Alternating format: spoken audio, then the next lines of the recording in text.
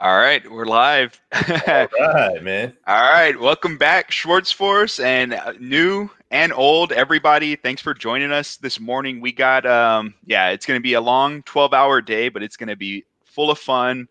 And I got to say, so I got Average Joe here, as you see, with me this morning, and we're going to be with me the entire time. We might be stepping aside a little bit here and there, of course, as you might imagine. But I got to say, Average Joe, I firmly believe everything happens for a reason, and I love the fact that our first guest is one of our favorites in the watch community. Couldn't agree And more. so, yes, like what a perfect way to kick off this 12-hour extravaganza that we have for our viewers out there today. She's an inspiration to me. She produces stellar content. She has a great attitude, and she's always supportive to us and so many others. So, of course, she loves watches. I'm talking about, of course, the one, the only Eve from the Alias Steve Dan YouTube channel. Let me bring her in. All right. Oh, Hey, Welcome, Eve. come on, Eve. thank you so much for inviting me here. And I'm so honored to be the first guest for this 12 hours of Christmas. And of course, also very flattered to be called one of your favorites. Hi, everyone. I'm Eve. I run the Alias Steve Dan channel. You can find me on both YouTube and on Instagram. If you just search for Alias Steve Dan. I'm from the Philippines, and so for you guys, it's in the morning. Right now, here it's 11 p.m. Sunday night.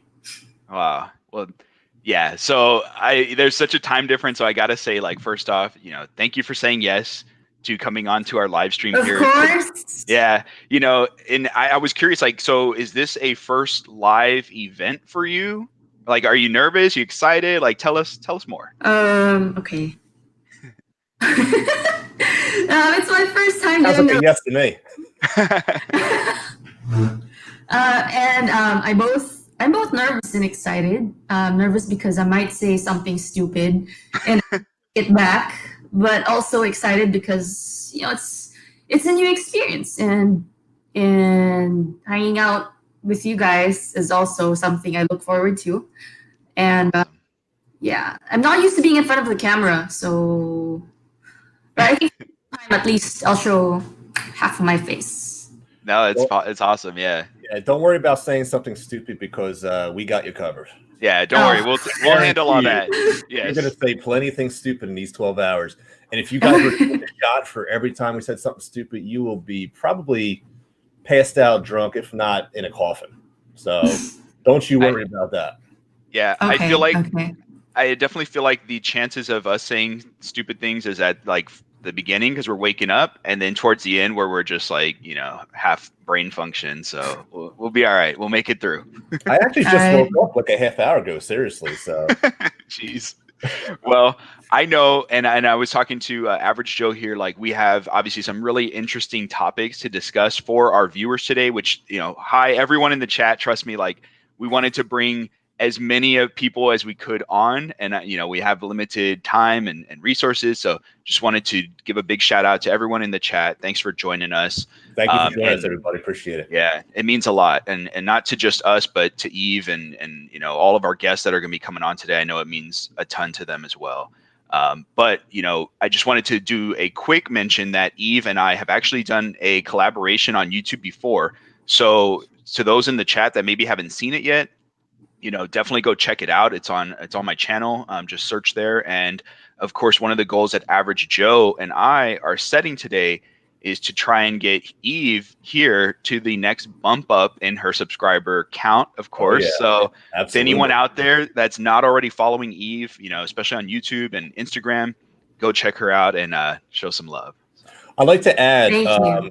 Eve, she has a very professional channel. She has a very just good knowledge of watches, but just her video quality, her audio quality is much better than mine.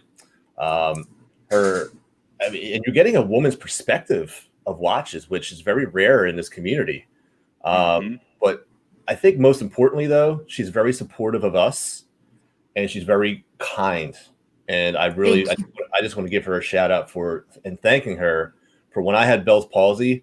she would check in on me and ask how I was doing. So I really do appreciate that, and that really elevated my respect level of her immensely. So just want to thank you for that. Yeah. Thank you. Thank you. Great Please, lady we got here. Subscribe to her too, please. She deserves Cool. it. Well, let's jump into it. All right. So, Eve, I've seen, of course, I've seen all your posts on Instagram, but some of your more recent ones, you featured like a newly acquired Prim dress watch. Oh yeah. So tell us more, like, what are you loving about it so far? And, after having it on the wrist a bit, like, I definitely want to hear a bit more. And can we see it? Please show everybody. Oh, I brought it up. So it's here. Cool. Okay, I haven't really worn it all day because the straps are old, and I was wondering should I wear it, because I don't know who wore it before. So I'm waiting for. I ordered a 14 millimeter strap from 12/12 sale, and I'm waiting for that to arrive. So I started looking into Prim because my friend who went on a business trip to Czech Republic. So he brought his scuba dude. So this is the guy that I sold my scuba dude to. Okay. He told me about an interaction with a Czech colleague during that business trip. So he was showing his Vostok Amphibia, and he asks, like, what kind of a watch is that? So my friend says it's Russian. The Czech guy says, it's a Russian watch with a very loose crown, right? They all have loose crowns. Yeah. That's on trend, correct? Yeah. So the colleague says, we don't like Russians here. So he was kind of embarrassed because he didn't want to be showing something that his colleagues might hate. So he vowed next time that when he goes back, he will bring a watch that would resonate with his Czech colleagues. So we Googled what kind of watches do Czech people usually wear, and that's how we found out about Prim. So Prim is a Czechoslovakian brand, which started in 1949 because Czechoslovakia was communist back then, and they needed to make their own.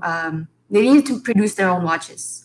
I see. So now that the country has opened up, production they don't produce a lot of it anymore. They still produce it to this day, but only around 650 pieces a year, and pieces priced at around 2,500 euros at least. So when I saw that, it's expensive now.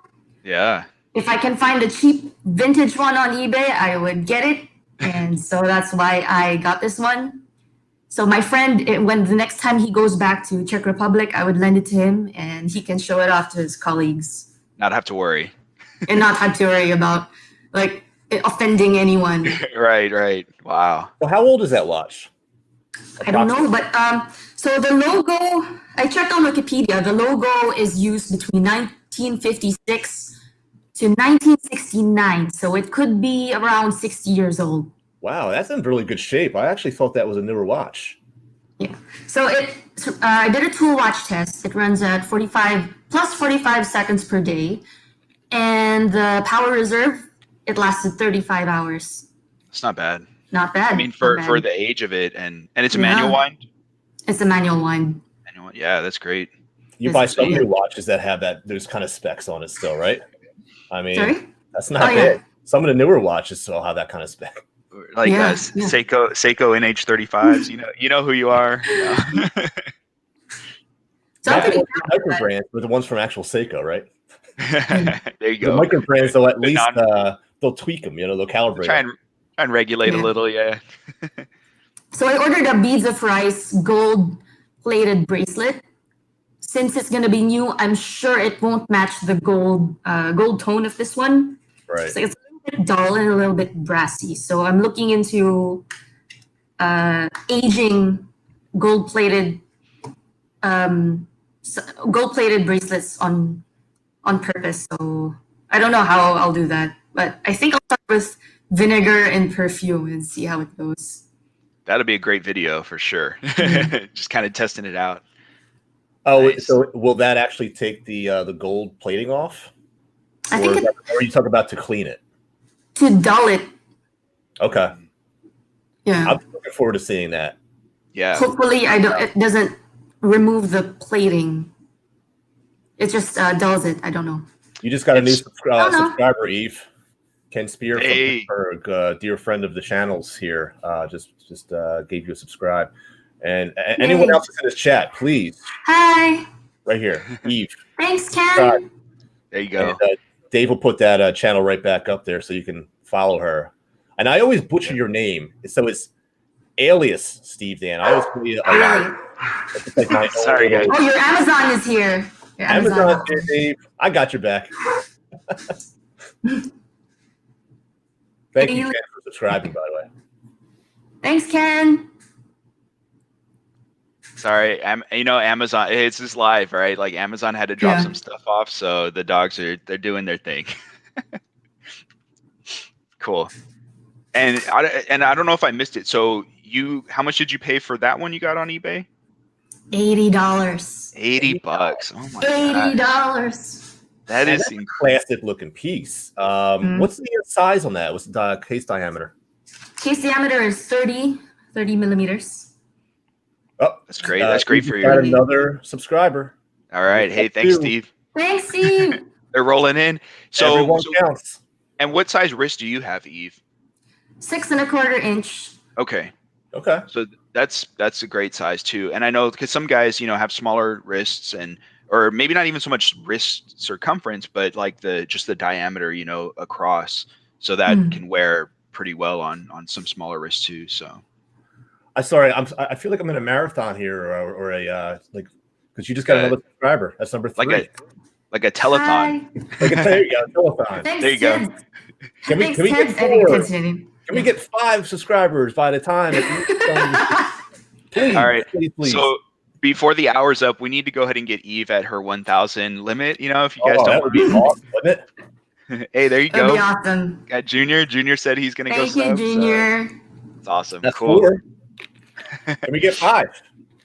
Well, while everyone's going over to Eve's channel and subscribing, which again, thanks. I gotta ask. So I'm curious, and I know others will definitely want to know, like, what watches, Eve, do you find yourself wearing a bit more lately? Because I know, like, with it being Christmas time, that kind of affects the watches I choose to wear. So I'm just kind of curious, like, what do you tend to wear more of? And also, like, by the way, like, I'm curious, how is it as far as in the Philippines? Like, what's the weather like, and what's it like for Christmas time for y'all? Because I know in America, like how it is here, but how do y'all celebrate? Is it similar? Okay.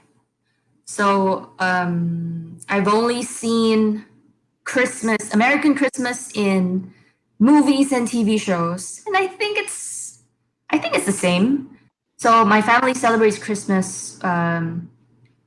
So we wait until December 24 to open gifts. December 24 night, we have the entire family with cousins, with grandparents over. But I think it's going to be different this year because of COVID-19. So we also have a lot of Christmas parties starting the first weekend of December, company parties, friends parties, exchange gifts, and like white elephant, stuff like that. That's fun. Nice. Yeah, that's pretty similar. Christmas is a really big deal here.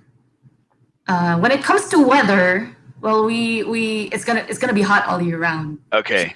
Equator. So that doesn't really influence much what kind of watches I wear. I know some people they prefer to wear leather during the cold times and metal during the summer months. Right. But here, since it's just, it's hot all the time. So it's like Texas. All right. It sounds like I'd be right at home there then, because it's pretty much hot here all the time too. Yeah. I've only been wearing lately the S&K L45. Okay. It's on a metal bracelet.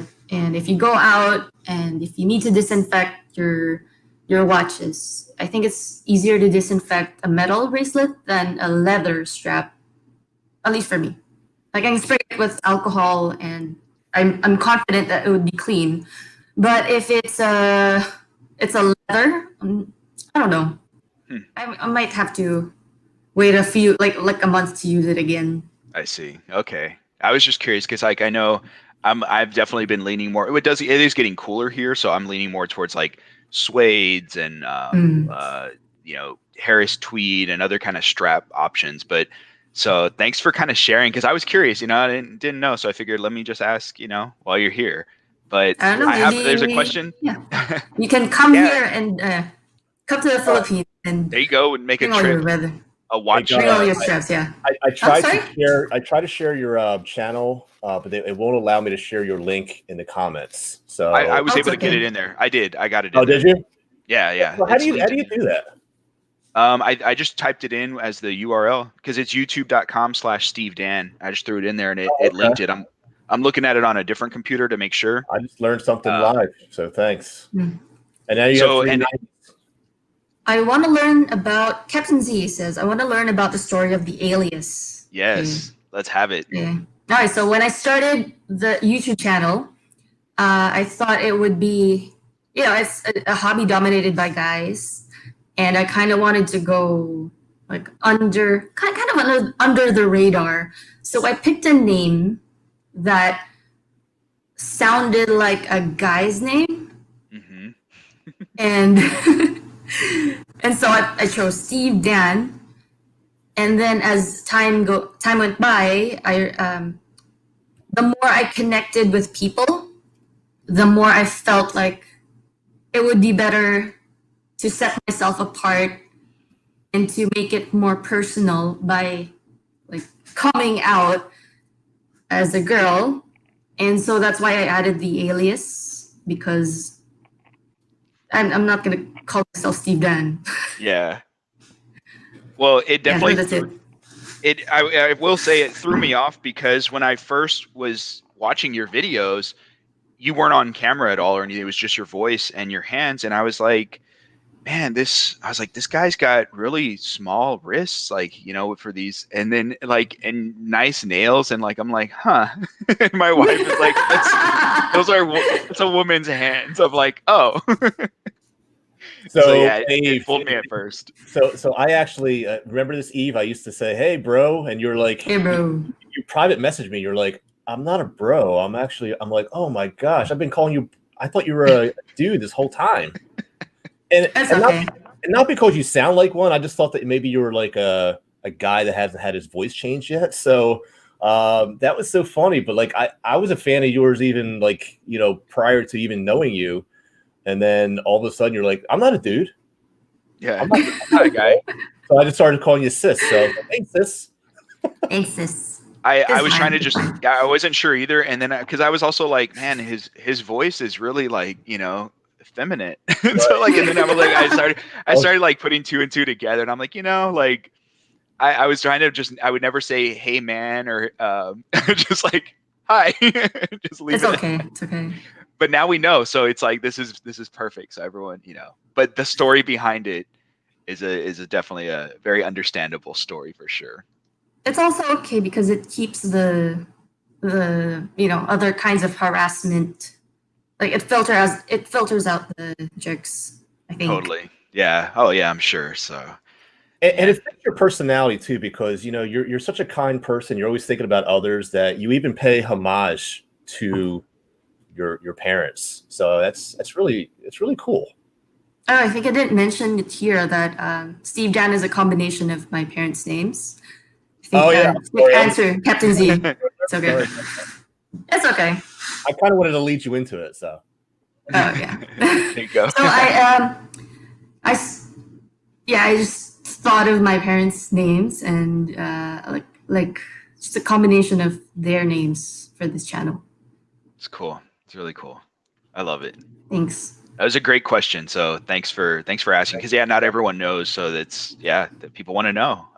And if you guys have any other questions for Eve or for for Average Joe or myself, definitely drop them in the chat, because we love interacting, and that's part of having you guys there. You can chat amongst each other, but also if you got questions for our guests, now's the time to ask them. And I have a question for Eve. Okay, let's have it.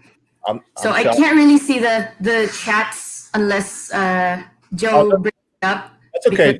Dave will feed it to you. It'll show up right on the bottom of your screen there. Just take a look at that. He'll highlight whatever comes up for you.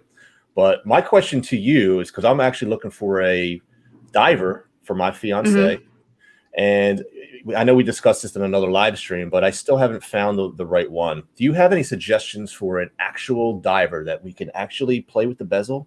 Because I got her a Luminox, or not a Luminox. It was a Victorinox, and it looks like a diver, but it doesn't have the rotating bezel. I need something that's around a 36, 38 millimeter diver. Do you have any suggestions for me? Well, okay. The Vostok Amphibia, if you don't mind the bezel doesn't rotate. The 420 case is 38 millimeters. SKX 013, that's also 38, I think. And the Martinero Bayshore, if it doesn't conk out on you on the first 2 days. Uh-oh. So yeah, those are the three that I would suggest. What about Deep Blue? You have an experience with Deep Blue? Wristwatch Weirdo, just and also Fossil makes Fossil makes good ladies watches too. Okay. They do. I think I own a Fossil. It's a gold one, like a square watch that my dad gave me. But I haven't actively sought out anything from Fossil or Deep Blue.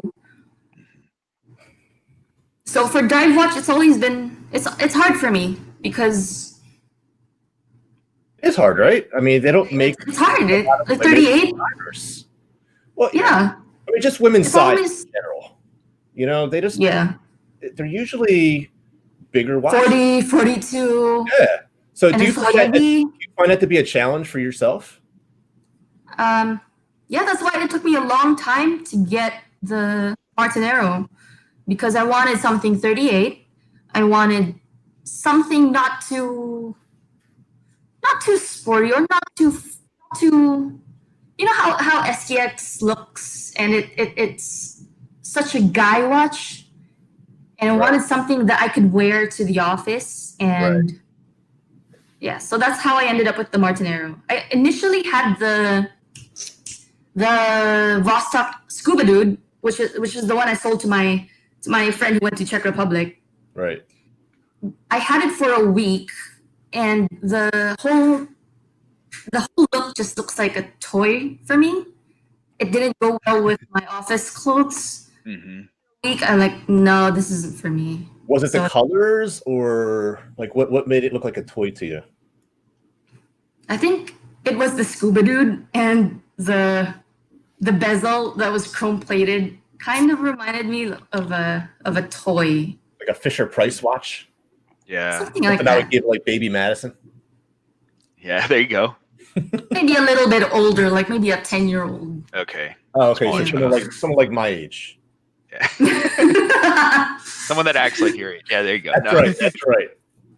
Nice.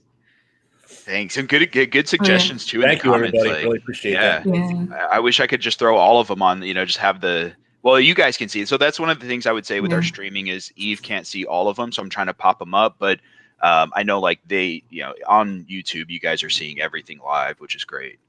If you have a higher budget, I think Laurier is what everyone. Oh yes, I like those. Everyone loves that right now. All right. And I could wear it too, but she's not wearing it, so that's perfect. Yeah, it's a win-win situation. I got you a gift. You? Yeah. I think she's still watching, so be careful with that kind of stuff, guys. Okay. Yeah. So I was gonna say, so a couple of things that we're coming through the chat. So Juice01, he was like, oh, I missed the wristwatch check, but we're so terrible like with our guests, we didn't even do it yet. So it's perfect timing. So all right, Eve, what do you got on? Oh, well, you said your Seiko. Your right, SNKL 45. Nice, look at that, and that wears really well. It does. Yeah. Cool. 6 1/4 wrist, right? Yep. And what's the size of that guy? 37 actually, 37 case diameter. Perfect size for you. Thanks. Very nice. Perfect. So this one I got, it was supposed to be a Christmas gift for my cousin last year. I bought it sometime in November. And then when I got the box, like, I did the video. I really want it. And then I put it back in the box. And every other day I would open it and then I would look at it and open it. Like, do I want it? Oh, wow. Taking little peeks. Do I want it? And then like after a week, I say, no, this is mine now. I'm getting my cousin something else. So I bought him an SNK 393, which is like a sort of like a explorer-ish type of Seiko watch, Seiko 5 watch. Yeah. So that's how I got this one. Nice. Yeah. That's so cool. I love that it started off as someone else's gift and you're like, nope. Nope, it's mine. I don't think so. Well, let's see. So Watch Corner was saying that the Space View that he traded is what he thinks you're wearing. Is that what you got on the wrist? I don't know, man. Let's see. Let's see. You ready? Let's see. Do the reveal. Oh, look How at did you that. guess? How did he know? Man, I love it. So iconic. If You know what's hilarious? If you're a Bulova fan, you have to own one of these. This is So what's funny? The this is- green screen is turning it blue. Can you see that because of the green screen? It's Oh, blue. Oh, yeah. Look, put your hand behind it. That might, or no, it won't matter because you have the chroma key. Because this is green as well. There we go. How's that? Love it. So, It's still blue because of the chroma key, but no, we know what the Space View is what color that really is. so what drives this is actual pitchfork. So this is where Bulova gets Wow. the pitchfork emblem. And this watch hums, and I don't think you can hear it on microphone, but I'll try to put it up against it.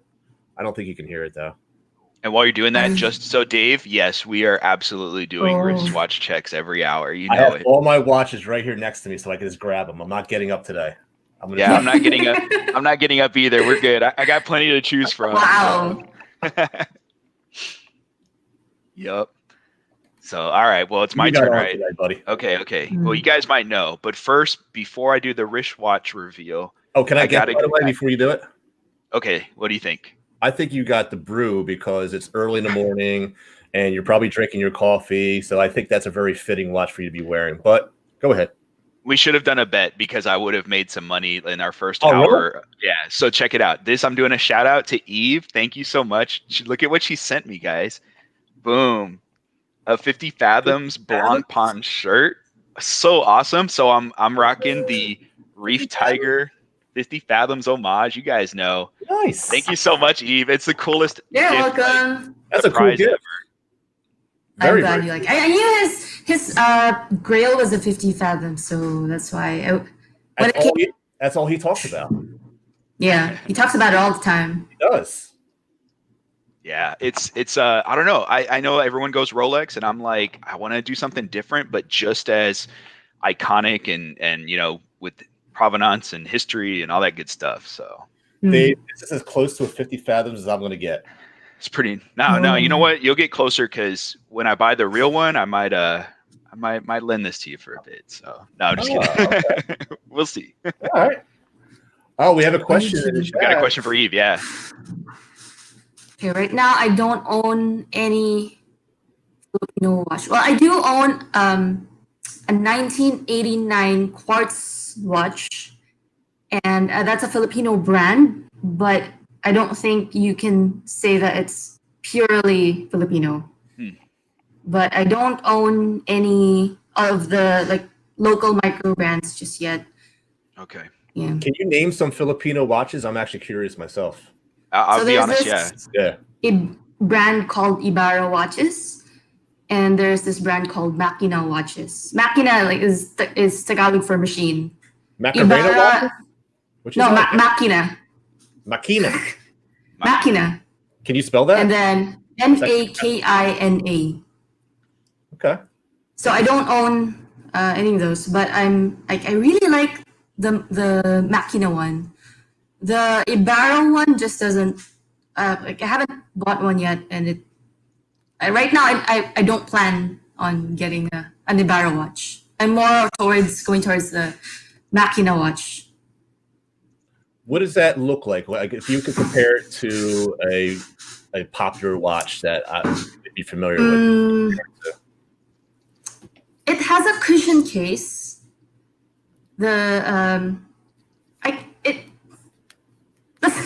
I can't really describe it. It's so hard to describe. No, it's more like a dress watch. Okay. I'll send you a link later on. But it's about $600. Okay. So it's not easy to buy. Automatic movements for me. Automatic Miyota. $600 Miyotas. Yeah. Yeah. You just lost me there. So it's yeah. So the Ibarra one is also Miyota, but the looks and the finishing I prefer the Makino one. Interesting. Thank you. Nice. Yeah, $600. No. Yeah. I don't know. That's a little bit much for a Miyota for me. You know, some micro brands, like I feel like that's the Achilles heel, right? Because they got to make money. It's a business, but man, there's somewhere I like value. Like I like bang for buck, you know, majority of the time, like anybody. Right. But, so I'm not saying that I'm just want cheap watches, but like, it's a hard pill to swallow to buy it new. It's almost like, let me wait until one pops up used and save a couple $100 maybe. Yeah, the same reason why I get a lot of vintage watches. Sorry? Yeah. Never pay retail, guys. I go on eBay myself. Joma Shop, so great grayscale market. Absolutely, 100%. Yeah. I'm learning that. Yeah, I mean, the cool thing I've learned with waiting on deals or just having patience, you know, and passing up some to get them later is when you go to sell them or, you know, trade them or whatever, like you will get the same, if not more. If you get a really good deal, you can actually make a profit. Like, you know, I know people say like do that with luxury watches, but I'm talking just, you know, daily beater watches. Like, yeah, that's why. Yeah, I that's how I end up buying a lot of vintage watches because I feel like I can justify the amount because later on, if I want to sell them, I know that I'm not taking a big hit. Yeah. And also, like, I get a lot of Seikos because I feel like maybe in the future, if they get more expensive, they market themselves more, the brand recognition would be like, it would be recognized more as a premium brand, and I can pass it on to my nieces and nephews, or future nephews. So I don't know. There she goes. It might be worth more. She's always so kind. Always thinking about giving. Always, yeah. That's anybody new in the chat, please subscribe to Eve. You see how kind she is? Go ahead, subscribe. I'm gonna put her channel in there again. You guys definitely need to show some love. If you haven't subbed already, there you go. Yeah, I think she's got 5 subs in this past half hour, which is 5 more. Thank you. So we need to get you to 500. That's and then 1,000. Get you to 500, please, by the end of 11 o'clock. Yeah. Eastern. I also have a Strapsco raffle, gift card raffle right now. Yeah. Oh, and that's coming out of your own pocket, by the way, which that's very kind of you. Thanks. Yep. Always time to be kind, Eve. You can see why I like you so much because you follow my mantra very well. Thanks. If you only knew, I actually have. Then we know. I'm a secret evil person. She's hiding it really well. Who knows for how long? We'll see. Cool. And then Fit Outpost just joined us here. So look at this quote. That's great. Yep. So and so they're having fun in the chat. I was talking like Ali Homages was talking about like the Timex Q. I don't know. To me, the hype. Look at the Hodinkee ones that just came out, right? The John Mayer edition, yeah, like G-Shock. You know, people are gonna flip them right off the bat. Like, I don't get the whole Hodinkee thing. I really don't. I'm probably in the minority, but I mean, look, you could buy that same G-Shock on Amazon, and Buddha Gunz, wristwatch weirdo. He said that you can get that same one that they're selling for $180 on Amazon without the whole Hodinkee John Mayer thing for $49. Same exact watch. Instead of what is it, 180? It's ridiculous. Yeah, besides 180, yeah. I only pretty much listen to John Mayer, Coldplay, and like Ed Sheeran when I drive, but I would never want to wear a John Mayer watch. Like, what? Yeah, Why? I kind of get And pay that. $180? I don't know. I think if you're like you have to, I think you're like the perfect blend of fan between you're a John Mayer fan, you're a Hodinkee fan, you're like you'd have to be all of it, a G-Shock lover, and then it's like the perfect watch for you. Right. But yeah, but I'm gonna pass. You know what's funny is if you've seen my collection, my State of the Collection and stuff, I don't really have any digital watches, and I don't know why that is. Like I don't know. I Same here, like but It's not you. yeah, it's just not me, not my style. I'm huge on analog. I actually just sold 2 of my G-Shocks because I don't feel like trying to figure out how to make them work. Like once the time, like we had a changeover for fall, I was like, I don't feel like reading the manual. So I just sold them. I'm like, I like the crown and just pull it out and set the time. To me, that's a real watch. And that's why I like automatics. It's just so mechanical and, you don't need a battery. Whereas digitals, you need the battery. You've got it almost doesn't feel like a watch. Like I can get that on my cell phone. Yeah, I think that's probably my thing too. Is I'm like, I like the mechanical or the analog style watch function and the aesthetics. But I'm gonna give him another try because I know, like, my sister's boyfriend, he's real big into the G-Shocks. He's got quite a few, so maybe I'll see if he can lend me a few, and I'll give him another go. I could see maybe if I did more sporty stuff. Yeah, but I don't know.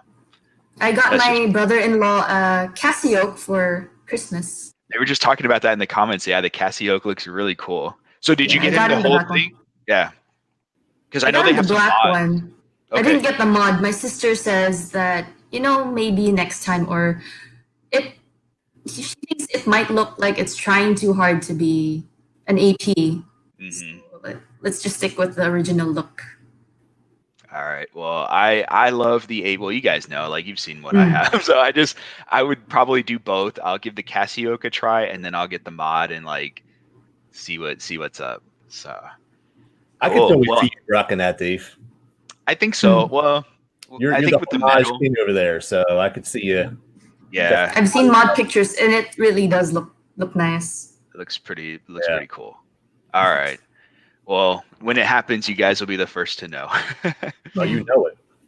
So I was gonna say too, because I know we tangented off, which is awesome, like addressing a couple different things there. But I was gonna say, for Eve, like I saw a video you did with this really cool vintage Vostok Amphibia, I think Albatross, right? That's such a cool name. Yes, Albatross. Oh my gosh. So tell me a little bit more too about that, because I know that. Like I saw on Instagram, you were like translating the documents from Russian and like kind of like you were digging into it, and it was really cool. So anything that was particularly interesting that you came across or that stood out? Okay. Well, what particularly stood out to me was that it came in a box with no straps. It's like a little box with in like this blue felt, which had a certificate underneath. And I think it was meant to be it was meant to be a collectible item. Like, I don't know. So when his aunt bought it for him, she kept reiterating that it was rare, that it was limited, and that they should keep it and wait until like maybe years later, and it'll be worth something. So my friend was afraid of taking it out. It was just in a box in a safe somewhere. So when my friend, so the one that owns the Vostok was my friend's husband. Okay. And the wife is saying like, "What is this? It looks like a toy. Like, why is it here?" And so she showed it to me, and she said, "Do you want to use it for one of your videos?" Like, yeah, sure. I want to. It looks interesting. So when I did some more research and I checked on eBay, how much is it worth today? I told her that's worth around, like, it's being sold for around $25 to $150 today. And so my friend, the wife, says to her husband, "It's not worth that much. what do you mean rare and collectible item? So Yeah. they probably the aunt probably thought it was gonna be like, you know, Beanie Babies back in the Yeah. like, It's gonna rock it. did your parents ever collect the Beanie Babies? Because my mom did, and You know, she thought it was gonna be yeah. like worth 10 My mom- times today. Ugly trolls. They basically Mine look never- like this with the different color hair. Yeah, I know about the trolls. Yeah. You know what's funny about the Beanie Baby thing is they actually did peak. You know what I mean? So like there were like there was money to be made, but it wasn't a long. It was just like if you got out at the right time, you did good. Otherwise, you had a bunch of stuffed animals. I never had any. That's but, yeah. that's what happened to us. We had a bunch of stuffed animals. So my mom just like gave us away. So going back to the Vostok, so it wasn't worth like a whole lot of money. So my friend's husband decided that, you know, I should just wear this. So after I did a video on that amphibia albatross, I mean, I also did I recorded a video on installing a metal bracelet and how to adjust a split pin bracelet. So it's on my phone. I'm editing it. I might release it next week. So Okay. yeah. I'll look It forward was to a Strapsco metal bracelet. Nice. Yeah. Yeah, Strapsco makes them good. They have such a variety of stuff, right? Like so Strapsco, yeah. Yep, Yeah. Strapsco. Yeah. Their beads of rice bracelet is unbelievable. That's my favorite. I actually have it right here from Strapsco. Cool. It's nice. Yeah. Beautiful. That kind of looks nice finish. That almost looks like my man. That also it actually looks almost identical to the Brew Watch bracelet that I have. Man, how much? They're what, like $40? The they're a little more than that. I think they're around 60 to 70. 60. Okay, that makes sense because I know that the Brew website. I looked at their bracelet. Like if you wanted to buy it just separate, and it was I think 80 or 90. So I was like, wow, like that's getting. I mean, up you're there. getting solid end links, mill clasp. I mean, you are getting pins, but that's, you know, I have pins in my $5,000 Omega, so I mean, you know, I can't really fault them too much. Right. So, yeah, beautiful beads of rice bracelet. So, it's awesome, man. Good pick. thank you. Yeah. It's funny. So Eve, just to bring you up to speed, the chat has been kind of going back and forth about because I know we brought up Hodinky, and so they've been going off on the alarm clock, the travel clock. Did you guys see that? Do you know about that? Yeah, I know about the travel clock. I don't get the $5,000 travel clock just because it has Hodinky's name on it. Because you could buy that It's same a laugh clock. flex. You can buy that same clock for under, a couple $100, I'm sure, without the Hodinky branding on it.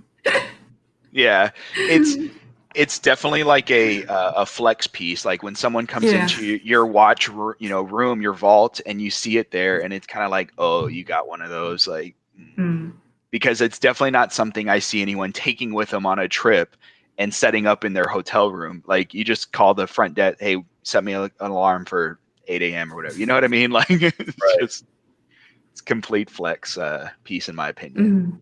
But who are you flexing for though? Because anyone outside of the watch world would have no idea. I mean, if you're a true flexer, you're going to have a Rolex travel clock because everybody Rolex. Rolex is like Xerox, or everybody likes Rolex. I think it was a way for them to just kind of like curate something, and hype it. Like it's just Hodinky has such the following, they can get away with it. If we tried to start our own brand together and make a travel alarm clock with vintage pieces, like nobody would care. No one would pay people to buy them. Right. Yeah. So I got a question here for you guys. So it says from EG, is Grand Seiko the worst name among all the luxury brands? What do y'all think? I don't think so. I would argue kind of the opposite. Like they're probably one of the more underrated. I think so too. I think it's a good gateway into the luxury brands. Maybe EG can clarify. Maybe they mean, is the name Grand Seiko the worst name? Because I like they put it in like quotation marks. So maybe like, is Grand Seiko the worst compared to like Rolex or Longines or Cartier? You know, all the good ones. Yeah, clarify that for us, because I totally think it's the gateway drug into Omega, Rolex, even, you know, Breitling. You're getting an incredible watch if you're getting a Grand Seiko. Oh, wow. You know? I mean, yeah, I think that I don't know, Grand Seiko versus like just Seiko. And it's funny, Captain Z32, he goes, it's bold to roll with Seiko in the name. I think it now it's kind of like has the respect, right? Because they've gotten more traction. But I think that initially it might have been a working against them, because when you hear Seiko, you generally think like, you know, a budget type of brand, right. like reliable, kind of like a Toyota, right? But imagine if it was called instead of like Lexus. Saying, well, here you go. It's kind of like saying like the Kia brand, how they went Genesis. Can you imagine going Grand Kia? Yeah, I was just gonna say that. What if they, instead of Lexus, it was Grand Toyota? So I mean, so if that's where he was going with that, then yeah, I totally can agree with that. That maybe they could have started their own like luxury brand that's a top tier of Seiko for sure. Yeah, interesting. Good question, because I mean, I never really gave it much thought. Because by the time I got into the watch realm and collecting and stuff, like I had already known that they were separate from Seiko in that regard. But I guess if you didn't know any better, that might be you probably wouldn't think the same of it. So, but I like Fit Outposts. Yeah, go for it, man. Yeah, go with Fit Outpost first, because I actually have a question for Eve. Oh, okay. So Fit Outpost, because he posted this a while ago. He said, "What did you think of people not wearing their watches and keeping them in safe, hoping that it will come up in price?" What do y'all think? Well, I actually did a video. Should I sell some of my Tesla shares for an Omega Snoopy? And I think some people found it stupid, but it was a legit question, because I'm trying to, because I'm a big stock trader, but when you own stock, you can't feel them, you can't look at them, you can't wear them. So I wanted to kind of go outside of the stock market and see what other things I could do in regards to investments. And I figured, well, watches would be the perfect thing. But I think it's more of like pulling the lever on a slot machine, getting a watch, hoping it's going to go up in price. So the whole watch investment thing, I'm not comfortable with. I know some guys make a killing on it, but if it's out of your wheelhouse, I don't think it's something you should just dive into. And I don't think it's for me. So I'm thumbs down for me on that. I think generally, like, if you want to invest, you don't invest in watches. You buy watches to enjoy them. Absolutely. But if you are a bad guy and you are a career criminal and you don't know where to put your cash in, and we don't know how to like bring it in different countries, I would think that they would buy them in watches, buy them in one country, sell them in another. Like, that's one of the ways that they would probably do it. Yeah. So they would put it in, like, that might be the scenario where people buy watches and keep it in a safe. Okay. Yeah, I could see that. I'm part of the, hey, oh, look at her hair. It's all changed up. Yeah. Nice. Hey, baby Madison. Cute. Go ahead. Yeah. Go ahead. I was just gonna say, like, I think that watches are meant to be worn, and they have insurance for all of your fears. Obviously your well-being is number one, so I get why you're not gonna wear it in a bad part of town or whatnot, but I think you should wear them and enjoy them, and it's good. So, but yeah. Well, I know we got 10 minutes left, Eve, and this has flown by for me. So I wish we could hit every comment in the chat, of course. So we've kind of bounced around a little bit, but I just want to kind of leave this last portion up for you for discussion. Like, is there anything you want to talk about, or any questions you have for us? Okay. Well, I want to ask you guys because I think of you guys both as like mentor figures in the watch YouTube world. Oh wow. So, how do you balance being authentic to what you like versus what you think will sell well or what will get the more views? And I'm sure like trying to do this on a weekly basis is very tiring. And have you ever experienced watch burnout and how did you deal with it? Dang, that's really good. Good questions. I'll let Average Joe take that for the start. There's so much there to unpack. Oh man, it really is challenging to put out content week in and week out, and my goal is to put out 2 videos a week. But I think the number one thing for me is I needed to have a YouTube channel that I was going to be able to do for the next 5 or so years, and I think watches is the perfect thing for me. And if watches is your passion, it comes easy to you because my mind is always racing with different ideas, and I have to put them down in my notes on my phone.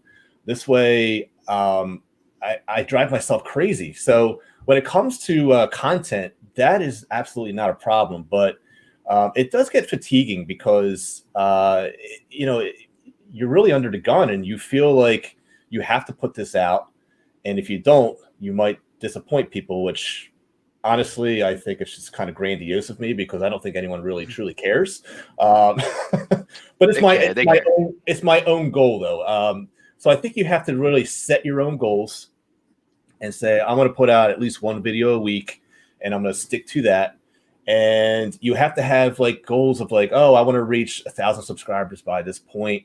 And Eve, you're on your way. I mean, you've got the quality.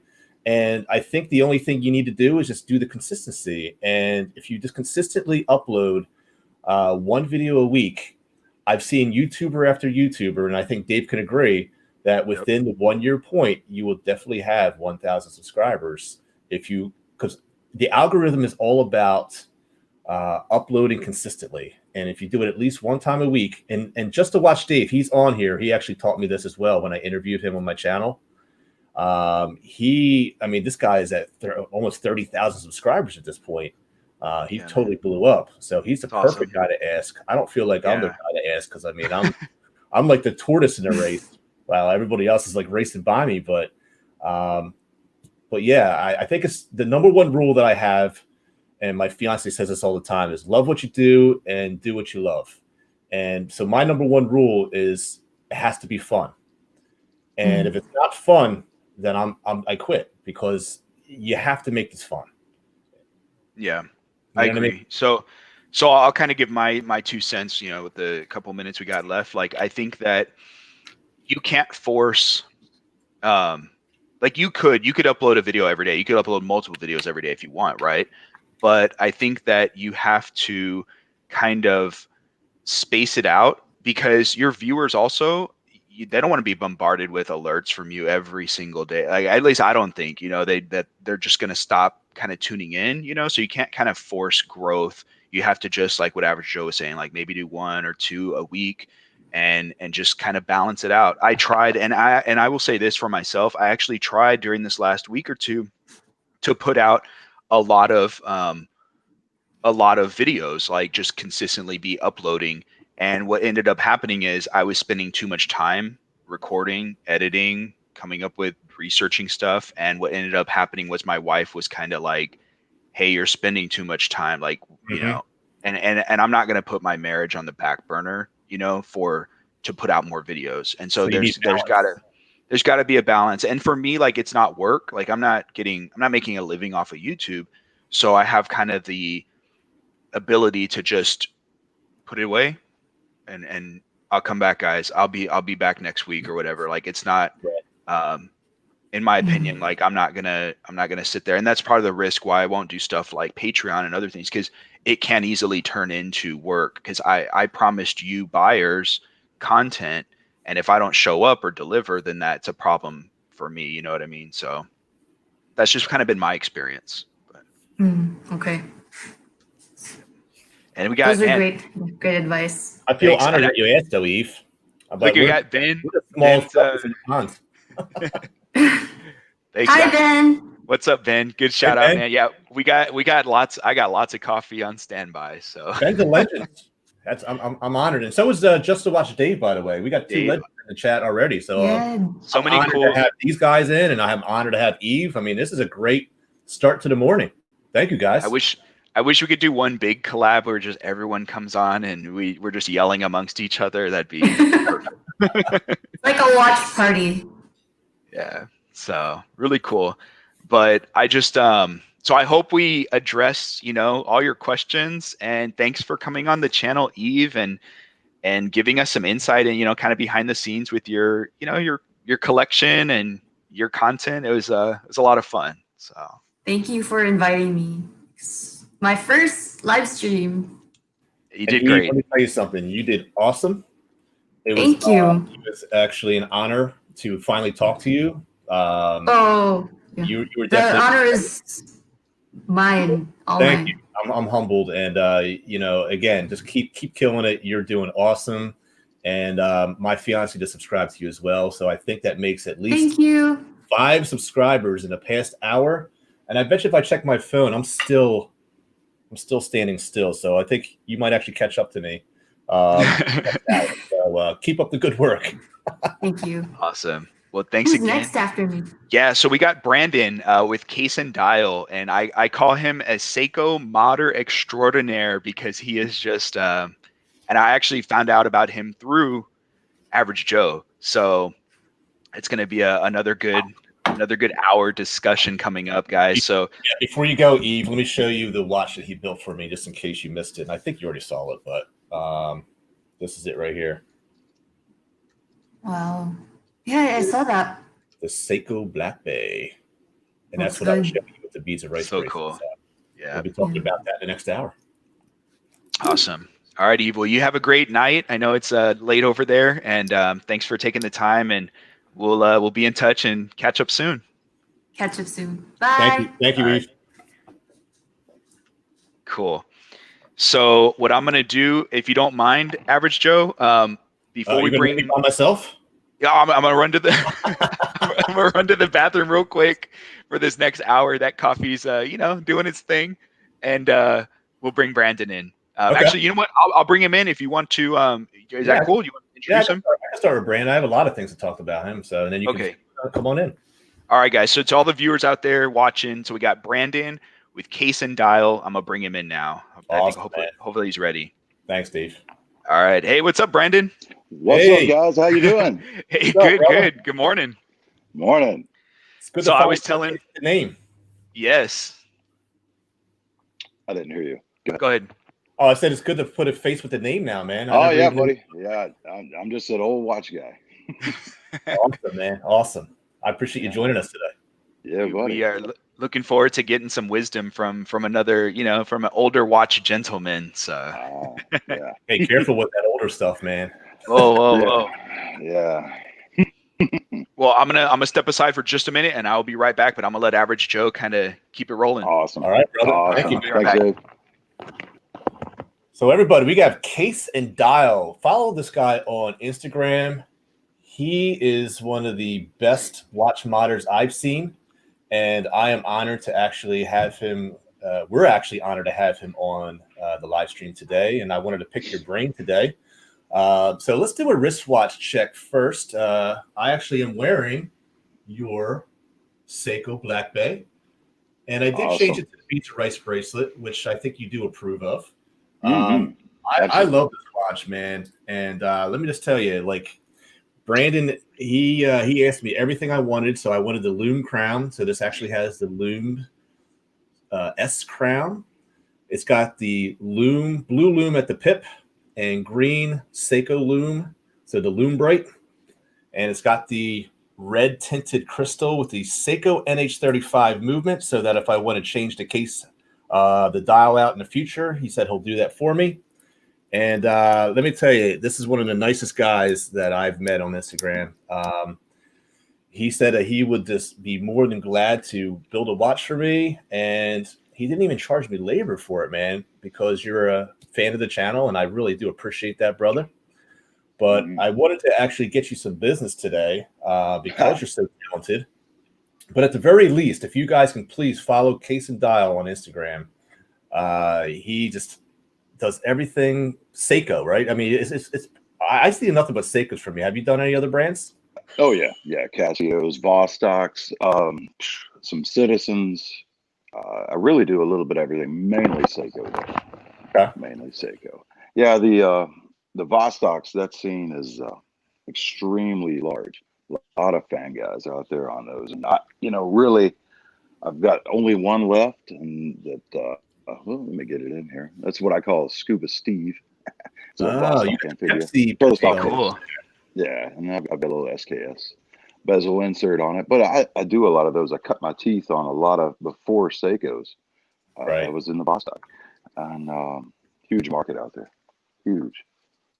So when you modify the Vostoks, do you actually tighten up those loose crowns? No, they're that way by design. It wobbles by design. Can you explain that to me? Why? Yeah, that's weird. Yeah, why did you do that? Really to keep it from breaking in the case. So like on this guy, Instead of having I a don't screw know down? if you can see this. Yeah, it screws down well. Oh, okay. Let's see if you can actually see if I could get it to it. All There you right, go. so here, and it's a fairly large Mm-hmm. crown anyway. Yeah, But it's almost the like a candy. wobble that comes with it is to keep it from breaking. So it's that way by design. A lot of people hate that. I mean, absolutely Right. hate it. Because if you're OCD, that would drive you absolutely bonkers for a daily, even for a short period of time. But no tightening on that. Just leave it just like that. I mean, you could do aftermarket stuff and put it in there, but Is that prone to breaking though? I would think so. no. It's just the way they manufactured that case, and I can't remember what year it was, in the '60s. They're just not going to do Swedish designs, and they come with this cushion case, and this thing is amazing because the deeper you go, the tighter it gets, the more water resistant it becomes. Right. So everything was just true, from scratch on those designs for these amphibious. It's amazing. So Yeah. I have to ask you, what got you into watch modding? Yeah, same here. I gotta know. Yeah. Well, I live in a small town, and there's really no one to work on a watch. And years ago, I started just fixing my own, do this, do that. Right, Next thing I right. know, I'm like, hey, I can do this, I can do that. And I shadow a few people and learn some more things, some more watchmaking. And the next thing I know, man, the Seiko scene is just huge. And parts are unlimited, so many, Right. especially for the SKX. So it was just right place, right time. Dang. So how many, if you had, I'm curious, like just a guess, how many watches do you think you've repaired, modded, like Jeez. just worked on? I bet at least 200 Seiko mods, at least. Wow. Repaired thousands. There's no telling. I mean, I've got like 10 there now. Just Okay. for me today. Nice. Well, and so I was going to ask, okay, so I'm going to bring everyone on the channel, just put some light to this because I haven't mentioned this on my channel yet, but Brandon, I actually just shipped him my Seiko Fuyugashiki Presage watch, and I think it's arriving today. You haven't got it yet, correct? No, not yet. Okay. All right, cool. The So USPS is horrible right now. It's yeah, horrible. it's that time of year. So, but the reason being is $600, $700 Seiko, right? Presage, and the Hardlex crystal on it is scratched. And so I purchased a sapphire box crystal from Long Island Watch Company, and yeah, it's on its way to Brandon here, so he can see what we can do and maybe upgrade it to sapphire. So Yeah, it should be awesome, man. Those I don't know why they would not put sapphire on those. It's blows one of my my mind why they gripes. wouldn't. And Yeah, but it's not just that they put Hardlex on it because it's an expensive watch, but then also the clasp, like the bracelet is a stamp, like it's not milled. It's not. I'm just like, come on, Seiko, like. Right. yeah, so many missed opportunities. But I don't know what the reason. It's got to be something that we don't know. But Yeah, It's just so many misses there on that percent. It should be a great modification. for sure. I'm looking forward to it, and thank you for doing that. And when you get when you get the box, there's a gift in there for you too. So thanks again, buddy. Awesome. Yeah, man, I appreciate that. I enjoy, helping guys like you out, and especially in the community. It's so nice and so good that I always like to give back, because I've had so many people give me things, and paying it forward constantly. Paying it forward. Nice. Oh, you definitely did that with me, man. I sincerely enjoy this watch, and the build quality of this. Seiko can actually take notes. This thing is built solid, and you did a phenomenal job. And I want to actually just sing at the rooftops the praise of Brandon and the quality of work that he does. So that leads me to my next question: is anyone that's watching this, if they want to get a watch from you, how do they go about doing that? Really, they can just go to my Instagram and go into the DMs, and that's usually where I get most of my business. I'll, whether it's somebody that doesn't follow, I'll see it in the request, so they can just hit me there as the easiest, quickest way, and I'll get back to them as soon as possible. Whether it's just a mod or a complete custom build, whatever. Cool, love it, man. Yeah. And so Fit Outpost was asking, is that Scuba Steve on your Instagram channel? Yeah, it is. Yeah, Right. Somewhere in the mix, but yeah, That's awesome. Yeah, so many people call it Scuba Dude, and I just remember an old little Scuba Steve thing back in the day, and I've called it Scuba Steve ever since.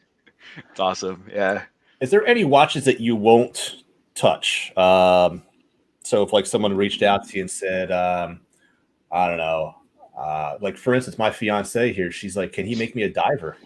Yeah. That's actually a great idea. Would you be able to custom make a Seiko diver for my fiance, and maybe we could spec it out to the max, maybe put a pink bezel on it and put some Oh yeah. Yeah, definitely I could do that. All that, because she wouldn't want that. There's so many options. That's the thing. Let me think. Like your Crystal Times and some other companies now create this Marine Master 300 case that accepts SKX parts. Wow. So and it's tested, and they've had good success with it. They worked a long time with that, and some other companies have the exact same, pretty much with their specs to it too. But it is definitely cheaper than buying a true hard dive watch and then modding it. I see. Start from that base platform. But yeah, I think it's doable. So do you, like with modding, as far as, do you send them somewhere for testing, or do you do that yourself? You have the equipment to do that, or how do you? Yeah. If the customer wants it, it can be done. Yes. Okay. But the cases themselves have been tested before they come in. I see. And then I'll test it with air first. Go back, test it with water. I won't do the movement and the dial in the case with water unless specifically asked. Okay, gotcha. Especially if they already own it. Now, if it's mine and I supply everything, I'll do it. Yeah, gotcha. Okay, that's really cool. Are there any? So I know you're talking like it's cheaper to build, right? Like from ground up, as opposed to buying one and then modding. With replacement cases. Okay, so are there? Yeah, I was going to ask. Are there circumstances where it's probably better to buy the watch and then mod instead of building outright? There is the 5KX as it's labeled, the new replacement for the SKX. Those are fairly inexpensive. You can work with those, and the SKX is still, they're still at a good value. But when you get into the higher end divers, you're going to be in some money. So right, you look at some of those Marine Masters, they're $3,000, $8,000 range. So you could pick up a $200 get you a Marine Masters conversion case, and it's a good platform to start with. Yeah, I just did a review on the Hemdaker, which is, I guess, the right way to say it, but the Heimdaller or Hemdaller Marine Master homage in bronze. Correct. And yeah, really cool watch. Yeah, I'd like to get my hands on one just to take it apart and just to play around with it. You know what? Yeah. I'll see Brandon, if I can when their other reviewers are done with it, I'll see if I can get it shipped over and let you play around with it, and then we'll get it back.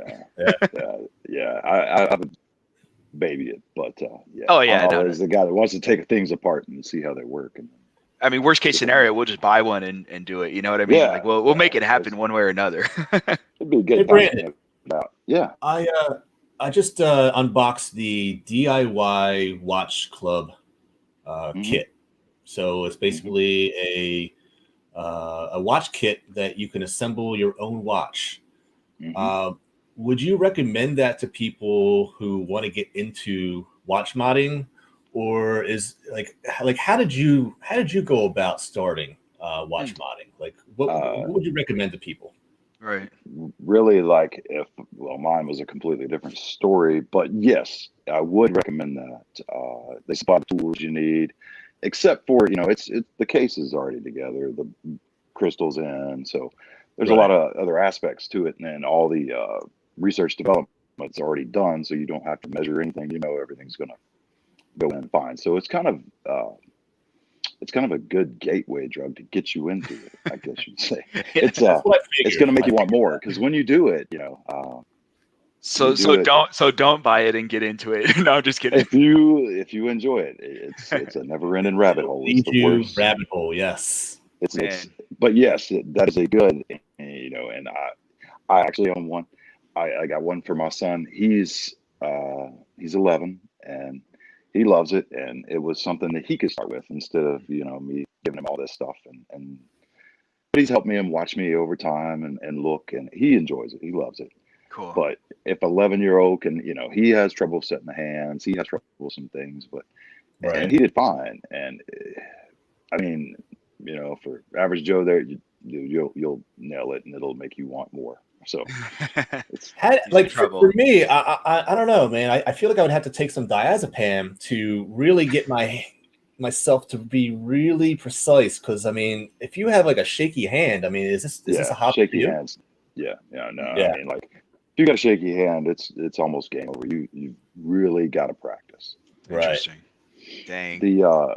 And so many guys have tools that they've talked to me about on Instagram.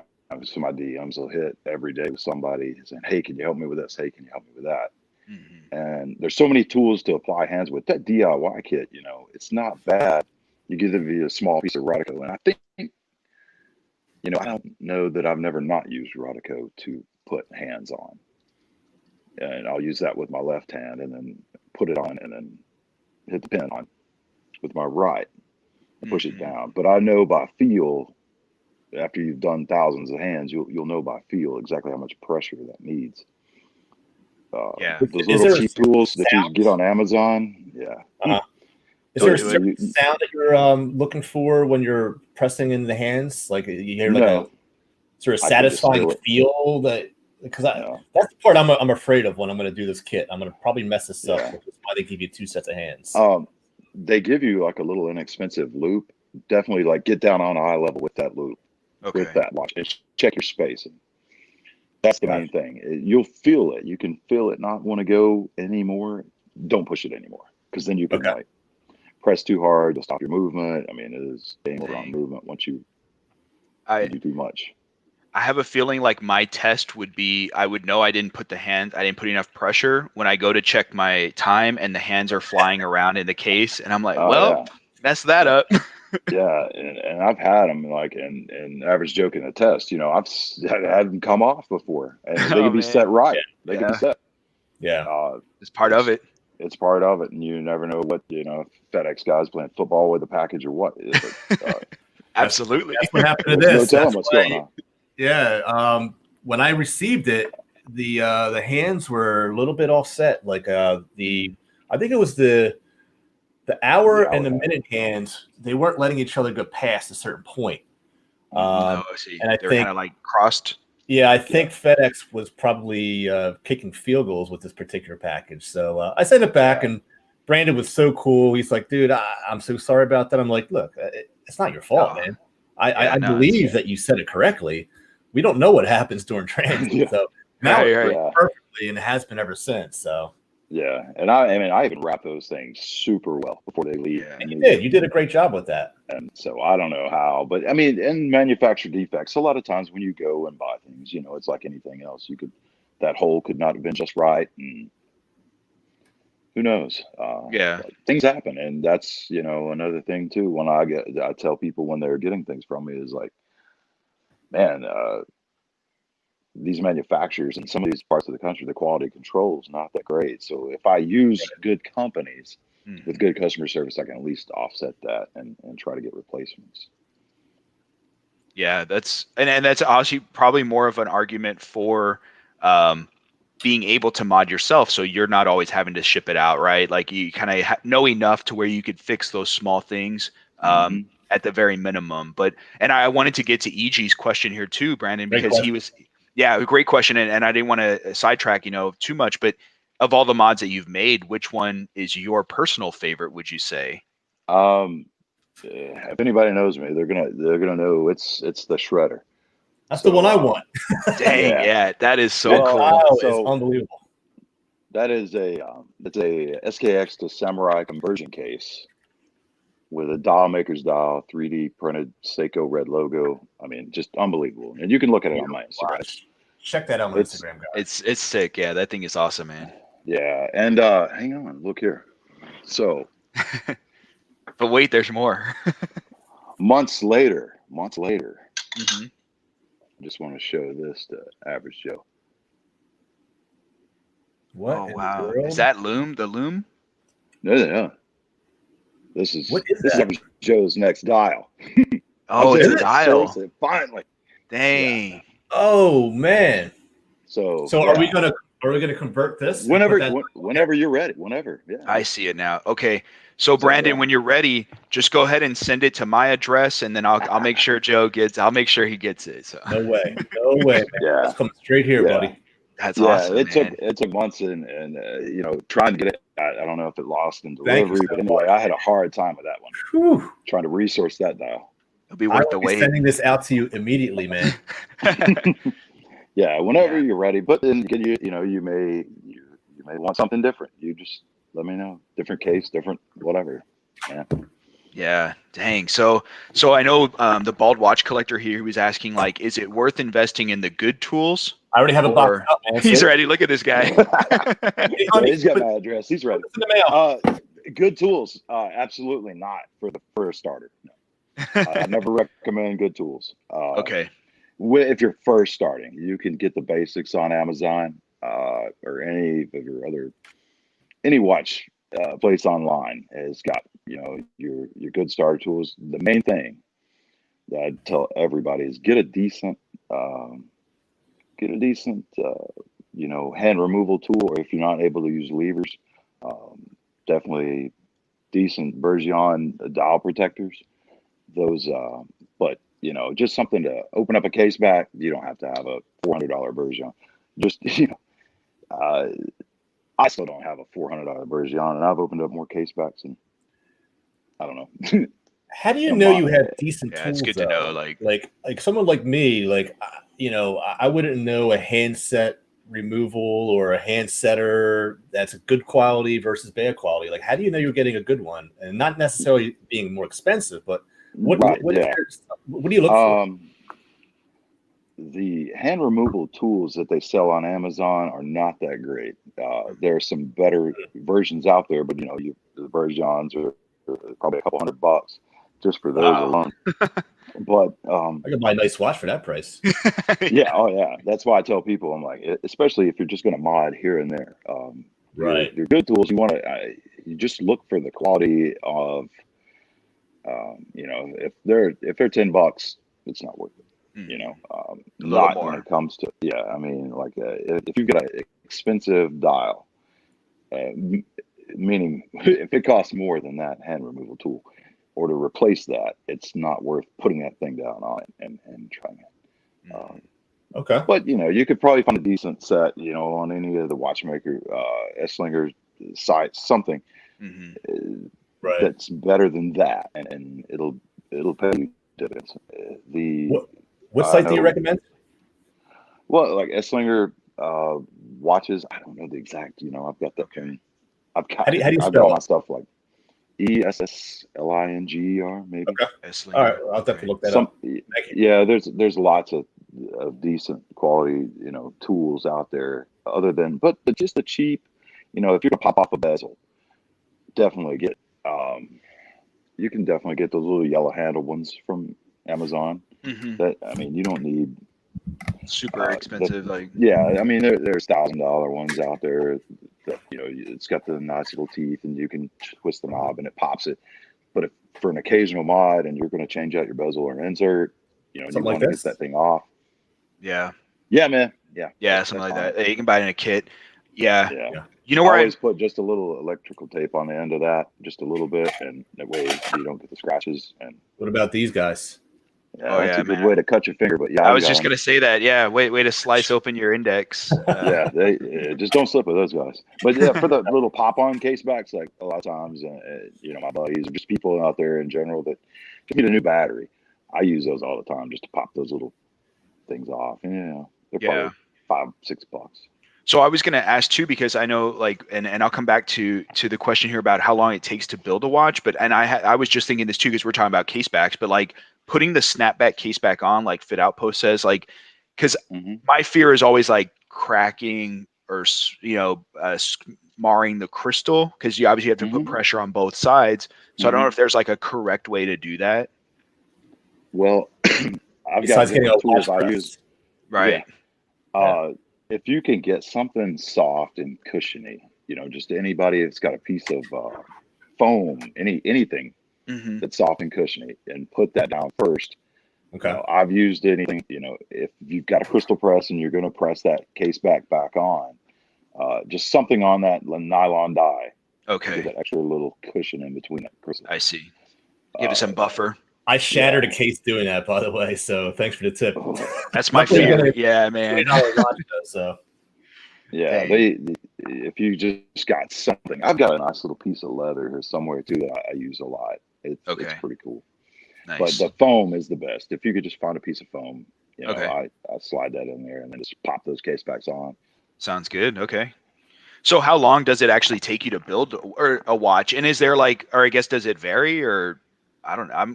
It varies between each watch. Now, if I'm just going to build, like, if you said, build me a SKX, I already know all the specs in my head.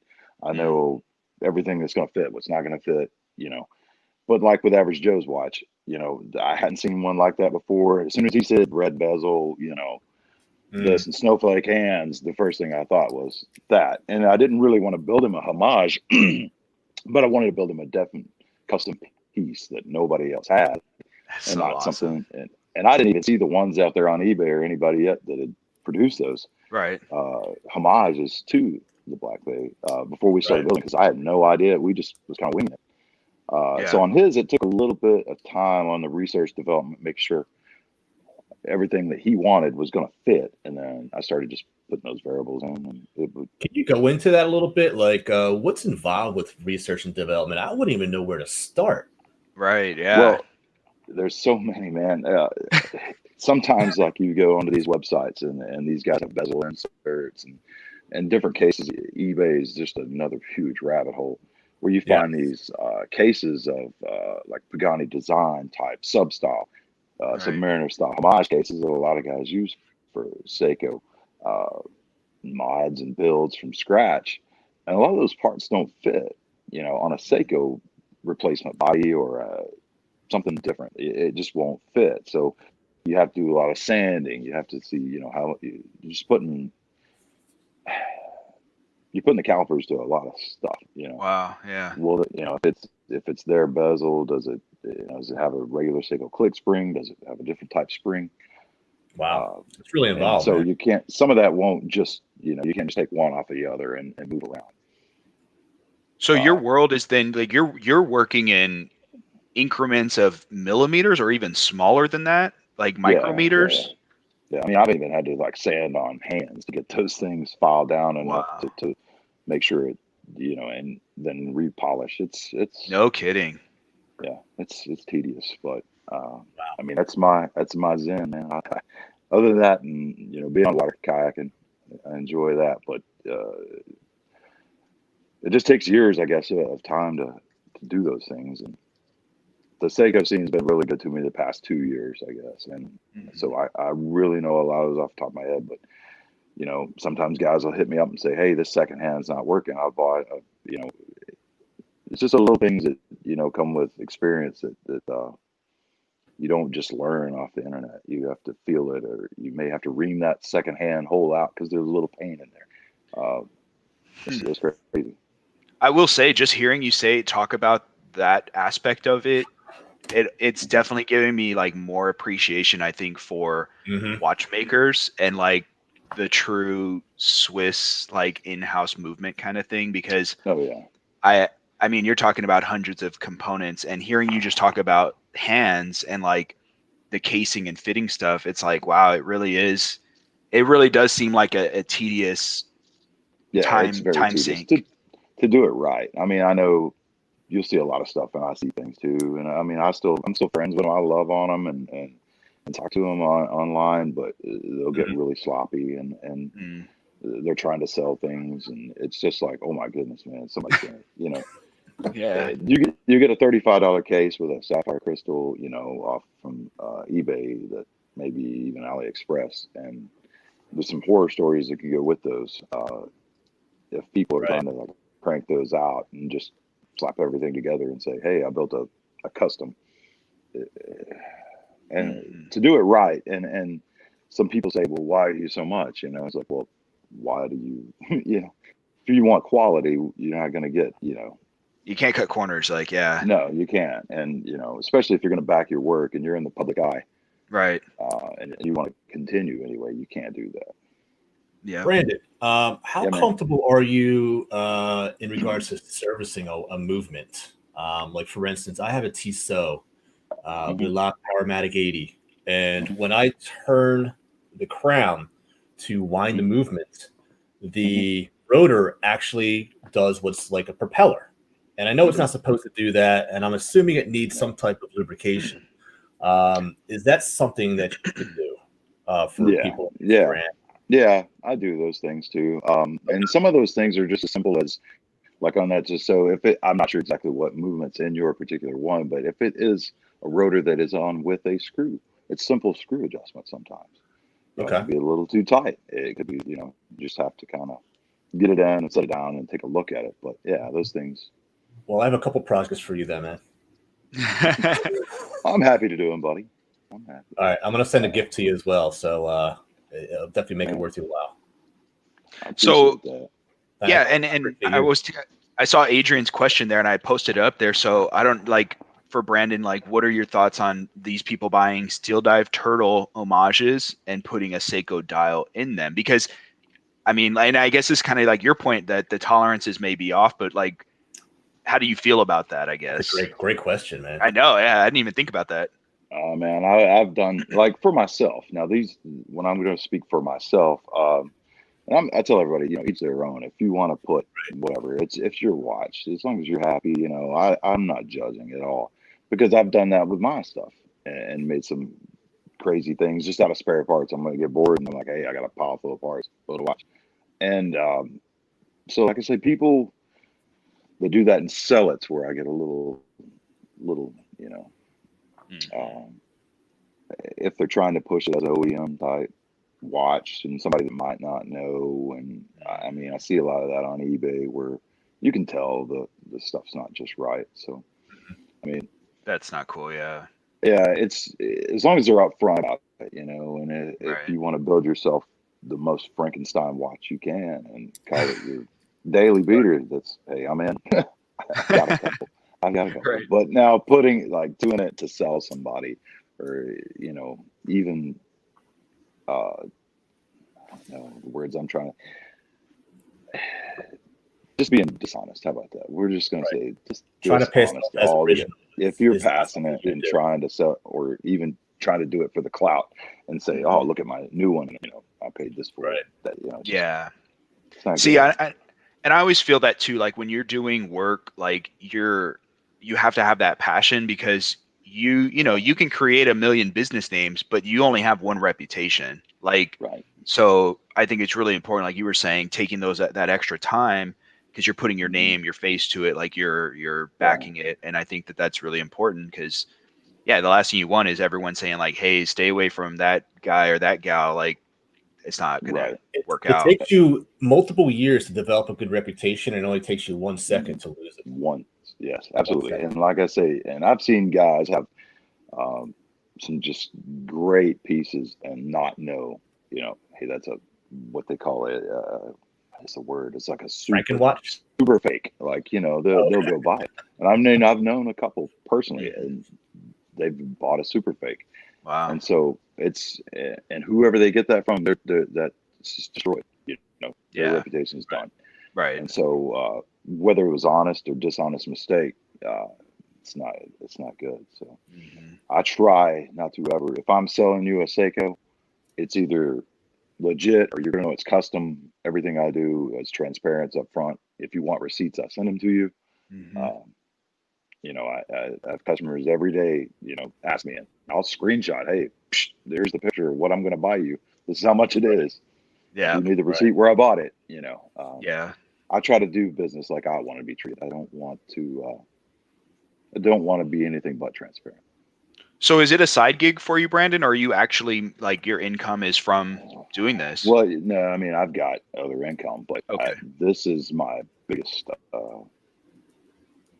money coming in. This is what good for you. Yeah, right on, man. Like I say, I've got other stuff, but this is it's been a blessing. Like I said, the past 2 years is that, and I don't know. It's good to do what you love. So have you? Yeah. So have you seen maybe more of an upswing? Because here's what I guess I've only been on YouTube a year, right? Like, and I've only been collecting watches and getting into it maybe shortly before that. But have you noticed more of an upswing in like the modding or the homaging of things where people are kind of, there's a bigger demand now than there has been, or has it slowed down? No, it's definitely on an upswing. Everything I've been seeing from other modders, and we talk a lot, it's not like we're just all not in communication. We kind of know what's going on with each other. And the biggest things are those homages that the general public want, not necessarily collectors. Right. But, just a watch enthusiast that enjoys wearing a watch says, hey, I'd like to have a Seiko that looks like a Rolex. Yeah. Or, hey, I'd like to have. There's definitely something to be said there, because it's not just like, and again, this is a polarizing topic too, right? The homage industry, if you will, because there's a lot of people that are for it and there's a lot that aren't. And I think that at least there's something to be said for modding and doing a Seiko that looks like a Rolex or homages it. Like, it's a custom build. So it's not something you're going to run into someone else with the same watch on their wrist, but it's also not, some, Chinese special. Like, there's a little more thought going into it, I guess. Yeah. The homage scene, like I say, is huge. And if you follow any other modders that's on Instagram, you'll see, what they're cranking out, that they're selling, and many times it is, the black DLCs are really popular now. That's non-homage. They're starting to pick up. I see a lot more coming out of like Singapore with those. So they're pretty popular. But that DLC coating is really nice.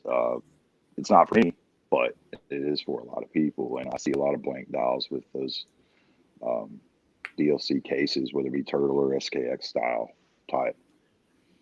Yeah. Well, I will be honest, when I saw the Tudor, Black Bay homage that you did for Average Joe, I was like, I got to get me one of these. Like, it definitely caught my eye, because, you have one of one.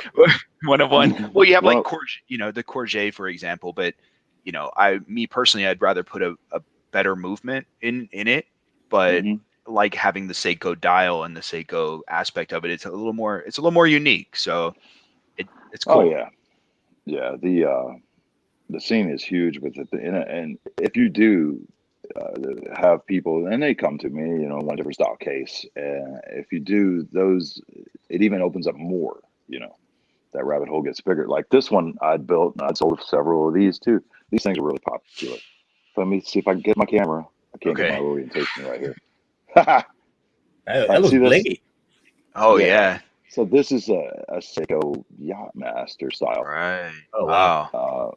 And I sold several of these. It's just like you got Master. You look, except I've got this one at Crown at 4.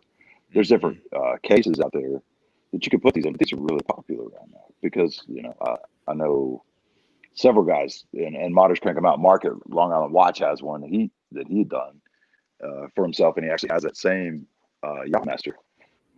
But they're really popular, man. And those cases, if you get the sub style case and put that on there, I mean, somebody's going to have to stare at it and get close.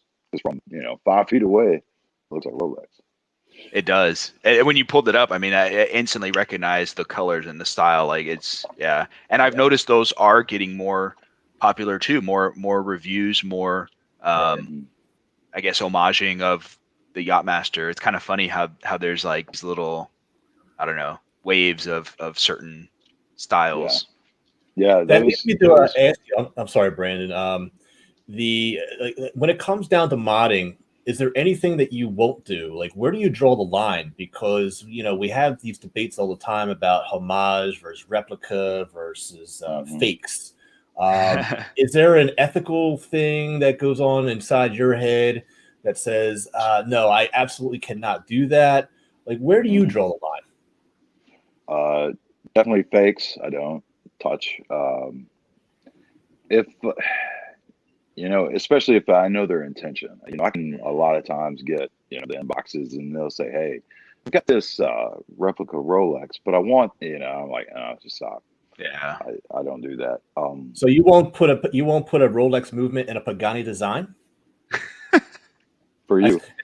Someone in the comments actually said that. For you, I would do it. Yeah. Thank you. Man. Yeah, I would never do that. I would put for myself. There's no telling what I would do, but for a customer, I wouldn't do it. But yeah, I've done those some crazy stuff. Right. I wouldn't do any. I wouldn't do anything with the replicas. Yeah. I wouldn't touch it. And I would really be scared. Like, I've seen people have some, a bad, let's say they've got a bad Rolex out, and those are expensive to repurchase. So it's, and let's just say they bought another piece and their piece in, that's a little different. If somebody said, "Hey, customize my Rolex," and they've got several different parts of the same thing, I could slap those parts together and make one whole. Right. Right. That's different. I would definitely do that, but I've done that with these Seikos, and like, here's one I did just out of scraps. This is my Pepsi, but it's all other than the crown. It's all Seiko. And I guarantee you that your quality control is better than Seiko's. So does that? Let's see the let's see that bezel. Does it align at 12 o'clock? Hang on. Yeah, let's take a look. There you go. Dang. My chapter ring's on. You're good. It's on Seiko in the comments, you need to take notes from this guy. Seiko, let's have you got some splaining to do. I don't know. And I was going to ask Brandon, because I know Ali Homage is here. He was wondering, like, what strap. So the prior one, the Yachtmaster version, what strap do you have on that one? Because I didn't really see it. And I don't know if I've told Joe this, but I know, David, I've talked to you about it. I use Crafter Blue. So the Crafter Blue straps is, if you order one for me, that's my go-to. Okay. Yep. They're good quality. They got good customer service. You can look at their stuff online. I like Crafter Blue. Looks good. This one right here, you just can't beat it. Is that looks real solid. Rubber. Yeah, it's rubber. It's rubber. Nice. Is that what do they call it? It's like a FKM rubber, or is it like a? Because I know there's a higher end strap. I was talking with Martin with Strapsco, and he mentioned they're going to be getting some of that in. Yeah, I am not sure on this particular ones I've been doing. It's just these. It's like this one for the SKX Styles CB10. Yeah, I think CB10. Yeah, CB10. Okay. But they fit really well. It looks good, man. The problem with those is for me. This is just me on a 7-inch wrist. A couple hours into it, it's kind of getting aggravating to me. I'm moving it. I find myself. That's in the summer. I really, don't wear them all day in the winter. I'm more bracelet leather.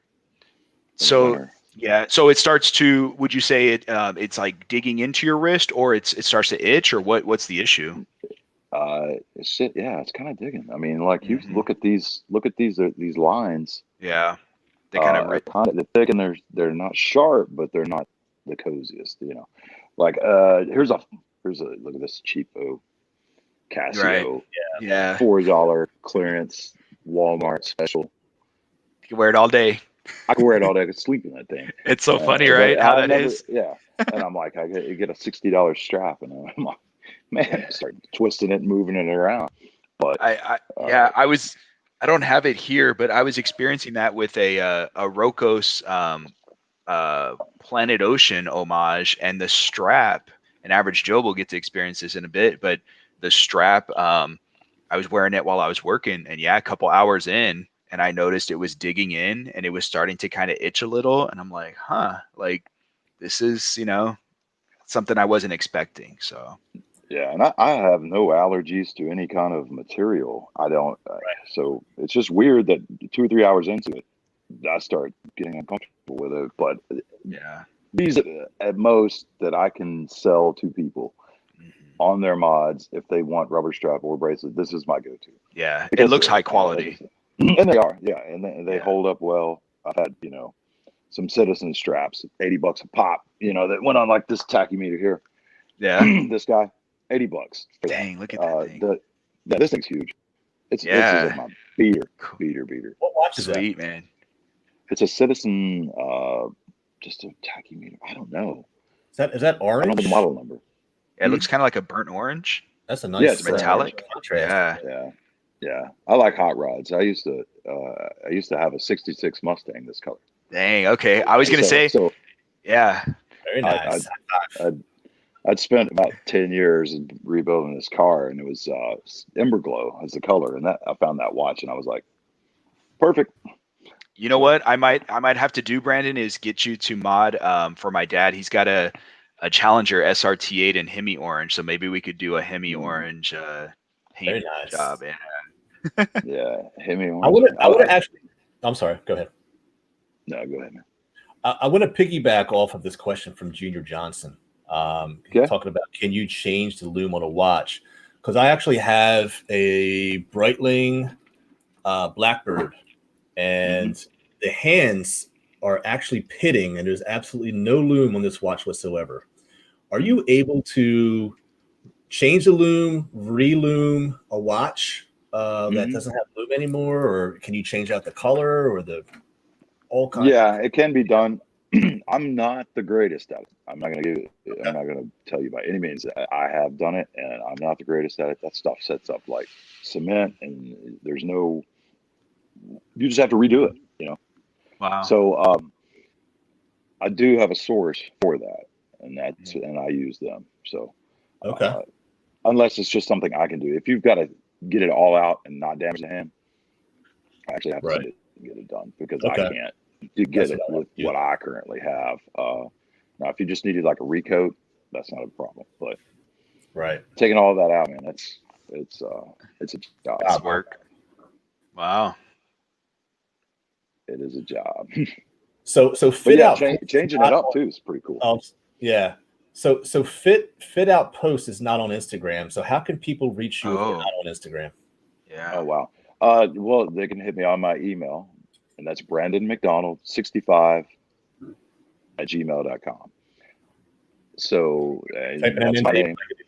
Yeah, you got that. That's my name, and then the number 65. Yeah, McDonald, just like the restaurant.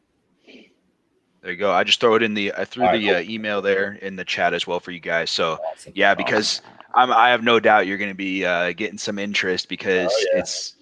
I mean, there's so much that has to be done to our watches that I know me, I'm not personally willing, like the Seiko Fuyugashiki with that crystal. I wasn't about to attempt it's $100 crystal, and I'm not, knowing my luck, I'll go through 3 or 4 of them and take a bath. Just between me and Dave, I think you have your work cut out for you, man. Right. Oh yeah. Yeah. That's and like I say, that's tricky. There's not much out there on the internet about those either, because it's so, I mean, it only comes with experience. You can't really like that's not a mod for any beginner. Yeah, But, no, I appreciate you even lending, Yeah. helping a helping hand because, and also Long Island Watch Company, like I think he's the only one I'm aware of that makes those box sapphires, and yeah, I that box mean, sapphire, he's the only supplier that I know of. yeah, it's great. For sure. And like I said, Mark's got the best customer service in the business. So if something's wrong, he'll make it right. I mean, he'll personally email me back. It's not like you're talking to some guy, 50,000 miles away. It's Right. So on this watch, you actually got a couple parts from Mark from Long Island. Which what did you order from him with this watch? On that one, I think the only thing I got on that one was your bezel and your hands. Gotcha. I think I have to get my notes out. I usually keep a log of everything. I think you're right. I put for everybody. Sweet. But just the insert, it came from Nemokis for your bezel. But Dang, and this looks lean good. crown is amazing, man. It Yeah, shows up. It's a nice touch. Yeah, thing's a beast, and I've got a couple more of those. That are about the same way. They've all been great. They've been loomed great. Yeah. I like Junior. Junior here saying he's got a watch. He doesn't like the color of the lume on, so we'll have to. Junior, you'll have to get in touch with Brandon here. Yeah, he could just email me. That'd be great, Junior. cool. I always try to answer him back on a timely manner, but sometimes on a Sunday or something, I might not. If I'm that deep to watch, I don't answer right back. Yeah, that's understandable. No, you're a great guy, man, and I do appreciate your friendship as well. I think that's the most important thing that I've gotten from my experience on Instagram is there's just a ton of really nice people. I'm not on Facebook at all because the drama was actually giving me gray hairs, so I shut down my Facebook account. I did too. I got locked out and I never went back in. I was just like, I changed my phone out and I couldn't remember the password. And I was like, I'm locked out. And I said, you know what? Good time. Just This is the stopping point, right? Instagram is like the Wizard of Oz. Like I feel like I'm dreaming because like there's just so many nice people, and I've actually met you. I've met Adrian. I met a lot of guys overseas, like Malaysia, and gals like Eve. Eve. We met overseas through YouTube and Instagram. Yeah, it's a great community. I'm telling you, it's nice people, and I mean, I've met a lot of different things. Because like I said, I like cars and do a lot of hot rods. I like kayaking. I've been all over the place kayaking, and the watch community out of everybody is the nicest. It's just, I believe it. And giving community too. I mean, how many gifts you receive from people just out of nowhere? It's like, wow. Yeah. I mean, the fact that you reached out to me and said, "I will build you a watch." I'm like, yeah, man, so cool. All right, what's the catch? Yeah, and like I say, I enjoy your channel. I don't watch a lot of YouTube. I've got this limited time on my hands, but when I do, I've got certain people I watch, and they provide me good content. I just think they're good, honest people, and I'll say, hey, anything you need.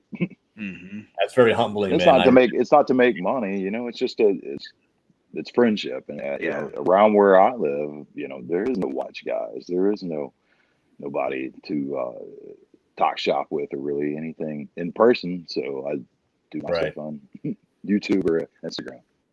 Yes, sir. I love it, man. It's funny how the internet can really shrink the world in terms of connecting with people and things that you're able to ship something out. And it's kind of funny because when you think about it, like we've never met face to face, right? We've never had anything prior as far as our relationship, but I'm sending you my, $700 watch in a box, like no problem. Like here, and please do, when you're done, like once you get that sapphire on there, like spend a few days with it, put it on the wrist, enjoy it, and then when you're ready, send it back. Like it's definitely crazy, to think that any other hobby or anything, I've never sent anybody a $900 anything.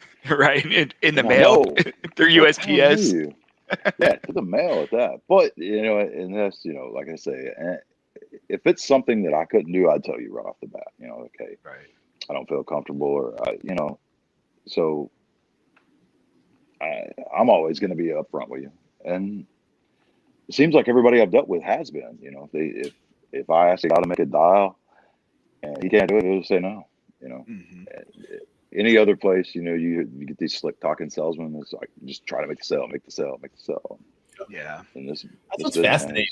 The trust that we have as community, that we could just, I could send you money and you could send me a product, but you actually sent me the watch and allowed me to wear it, try it out. Never even asked me for the money, and you just trusted that I was just going to just PayPal you.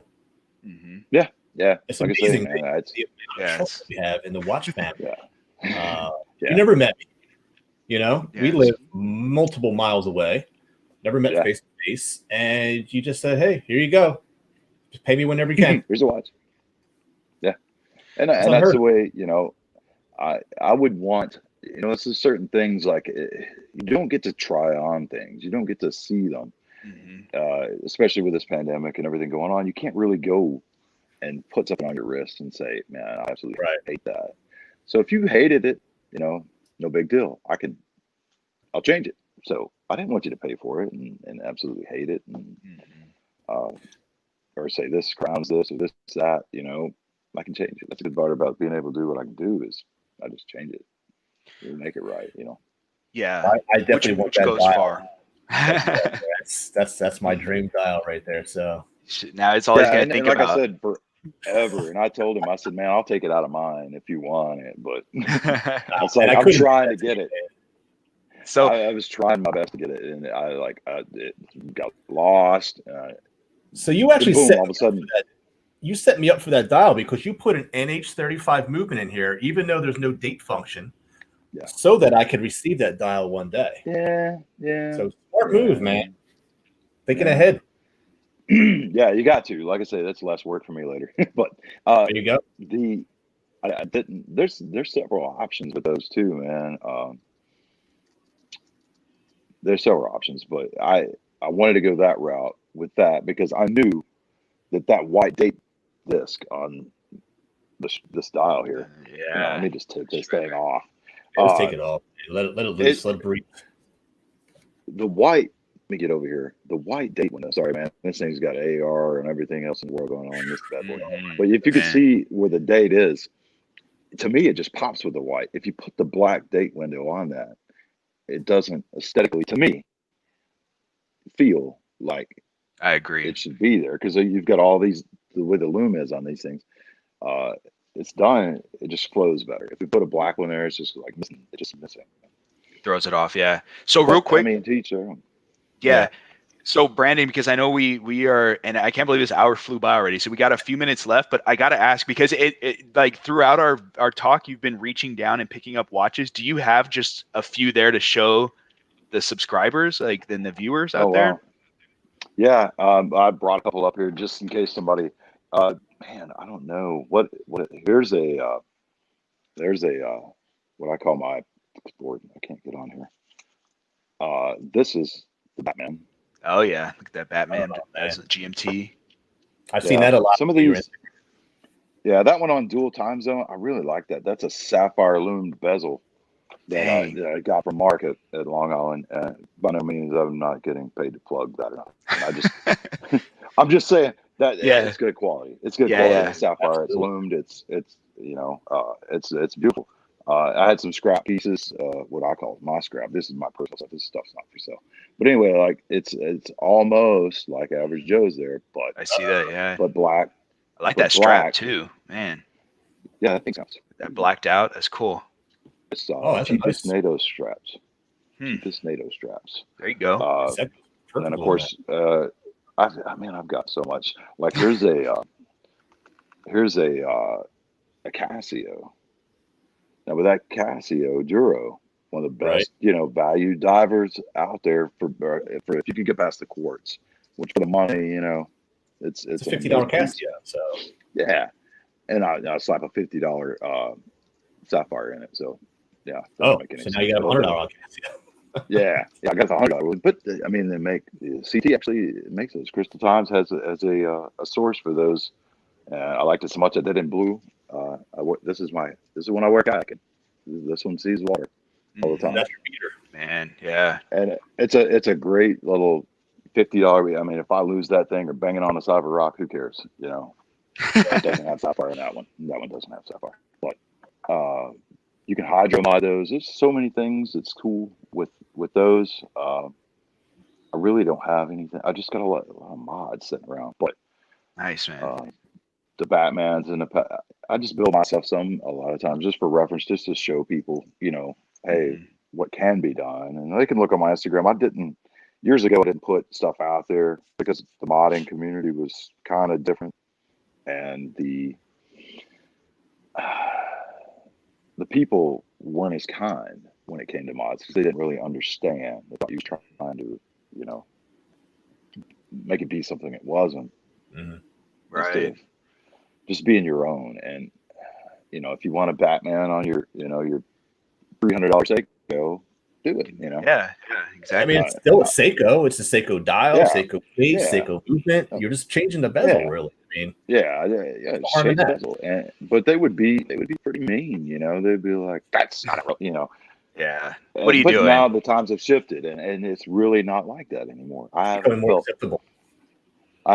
any pushback, I guess you could say, on myself. You know, me and Average Joe seen, you know, one of his comments on it wasn't that good. And, which I don't care, you know, it's feedback, all feedback's feedback, but it was kind of like that, you know, like, oh, it's ugly, your Frankenstein watch, you know, blah blah blah.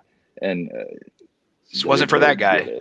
Yeah, just really didn't get it. But you know, I don't know why you have to be mean, but just say, hey, glad you got a watch that you like. You know what's funny is I actually turned that comment around. Remember that? You did. I had a nice conversation. I killed him with kindness. Yeah. And then he's like, sorry, man, I was having a bad day. And it happens, man. We squashed it, you know, and now it's cool. So like this is someone's passion, someone's business. You see this in everything. Like, okay, skateboards. People they put custom wheels, and I'm just going to throw out an example. Or you can use someone's car. They put their, you know, favorite band stickers, bumper stickers on the windshield, and stuff. Like people mod or custom, like they want to creatively make it their own in everything. So watches are no exception. I added a sticker to my windshield. It added 5 horsepower. Did you? Yeah. It better have been a Schwartz Force sticker.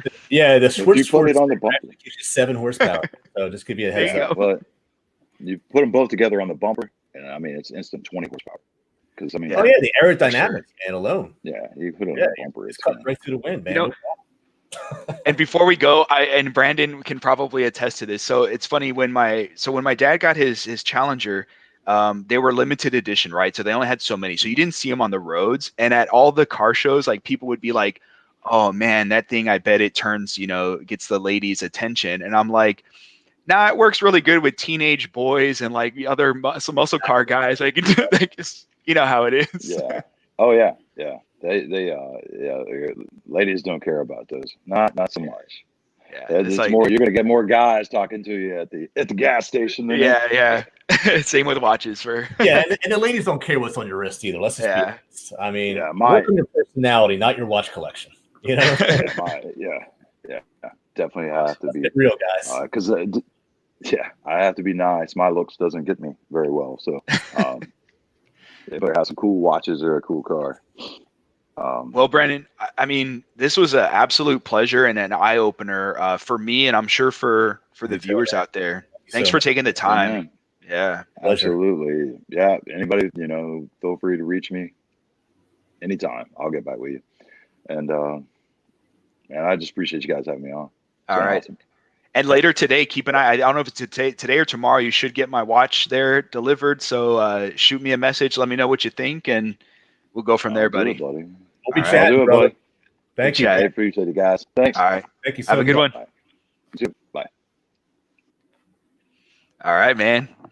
So we got just a couple minutes. We're going to bring in Eugene and JD from Traveling Watch Project.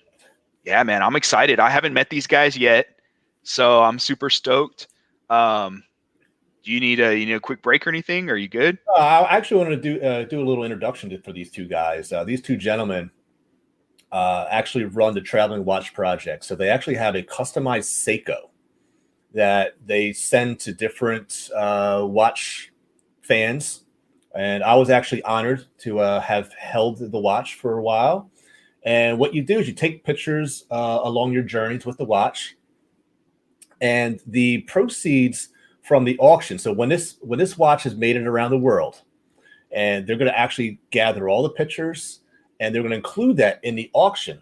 And the auction is going to benefit the Watchmaker Initiative, which is benefiting veterans to getting them into the watchmaker, getting them a watchmaker position, sending them to school, tuition paid.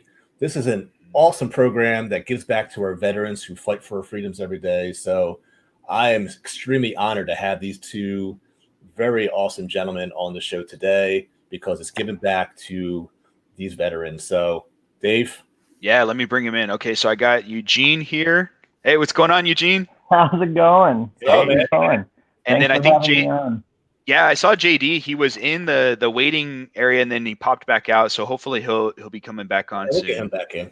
Yeah, he was having a little trouble. He started with his laptop, was a bit laggy, so I think he's trying to get back in now with his phone or something like that. Welcome to Right on. Live. Welcome. Here. Thanks Yeah. for joining us, and also nice to meet you. It's nice to put a face to. Nice to meet you as well. You know, it's funny, when I saw that this was the 12-hour thing, I was kind of thinking, I was like, they should have done a 24-hour one. That way, by now, when I was on, they would be like totally loopy and sleep deprived, and that would make it so much more entertaining. Maybe next year we can do that. Well, yeah, we'll you first, and then we'll. No, I'm just kidding. Okay. We'll join you at the end. Gauntlet dropped. Yeah, man. Challenge. It's we've seen a lot of people coming and going too. So like, this is kind of the idea of like, even though Average Joe and myself were here, and you guys are coming on, like the fans, the viewers they're just like, coming and going, which is awesome. Hearing all the different talks. So really honored to have you on, man. Oh, that's awesome. Thank you. So we had Eve on it, the first guest. So she's actually brushing her teeth now and preparing to go to bed, but she's still on, man. She's still supporting us. So thank you, Eve. Where's she located at? Philippines. Oh, wow, yeah. Manila. Yeah. So it's like midnight over there. Yeah. And my fiance, she's downstairs watching us on the big screen, so she's in the chat as well. So thank you. Fantastic. Yeah, man. Yeah, Thanks I've to had everyone. I've had quite a few friends from the Philippines, and it sounds like a heck of a place to go. Yeah, it's definitely been put on my radar of somewhere to go visit and hang out, because talking to Eve and hearing how it just sounds like a really cool experience. So my fiance's family is from the Philippines. My fiance is Filipina, so obviously that's going to be a place that I'm going to have to visit one day as well. So, oh yeah, absolutely. Yeah. Absolutely. I hear they have some really just neat cultural things that I'm sure you've heard of, the jeepneys. Yeah. The jitneys, yes. Jeepneys. So it's basically like these old. It's almost like similar to how like in Cuba, how they like take old cars, American cars, and do stuff. Like they have all these old Jeeps that's awesome.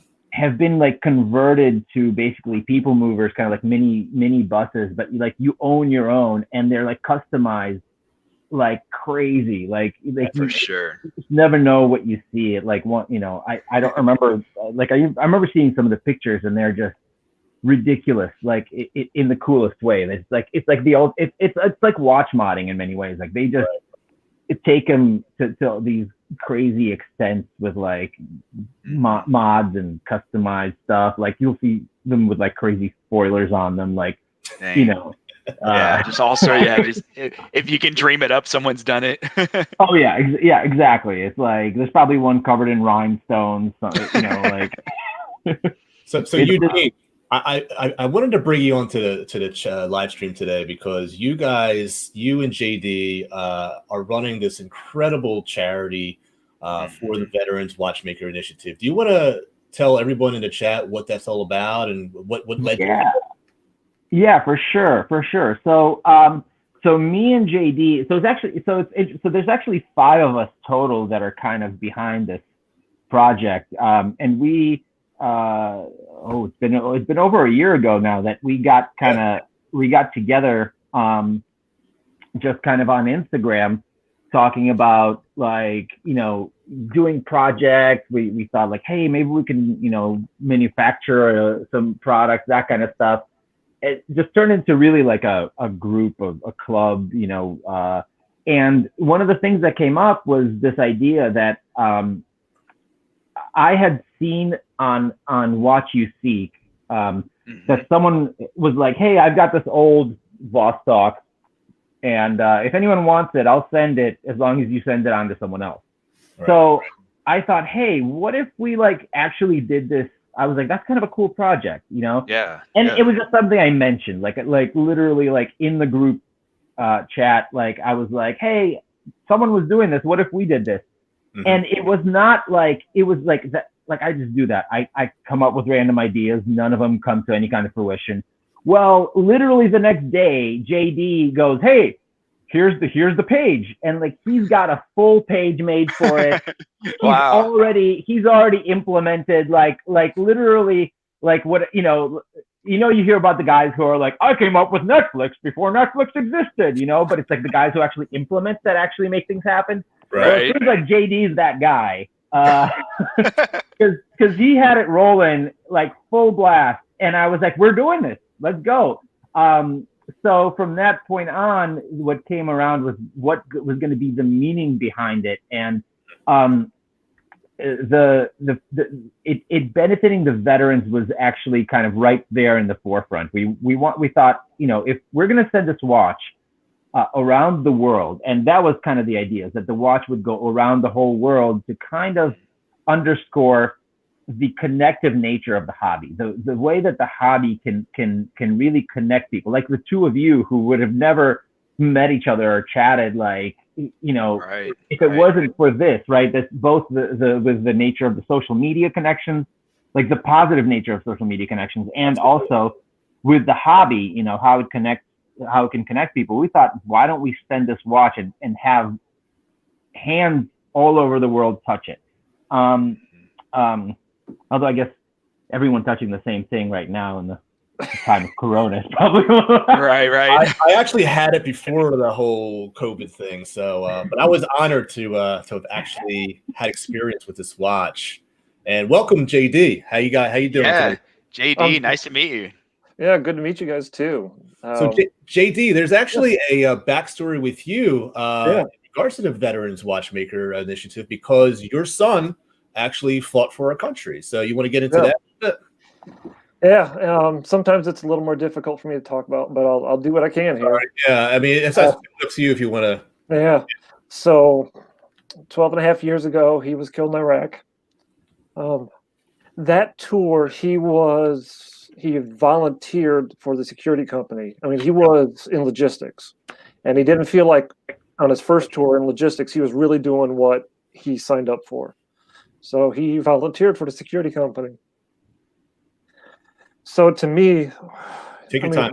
Yeah, no, he wanted to take care and be there for his fellow Marines.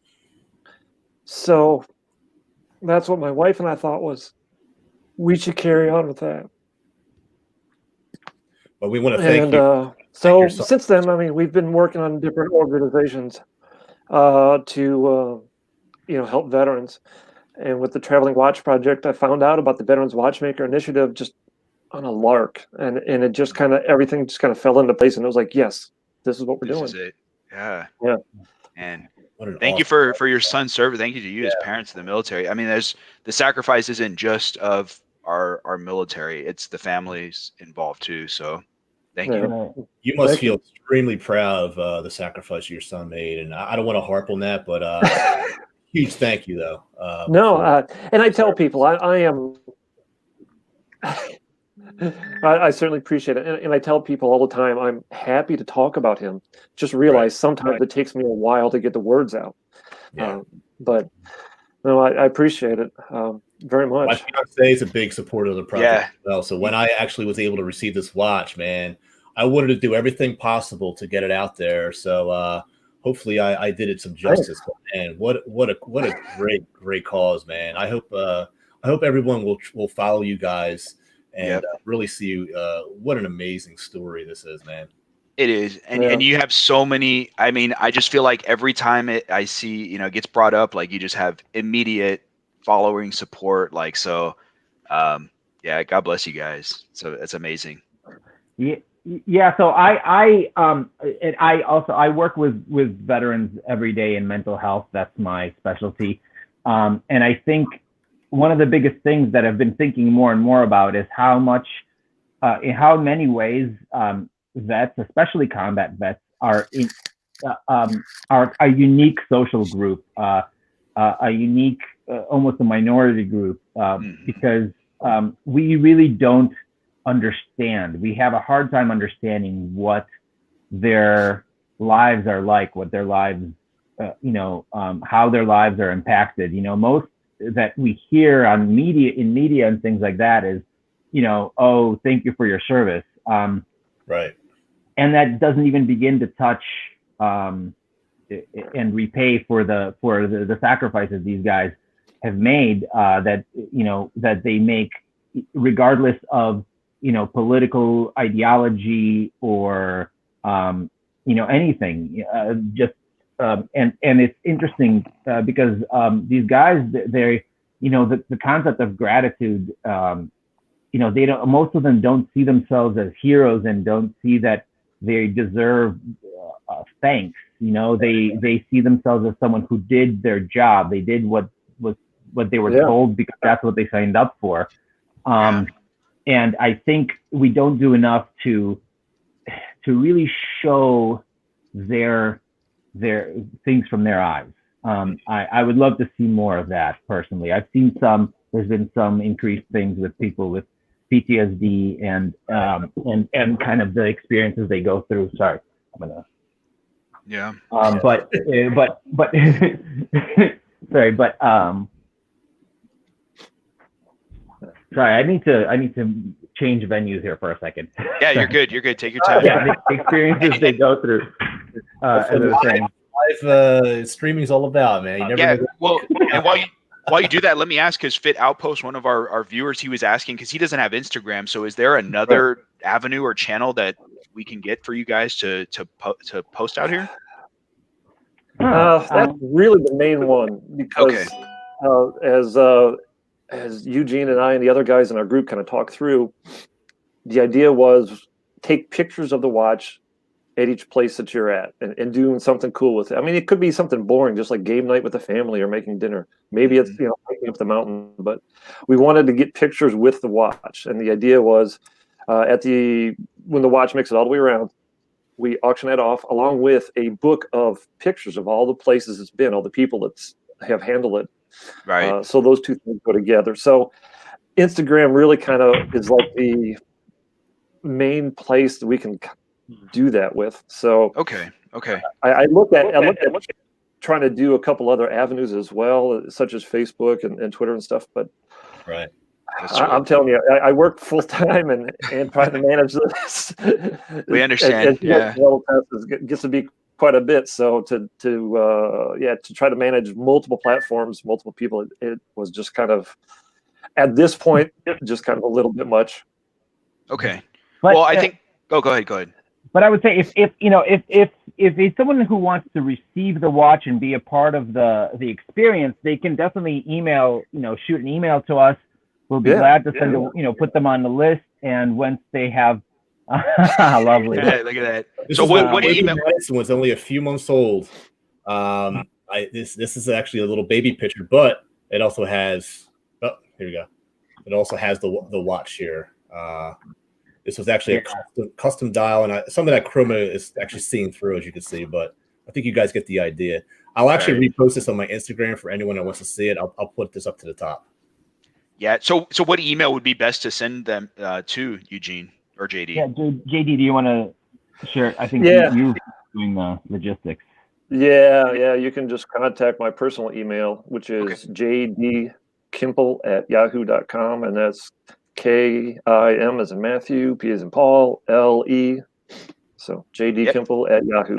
Got it. I just threw it in the chat for the viewers out there. So, because I know, and then the good thing with Instagram, I would just say for Fit Outpost, because I know him specifically doesn't have Instagram, but I don't think your page is invis or private. So I think like you could still go and view it. You know, you don't have to be an Instagram account holder to at least see the post. So I would just say that. So yeah.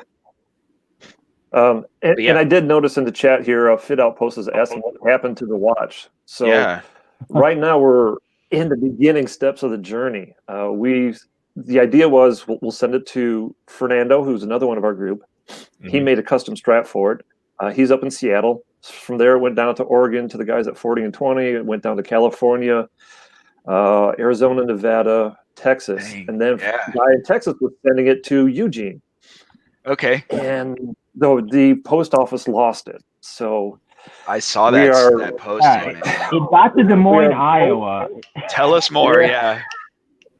So we are both trying to figure out what the heck happened. Somewhere in Georgia, Atlanta, Georgia post office, it's gone. So more specifically, they received the envelope or whatever in Des Moines, Iowa. And I think what happened is that the watch in the box itself must have gotten separated from the envelope. So the way they explain it to me is that everything that they don't know what the deal is, like that, goes down to Lost Mail Warehouse in Atlanta, Georgia.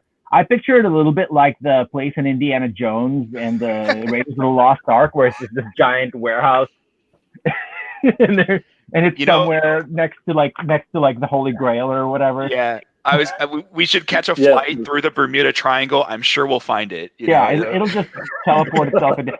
So, hey, if anyone listening here is somehow connected to the United States Postal Service and can help dislodge this thing, I would be eternally grateful. But go ahead, JD, because JD has started a version 1.2 of the project to continue on the journey. We are rebuilding it, so it's going to be pretty similar to what you had, Average Joe, except we're putting it, instead of like an SNK 805 case, we're going to put it in a older style Oyster Perpetual, so 36 millimeter case. Cool. So, and we're going to do a little better movement, the NH36 in it. Great movement. And just a couple of minor tweaks. It's a workhorse movement. Sure. Have dozens and dozens of watches with that, and I've beat the crap out of them, to be honest. Yeah. Schwen Design. What's that? Is Schwen Design doing the dial again? Yes. So did commission Schwen Design to hand paint another dial for it. Wow, so that's on its way. I think that's the last piece we're waiting on right now. Cool. Dang, I'm excited to see the 2.0. Yeah, the Phoenix Rising. We got the rebirth version. So. And who knows? I mean, if the second one is done and the other one turns up, maybe they can both travel around the world. We can do like a little crisscross. I mean, that'd be cool.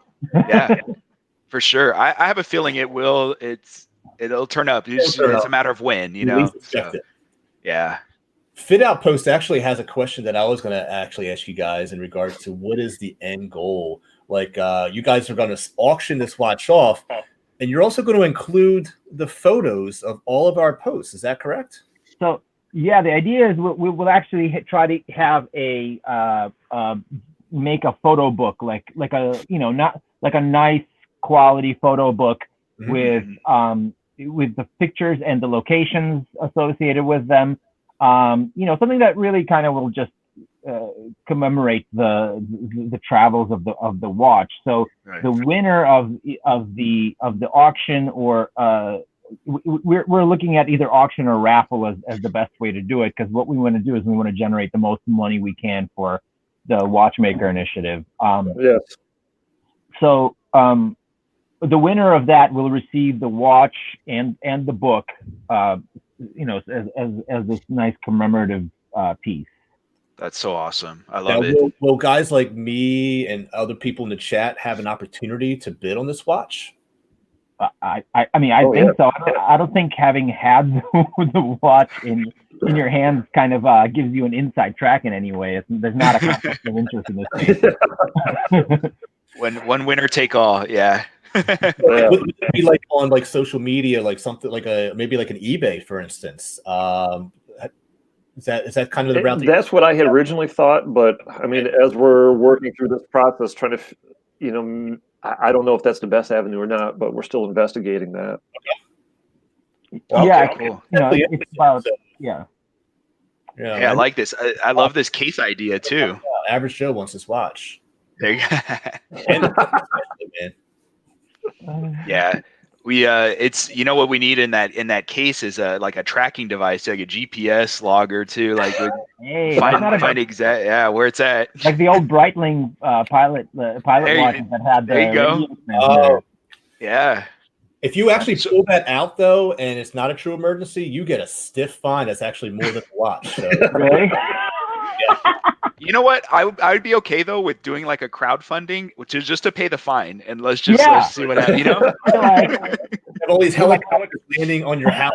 Yeah, worth it. No, you have to make it somewhat believable. Like, just go into your nearest like state park that's by you, and then just like pull it, and then be like, I got lost. I got so lost. Like, sir, you can see the road from where you're. Yeah, I was too busy looking at the stars, trying to figure out which was the North Star. You know. So, is there an ending to this whole journey? Like, do you guys have a date in mind in regards to when you want to have this watch go on auction? Oh, I can tell you, when we first launched this, I didn't think it was going to be more than 4 or 5 months, because it's a real watch nerdy thing to do, you know. And we got 9 months into it, and it only got through 4 or 5 states. Yeah, we've got a huge. I really didn't anticipate the number of people who wanted to be involved with this. Right. So that was certainly an oversight on my part. But once we get it back in motion, then we got indeed, right? Then we got to hustle it around, and it's going to be, given the size of the list, it's probably going to be another 9 months to a year just to get it across the United States. Nice. And then we get it across the ocean. So it's, you know what though, the more hands it touches, the more traction it gets. It's just going to be better for your end result and for all of those veterans with the initiative. So, you know, I say if it takes a year or more, hey, that's all good. You'll have an encyclopedia for your picture book. Yeah, no, I totally agree with that, because there's something that is an extra, extra interesting about it becoming an organic thing, where it just kind of goes where it's being pulled, you know. Right. That underscores kind of like, once again, this connective nature of all this. Yeah. Oh yeah. Well, so my buddy Wellesley's here, and I put his comment here. So I like his idea. No, go. Yeah, I think you can see it there too. So, but he was just saying, like, why not add a GoFundMe? Hey, that's not a bad idea. Yeah. Good idea, Wells. Because you have a winner that gets you get that result, but some people just want to donate. See that, right? And well, see that kind of, I think that's where the idea of maybe doing it more like a raffle is not a bad idea. That everyone who donated through the GoFundMe would then be automatically entered in a chance to win it. And sure, yeah, exactly, yeah, and I think that's not a half bad idea. And I mean, who knows? We could even do 2 separate books and have someone a second prize win the book with, like, some signatures or something like that. I was just thinking you could do. My buddy said, like, it'll be a full size coffee table book, but I'm like, what if you did volume 1, volume 2, that you have multiple first place, second place winners, like, right? Some good idea. Cool. So I just saw the comment about receiving support from watch brands or watch companies. We specifically, with regarding to this, we haven't reached out to watch companies. I know that Bulova has recently given shout out to the Watchmaker Initiative specifically, and are donating some proceeds. late 60s, I believe it was, or early 70s. Bulova was behind the watchmaker initiative. Well, oh, go ahead, Eugene. Sorry, yeah, so it goes further back than that. What it is that back right after World War II, right? I believe Joseph. I think I don't know if Joseph Bulova was still around. But basically Bulova formed the Joseph Bulova Watchmaking School right after World War II, and it specifically did exactly what the Veterans Watchmaker Initiative does. They took the wounded veterans after World War II and taught them watchmaking. And JD, what's the name of the gentleman who runs the initiative? So right now it's Sam Kanan, and he retired cop, watchmaker. He got wind of the old Bulova school, and basically he wanted to revive it. So that's what the Veterans Watchmaker is, and it is. The thing is, the great thing to me is that the tuition is of no charge to the veteran. Nice. And they're actually all donations coming in. So you guys in the chat, anyone that's watching, go to the Veterans Watchmaker Initiative, and you can make a donation, and it'll actually go toward tuition towards these veterans that want to get into this career. So the website is just veteranswatchmakerinitiative.org, and there is a link there for donations. So and they have a Facebook page. Yeah, I just tossed it in the chat there. So awesome. Great initiative. And when I read about the idea behind it, and this I all found out through Average Joe, by the way, getting and seeing you guys, your project, and I was like, it's all good. Like, this is all great. I did a video on it a while back. If you search Average Joe Veterans Watchmaker Initiative, I actually did a kind of like a brief history on it. So go check that out if you want as well. Yep.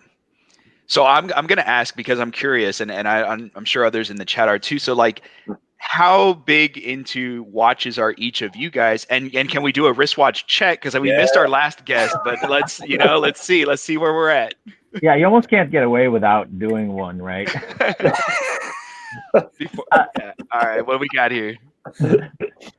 So this one is a mod. So not as good as a modder as your previous guest. Okay, Brandon. Brandon. He's got years on us, but I don't know. I've been monkeying with watches for 4 or 5 years now, and got into modding the past 2 or 3. Okay, nice. I've done quite a few. So this one, I don't know if I can get a good angle on it, but that's got basically it's an Invicta Pro Diver that I modded, and I've modded tons of these for some stupid reason. But this one, the dial was made by a gentleman who you can see on Facebook and Instagram as Leszek Giesche, Leszek. Gentleman in Poland. So he had hand etched this dial. I love the look of that. Yeah, I see the helmet, the rifle, and the boots. Yeah. Okay, I see that now. Yeah. So awesome. And then when we got it, I wasn't entirely happy with the contrast of it. I mean, I like what he did, but I kind of wanted to bring the graphic out more. So my wife actually painted the background on that. So, and actually, she did it with her some of her nails paint for fingernails. No kidding, man. Yeah. That's a very special watch. I mean, right there, all those different, unique elements tied into it. So cool. Oh yeah. That's what I'm wearing today. And great watch. I've got this is my dad's 97 date just. It's a machine turn bezel. It's linen dial. I recently inherited the watch, so.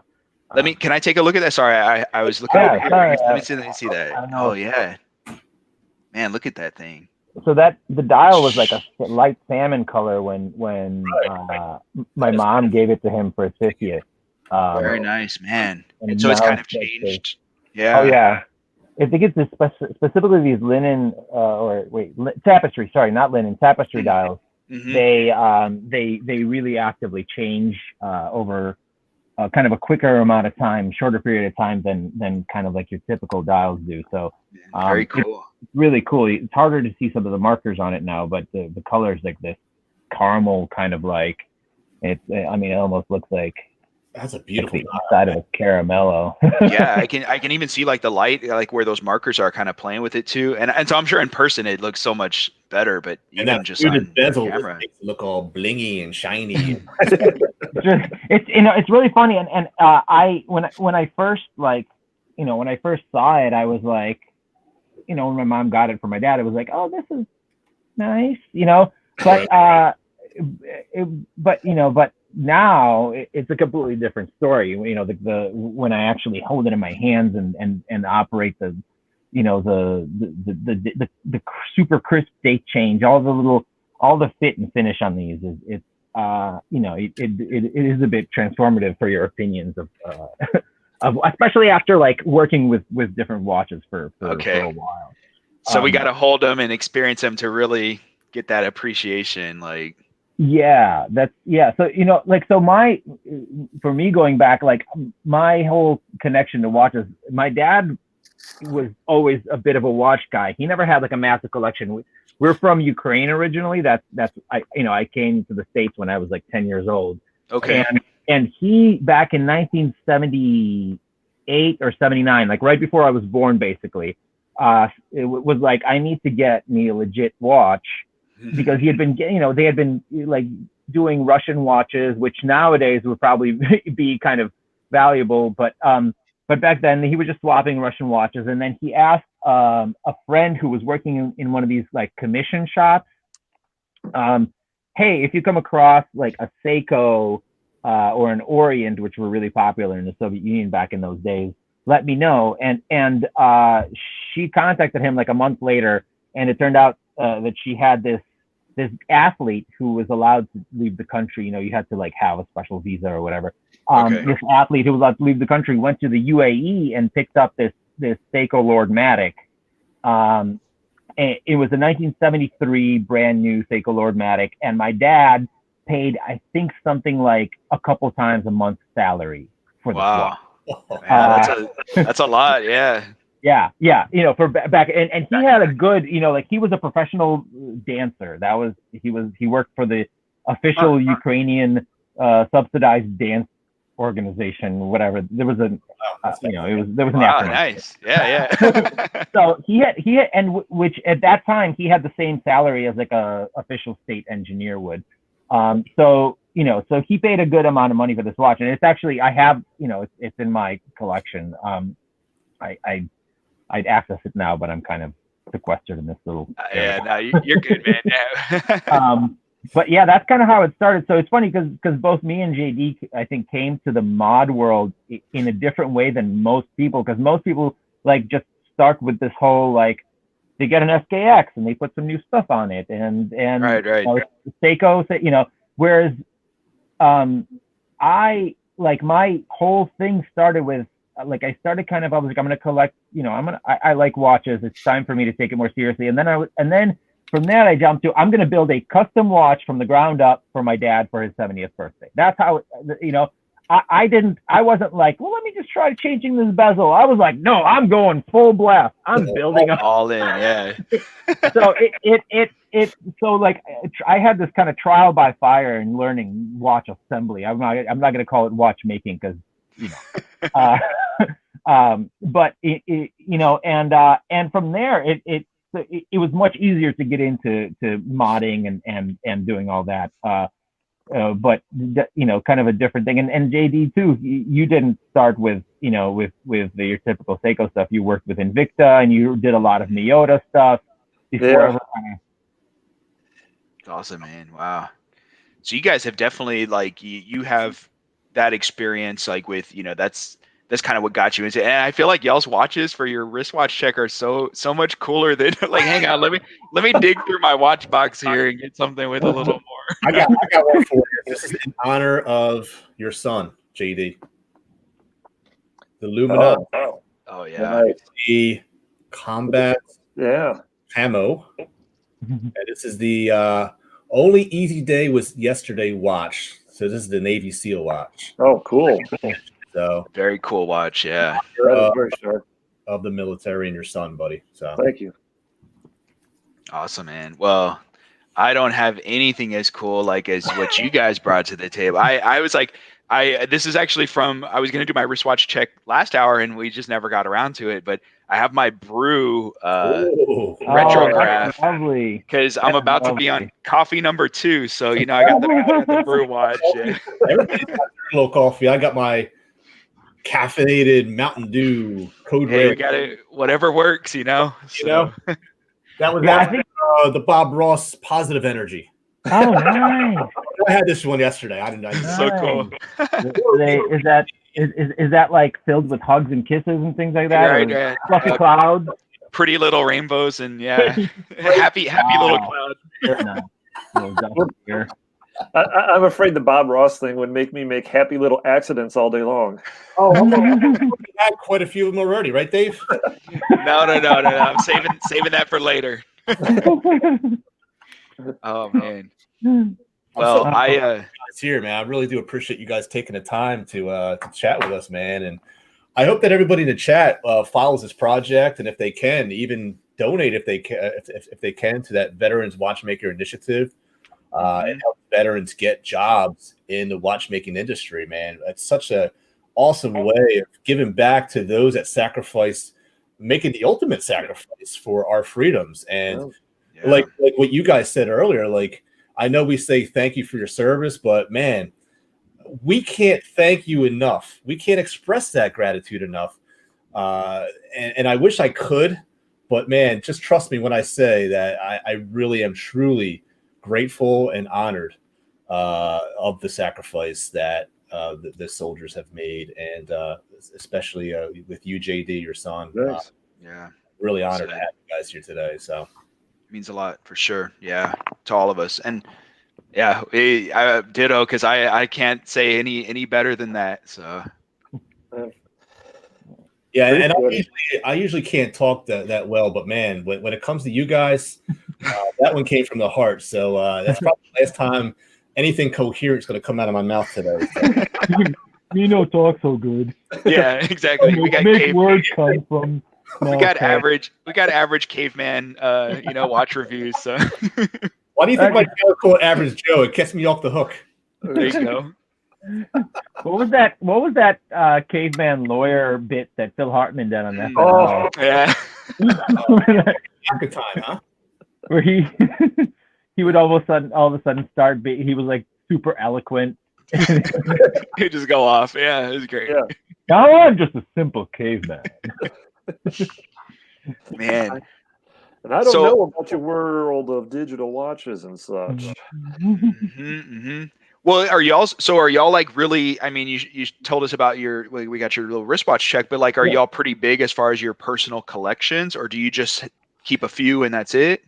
I can't stop. I can't stop getting. I can't stop getting. I was just I'm primarily I don't know. I'm kind of an eclectic guy in everything, like from music to whatever, everything. So. There's just no limit to what I'm interested in, what I want to get. So the other day we were talking about we should thin out our collections maybe, and then I'm like, you know what, maybe I just need to get another watch box. I don't need to thin. I need more space for them. But I'm primarily a vintage guy. So for stuff that I want to buy, it's usually lately mostly 40s stuff, and I'm really having my eye out for an issued military. I'm probably going to try to get a Dirty Dozen, one of the Dirty Dozen watches. Nice. Okay. I'm not going to collect all of them, because that's for other people. Right. But I want one. I don't even really care which one. It's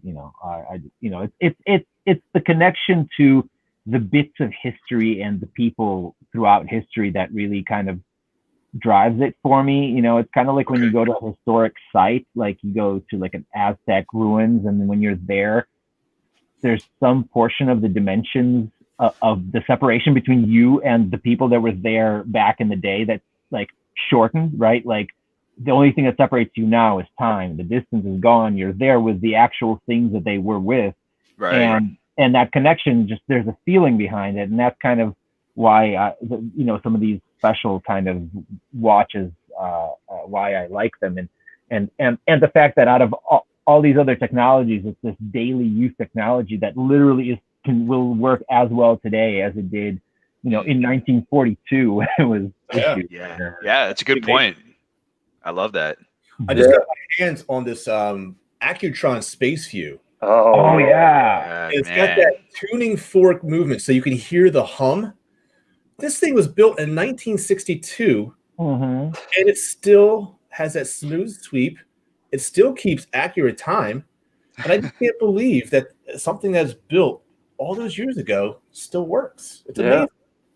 Oh man, So I totally am with you with the whole vintage vibe, man. Like it's amazing how they can withstand the test of time, being a watch. What a concept! Yeah, I found out I like vintage watches. I like the look and the sizing and the very classic appearance. Right. But I'm too much of a knuckle dragging Neanderthal to wear vintage watches on a regular basis. Yeah, they won't. They don't hold up well to the JD lifestyle. Huh? No, they don't. Yeah. Well, yeah. I mean, JD he has his hands in equipment all the time, like doing repairs and stuff. And I'm terrible. Like I'm one of these people who, like, you probably would say this is, you can't have nice things too. But like, I don't know. I'm not a person. Those they were meant to be worn in my eyes, and I'm going to do it. And if it adds a little bit more wear to them, I think that's part of their life. Right. But at the same time, it's not like having that Casio Duro, which is meant to be like tossed around. Yeah. I'm much the same way. I just wear my watches, and like Eugene says, when I'm working, I beat the crap out of them. They're meant to be worn. Yeah. So do you have, JD, do you in your collection, like, is it large or smaller, or do you have like pieces, let's say, for example, a formal formal event, you have a not work watch, like yeah. Geez, I probably have 35 or 40 pieces all together. You're with us. All right. We bring it all in, guys. Big group hug. We're all together. Like, yeah, I feel you. About the same here. I think right somewhere around 40. And it's a smorgasbord of like a couple of new things, a bunch of old things, and some mods that I've put together. Nice. Just kind of a little bit of everything. Yeah. So here's one. There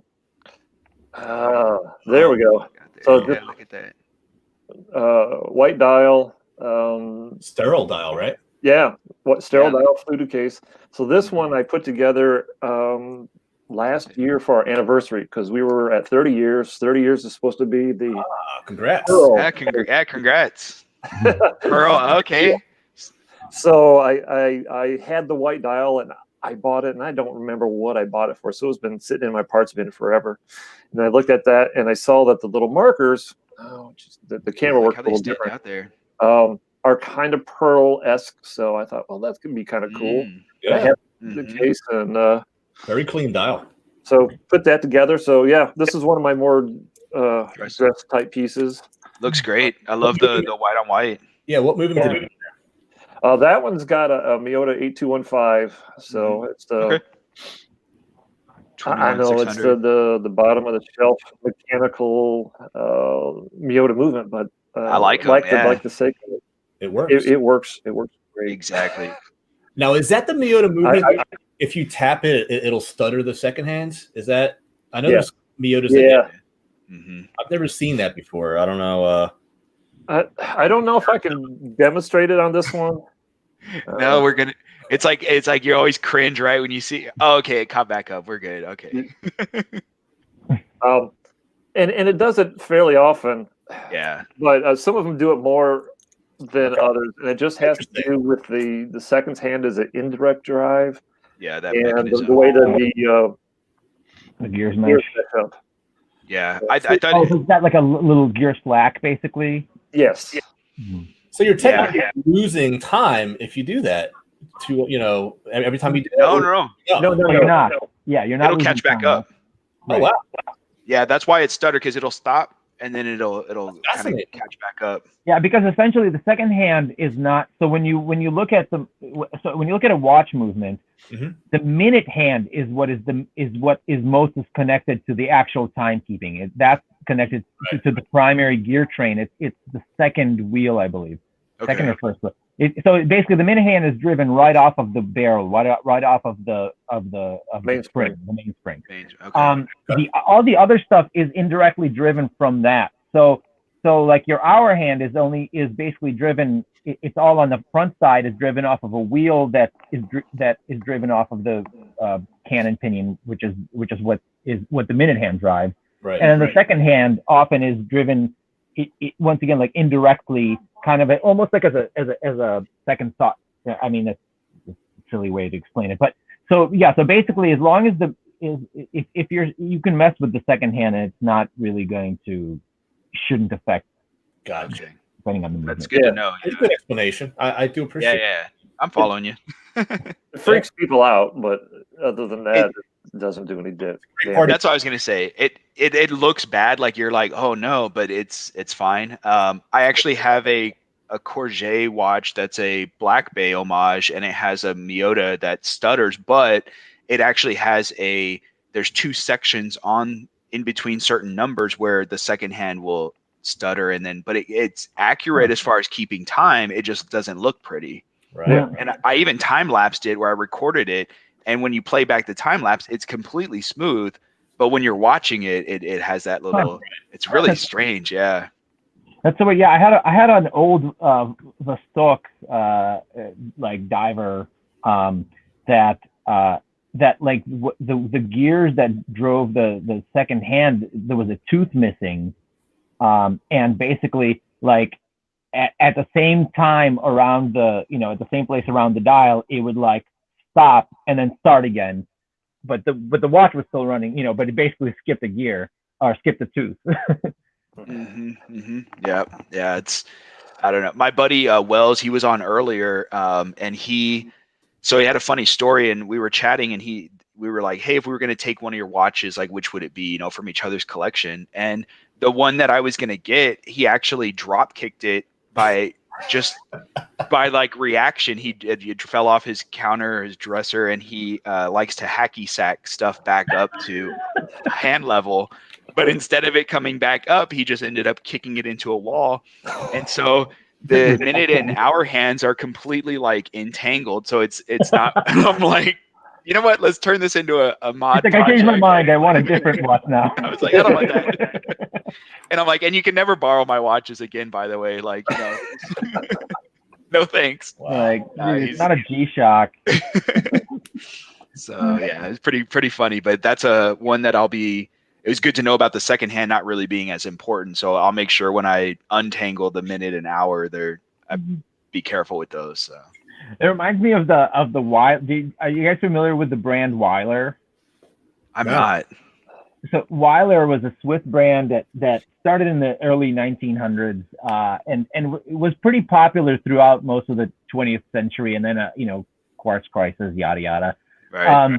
But their big thing, they had this special balance that they designed. So a lot of times they would use movements, like standard movements from like a shield or ETA, but they had the special balance that they designed where the balance wheel itself had these special springy kind of arms that held it. So basically it was an extra shock absorbent balance.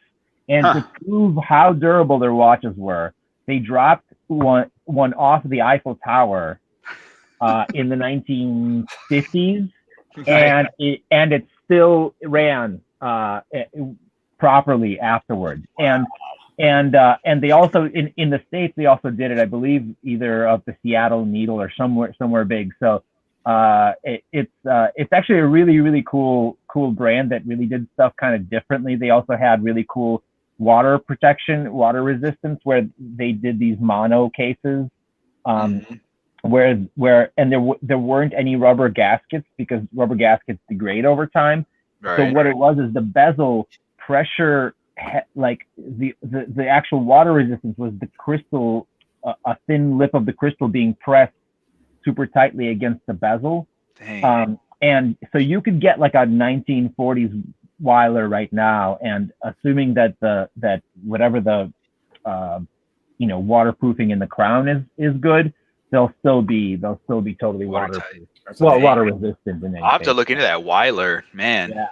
What a flex! Really cool. Drop your watch off the Eiffel Tower and like, right? I mean, like, you're not gonna survive, but the watch will be completely fine. Like, they got me beat, man. I mean, I only put a flamethrower, ran it over my car. Yeah, man. Casio Chronicles. I did not do anything from the Eiffel Tower, man. That's. Oh yeah, but you had the one guy didn't he put it in like a hydraulic press? Yep, that's me. Yeah. No, yeah, but your buddy in the machine shop. What was the pressure that it actually took? Like, what was the maximum pressure that it could? I think he said 5,000 pounds of pressure. Jeez. Wow! And that torch, the Casio F91, $10 watch. It was a 6,000 degree torch, and it was still running for. I mean, a lot longer than I thought it would with that torch piece back. And the watch was melting, and it was still running. I couldn't believe it. Yeah, that's the extreme I had to take for this $10 Casio. That just showed you how tough it was. I was actually surprised. I thought I was going to probably make one video and be out, but I couldn't kill it the first time. So we had to go to a part 2, and then we had to go to a part 3. So we actually eventually made it five-part series. But man, that $10 Casio, man. You should send the links to. You should send all the links to Casio and see if they'll use your stuff for their promotional material. Yeah, I actually already tried that. Great idea, by the way, but they ignored me. Okay, it was a lot of fun, and it's all good. It's all good. I was gonna say, like, now they have all those super cold chiller freezers going around for the vaccines. Maybe you can sneak it into one of the shipments. Oh yeah. Without them knowing, just tape it on the side and like it's fine. Like trying to get the COVID off my watch. Yeah, I think at that temperature you're probably safe from that. I mean, I did deep freeze it. I mean, in my regular freezer, I wouldn't say deep freeze, but I mean it was in a block of ice. Yeah. Threw it in a boiling pot of water. It was still running. I forgot you're from Philly. Yeah, water. Oh man, you picked that up. Good job, man. Yeah, that was the first thing I have. I've got really good friends that live in Philly, and I went to visit them. He's a big man. He loves the city, and that was like the first thing he told me. He goes, just so you know, they got this different accent here. They say water. And that's I just remembered that from that point. You know what's funny? I think you guys have the accent when you say "water." Like, no, that's not how you say it. So it's so funny. It's like a whole about water, you know. Yeah, it's like Canada, the a boot, instead of about. Like we got our little things. I'm Texan, and we always say y'all. And where are you guys live streaming from? Oh yeah, good question. Oh, so I'm in the middle of Ohio. Yeah, and I'm in Iowa City. So we're kind of both in the Midwestern. Very cool. Right on. Nice. So are we going to compare accents with like Jody later on? Oh, yeah. Totally. Looking forward to that. And also Adrian Sales from the United Kingdom. He'll be on. Yeah. So nice. We're trying to go all around the world, man. There we go. That's awesome. There were so many too. Like there were so many channels, so many business owners, companies out there. Like we would love to have brought on and done. But I also felt like if we had chopped everyone down to 30 minutes to squeeze in more, it's just not enough time in my opinion. So like, but we'll do another for sure, and we'll get all the rest that we missed. And this whole thing, like the nature of what you guys do is just so interesting because it really takes some quite a bit of diligence and determination to like constantly create content. you think it's like, I sit down for, a half hour, blah, blah, blah. It's all done and good. Well, that's not the case at all. It takes some serious work. You have to have a passion for what you do, and I know, Dave, I can speak for you as well. We love what we do, and we do what we love. And it actually, the content part is actually pretty easy. It's just having the time to film it, to edit it, to put it out. That's the challenge. But I've got content for the next couple of years, man. We're turning stuff down. Like, I got too much. The editing, that takes time. It like the videos I've done. I mean, like, it takes time. Like 3 hours later, you're like, no, this needs to be this audio. Right. I spent 25 to 30 hours per Casio Chronicle video that I did. I believe you can tell, man. But my typical video doesn't take that long, Yeah. But those ones were like Michael Mann, like Ninja Turtles level. Yeah. I love it. Yeah. It didn't do as well as I thought it would, but it was still fun and something that I'm proud of. But should be. The ones that take me like 5 minutes are the ones that are popular. So it's like, I'm working harder, not smarter. Let's just put it that way. People like what they like. Yeah. No, I agree. Well, I was going to say, because I know we're down to our about 5 minutes before we move on. And thank you so much, JD, Eugene, not just for coming on, taking the time to come onto the channel, but thanks for everything you guys are doing with your project and sharing your story with us. It's amazing. And I know, and thanks Average Joe for, having you guys in mind to come on the live stream. Well, I really appreciate that, and it's kind of neat to show how we all get connected through this little hobby. Yeah, right. Totally. Yeah, absolutely. And I mean, thank you so much for having us, guys. And if we can kind of get more attention out there on the project, on the Traveling Watch project, all the better. I think once again, anyone's not through Instagram, they can shoot an email to JD, and obviously they can email their pictures once they have the watch to him as well. I think you had the email thrown up. It was jdkimple at yahoo.com, correct, JD? Correct. Yep. Yeah. I'm gonna throw it up there one more time, and then I'm actually gonna get in touch with you guys too, because I know you had it in Texas. Version 1.0 was in Texas before, but I'd love to get 2.0 out here and spend some time with it, and it'd be a lot of fun. Absolutely. We get this rebooted. We'll get that out your way. We'll make sure you're in the rotation. Yeah. All right. And heck, if anyone, go ahead. If anyone, I want to watch, man.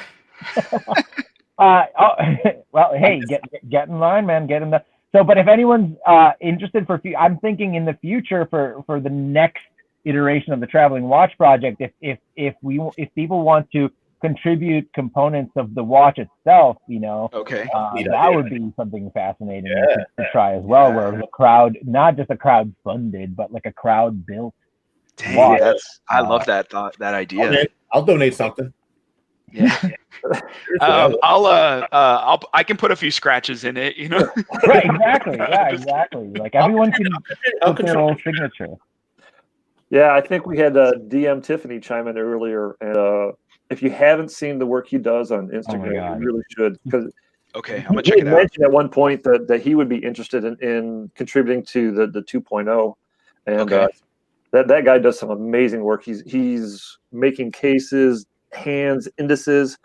He's machining it all by himself. No CNC machines. The guy does some phenomenal work, and I'd love to have him on board too. I actually got to visit him in Phoenix, and we kind of just chatted for a couple of hours. He is just an awesome guy, and he basically got this idea that he was going to build a full workshop in his garage. So he's got machining equipment, lathes. He made equipment to do like the dials, the guilloche. He has all this, and it's all old school. He's no CNC machining. It's like all classic, and he has built a watch completely by hand. And his version 1.0 just came out, and it's already sold to a number of people. And the only thing he did not make himself is the movement. He's using the higher grade ETA the thinner version. It's not the 2824. And then he also is sourcing the straps from a local strap maker in Phoenix, but literally every other component of the watch he has manufactured himself, and so it's profoundly impressive. Yeah, that's awesome, man. Wow, yeah. I would definitely be checking him out and give him a follow, and love it, man. I feel like I only have so much time to consume content, but I'm just as much as I can, I'm all about it. So that is a challenge. Balance. In good balance. Let me throw that out there. Between others, it's really challenging for sure. Yeah. Well, thank you guys very much for having us on. I really appreciate it. The pleasure was all ours. So thank you guys for your time, and wish you the best with the project, and we'll be in touch.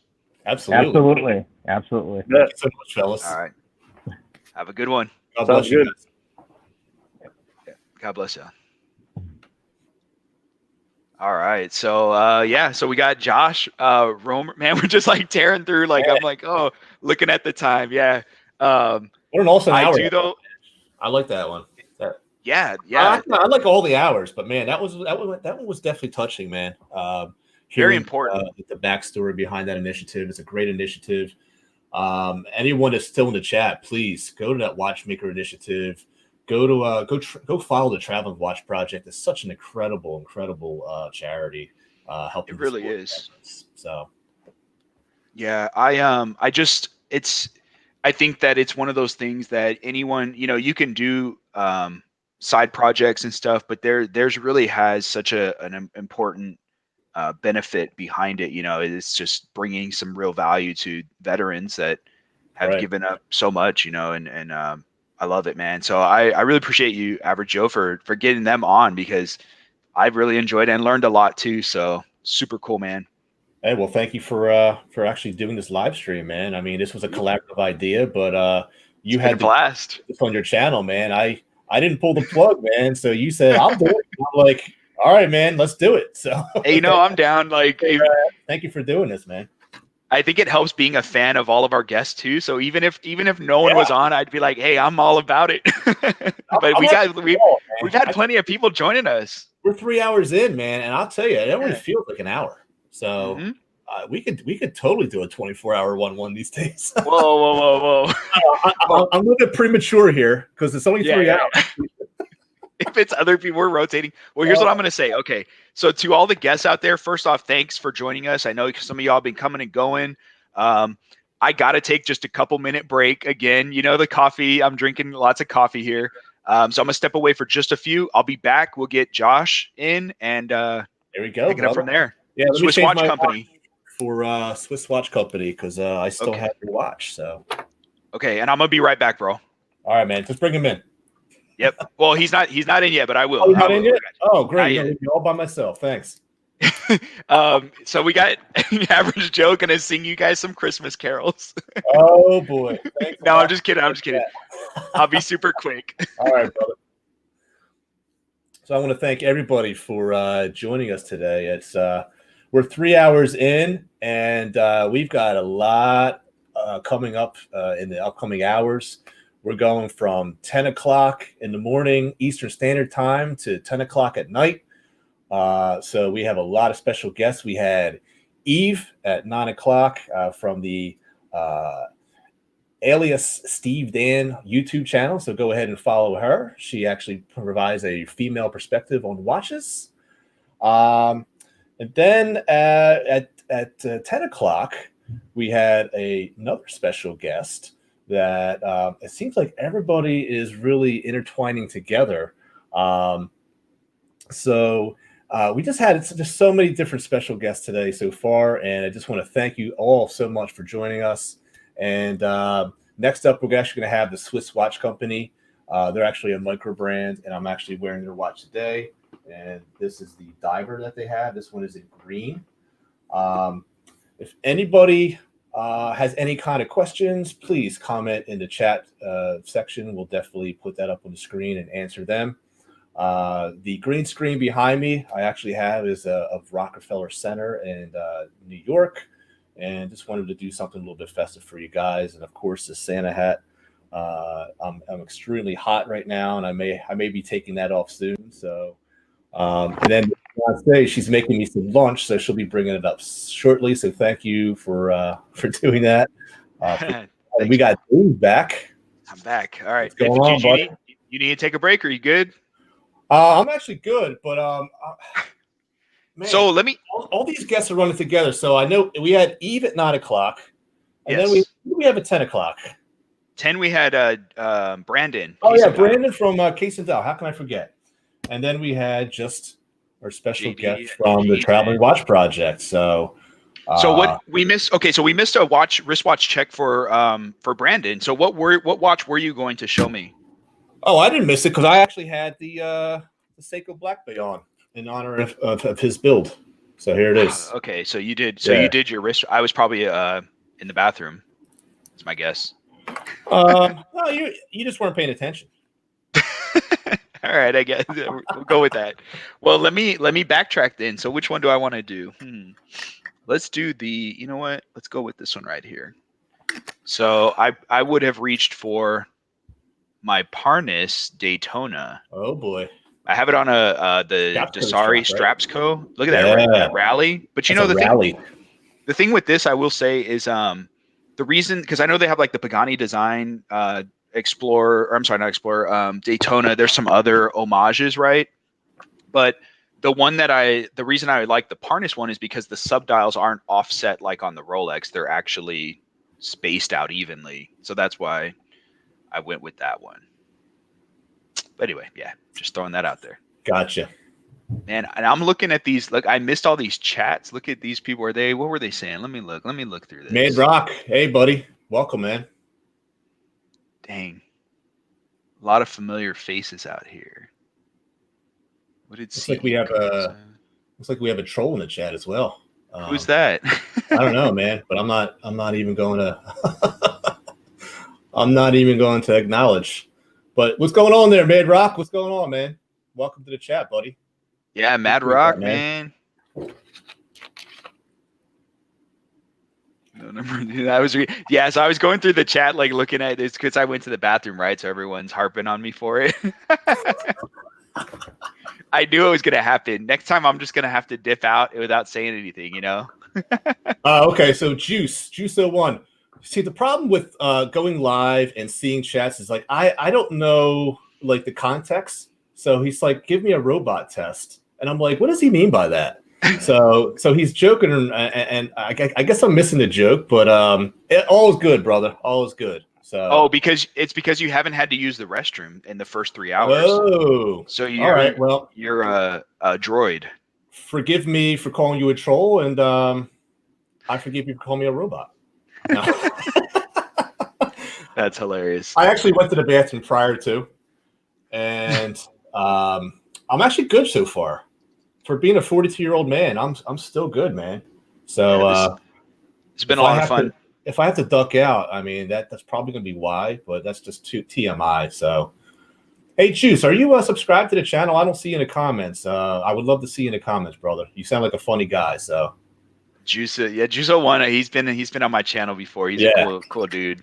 All right, cool, man. Cool. I like how Mad Rock. Okay, so Mad Rock was saying he's super busy, but he wants to definitely see the. Thank you, brother. Thank you. The repost. Yeah, man. I love his work too, and he's got some really interesting videos. I definitely recommend y'all go check him out because he's got some cool stuff on his channel too. I'm wearing a diaper from Buddha. I'm gonna get him when he gets on, man. Wristwatch Weirdo. He's gonna be a special guest of ours. So I'm gonna get you for that comment, man. He's a funny guy, man. He does a lot of. He's coming on later and stuff. Yeah, I guarantee you, he's gonna put my face on probably a meme now, and I'm gonna be wearing a diaper. Thanks a lot, brother. Just don't zoom out. Hang on, we keep the camera up like this, like pointed. Yeah. Oh my gosh, love it. Hey, do you want to? So Josh isn't here yet. Do you want to maybe just shoot him a quick message? Yeah, man. Well, let's get into a topic. I mean, the show has to go on, right? Definitely. So I actually have a good one. And this topic isn't just for you, Average Joe, but also for our commenters and our viewers. So I want to ask, as far as 2021 predictions, and I mean that in the sense of, do you see there being like a specific thing, like let's say larger case size or smaller case size? Because me personally, I kind of feel like things are starting to slim down a little more, or maybe specific homages or anything. Like, is there? So 2021 predictions. What do you got for me? And y'all drop them in the comments too, and we'll put some more out there. Well, let me tell you what I would like to see. I'd like to see this homage trend to kind of slow up a little bit, and I don't mean it in that extreme way. What I mean is like let me put my watches. No. And I'm not trying to say homage. I'm actually trying to. I'm more like talking about replicas, because a lot of people use the terms homage and replica kind of interchangeably. So I want to see a little bit more originality to these homages. And Dave, you do have some original homage pieces. So I'm actually, I'm not talking about those, but I'm talking about like the direct copies. I know what you mean. All they're really doing is taking off. They're putting on their own logo and they're calling it their own. So I want to see less of that, but I have noticed smaller cases, and I'm happy to see that. I'm happy to see the kind of the step back from the whole Invicta 55 millimeter watches, and we're going back down to more traditional sizes. I'm seeing a lot more of the 38 to 42 millimeter now. So I'm hoping that trend continues in the future, but I would like to see more originality. Okay. And I'm also guilty of this. I have a lot of diver watches, and I want to get more into the field watches. So field and pilot watches. So I'm hoping that becomes the trend as well, because I know diver watches have been extremely popular, especially in the homage community. So what do you think, Dave? So, okay. And the comments, you guys are all like throwing out some really good stuff. So I know, just to touch on it, JD was saying smaller case sizes was one, and then yellow dials. I agree. I think we're going to see homaging of the Rolex kind of pastel or the Easter colors that they released, right? I could see that coming up. But I have seen more colorful dials. So yellow, I could totally see that being a thing.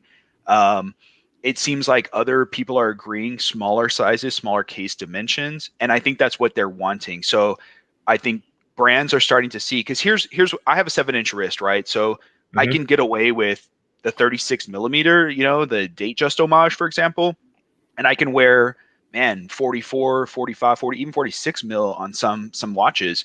Right. But a lot of the guys with smaller or thinner wrist dimensions, they might like an homage or a certain watch, and it's 42, and that's just too big for some guys out there. Case in point with Eve, even, she hasn't owned any other real dive watches because the sizes on them are always so much larger. So I agree. I think smaller case dimensions are coming to are more popular. And I also think that, unfortunately, Joe, I know you're saying you would like to see less homaging. I know you're the opposite. No. Well, here, I just think, regardless of what I like, I think we're going to see it ramp up. I think you're going to see, and some people were throwing out there like military style homages. And case in point, I just did the what was it called? I'm going blank. It was the Blancpain homage that I just did, and that's like a vintage military. So I think we're going to see that kind of become more popular. Well, let me ask you. I'm okay with actual homages. Obviously, I mean, I have a Seiko 55 Fathoms homage, but this is very Seiko. This is not a direct knockoff of the Blancpain. Right. So I'm a fan. I'm a fan of homages, but I'm not a fan of when you're directly replicating something and just putting your own logo on it. That's where I draw the line.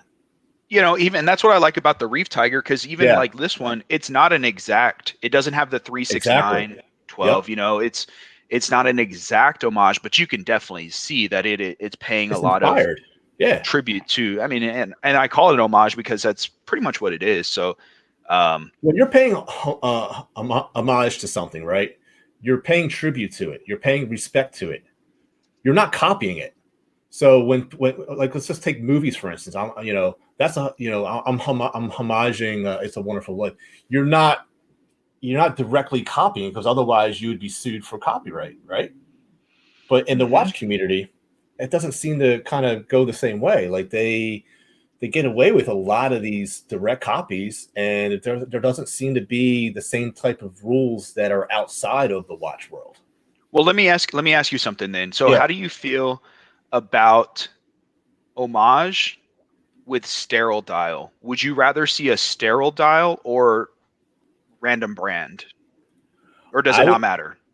I would rather see a random brand, but come up with something original that makes it different than what you're homaging. So get inspiration from, because look, every watch company copies off each other. We all know that. There's only a certain amount of dial configurations and styles that you could possibly come up with. But if you can come up with just something, like for instance, Christopher Ward, they have their logo at the 9 o'clock position. Okay. They're definitely making something a little bit, they're going outside of the box, and they're going against the grain, and they're the disruptor. And a lot of people don't like that, but that's what I like about Christopher Ward, is that they're putting their own original touch onto something, and they're not directly copying from a particular watch, for instance. So to me, if you could put at least 10% originality into a watch and 90% homage it, I'm cool.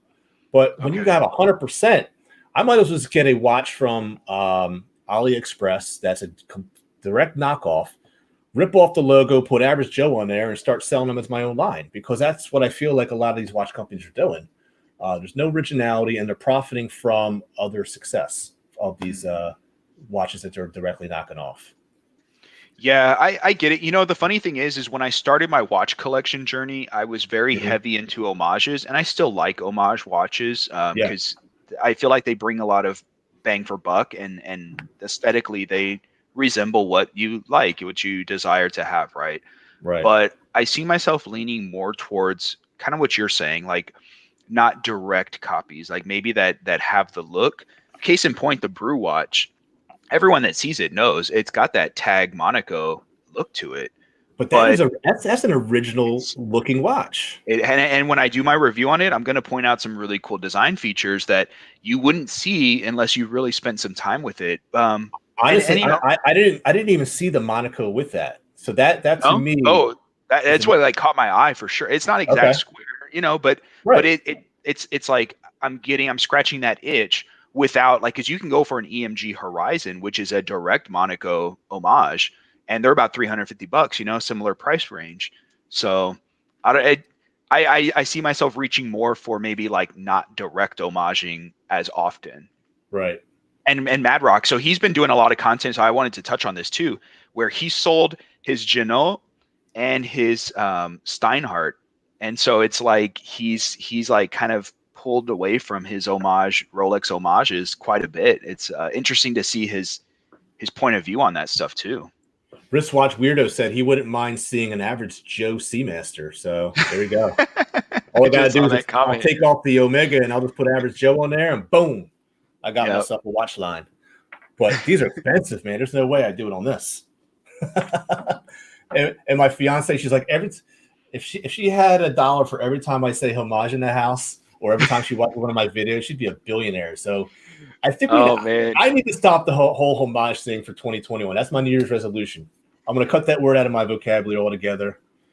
Well, and Josh just got here, so I'm going to bring him in. Thanks, dude. Great talk. Thank you, everyone in the chat, for chiming in. Yes. I always, really good awesome. topic. And we're definitely going to come back to this discussion, but let me get Josh in. All right. Hey, guys. Hey, what's going on? Hey, Josh. Sorry for being late. I was telling my wife that I was like, oh, I'm going to go on a stream today. And I'm actually was just getting ready for our very limited capacity church that we have here. Oh, and she's like, oh, what time is it going to be? And then it dawned on me, like, probably right now. So I shot a message over. So sorry for being late. Hey, man, it's all good. We had a backup plan because we knew, being live, that things happen. So no love lost here, man. Life is life. And also really nice to meet you, because it's always cool to put a face to, a brand, a company. So it's awesome. Hey, thanks for joining us. Yeah, no, thanks for having me. I want to say that the Swiss Watch Company is one of my favorite companies, not only because they produce cool watches. There you go. Not only because they put 20 layers of luminescent that blows my Omega Seamaster away, Yeah. Not because they put 16 layers of AR coating so that it looks like you don't even have a crystal. But let's get beyond the specs. These guys are the most humble gentlemen I have ever met in the watch community. And I mean, for me, I go to restaurants because of customer service, not because of food.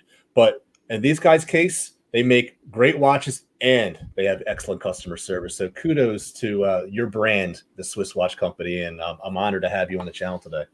Well, thank you very much. It's really great to be here. We love doing stuff like this. The more we can interact with the community, the better. It's the part of our job we enjoy the most, easily, by far. Right. Yeah, it's awesome, man. So I guess, I mean, and I know Average Joe kind of setting this up and getting you here. Like, I guess if you could, for myself and some of the other newer followers, like tell us a little bit just about you, about the company, like take it away. So it started well before I was born. My dad, he's Swiss, grew up in Switzerland. My mom's American. He met her while he was here in the States, and got married. He worked for Swatch Group. We lived in Thailand for a while. I was actually born there in Bangkok. A lot of people don't realize this, and the Swatch Group doesn't necessarily advertise it, but a lot of their work is done overseas in Thailand or China. So we lived there for a while until I was about in kindergarten, around 6 or 7, moved to the States. My dad started Swiss Watch Company. Okay. We started out doing pieces for the armed forces, for the Marine Corps, firefighters here in the States. Did that until for quite a while. We also do manufacturing for other micro brands. Really the only one we mentioned publicly, and the only reason we mention it is because he mentioned us while accepting an award. But my dad, he oversaw all the manufacturing for the Ming 17 series. So we've done work with a lot of really reputable brands and micro brands. And then we started our own piece. We live in the middle of nowhere, Nevada. I'm actually on my front porch right now. Because I wasn't able to get into my office. So there's really not a whole lot around me. We live in the middle of the desert, about an hour north of Vegas. And really quiet. You might hear my rooster crow here in the background Nice. every once in a while. But yeah, that's kind of how we got our start. My dad was mostly just doing manufacturing for other brands until I came on board, and he had the diver for years. He had it and he wanted to bring it to life, but he didn't really know. He's from the background of you advertise in magazines, and not social media is completely foreign to him. And these days that's all there is. So we kind of joined together and brought the diver to market, and the rest is history. Man, I love it. That's such a cool story. So really coming from your dad, so it's like, family business and so cool. And the fact you dealt with like making things for the military, and I had no idea. So I just learned some really cool things. Yeah, there's a lot of Marine Corps SWC watches floating around out there. Okay. A whole lot. So okay. If you search on eBay right now, you'd probably see some pop up. Okay. I'll be looking. But that's actually how I first learned of your brand. I remember there was I think it was an all black diver that had yellow. Oh yeah. Mm-hmm. Yeah. You know what I'm talking? I think it was for the Marines or the Navy. Yeah. I forget which one. I think that was the Marine Corps. We did a few watches for the Navy, and the Army, as well as the Air Force, all the branches. But the Marine Corps was by far the one we did the most of. So yeah, that was a Marine Corps watch. There's a black ceramic chronograph that is floating around out there as well. But a lot of different variants. In fact, the diver, the SWC diver, it's roughly based on one of the more popular designs we had for the Marine Corps and firefighters. So if you were to see that piece, you would see a lot of similarities between that and the diver. Interesting. Okay. So being part of the Swiss Watch Company, is that what's always on your wrists? And I think that's a good segue into what is on your wrist today. Dang. So right now, my son, he actually has it because he grabbed it and liked to do the loom. But it's almost always on my wrist is the Burgundy Sport Watch sample, and it's been with me through everything. In fact, I'll go out of my way to put it on to wear through things that normally you take a watch off for. Okay. But I wore it through my twins being born. Yeah. If we're pouring concrete, if we're doing anything, I put it on because that's the best way to test for customers. Right. Going forward. We want our watches, and coming from a military background, we want our watches to actually be used, because not only does it make it better for customers to enjoy, it makes our lives easier because the best. Yeah, exactly. We want our watches to last. Yes, and we're really strict in quality control. In fact, my brother, Jeremy, he lives over in Switzerland. He's a watchmaker. He assembles all of our pieces personally, so we have full control over just about every aspect, every step of the manufacturing process and quality control. Jeremy just did a really, really cool live stream the other day, and I actually watched, I would have to say, at least 80% of it. And that's impressive because it was a long one. It was a long one. And I learned so much because he showed everyone how you guys assemble a watch. Mm-hmm. And he was actually assembling the watch that I cannot wait to get my hands on, the new Bunker. Yeah, man. That is the most anticipated watch for 2021 in my collection. I'm just telling you right now. So I cannot wait to get my hands on that. But I hope you guys do more of those videos, because the transparency of that video showing how it's done, I mean, wow. Like, I've never seen another watch company do that. So kudos on that idea, man. Yeah. Well, thank you. That cream dial is awesome, but yeah, they've been we've really went in pretty confident with the Bunker, but we've still been absolutely blown away by the response. It's really been incredible. And having Jeremy with the ability to live stream the assembly, as well as yesterday he did a live stream. It wasn't our watch. It was an Atlantic, but he had a really dirty movement, took the whole thing apart, went over piece by piece how to clean it. But having him with the abilities he has, because he's been in Switzerland training for the last 5 or 6 years now. He's lived over there. So wow, having him, it's because as far as watches go, I love watches. I'm a consumer myself. I'm currently in 2 Kickstarter campaigns, 2 microbrand Kickstarter campaigns personally. Okay. So I'm a consumer as well. So my point of view is marketing and being a consumer. His point of view is the mechanical aspect, the movement. My dad handles the manufacturing. So having those aspects that I personally don't understand as well, I wouldn't be able to take a watch apart and fix it like he does or assemble it. I'd be completely out of my depth. So having him is really, really a valuable thing for us. So we like to put him out front as much as we can. Your dad has an impressive background, I must say. He has a very impressive resume. Correct me if I'm wrong, but I know he spent many years working in the quality control of Omega. Mm-hmm.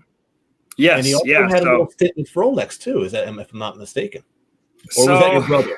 That was Jacob. Okay. Jacob worked for Rolex. He finished for them for I think a little over a year. He worked for them, and he's in the States now. And we're in the process of getting him fully on board to where we can do more stuff in house here in our stateside operations.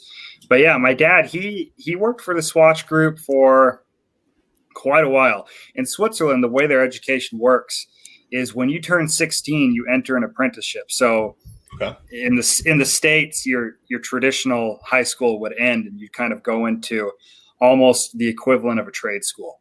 So he started doing that into engineering, watchmaking. So he got started with the Swatch Group really early on in his life, and got into their business, ran quality control for them for a number of years, oversaw the production of literally millions of pieces from Omega, Longines, Rado, all all the brands under the umbrella. So his background is extremely extensive.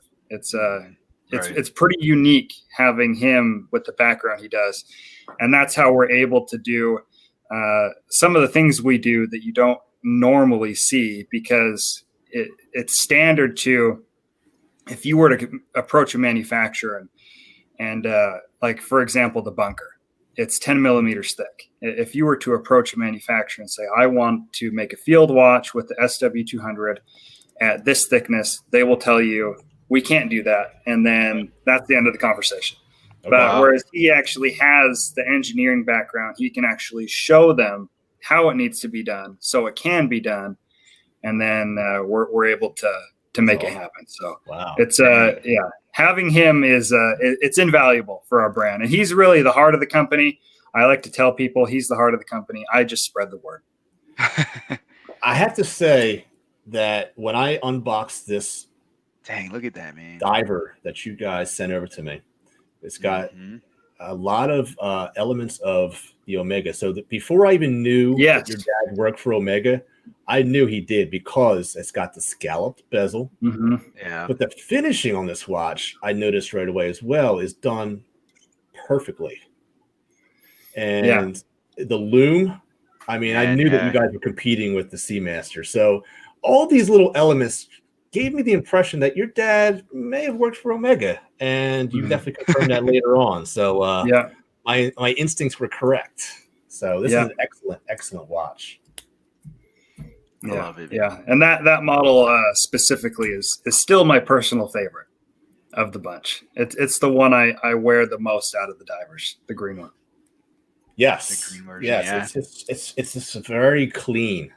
I mean, when I see these watches on Instagram, before I even know who it came from, you guys have a distinct style. You're not copying off anybody. You guys have a distinct style. Yeah, that's our goal. One thing my dad says often is if you want to sell watches, you focus on homages, because regardless, it's kind of a paradox, because regardless, it's often complained about, homages in the watch community, specifically the micro. We're just having this. At the same time, they sell. So it's kind of a paradox. If you make a homage, it's more than likely going to sell. People may complain, but they sell, and it's as simple as that. So I understand why it's done, but as far as making a brand, it goes the opposite direction. So if you want to establish brand, my dad says, if you want to sell watches, make homages. If you want to sell your brand and establish that going forward, you make your own designs.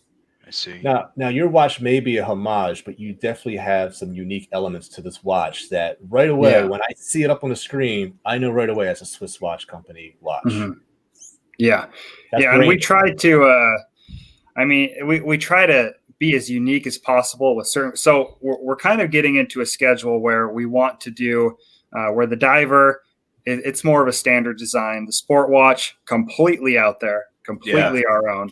And then the bunker, it's a traditional. There's only so much you can do with the field watch design before it stops being a field watch. So we went the traditional route with that. We have a dress watch that's going to be more in line with the sport watch, where it's going to be completely original. And we want to stagger our releases in a way to where we can appeal to everyone, those who are really just fans of our brand, and those who we're trying to get more involved with the brand, who may not be as interested in the more out there pieces like the sport watch, because that one, it's not for everybody, and we're fully aware of that. You know, Josh, what's funny about that though is, like, I know that your bunker is getting a lot of traction and hype built up and in anticipation, but the sport, in my, like, it catches my eye, and I really like that. And the fact you have those colors, and it's kind of funny because especially, right? Yeah. Well, and I was gonna say, before you got on the chat, we were just having this discussion about the kind of where's 2021 headed as far as watches, design, case dimensions, things like that. And colors were one thing that came up, and then a little bit smaller case sizing. But to me, like, the sport auto is, I love the look of it, and it's not, it's a little more out there, but I'd rock it for sure. Yeah. Well, all your watches. I mean, for like any Yeah. of them, but that one kind of I think is a little more. And I was telling Average Joe about this where I was real heavy into homages initially and collecting, and I've kind of gotten into a path of more. I want some more unique design features, where it looks like an Omega, it looks like a Rolex, but it's got different hands and different this and that. So that's kind of where I'm going. But you being in, as a watchmaker and designing these, like, where do you see the trends kind of going into the future as far as case sizes and things like that? That's a great question. So first, I actually, as a watchmaker, and I hope more brands hold this view. I actually love homages because they are to thank for a lot of people getting into the game of watch collecting. Same goes for smartwatches.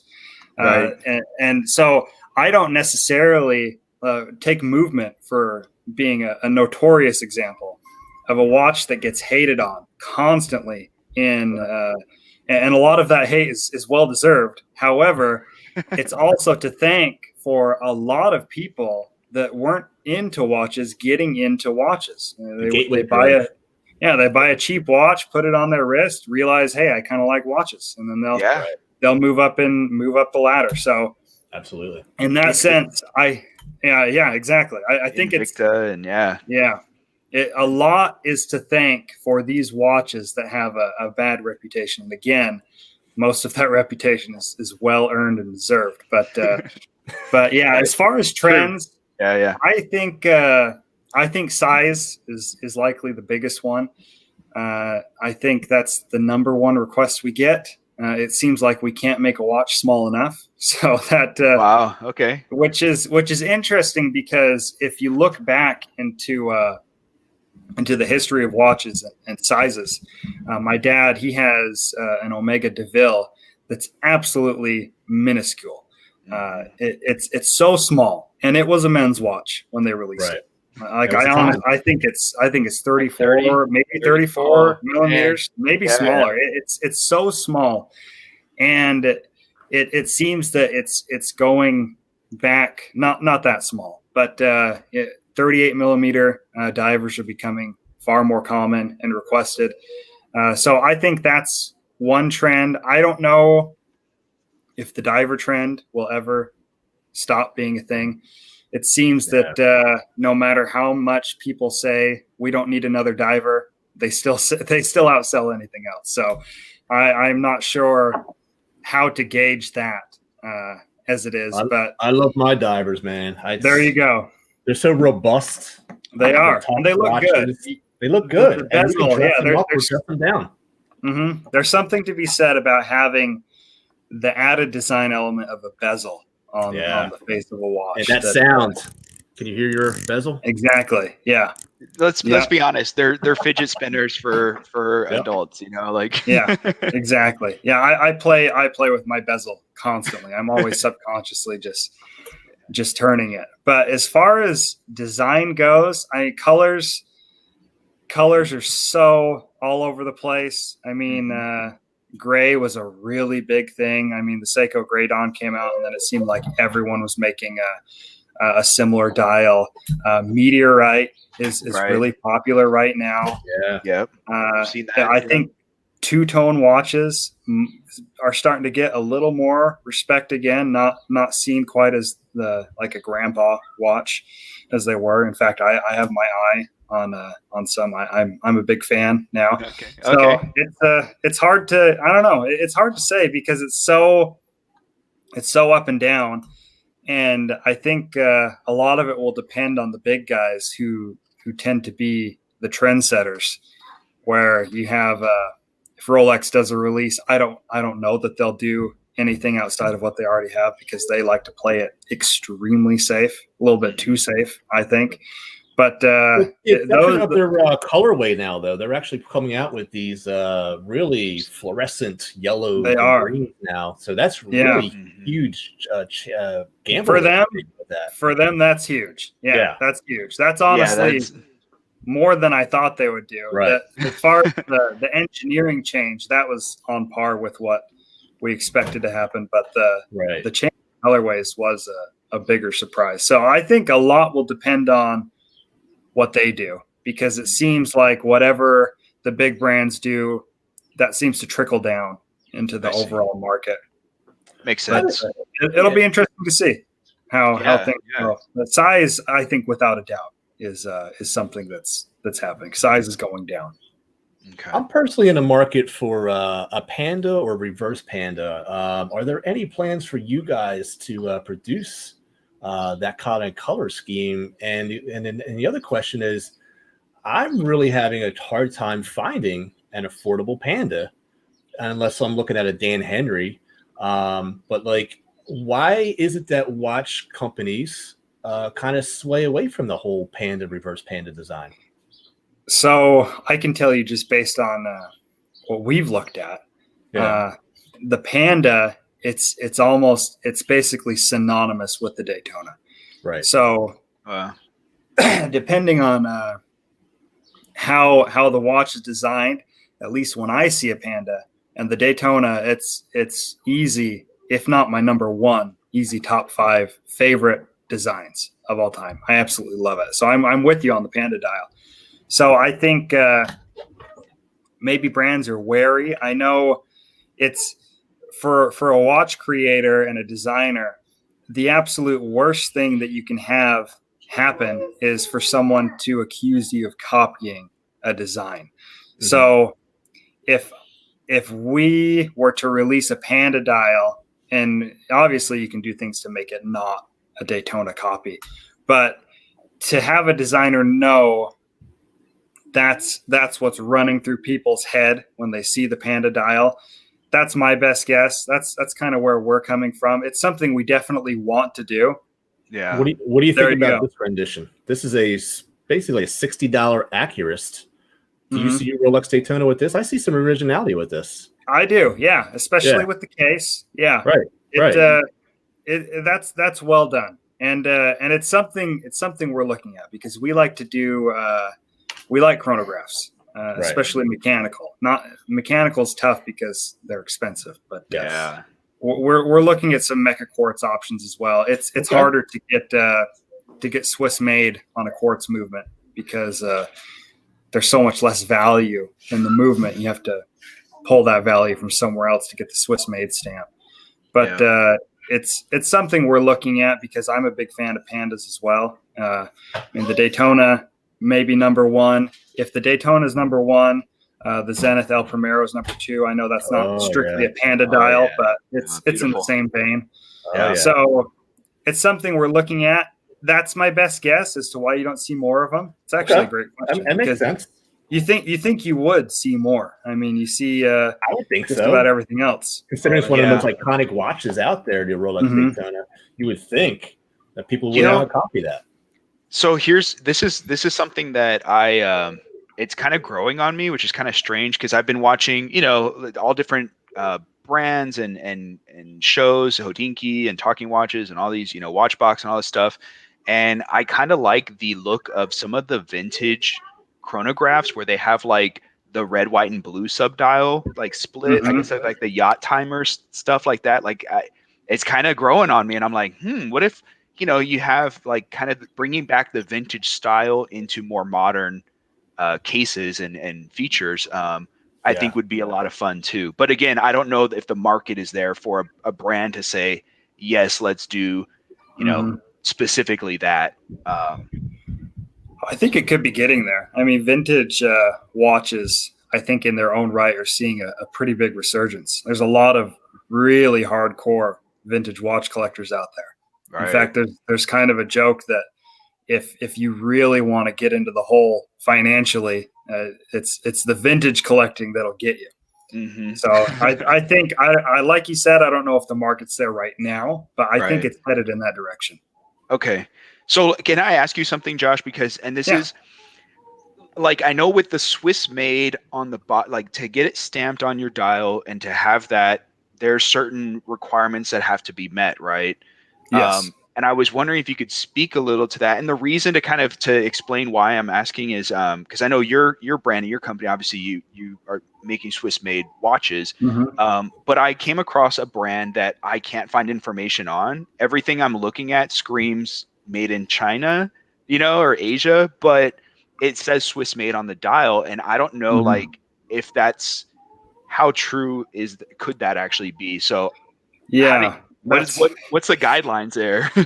So we actually did a video of this on our YouTube channel, and it's interesting because everyone has different opinions on it, and there's good reason for that, because if you wanted to abuse the rule, you could. But essentially, to give a background on us, with our name being Swiss Watch Company, we're a Swiss company. We're trademarked in Switzerland. In fact, we're the only company, watch company trademarked in Switzerland with Swiss in the name. So for us, if we don't meet those requirements, we lose our license in Switzerland. So we have to do it. And essentially the rules that need to be followed are 60% of the watch case, just the case, the bracelet does not count. The value has to be Swiss made. So it has to originate from Switzerland. And the part that people get a little bit antsy on is that the value can be included, R&D and design can be included in that value. I see. So that's an area to where if someone wanted to, it's not to say that everybody does, but if someone wanted to, they could pad that value and take things a little further than they should. And that's where a lot of people kind of get upset at the Swiss made rule. Right. But really, the Swiss Watch Federation, if you put Swiss made on the dial, like let's say, for example, a company like you said, they put Swiss made on the dial. I mean, no one's really stopping them. So it can be done. It can be counterfeit. For a legitimate business to do that, though, like for us to where we're trademarked and licensed in Switzerland, it would not be worth the risk taken. So for Swiss made, the movement has to be Swiss. First of all, there's no getting around that. Even if you do everything else in Switzerland, for example, steel, to my knowledge, I'll have to double check with my dad. There's not any refineries in Switzerland to where you can get Swiss steel. A lot of the steel for Swiss made watches generally either comes from Germany or Japan. In our case, it's Japanese steel. They have the highest quality steel to use in watches. So it's not, but that's the baseline, 60% of the value. So the movement has to be from there. And then on top of that, 60% of the value of the case, just the case. So just the case, the bracelet's not involved, just the watch head has to be Swiss made. And that does include design and R&D. So depending on how liberal a brand wants to be with that, that's where people take exception with the rule and think, oh, all these companies are padding numbers. And I'm sure there are. I mean, if a loophole, if there's a way to abuse a rule, someone's doing it. So it's happening somewhere out there. Yeah. So that's what has me kind of, and thanks for sharing all of that, because I'm clueless. And then I got this watch, and just to kind of go a little more in depth with it, it's like, it has Swiss made. I've never seen the caliber reference, so I don't have a way to check that. And then like the pamphlet it came with is all in, Chinese, Mandarin or whatever. And I'm like, And then like, so I'm kind of like, there's like little translation issues, like little red flags, I guess, to me. And the fact I can't find a lot online is what has me kind of thinking. And I'll show you, it's this one here. It's a I don't know if that's going to show up there, but it's Agilo Ser is the brand.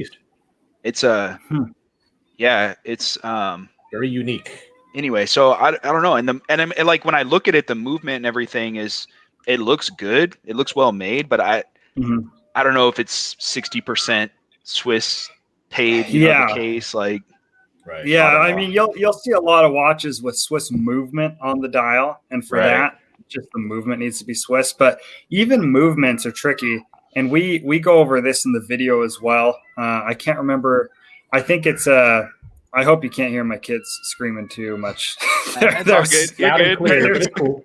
They're singing their hearts out inside. So we go over this as well, but not all movements are 100% Swiss made either. So you have ETA and Sellita. They're based in Switzerland. You have a lot of other countries, a lot of other companies that make movements. STP, for example, I think they have a decent amount of their movements outsourced to China. So there's a lot of that going on as well. And my dad, he's really the expert on this because he deals with it constantly. One of the biggest challenges for him is companies will approach him and they'll want to have Swiss made on the dial. So he is responsible for taking a lot of companies into that level of having Swiss made, and he has to work with the Swiss Watch Federation, or the FH group as he calls it. So if that video will have a lot more information than I can recall off the top of my head, but I do believe that's also like the movement when a watch company gets the movement, and I don't know well enough to mention movement companies off the top of my head, but that movement, as far as you're concerned, is Swiss made, and that goes towards the 60%, but that movement may have been entirely made in another country. So that's also a factor to consider when you're choosing the movements. One thing my dad does mention is you have so Sellita, the SW200 is essentially a direct clone of the ETA 28, and so those movements are essentially the same. You have a lot of other companies doing the exactly same thing, but one thing Sellita has is an incredibly large amount of time to test. So it's not as simple as just taking the schematics, copying the movement, sticking it in a watch, and it's going to run exactly the same as a Sellita or ETA movement. There's something to be said about decades and sometimes close to a century of testing that can't be replicated as simply as just building the same movement. So there's something to be said there as well. Got it. Okay, man, I've learned a lot. Because I just, these are questions that I've always had, but I've never sent an email and like asked, so. Yeah, no, a lot of people, you're not alone. And that's one of the reasons the videos we do on our YouTube channel that have the best response are the watch industry videos, because there's really, it's for some reason, for example, Swatch Group and their operations in Thailand and China. It's not something they're necessarily hiding. You can find it, but they're not showcasing it either. Yeah. So we like to, it's hard to find information on the watch industry. It's a pretty sensitive subject. So we try to share as much as we can just to get people more involved with watches, where they come from, how they're developed. So that's something we're always trying to share on our channel. I just linked your guys' channel too. And so everyone watching, definitely awesome. Go follow him. Sorry, I didn't mean to cut you off, Average Joe. Go ahead. No problem. No. So Josh, we're having Jody from Just One More Watch on later on today. And great. He's one of the biggest YouTube channels in the watch community. Everybody knows his channel. Yeah. Yeah. So my question is, because he's actually starting, he talked about starting his own micro brand on the interview that I did with him in July, and I want to actually touch on with him how far he is in that process. So can you speak to the audience here, and including myself, what would be the first step? What would be your advice to anyone that wants to start their own micro brand company? So this is another video we covered a topic on. The first thing I think would be to get a design you like, and that's I don't know if that would even be the hardest part. Right. And then start working on getting samples done, and that's where things get very tricky. Okay. And my dad mentions this in depth in the video. One of the reasons my dad does work for so many micro brands and out and handling their manufacturing is when it comes to manufacturing watches and getting samples done. If you're just to search a company, like I want to have watch samples made, the ones that reach out to you and the ones that you're going to find when you're searching aren't necessarily the ones you want to use. The best ones are the ones that they're not the ones that show up at the watch shows in Hong Kong. Right. They're not the ones that are sending you 20 emails a day, filling up your inbox. I'm sure you guys as YouTubers get emails as well from companies saying you want to make your own watch. Those are the brands you want to. Those are the companies you want to stay away from. So gotcha. It's really hard to find, and a lot of the manufacturers, if you don't already have a relationship with them, they simply won't work with you because they don't need to. So that's probably the hardest part. The next step would be, if you can find a good manufacturer to have samples made, is communicating exactly how you want the samples made. So tech drawings have to be incredibly accurate. Communication's a huge factor, and that's another thing my dad does constantly. That's is communicating those engineering aspects, because if it's not clear, it's not like if you send a schematic over and say, I want this watch done. If there's a question in how they're going to have something done, it's not like they'll stop everything and reach out to you and say, hey, just to double check, like, is this what you want? They're just going to do it. It's just going to get done. And that's clear for anyone who's followed Kickstarter campaigns or watch development. It's clear that happens, because very often you'll get brands saying, hey, this came out this way. This isn't how we wanted it. We're going to have to send things back and have it redone. That's something, I mean, we've experienced it too. It happens to everybody. So it's that part of the aspect is incredibly difficult. And I think that is why most micro brands don't make it into that next portion, because it's not as easy as just saying, I have this design, I want it done, make this watch, and then it gets made. It's not that easy. It's incredibly difficult. And that's another reason you see so many off-the-shelf watches made, because those are done. You get what you see. So to create something, it's very difficult. You're dealing with a lot of very small parts, very intricate parts, something that's going to be worn on the wrist and needs to hold up to everyday use. That's the most difficult part. And then after that, marketing, of course, that part's more nuanced, because really, even if you have a subpar product, you can sell just about anything with marketing. So that's why you see these other brands with watches that aren't necessarily what most would say are good watches, selling loads of pieces, regardless of what their reputation is on social media, because marketing plays such a big factor in that. But one thing that you can't cheat yourself on is the manufacturing process. So that's the hardest thing to do. And if you don't have experience in that area, a lot of things can go wrong and a lot of money can be lost. Cool. Yeah. Thank so, you. and I know we're getting down to our few minutes, but because it seems like the cheaper micro brands, like, and I've seen this happen where it's like they're almost pulling from a catalog in Asia. Okay, I want this case, I want this dial, I want these hands, and here's my watch, and I'm charging $300. Whereas in, like what you're saying, building from the ground up, those tolerances, like all the designing, the R&D, the getting it right, so you're almost like, that's going to obviously make the price higher, on the micro brands. Yes. Hey, baby Madison. So it sounds like, that's part of the difference, I guess, between a $600 watch and a $200 watch. Yes. Yeah. And that's something that's very hard to communicate to people, because a lot of people, you see something on paper and you think this should cost this, or, oh, well, I can get this watch for this much. The comments are always there. That's something that's hard to communicate, because you do have catalog watches that they're made. You don't have to pay money for tooling. When you're doing your own design, every single piece you have made custom, you have to pay tooling for. It's not like they can just have it made. Those costs add up.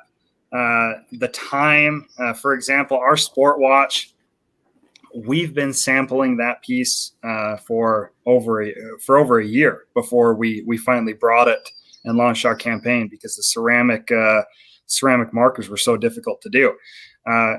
When you have an off-the-shelf watch, all that's already done.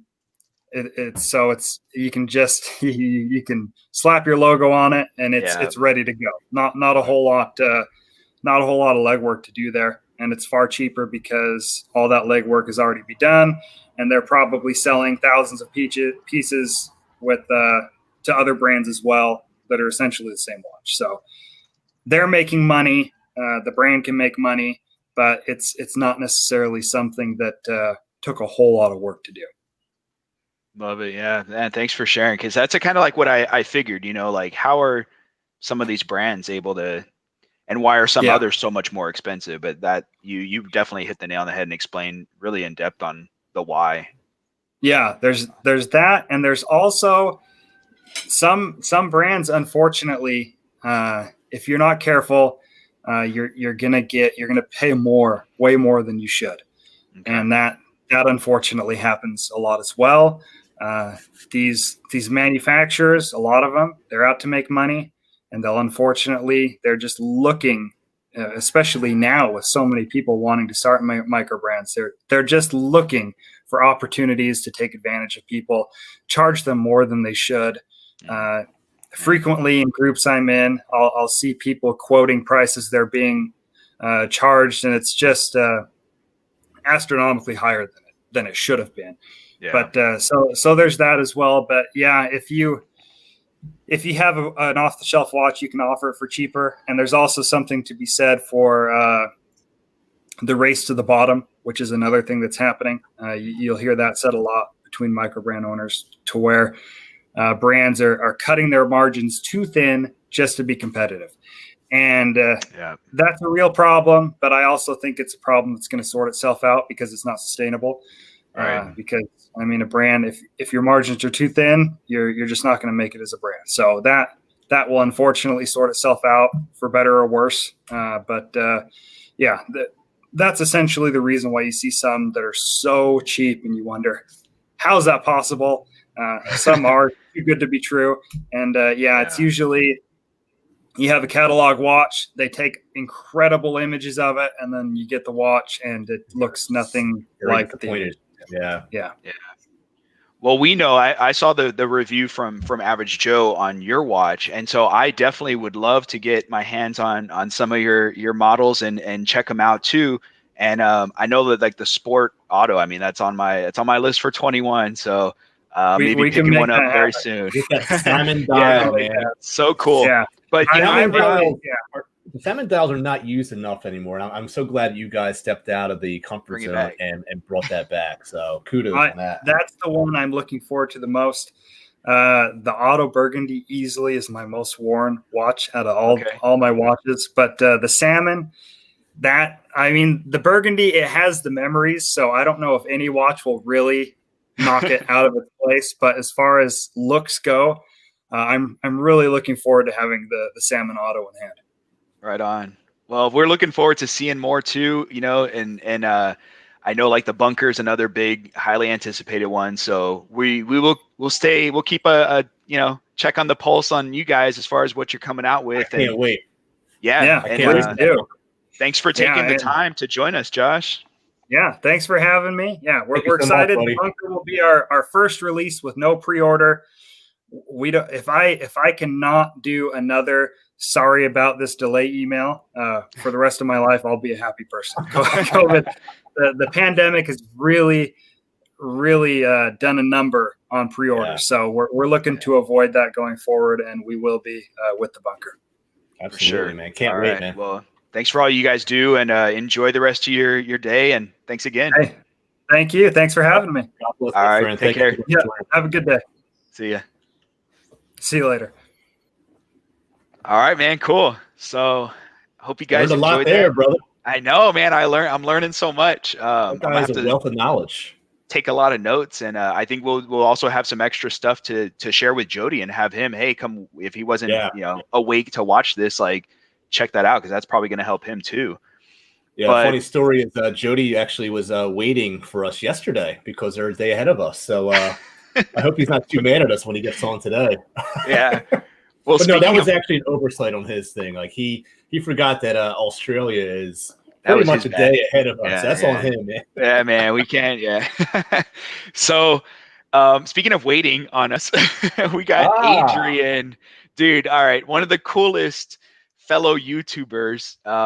He's got his own channel, Somewhere in Time, and we're gonna bring him in right now, and let's just dive right into it. All right, guys. This is an honor right here, man. All right, here we go. Adrian. Oh, what's up, buddy? Hey guys, how you doing? Hey there. What time is it over there in the UK? It is just gone 7 o'clock in the evening. 7 o'clock. All right. Dave, I have to say, this is actually a true friend of mine. I met him on Instagram. He's been a absolute unbelievable supporter of the channel. He's made a cameo in the Casio Chronicles. He's wearing my shirt today. I mean, talk about support. And he sent over this watch, this Hey, look at you guys. He's wearing the one that I sent over. But man, what a true friend this guy is. I mean, he is just one of the most kindest, most thoughtful guys. You know what? I really need to make a point to visit this guy. Adrian is just unbelievable. And he's also behind the new theme song of Average Joe Watch Reviews that's going to be coming out in 2021. He was so kind to do that. I just cannot thank this guy enough for all the support that he's given. So I am absolutely 100%. There we go, Jody. I think I'm most excited to see him. Oh my gosh! So than almost anybody else. And no offense to anybody else, but the old guy is in the building. Live. I have not talked to you live yet, buddy. So this is an honor, man. And you know what? This is the first. I am going to actually, I'm going to pull up your channel and link it in the description. So Adrian has been building his own YouTube channel. He does a lot of good reviews on all different types of watches, fitting all different budgets. So, and I love your work, Adrian, and your spirit that you have on your channel. And it's Average Joe's fault. All his fault. Where is there? This guy. So I'm going to put Adrian, he put out a video or two on his YouTube channel, and you were at, I think you had, maybe 10 subscribers at the time? Yeah. And I reached out to you and I said, man, you need to keep going. You have a very, very good knowledge of watches. You have a very good way of reviewing. You're very thorough. And I said, you're much better than I am. So there's no reason why you cannot be doing this. So now you're at what? You're over 200. He's over 300. Over 300 now. Yeah, just gone over 300. Turned over yesterday. Congrats, my friend. 300 the other day, man. Yeah, 300 went over yesterday. Love it. You're on fire. And I hope people in the chats right now subscribe to Adrian because this guy is well deserving. He's got an amazing channel and he's also an amazing guy. So please show him support. Absolutely. Get him to 500 right now within the next hour. Please. I only wish tonight. I gotta say though, my favorite video to date so far, Adrian, is after you saw my little interaction with Wellesley's, talking watches and drinking beer. The one of you and your son getting together and sharing a beer. Awesome, man. So it was like I was like, whoa, I inspired someone to do like an awesome, it was just a cool video. So it was your video that got me to do that. And it's awesome, man. We're I love it. kind of planning another one at Christmas. Okay, right on. I'm looking forward to it already. I don't know if it'll be outside though, because it rains in England all the time. Hey, we can always use a change of scenery. So Adrian is actually behind the reason why I own these calipers now. Oh yes. Oh yeah. I did a 1,000 subscriber giveaway, and I had like a tribute, and Adrian was part of my tribute, and I had no idea what he was going to say. So when he sent me the video, he said something about me using these metal calipers that I was using on these watches, and he's like, do me a favor and get yourself a pair of these. And the fact of you going around the watch with those metal calipers makes me shudder. Yeah. Help me help that you. was the funniest thing, man. Love it. Yeah. I always cringe when I see the metal calipers, and I'm like, no. Yeah. They've been retired. They've been retired because of Adrian. So thank you for saving the watch. That's back in the toolbox. That's our watch elder here looking out for us. Yeah, he was, man. Love it. Awesome, man. Well, Why it looks like you're getting a lot of love too. Yeah. You know what? Everybody loves Adrian.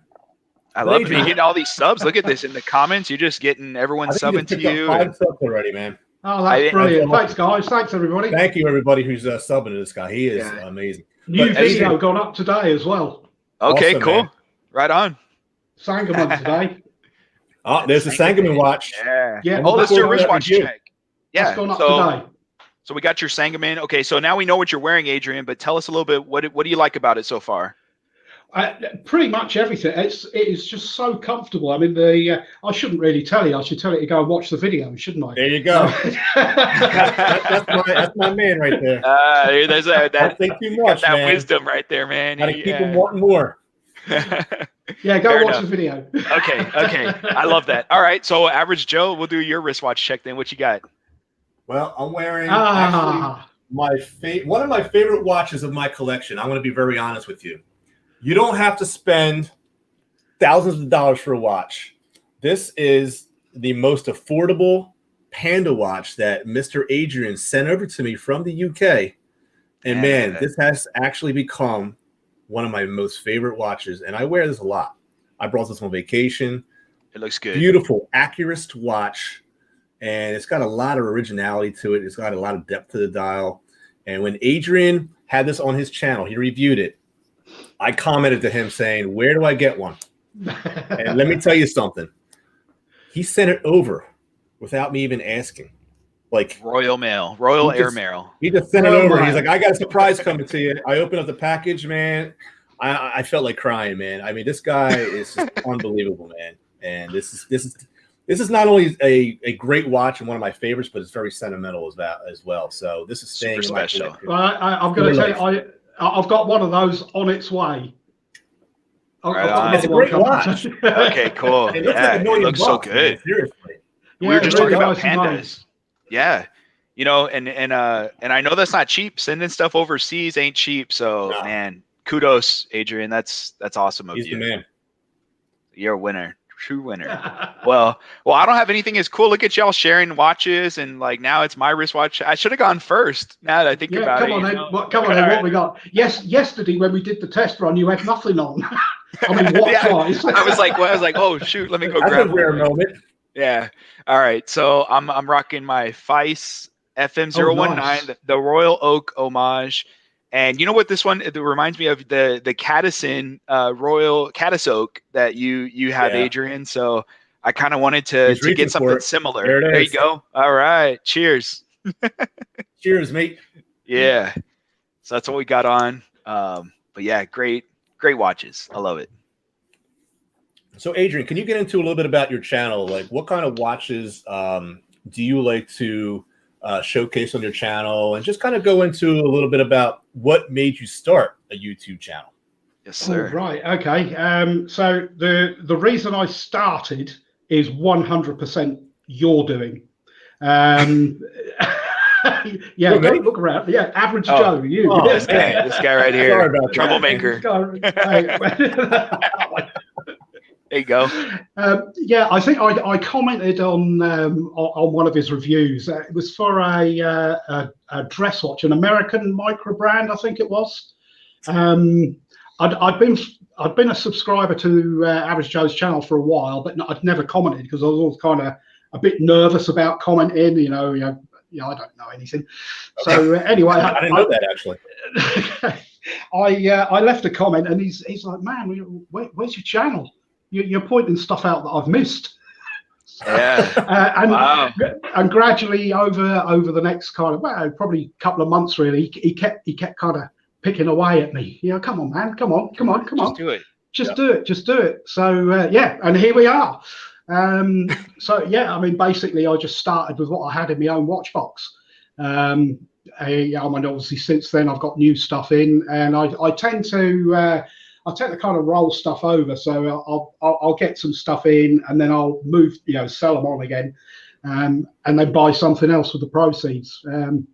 But as far as I prefer to kind of keep it more affordable. It also depends on what I've got in the bank at the time. Sure. But absolutely. I mean, obviously, if I could afford a more expensive piece to review, I would probably go for it. But I mean, anything that's affordable. I love Seiko. there's actually I've already done a unboxing video for the one I got the other day, the one that was on Instagram, the baby monster. So cool, man. Beautiful piece, man. Congrats on that. Yeah, I love that. Yeah, thank you. Really hard to get hold of as well. Yeah. Which I just linked your Instagram in the chat too. So, you know, people should definitely, they want to see some pics and what you got coming down the pipes, they can follow you there. So absolutely, yeah, excellent. Yeah, so I mean, like I said, I love Seikos. I've done a video on kind of like a 4-watch vintage collection as well. You know, what you can get for less than £100, which would be $125 to you guys, I suppose. Yeah, I was like, did you say squids? What are we? Squids, yeah. I'm hungry again. No, I got you. All right, cool. So yeah, I like to try and kind of keep it a bit varied, so that I mean I don't want to fall into the trap where there's nothing against other YouTube channels that are doing it, but they specialize in like Chinese homages, and they just sort of bang one after the other after the other after the other. And I find that as cool as some of them are, it just gets a bit repetitive. So I like to kind of mix it up a bit if I can, although there's a lot of dive watches, I will admit that. Heavy dive influence, yeah. Yeah, heavy dive. We love our dive watches, man. Well, if I can't, okay, so I wanted to, because you're our first UK guest on here, so I wanted to say or ask, like, how does it work? Because Average Joe and I, like, we're here in the States, like, we have Amazon, we have crazy customs weights and all sorts of just weird things that happen from stuff from China directly, you know, overseas. But what about for you in the UK? Like, is it easier to get those AliExpress watches, or do you buy from other vendors? Like, how does that work? Well, you can get them from UK vendors, but obviously you're going to pay a premium on them. And I'm not going to pay £30 more for a Chinese homage just to get it in 3 days. So now if I order from AliExpress, the last time I ordered was actually that Caddison. I think that was about 10 days, 10 days delivery. That's not bad, yeah. But I have early on in the channel, I did Pagani design, and that took nearly a month to arrive. Dang, dang, okay. But I think it depends on where you order from. If you order from the official site, you're more likely to get it in kind of 10 to 14 days. If you order from one of the other sellers, you know, basically you might be able to get it like $5 cheaper. You know, so but you know, you're going to wait for your postage. Okay, yeah. So that sounds like it can vary. But you might have some weights that are up to a month like us, because man, I get some watches, and that's why I hate to miss out on some, but it's like coming from China or, you know, other countries, it can really take 3-4 weeks, and I'm like, you know, not that I don't want it, it's just I don't want to. I guess I'm impatient, and it just, you know. Yeah, I'm the same, but yeah, I think what you have to do is if you're going to get anything like that, you have to kind of order it and forget about it. Yeah. And then. Yeah, what makes me hesitate about getting things on AliExpress is if I get something that I don't know is broken or I don't like, I don't want to return it. I mean, I bet you it's going to cost me an arm and a leg to return it. It's going to. There's very little point returning them. If I do. Right. This is an issue, and I'm kind of spoiling it here, but there's a video I have coming up. I haven't done it yet, but it is literally like I got a Benyar watch. I don't want to say which one, so I won't spoil it. But I bought it from Amazon, so I paid a little bit more than if I had ordered it on Ali, you know. And it arrived DOA, movement stopped working, and I'm like, dang it. And so I was able to from Amazon. But the cool thing is, being with Prime, is I turned around, did a request for a replacement. I have until February 1st to send the broken one back, but they already 2 days later I had the replacement here. So it was kind of like the turnaround. But if it had been through AliExpress, can you imagine? Like, okay, now I got to ship this back, pay to ship it, see if they get it, what they want to do about it, and then maybe send me the replacement for another month wait. Like, it's just terrible. I mean, either they'll send you a replacement, or sometimes I know they offer like a part refund as well, which might mean that you might not have to send it back. Okay. So yeah, they might offer you like 50%. You keep the watch and you just get half your money back. I see. I'm not really sure how it's, but I don't know what I've bought. 2. I've only bought 2 from AliExpress. Sorry, 3. Okay, I see. AliExpress. Yeah. Interesting. It's not something that I intend to make a habit of. I see. Gotcha. Yeah, every now and again, I might sort of dip into the AliExpress whirlpool and see what they've got. But I must admit, I'm not a massive fan, particularly like that Pagani. You know, I mean, I got some hate on the video for that because I trashed the bracelet. Like, what do you want for $100 bracelet or 100 or 80 quid bracelet, right? Yeah, I want it to work. I paid 80 squids for this thing, man. It should be quality.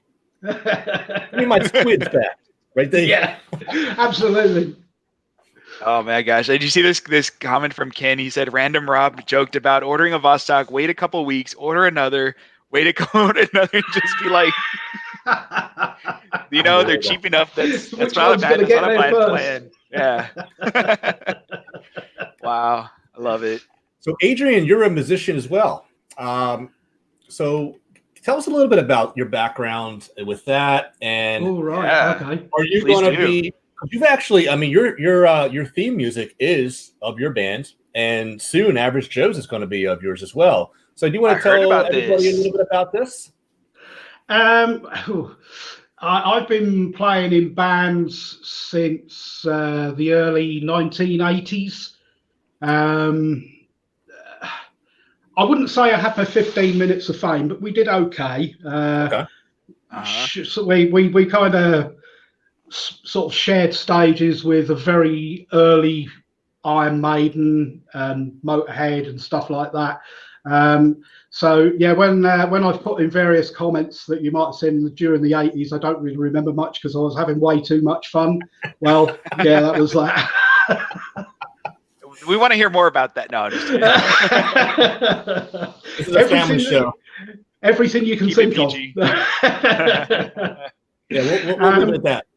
So yeah, I mean, I was in bands then for probably until the mid 90s, and then I pretty much stopped for probably about 5 years, and then I got into a covers band, a Def Leppard tribute band, actually. Oh, cool. So, and then that kind of rolled on for a couple of years. Then I met Nikita, and she's a singer, as Average Joe knows. Had a band kind of centered around that, but these days I'm in a punk rock band. Oh, I love it. Yes. So cool, man. 60-year-old punk. never too old, that's for sure. That's how old you are?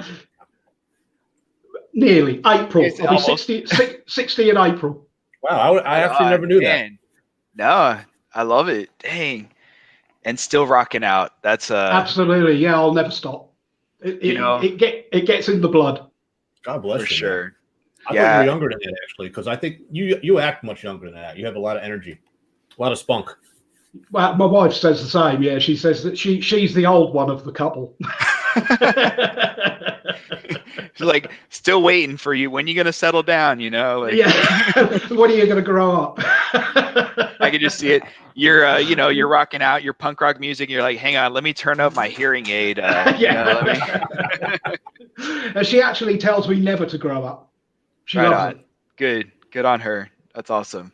Anyone in the chats, please subscribe to my good friend here, Somewhere in Time. His YouTube channel makes incredible content. True friend of both mine and Dave's. Absolutely. Thank you, guys. Please get this guy to 500 by the end of the hour. That would be awesome.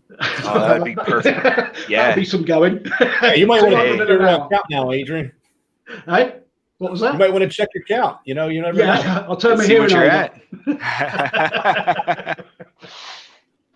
Well, let me ask. Okay, so I'm kind of curious because I know with with all of us on YouTube, like with channels, like budget is definitely a major factor and concern, right? Like there's a reason we're not out there buying luxury watches every week. But do you have any on like in the works that you have your eye on coming up in the next couple months or for 21?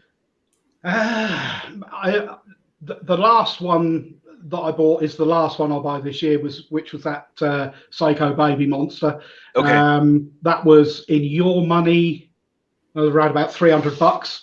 Wow. Okay. Yeah. So I'm not going to spend any more this year. Coming up for 21, I haven't actually really planned anything. I would like to think. I mean, I did have plans in 2020 to get a Black Bay. It's actually the same one that the average Joe wants.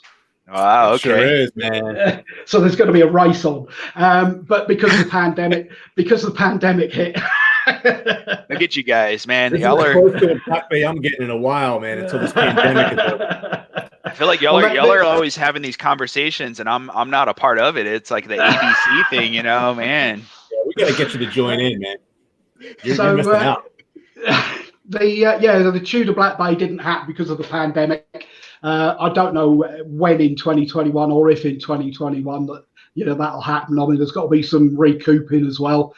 I've just had a month off work with this stupid legs thing, so I've got to watch the pennies. So I'm not going to be spending vast amounts of money. So I'll stick with the smaller stuff.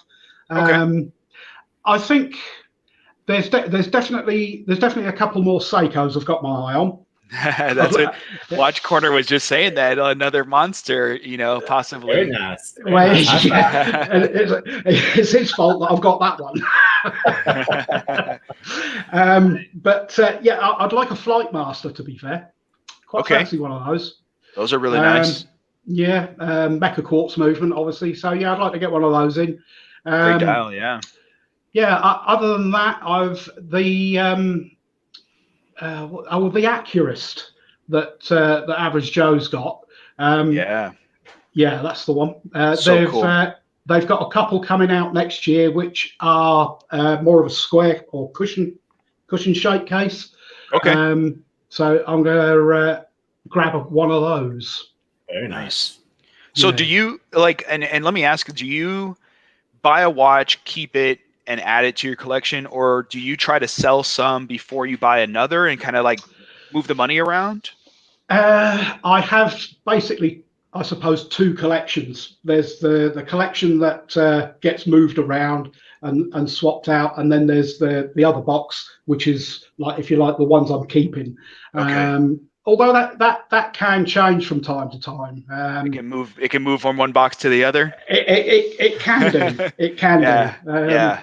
But yeah, I mean, I think I've probably got about 8 that I need to move on at the moment. Right.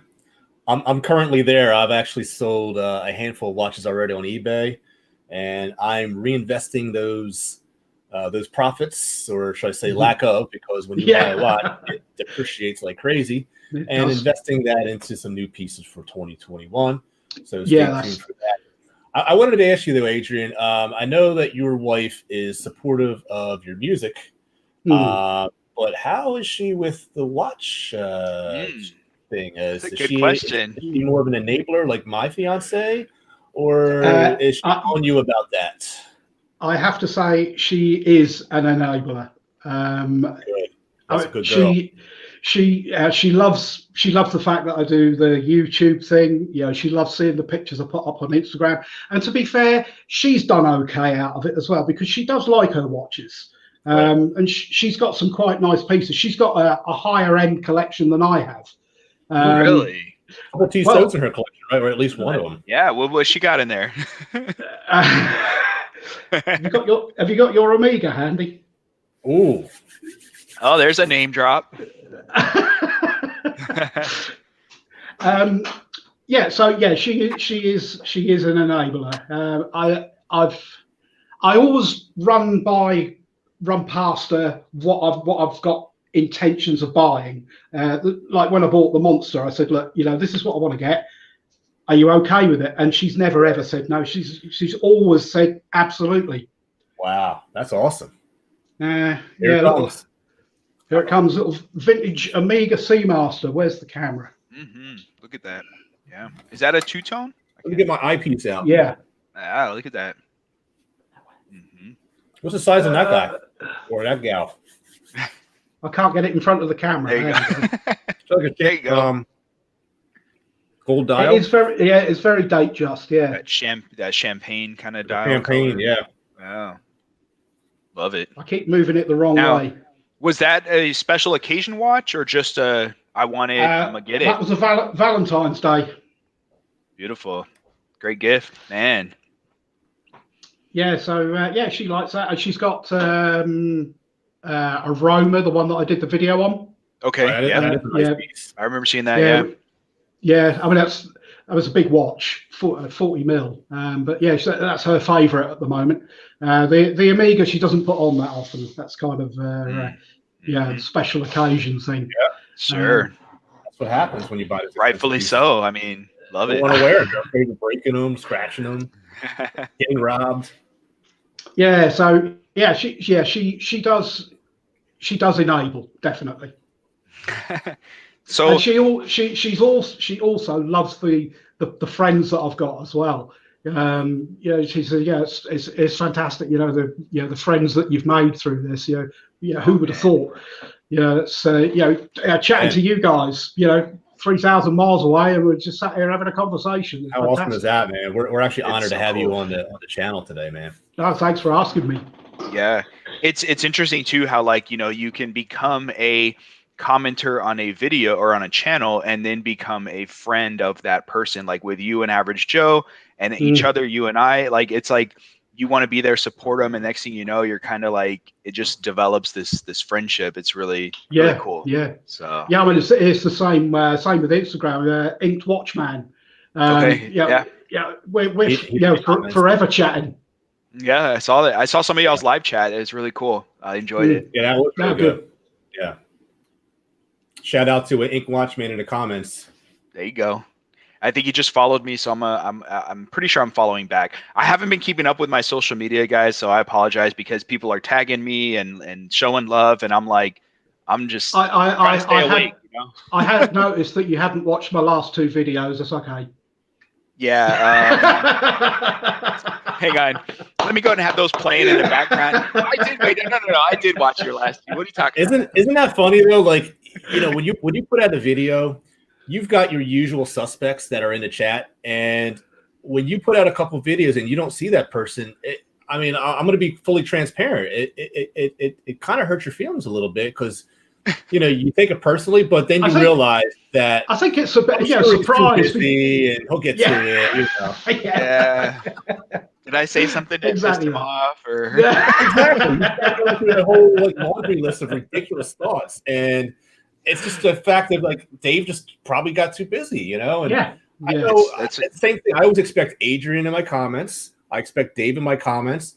And you know what? I've been I have to admit, I've been a little bit of impatient, and I'm like, hey Dave, here's the link to my channel. You want to comment here, or are you mad at me, buddy? Is everything all right? Yeah. You sit there like this, don't you? Yeah. Hey you man, haven't commented yet. You're not my video. New phone, who dis? No, just kidding. It's definitely one of those things that and I've said this with other live streams and podcasts and stuff. It's like, I will always give the watch time, give the thumbs up, but I can't always comment. It's just, sometimes, but when I'm at work, I can have stuff playing and I can watch it, but may not be able to be there typing away. So it just depends, but anything, man, any interaction, any kudos, I'm always thankful for, and you guys know I'm always gonna have y'all's back. Yeah, I mean the minimum I give if I haven't got time to watch something, it's always a thumbs up. Yeah, at least that. Yeah, always drop by. Yeah, absolutely. Yeah. What's funny about Dave is if he doesn't have time to comment, he'll be like, I just chimed in. I'm first. I'm still watching your video. So because I'm busy. I'm like, hey, I'm here. Hey man, I'm here. Just so you know. And I appreciate that. We know you're there. We know that. Yeah. That's right, man. Shoot, I I got y'all on 3 different VPNs, you know, getting you watch time, and dang, man. No, just kidding. Well, I tagged Ken's comment here where he's talking about how his wife talked him into his Omega watch, which I'm kind of like, man, I think my wife would probably be trying to talk me out of it. So it's kind of funny that we have different enabling, you know, levels, I guess, within our spouses or partners. So my fiance is an enabler. I see that, man. Beautiful piece. She helped to fund this watch because originally she bought me the Speedmaster Triple Date. Okay. And I traded the Triple Date. Your first video. Yeah, it was my first YouTube video. The whole shaky, one hand on the camera, one hand on the watch, and I'm outside and you hear the birds chirping, and it's just an absolutely horrible video. I traded that watch in plus $1,000 to get my Grail piece, and I love this thing. This is the Planet Ocean, the orange bezel. This is the Michael Phelps, Olympic watch that I saw in a store one day, and I saw the price tag. I'm like, there is no way I will ever be able to afford that watch. And of course, like, I don't know, 10 years later, of course you can afford it. I mean, it went down a little bit in price, but I've just been blessed, in my career, but I was also blessed with depreciation. So I have it now. I actually, as far as my wife being an enabler, she actually bought me my first ever Swiss watch. Really? Mm-hmm. And what was that, my friend? Let's see it. I can't see it. Hang on. What is this? Tissot. Oh, your Tissot, man. Yeah. What size is that? 42 mil. Okay, that's a good size. I like it. Yeah. It's a chronograph? Yeah, chronograph. Yeah, quartz chronograph. A lot going on. Yeah, I remember when she was trying to get it for me, and she worked about an extra week in a month to pay for it, just to get it for me. So she definitely she's into the hobby. How sweet, man! Very good. Love that. Adrian, I'm representing today. There you go, buddy. This is for you. You and me both. I've got no stars and stripes on, but there we are. We'll go average Joe watch reviews. Hey, man, I appreciate that, brother. I did an unboxing yesterday. It was not a watch unboxing, but I'm sure I think you were in the chats. It was with the Mad Watch Collector, and we actually traded goodies. And yes, it was you a did. lot of fun. You guys have a lot of cool snacks, but I have to admit, you have a lot of like sugary stuff. Like there is a lot. One of the packages had the taffy, and you dip the taffy in sugar, and I could not believe how much. I mean, I was so high that day, man. Yesterday, all the sugary snacks that you guys have. I don't know, man. I don't know how you do it. I'll have to send some over to Dave. Holy, yeah, thank you, man. Hey, man. Package. Let's do one. That'd be cool. Yeah, you send me your address. I'll do a box for you. Oh, you already have my address, buddy. I know that. Oh, yeah. Well, you've got a package on the way. Thank you, man. And that was a surprise too. I had no idea, man. You're unbelievable. I'm gonna have to do a care package, but like I want to do a specific, like a Texas care package, stuff you can only get. that would be cool. In the Lone Star State. I might even sneak some beers. You know, of course there's no alcohol in here, and ship it out. You know, so we'll. Hey, Dave, I think you're all right with up to 14%.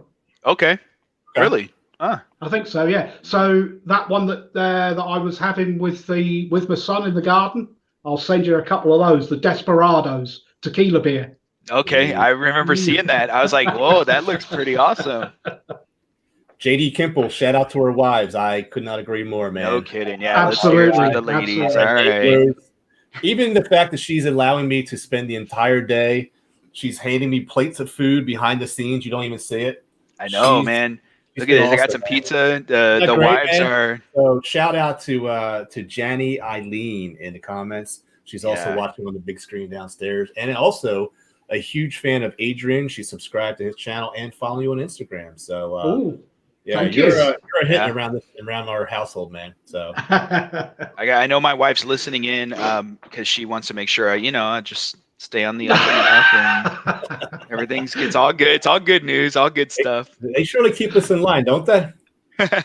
Well, you know what? I will say this, because y'all were doing your your sentimental watches and stuff. So this was my 5-year anniversary gift, and it's also Swiss made, but that is my Frederic Constant Classics Index. That's one of my favorite collection, brother. This watch right here makes me want to go out to more formal events. Like maybe it makes me want to wear a suit just to go get like, I don't know, like an oil change on the car, so I have an excuse to wear like, like whatever, But that is a very cool piece. The other one thing that actually I was going to say to you, David, it's how does your search process work? Because every time that you put something up on your channel, it's like, why haven't I seen this before? Where does this come from? Absolutely, he does find those watches that they're not popular.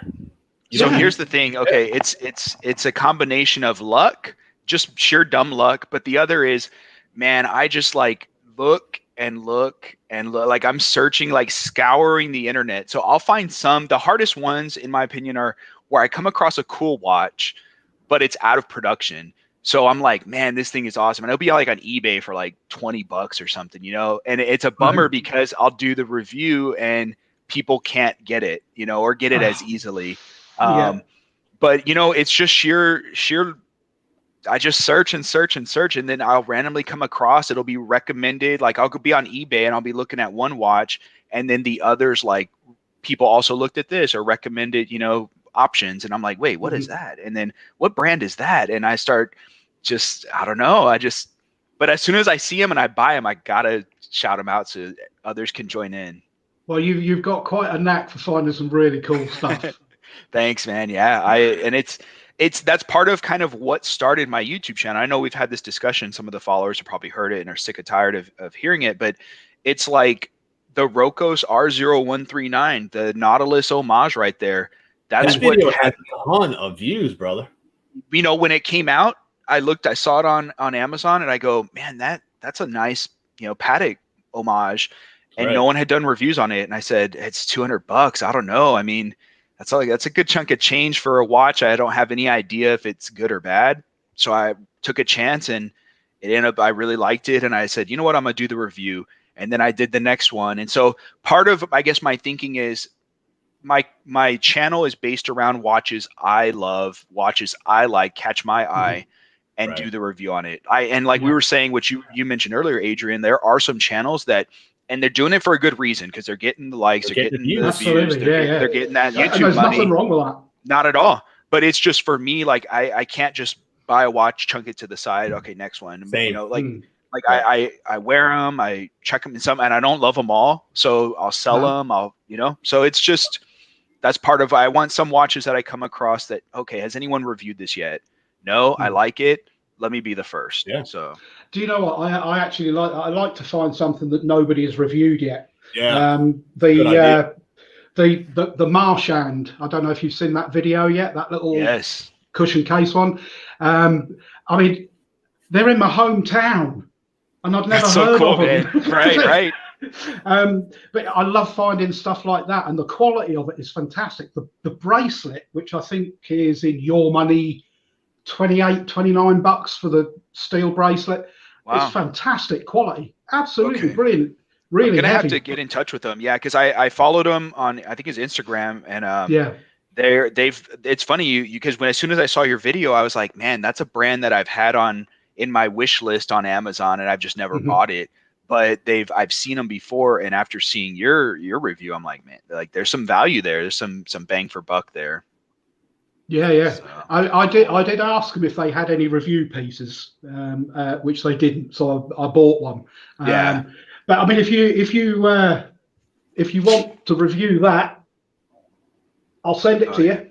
No. It's cool. I'll put, because I want to pick one up myself too. So I don't want to take yours from you. And it's all good. It's all good, man. That's Adrian. Subscribe to this guy, man. He's something. Yeah, I appreciate that though. But yeah, and the thing about watch, like, and you know this, Adrian, is that there's so many out there. Same with Average Joe, that you're never going to run out of content or options I mean, so. It's really cool. The other thing with like Amazon, I mean, you were saying about the you're scrolling through, and then you'll see a recommended, and you'll kind of follow that, and you go off on a tangent. Do you find that if you're on Amazon, it always comes back to Ben Yar? There's darn cookies. You know what it always comes back to, and there for good reason is Brokers. The advertised. I'll be like, man, I've seen that watch like 40 times already, and I look, it's because it's a sponsored, it's an ad. I'm like, oh, okay, that's why. Oh, so that explains why you finally put Filippo Loretti on your channel. Yeah, dude, man, that video. Dude, should we get into that? That video. Yeah, that video got me. About that, Adrian, I want to get your opinion on that. Get the fire extinguisher out. Wasn't that gutsy of him to put that up there? Yeah, it was. It was, to be fair. I have to admit, and I'm not a watch snob, but when he put that up, I did raise an eyebrow. Look how uncomfortable he is right now. I could tell he's known him long enough. He's uncomfortable. Hey, look, we were just saying how Adrian's a nice guy. I'm pretty sure he's one of the thumbs down on that video. You know? No, I didn't. No, I didn't. You know what's funny about that video? Okay, like I will address this in the next review I do of them. But when I first released it, it got, because I just want to see how the watch was. I knew about the brand, the kind of, just everything, the marketing, people not getting their watches, right? I totally get it. Watches when they pay for them. Yeah, we'll skip all that. We'll skip that because I just want to see, like, I was like, how is the watch quality itself? Is it as bad as some of these other brands? And I came to find out that it wasn't. I liked it. I actually enjoyed it. Mm-hmm. So I did my review, and that's kind of like stepping aside from it. Here's how the watch is. And it had like 1 thumbs down at first from all my subscribers and viewers. Mm-hmm. And then Ben did his video, which, man, he did an awesome job. He did. And man. It was just catching traction. And, he put it out there, and then people came to mind being a recently uploaded review and just let me have it. And I'm like, no, you're wrong. I'm like, I get it, but that's not what happened. That's jumping on the bandwagon. So I just, man, it is what it is. But I thought it was hilarious. To be fair, the amount of hate, if you like, that Filippo already get, I expected more hate when I did that Sterling review. Oh, the Sterling unoriginal, you mean? That's the one. Hey, what do you mean? It's totally original. Completely. Says so on the dial. Off a completely other brand, but we're Sterling original. Feist. That one's gone. Feist does the same thing. They put original on their dials, and I'm like, come on, guys. Like, I mean, on that subject, I mean, stuff that they write on dials. Yeah, these Chinese companies, they put certified chronometer. Really? Well, that's nice. A fine piece. That's a Sterling. I can see right through it. Hey, can you see right through it? You can. You can see right through it. That's a cool piece, though, but that's going on eBay soon. It looks cool. That'll do well. That'll do well. Skeleton. People love it. Yeah, man, you never know.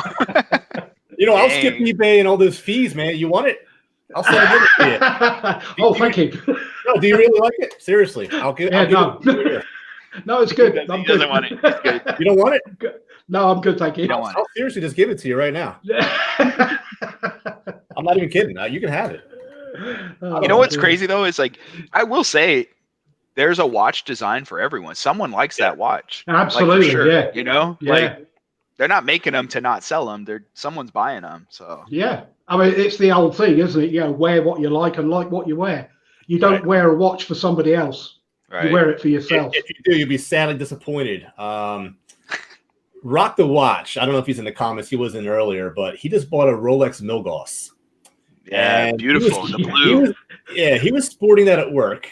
No one said a darn thing. He wears his Tissot Sea Star, a $500 diver with the bright blue bezel and everything. He's getting compliments out the wazoo.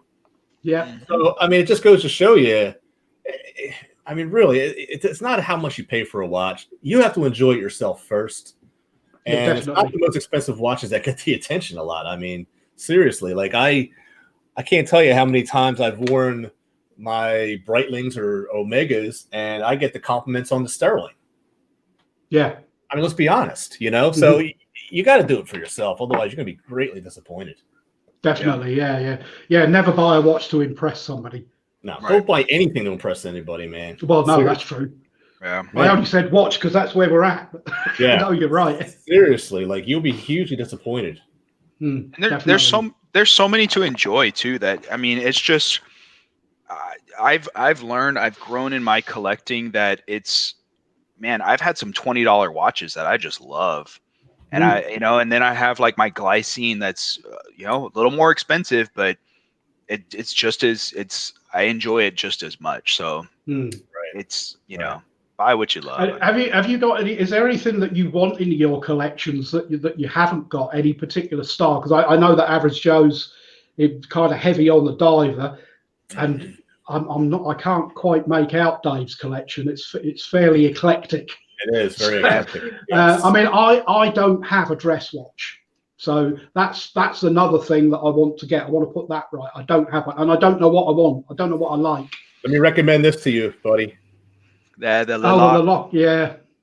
It's right behind me, and I can't get up right now, so I'm just going to show it to you on my business card. It's the Lock Powermatic 80. Yeah. This is my classic dress watch. My fiance got this this is actually the first watch she got me for an anniversary, and actually one of my favorite pieces of all time, man. Beautiful watch. So I would highly recommend. Okay, so that's all this. Let's have one from you, Dave. What have you got in your box that you would say you need to try this out? For you? Yeah. Frederic Constantin. You know what? And I'm not saying you have to buy this specific brand, but I think you should try a regulator watch. All right. A regulator is where each hand is a different, it's pointing to a different complication, I guess you could say. So, for example, the large hand here is the minutes, 60 around the dial. The small hand is the seconds, running seconds hand. And then the other medium-sized dial is actually a 24-hour hour hand indicator with it's a 24 scale. So it's cool. Kind of like, it's different, I would say. Or if you don't have a Flieger, I don't know if you have a Flieger watch. Like I would say, try. Yeah, I do. Yeah. You do? Okay, cool. Yeah, so that's kind of, I would say a regulator would be a good one to kind of try out and see what you think. Yeah, I'll have a look. If you remember, send me a link on Instagram. Hey, Madison. Uncle Adrian. Hello. She's still awake. Baby Madison's going to outlast us, by the way. You know this, right? I think so, man. How many naps did she have so far? I had one nap so far, and I'm still going strong. I haven't got up to go to the bathroom yet. Hey, when I do like when it's Joe's nap time. When I do like watch Eric and I have the Ray-Bans on and I'm just kind of Weekend at Bernie's, then you know I'm taking a nap, right? Yeah. I need a pair of those sunglasses right now, man. By the time this is over, you guys are going to be Gatorade. I think she sees I'm getting a little dehydrated over here. Well, Adrian, what do you think? So you've seen our collections, but what would you recommend that we should try out or give a shot at? Good question, man. That is a good question. I would say for Average Joe, I would try a Spinnaker. I've had my eye on one of those. They're pretty good watches. I mean, are they a micro brand still? I don't know. Well, they what, Christopher Wardish, where you're kind of like, they're probably past that at that point, right? I think they're kind of, maybe still on the edge, but a little more mainstream than they were. But yeah, definitely check out Spinnaker. For Dave, I don't know. You're actually harder. You're a lot harder to pick for. I know. I don't know. A lot of his choices are so off the wall. You just wouldn't expect what he's coming up with. I feel like I'm easy to please. Like you could probably say anything. I'd be like, yeah, let me try it. In which case, I would definitely say check out Marchand. Marchand. I will. I absolutely plan. 2021. I got some on my list, and they will be one of them. I'll make it happen. Adrian, cool. I want to get my first pilot's watch. Do you have any suggestions on that? First pilot's watch. Big onion crown, and I don't want any of these AliExpress knockoffs. I don't mind homages, but I don't want a knockoff. All right. Okay. Well, there's actually a story to that. Worms here. The Chinese ones are probably probably more original than the Swiss ones. Oh, ouch! You got my attention. No, I don't know. I would probably go with a Seiko. Dave, I have no comment. Mm-hmm. I actually had trouble. I've actually had trouble with a Seiko. Right, okay. There's a story here, but it's funny that you bring it up because that's probably one of the most that pops into the mind first for a lot of people. Yeah. So I have a problem with Seiko. They actually sent me a watch to review. I did the unboxing, and I questioned why they put a Miyota movement and are charging close to $500 for a piece when they've been around since 1925. And granted, I know they have pieces that are in the couple $1,000 range, $1,000 range that have Swiss movements. But I said, well, why wouldn't you put maybe a more entry-level Swiss movement into it? And I'm not trying to tell them how to run their company, but that was one of my issues in my unboxing was you're putting a Miyota movement in a brand that's legendary and actually one of the 5 that were picked for the World War II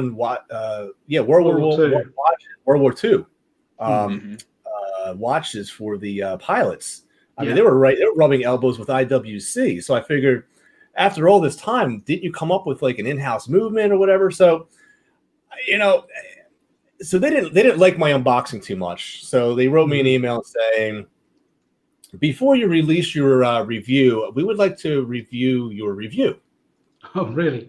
So my response to them was, I put the box back in the box, I watch back in the box, and I sent it back to them. And I didn't do the review because I am an honest watch reviewer and I am not going to be censored. So that is my problem with Laco. And there were some other things that I found a little bit inappropriate in the email that they sent to me, and we didn't get off to a good foot. So, and that was just one particular person. I mean, I don't know if their customer service as a whole is horrible, but I just had a really not so good experience with Laco, so I'm avoiding that. Yeah, brand. I can understand that. Yeah, if that's how they were, and that sort of money for something with a Miyota movement in it, no.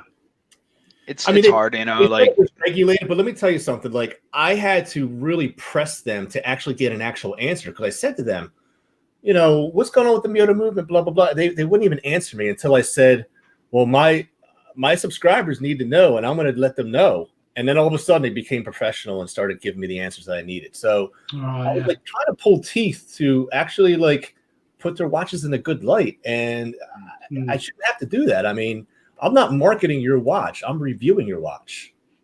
So I didn't review the watch. I just sent it right back. What about? Would you go Citizen Eco Drive? Oh yeah, I definitely would. Actually, I had my eye. That's actually the route that I was going to take. I love Eco Drives, man. I like that one Citizen that Josh has, Town Watch. He's got a really nice Citizen watch. I've kind of considered maybe picking one up. It's really the ProMaster Tough. The ProMaster, man, that thing is pretty cool. Yeah, good watch. Yep. Yeah, so there you go. It's going to be Citizen then, isn't it? Yeah, I think that's a really good choice, buddy. I think you sold me on that one. I don't have a Citizen at the moment. Citizen's a brand I've never really been able to get into. I've had a couple, and flip both of them. I don't know what it is. I don't know what it is, but I want to find a Citizen that I want to keep. Mm-hmm. Well, I know for Fliegers like Stova is I think they're a little more upper scale, right? They're like 1,000, 1,500-ish, if I'm not mistaken. Hamilton actually makes a really decent looking pilot watch, but Citizen actually really has a very similar look for a much more affordable price. Of course, you're not getting an automatic movement and the horology of Hamilton, which I love. I love my Hamiltons. I mean, you got a few of them.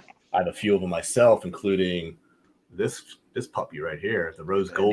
Nice. The amazing case back. So look at that thing. You all know that I cool. love Hamilton, but with this coronavirus going on, I think Citizen is probably fitting the budget at the current time. So Yeah, nice choice, my friend. I think that's the way I would go. Budget being quite a big thing at the moment as well. Yeah, and Eco Drive, Absolutely. you can't beat Eco Drive, man. It's just a really cool movement. Yep. Powered by Dang, sunlight. Love it. Well, I definitely appreciate the recommendations, and Thank you, my Adrian, friend. man, it's always like this. Didn't even feel like it. I just felt like we were talking for 20 minutes. So Is it gone? It's yeah, gone. it's already an hour up. Look at that, man. Dang. We are 5 hours in, Dave. You are 5 hours in. I haven't even gotten up once yet. My hat's off to you.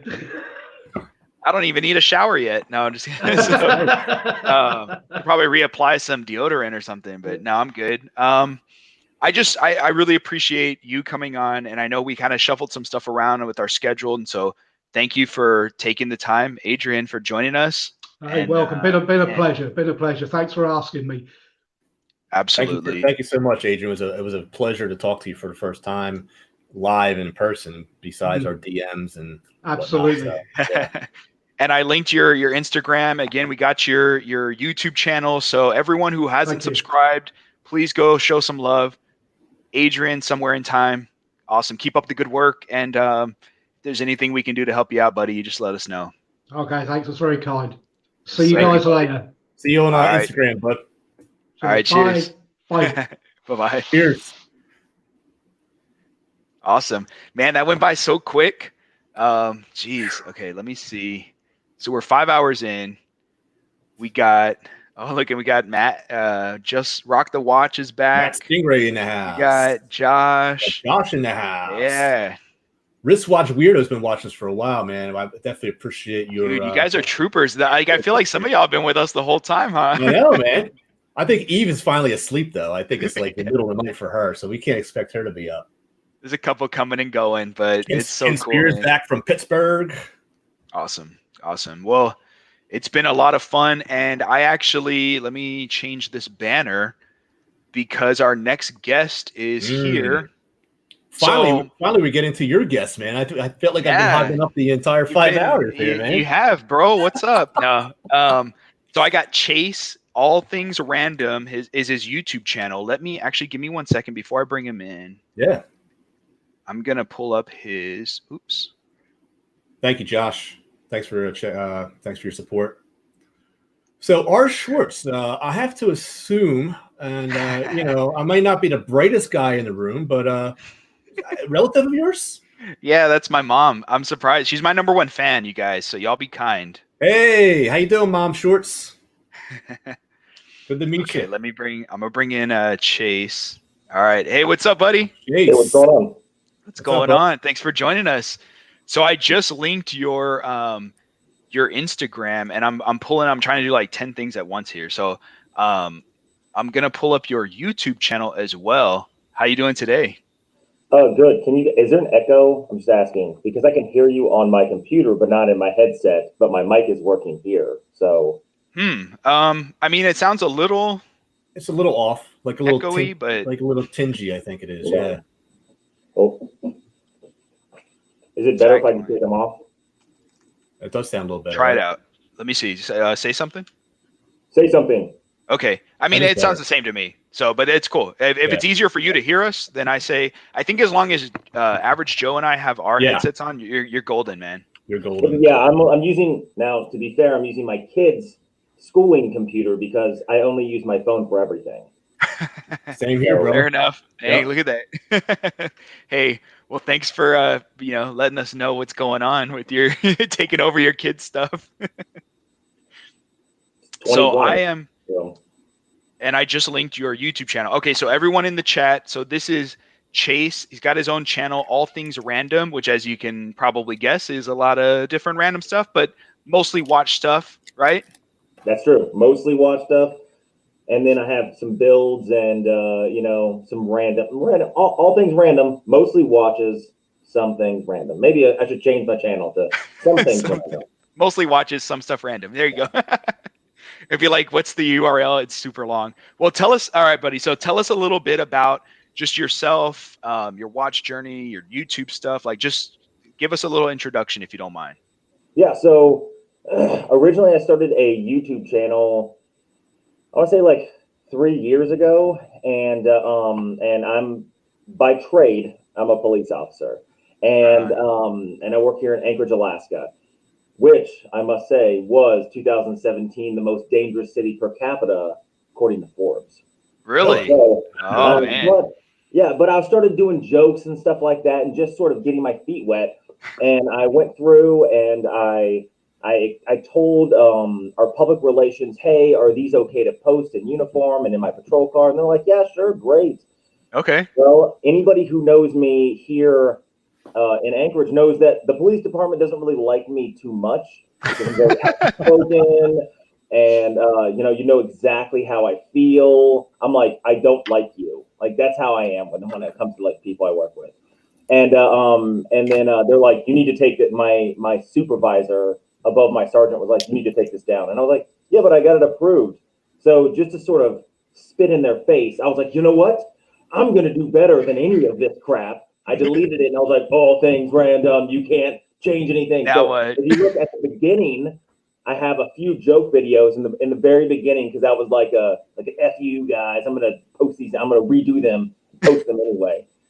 So that's how it started. And then like I've been into watches for years. Like the first really nice watch I bought was my Rolex Hulk right when I came back from a deployment in my first marriage, because I was like rolling in the money, and I was like, yeah, deployment money, spend before you could, and when you could actually go into an authorized dealer and buy them.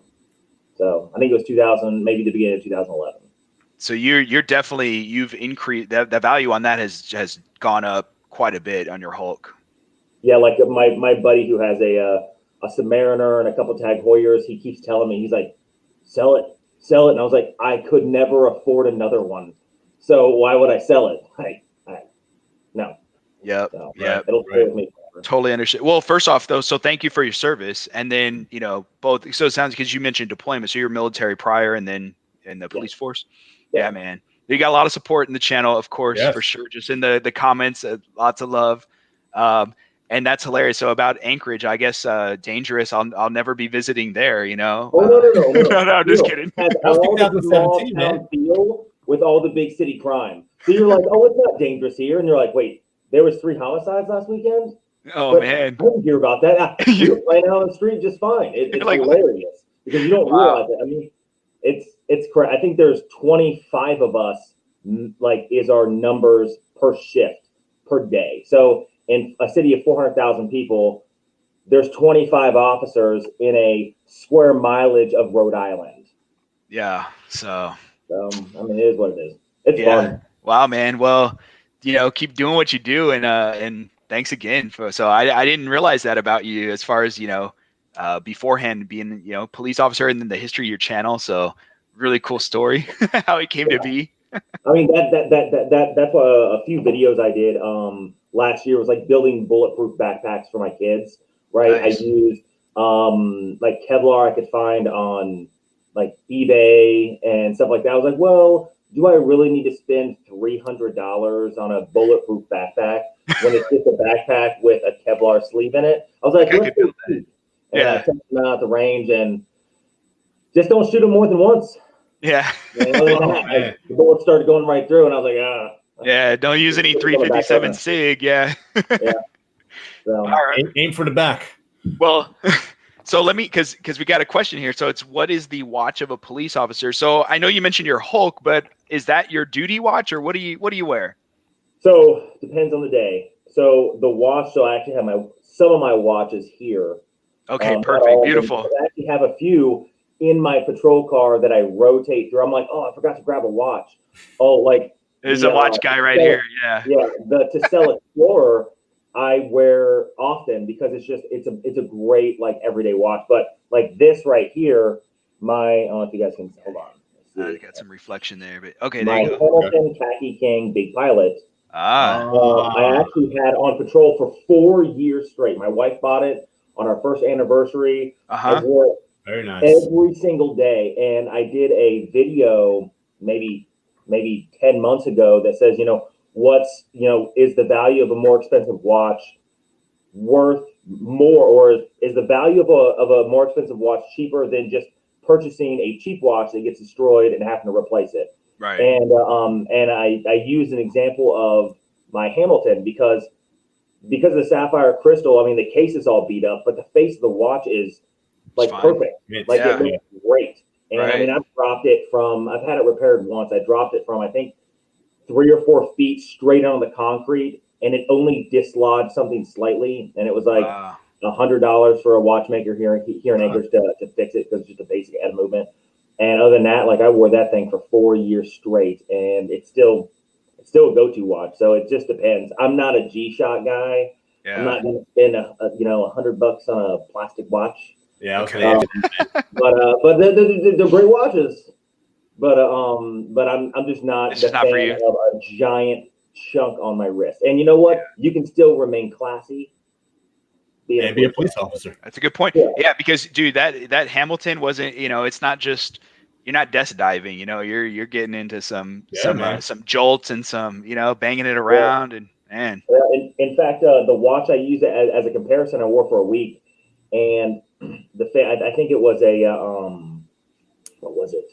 It was a Timex Expedition, which is a good first watch for a lot of people. Yeah. And it just has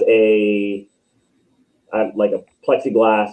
So I was chasing after someone, and I slammed it into like a brick wall, and then the spring bar failed and it fell, and I was like, oh man, this ain't the one. Destroyed after 1 week. Got to put a NATO on that guy. So I know. So basically, that's the one you would be buying a lot of to constantly be replacing, as opposed to Yeah, I was like, hey, if I was a police officer for, I think, 5 years, and I was like, okay, if I have to replace this every 6 months, right, then like what is the value per day or per wear of each one? And the Hamilton is far cheaper, even though it was like, I think my wife bought it on Joma Shop, and it was like $900 when she bought it. I think you can buy them now for like $750 something. Yeah. So definitely, even at the highest cost point, the price per wear was far cheaper than just buying something cheaper. And that's why I always tell people, like, why would you spend so much on a watch? I'm like, because it'll last a lifetime, guys. Yeah, I can give my Hamilton to my kid.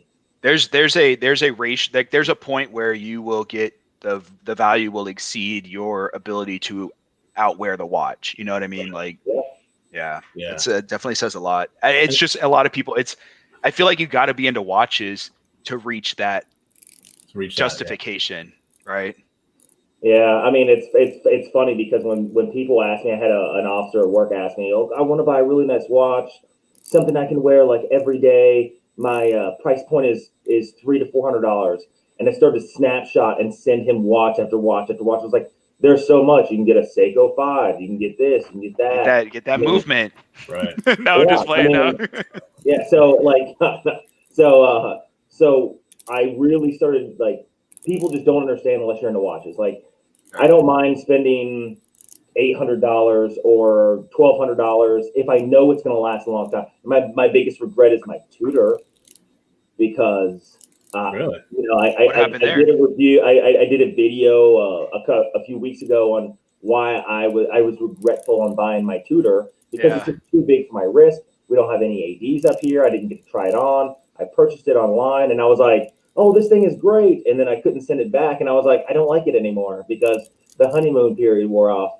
And I just what kind of Tudor is it? You might have a buyer here. Tudor Black Bay, and I think it's the 41 millimeter because it sits really large on my wrist. I think the case diameter when I reviewed it, it's like 14 and a half or 15 millimeters high. So it's chunky, and I have a chunky watch. Like I do. I have my Tissot C-Star, and this thing is giant.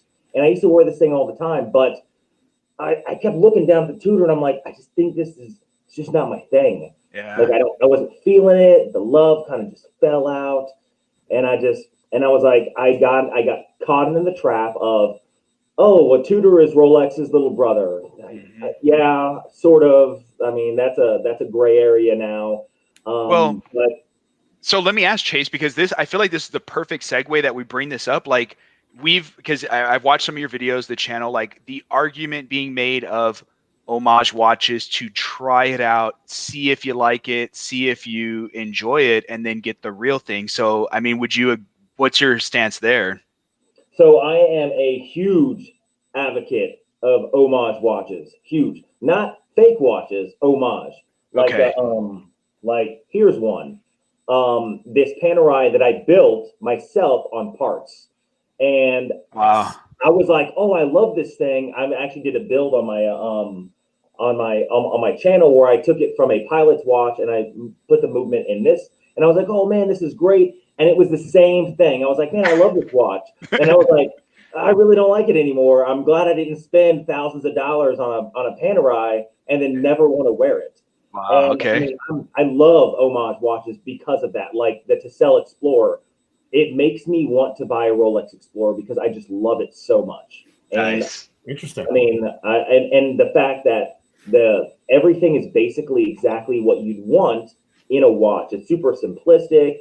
It's the 39 millimeter, and I don't mind 36 millimeter watches, but that 39 millimeter is just a sweet spot. So if I would have gotten the 36, and I would have been like, man, this just looks small on my wrist, you know, it may have been regretful, whereas I was able to try it out ahead of time. And every time I wear that watch, it makes me just want to put more money in my savings account to get the Rolex in the future. See, that's so interesting because I've come across this too with like some homage watches I've purchased and come to find out they're just not for me. But I get why other people like them and buy them and want them, you know, and so I can easily see how it transitions to I would be willing to save up for the real one. An example would be the Feiss FM201, which is the Nomos homage that I have. It makes me want to buy the real Nomos Tangente, you know, however it's said, because I see how it just is so versatile and it's not super expensive out of you know, it's a couple grand, but like $2,000, you know, you can actually get there if you just save up and make it happen. Yeah. See, I feel the same way with the Feiss Royal Oak, right? I got it and I was like, I don't like this at all. Like, I don't like it. Oh, Dave's a big fan of it. Look at that. I'm not a fan of it. I think it's really chunky. I think it's like, but I do like. I did a review on the Rocos Nautilus homage, and I really like that here too. You got one of those too? Yeah, I really like that one. I like the way it feels. I like the way it looks. I like the smoothness of the lines. Right. And Agelessor, which I'm a fan of Agelessor. I mean, I have. You were the first one I saw do a review. Right. Yes. I never even heard of this brand. It's so it's a cool looking watch, man. Yeah. So Agelessor is one of those watches like you have to. So I hopped on like 30 minutes before I got on the live stream and you guys were talking about searching for watches and oh yeah. So I came across Agelessor and I was like, I really wanted a Christopher Ward C1 moon phase, and I was like, man, I just love the look of that Christopher Ward, and $1,500 isn't that much out of reach. But I was like, oh, I just don't know. It's coming to the channel soon, man. Stay tuned. And then I came across Agelessor and on Amazon, and it's $650, $700, which is still a lot of money. But instead of the moon phase only being on the top half of the watch, it goes around the entire dial, which to me, I'm like, oh, that's awesome. And when I started doing close-up shots of it, I was like, man, this moon is really well done. It's really well, it's just really well crafted. The only thing I don't like is the rotor wheel on it is a little loud, but other than that, it's a really pretty watch. And so did you, when you were looking into it, because I know like you were the first one when I started Googling or searching for them, like you were one of the only ones that's done an actual review. So, and I have one, but not the moon phase. I have the other, the regulator. So what did you find as far as, is it a Swiss made watch or not? No. Okay. Never go to Agelessor's actual website. It's a complete lie. So on their website, they're like, oh, Swiss this, Swiss that, Swiss that. It's like, no. It is a Chinese watch made in China with a Chinese movement. But, you know, a Seagull is a Chinese watch too. And I really want one of the Seagull dive watches. But like, just because it's Chinese doesn't mean it's crap. And that's where a lot of people, I think, in the watch community, they get a little classist. Snobby. Right? Like, oh, it's not Swiss. It's not Japanese. It's Chinese. I'm like, no. Like, it doesn't matter. A good watch is a good watch. If it's quality, If you then it's enjoy quality. it. If it looks cool, if you like it, then that's fine. And when I was really nervous because once I ordered it from Amazon, I started looking at their website and I was like, man, this is really shady. I was like, man, you guys tell me this, and I know that's not true. I just don't like it. I started doing review. I started looking at reviews on the website, and people are like, oh man, this is a scam. So, but when I ordered on Amazon, it came, I got the Amazon Prime one, and I like this watch so much that Agelessor makes a Nautilus sort of homage. It's not really like a Nautilus homage, but it has like the same design aesthetics. Dude, that one's real popular. Yeah, and I was like, I really like that watch. I think I'm gonna get it, and I just might. It's like $400, but I got other things first. But I just may get it because I like my moon face so much. I had a subscriber. He reached out to me on Instagram and he asked me, he's like, hey, have you seen this? And it was the Agelessor, that one, the homage of the kind of Nautilus style, rounded more. And I was like, I've never even heard of this brand. And so he was like, kind of like, hey, you should get one because I want to get one. And I'm like, dang, man, like, but I don't know if I'm willing to spend $400 on this thing might suck or it may be crap. And like, now I'm stuck with it, you know? Because when it's Prime, you can return it, no big deal. But this wasn't a Prime purchase. It was like going to be coming from overseas. But I will say the Agelessor, or however you say it, this one is the regulator. But this one actually says Swiss made on the bottom. And I was just asking. Hey, Dave, oh, what's up? Yeah.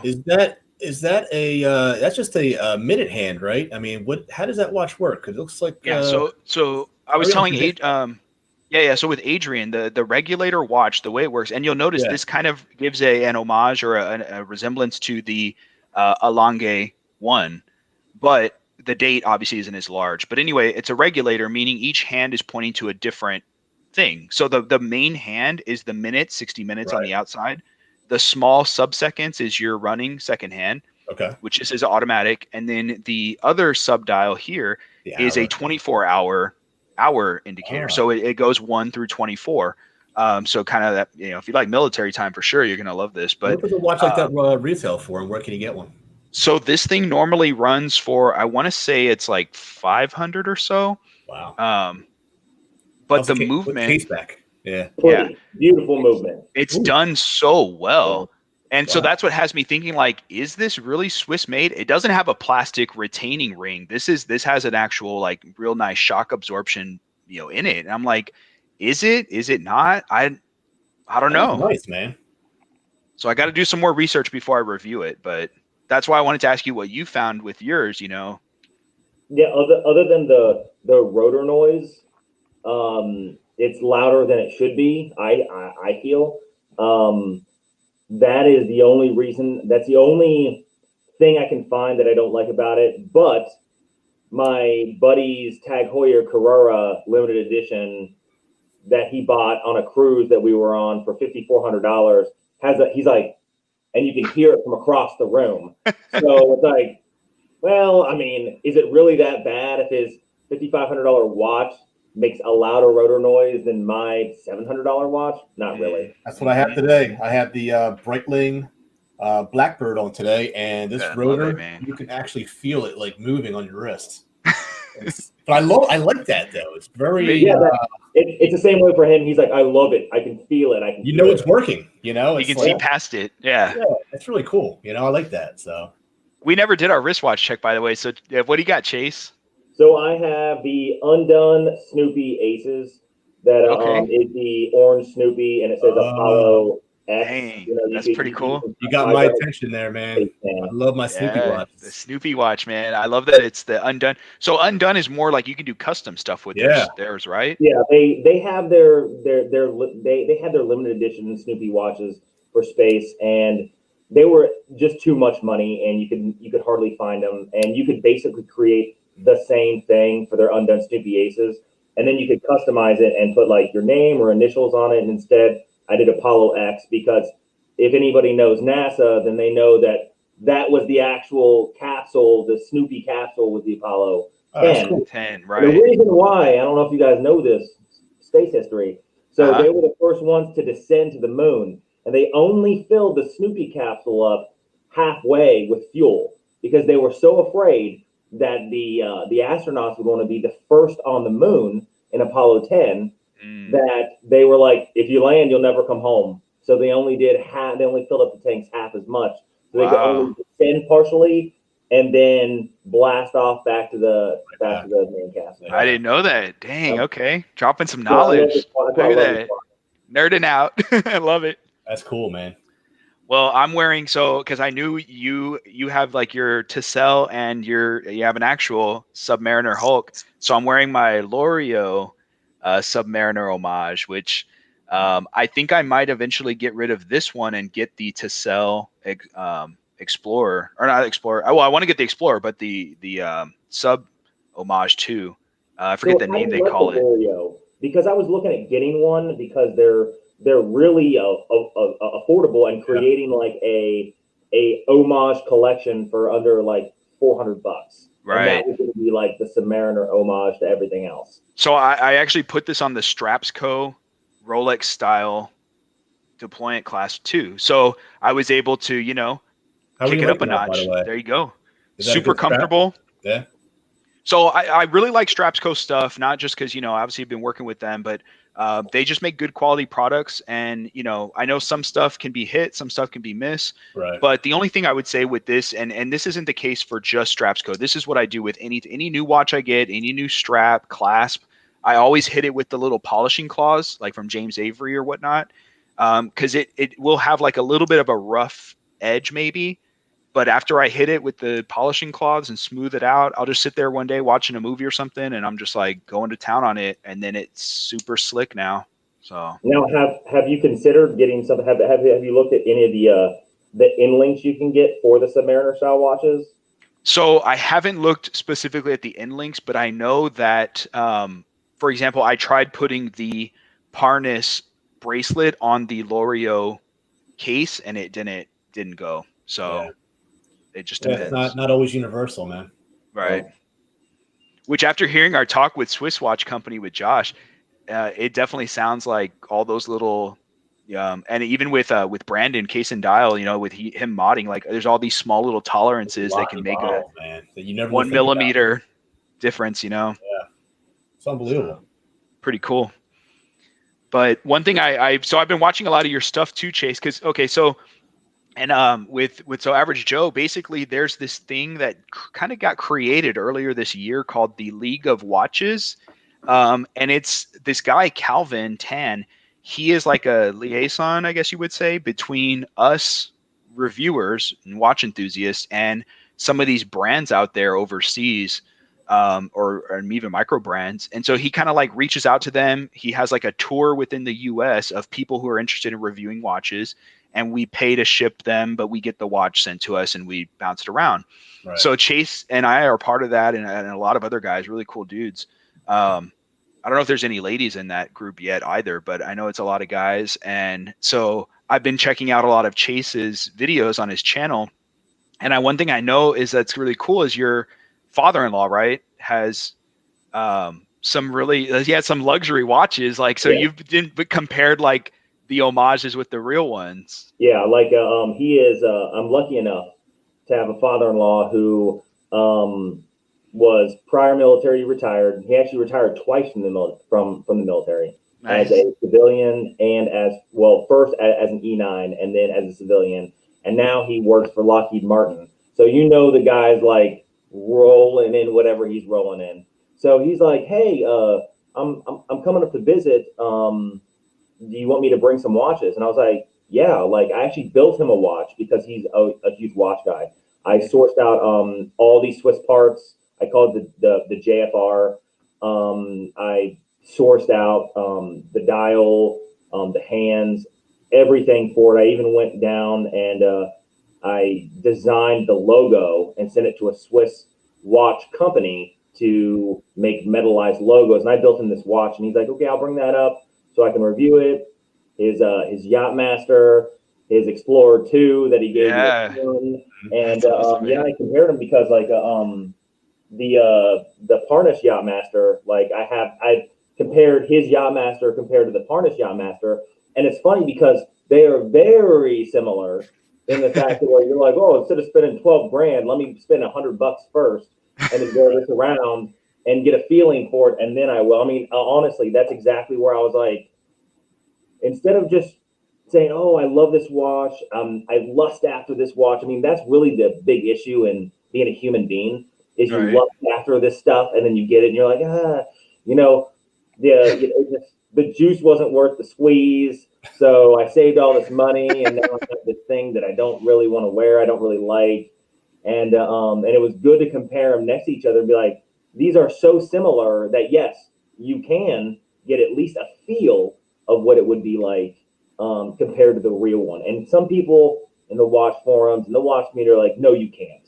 An homage is not anything like the real one. And I'm like, I'm holding the real one with the harness, and they're pretty close. You're not saying, you're not saying the value is the same or that you're just saying like the feel, on the wrist and other than the clasp, everything else feels the same. Everything else feels the same. And the one thing that I'm really depressed when it comes to Rolex is the fact they don't use glide lock clasps on everything. That is ridiculous. I'm sorry. I shouldn't have. I buy a $12,000 watch. I shouldn't have to use like a tool to adjust it on the inside. Like that is ridiculous. The greatest creation is the glide lock clasp. I don't care what anybody says. Okay. Comfort. I couldn't agree more. That's why I like the Tissell so much, because they use the style of the glide lock clasp, and it just it gets hot outside, and you're like, oh, I'm gonna adjust it a couple notches, and you're like, oh, it fits perfect again. Right. That's cool, man. I haven't experienced the glide lock yet, so I'm looking forward to it. It'll be difficult to wear so a lot of the watches I have on bracelets, I will change to a distressed leather strap or a vintage leather strap because the bracelet is uncomfortable because it's either loose. I don't like loose watches. Some people like loose watches. I don't like loose watches. I don't want to be like, all day long. I want it to sit on my wrist. So I'll change it to a strap simply because of the clasp that's on the bracelet. I mean, again, that's just a personal finicky thing. Interesting. But it's hard. It's going to be hard to go back once you wear something with a clasp. All right, maybe I won't enjoy it. No, I'm just kidding. So, an average Joe. So, what do you? Because I'm kind of the same way with Chase. Like, I have very few watches on bracelets. But what about you? Because I was curious. Like with your collection, I know your Breitling, you have it on a bracelet right now, right?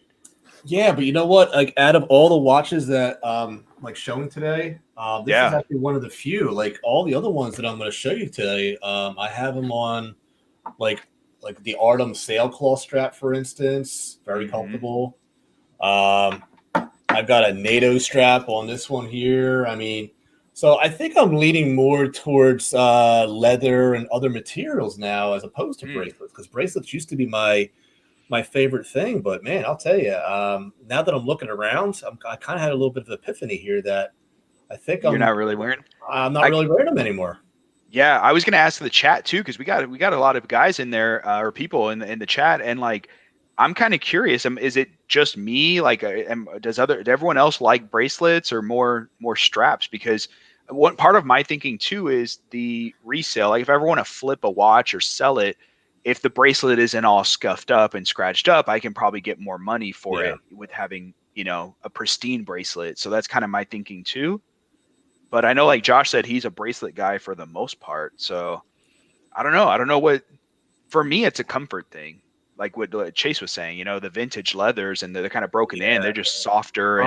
But I'll always buy a watch with the bracelet if that's an option first, because I could always easily switch it out for an aftermarket strap. Whereas if you buy a watch from the stock and it's got a leather strap, it's very expensive to get a genuine metal bracelet for that watch. So I always go with the metal bracelet first.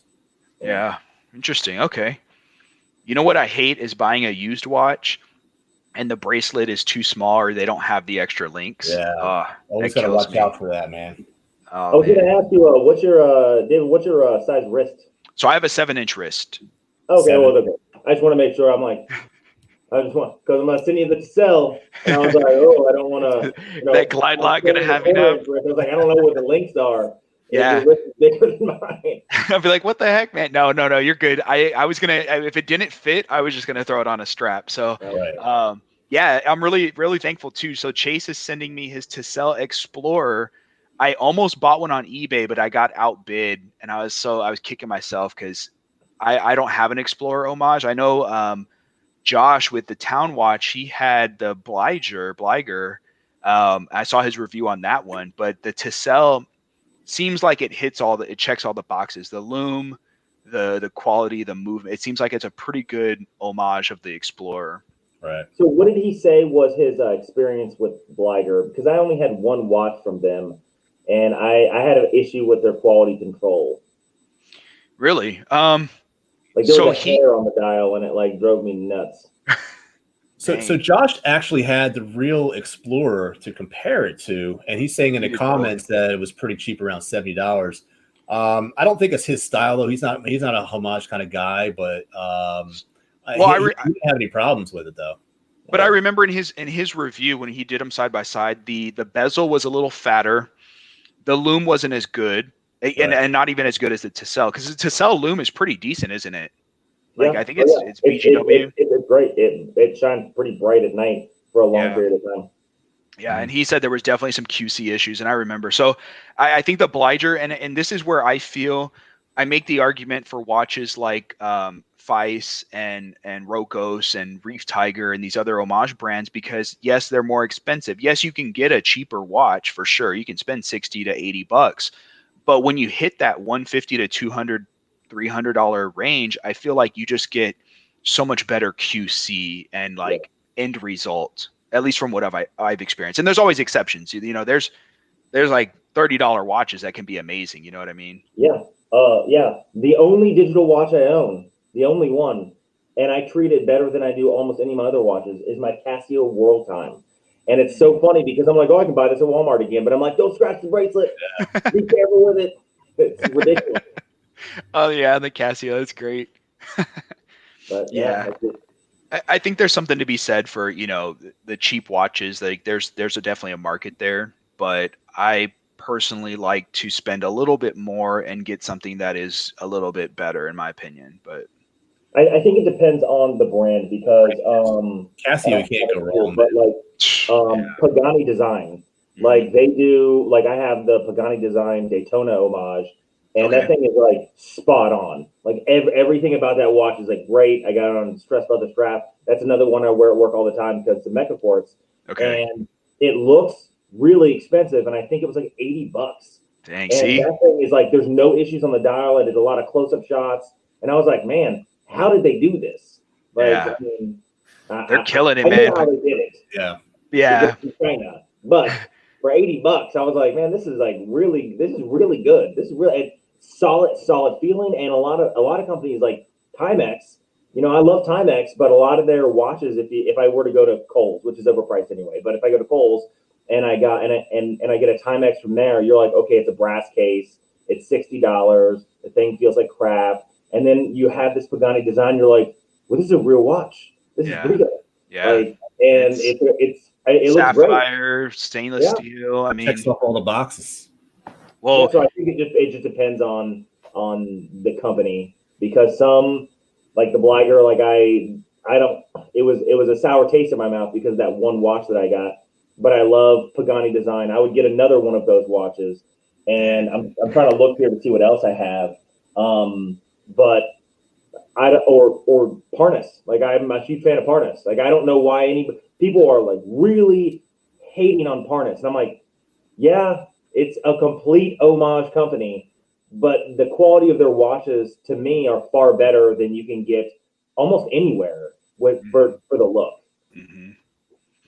And see, that's the thing, is we were having this discussion before you got on, Chase, like about where do we see 2021 going as far as watches. And I know Average Joe is leaning more towards like he'd like to see less straight homaging, almost, you know, replica status versus not saying, you know, counterfeiting or anything, but just, you know, extremely close to the design of the original and maybe some more originality. But again, it's kind of like you have these different ends of the spectrum where everyone has their thoughts. But I know for you, you seem to be more like towards you'd rather have the homages as close to the original. It sounds like, right? Yeah. Well, I mean, like, so as you're saying that, like, I pulled out, like, I'm all for unique designs. Like, one of my favorite watches that was given to me by my kids on Christmas is my Ballast Trafalgar. Like, I love this watch. That's I mean, cool. you can use the bezel and change everything on it, and you're like, oh, this is really cool. And you can get it for like $350 on watches.com. I mean, it's like almost nothing. And so I love that stuff. Yeah. I just think there's a place for homage watches, especially if you look at like what Rolex is doing right now. I went on a Rolex rant. I love Rolex, but they're really pissing a lot of people off. Like they were I used to call them the poor man's rich watch, because anybody who was like middle class or a hardworking person looked at a thing like Rolex as, hey, this is a huge milestone. I'm going to get a Rolex. I'm going to spend, like, I'm going to save, like a large event happened. And now Rolex is trying to put themselves in such a position that you could never even get them, even if you wanted to. Sorry, I'm not going to go spend 20 grand in AD first before you can let me buy a stainless steel sports watch. It's not going to work. I think that's the biggest problem. Yeah, that's where so many people are. Homage watches sort of like will fill a gap. It's like, okay, I don't want to spend the premium, but if I really like the Explorer, then I can get the Tessel Explorer, get a similar feel, see if I like it, see if it's worth it, or get a different homage watch like a Parnis that's really close, just to fill that itch while I'm saving for the real thing, even if I want to still save for the real thing. I mean, sometimes the homage is enough. It sort of just depends on where you are in life and what you're able to afford. I mean, again, when I bought my Hulk, I could walk into an AD and they're like, yeah, I have this here. I think it was like $9,500. I really can't remember. It was a long time ago. Right. And now it's like you couldn't even go in and get a basic Submariner. I mean, they're trying to make the Submariner this all elusive thing. I'm sorry, it's not. It's not a Nautilus. It's not a. It's not. It's not an AP. It's not a Patek Philippe. It's still a Rolex, and Rolex are good, but they're still tool watches. I mean, for God's sake, if you take off the case back, it's not even a decorated movement. I mean, we were just talking about that, right? Average Joe and I. Movement. It's like they're good, but there's still even quality control issues with Rolex. There are some people who say the GMT2s have like sloppy bezels, and you're like, it's a $12,000 watch. It should be perfect. So it's just I mean, to me, there is a place for homage watches. I would like to see more unique watches too.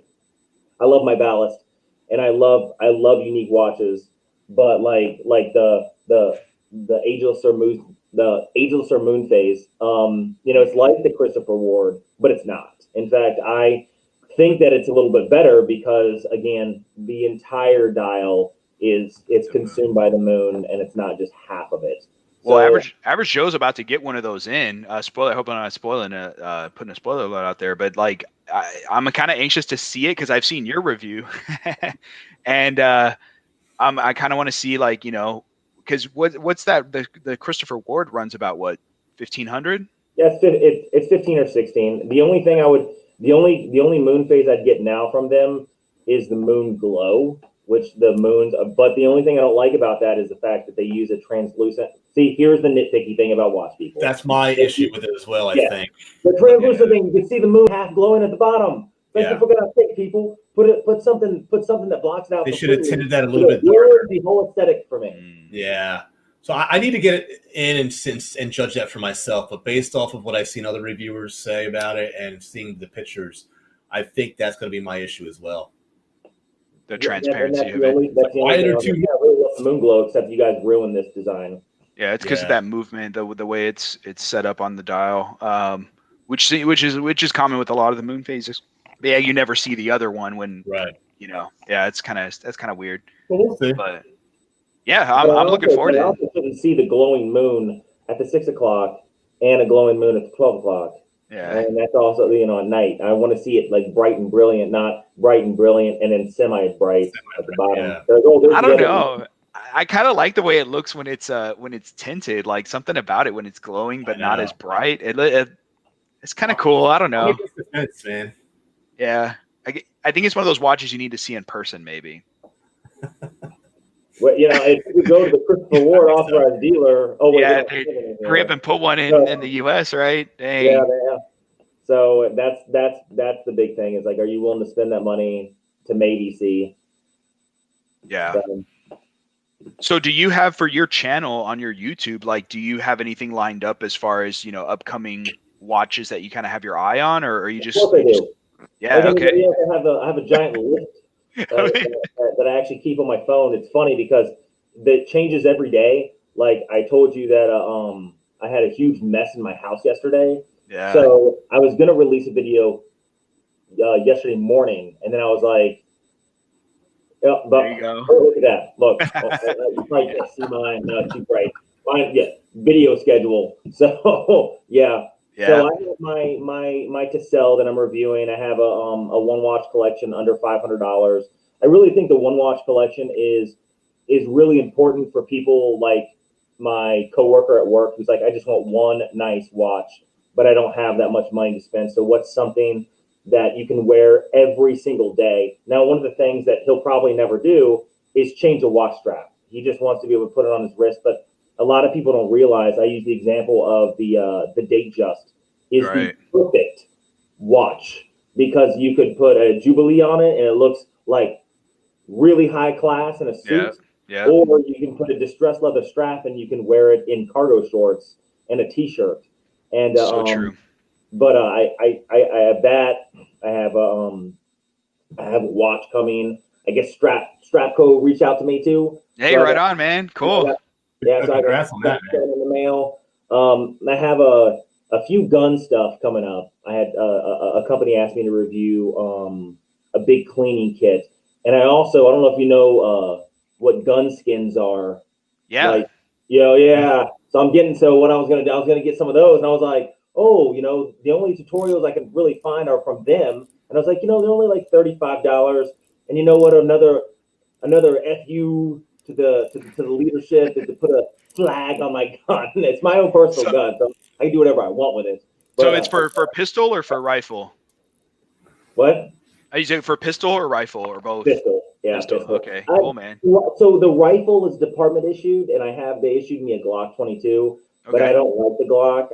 I carry an XDM 9mm, so I was gonna get a skin for that and then put it in my holster that I carry every day. So I got that stuff coming up. I mean, just do you guys follow I like watches? Yeah.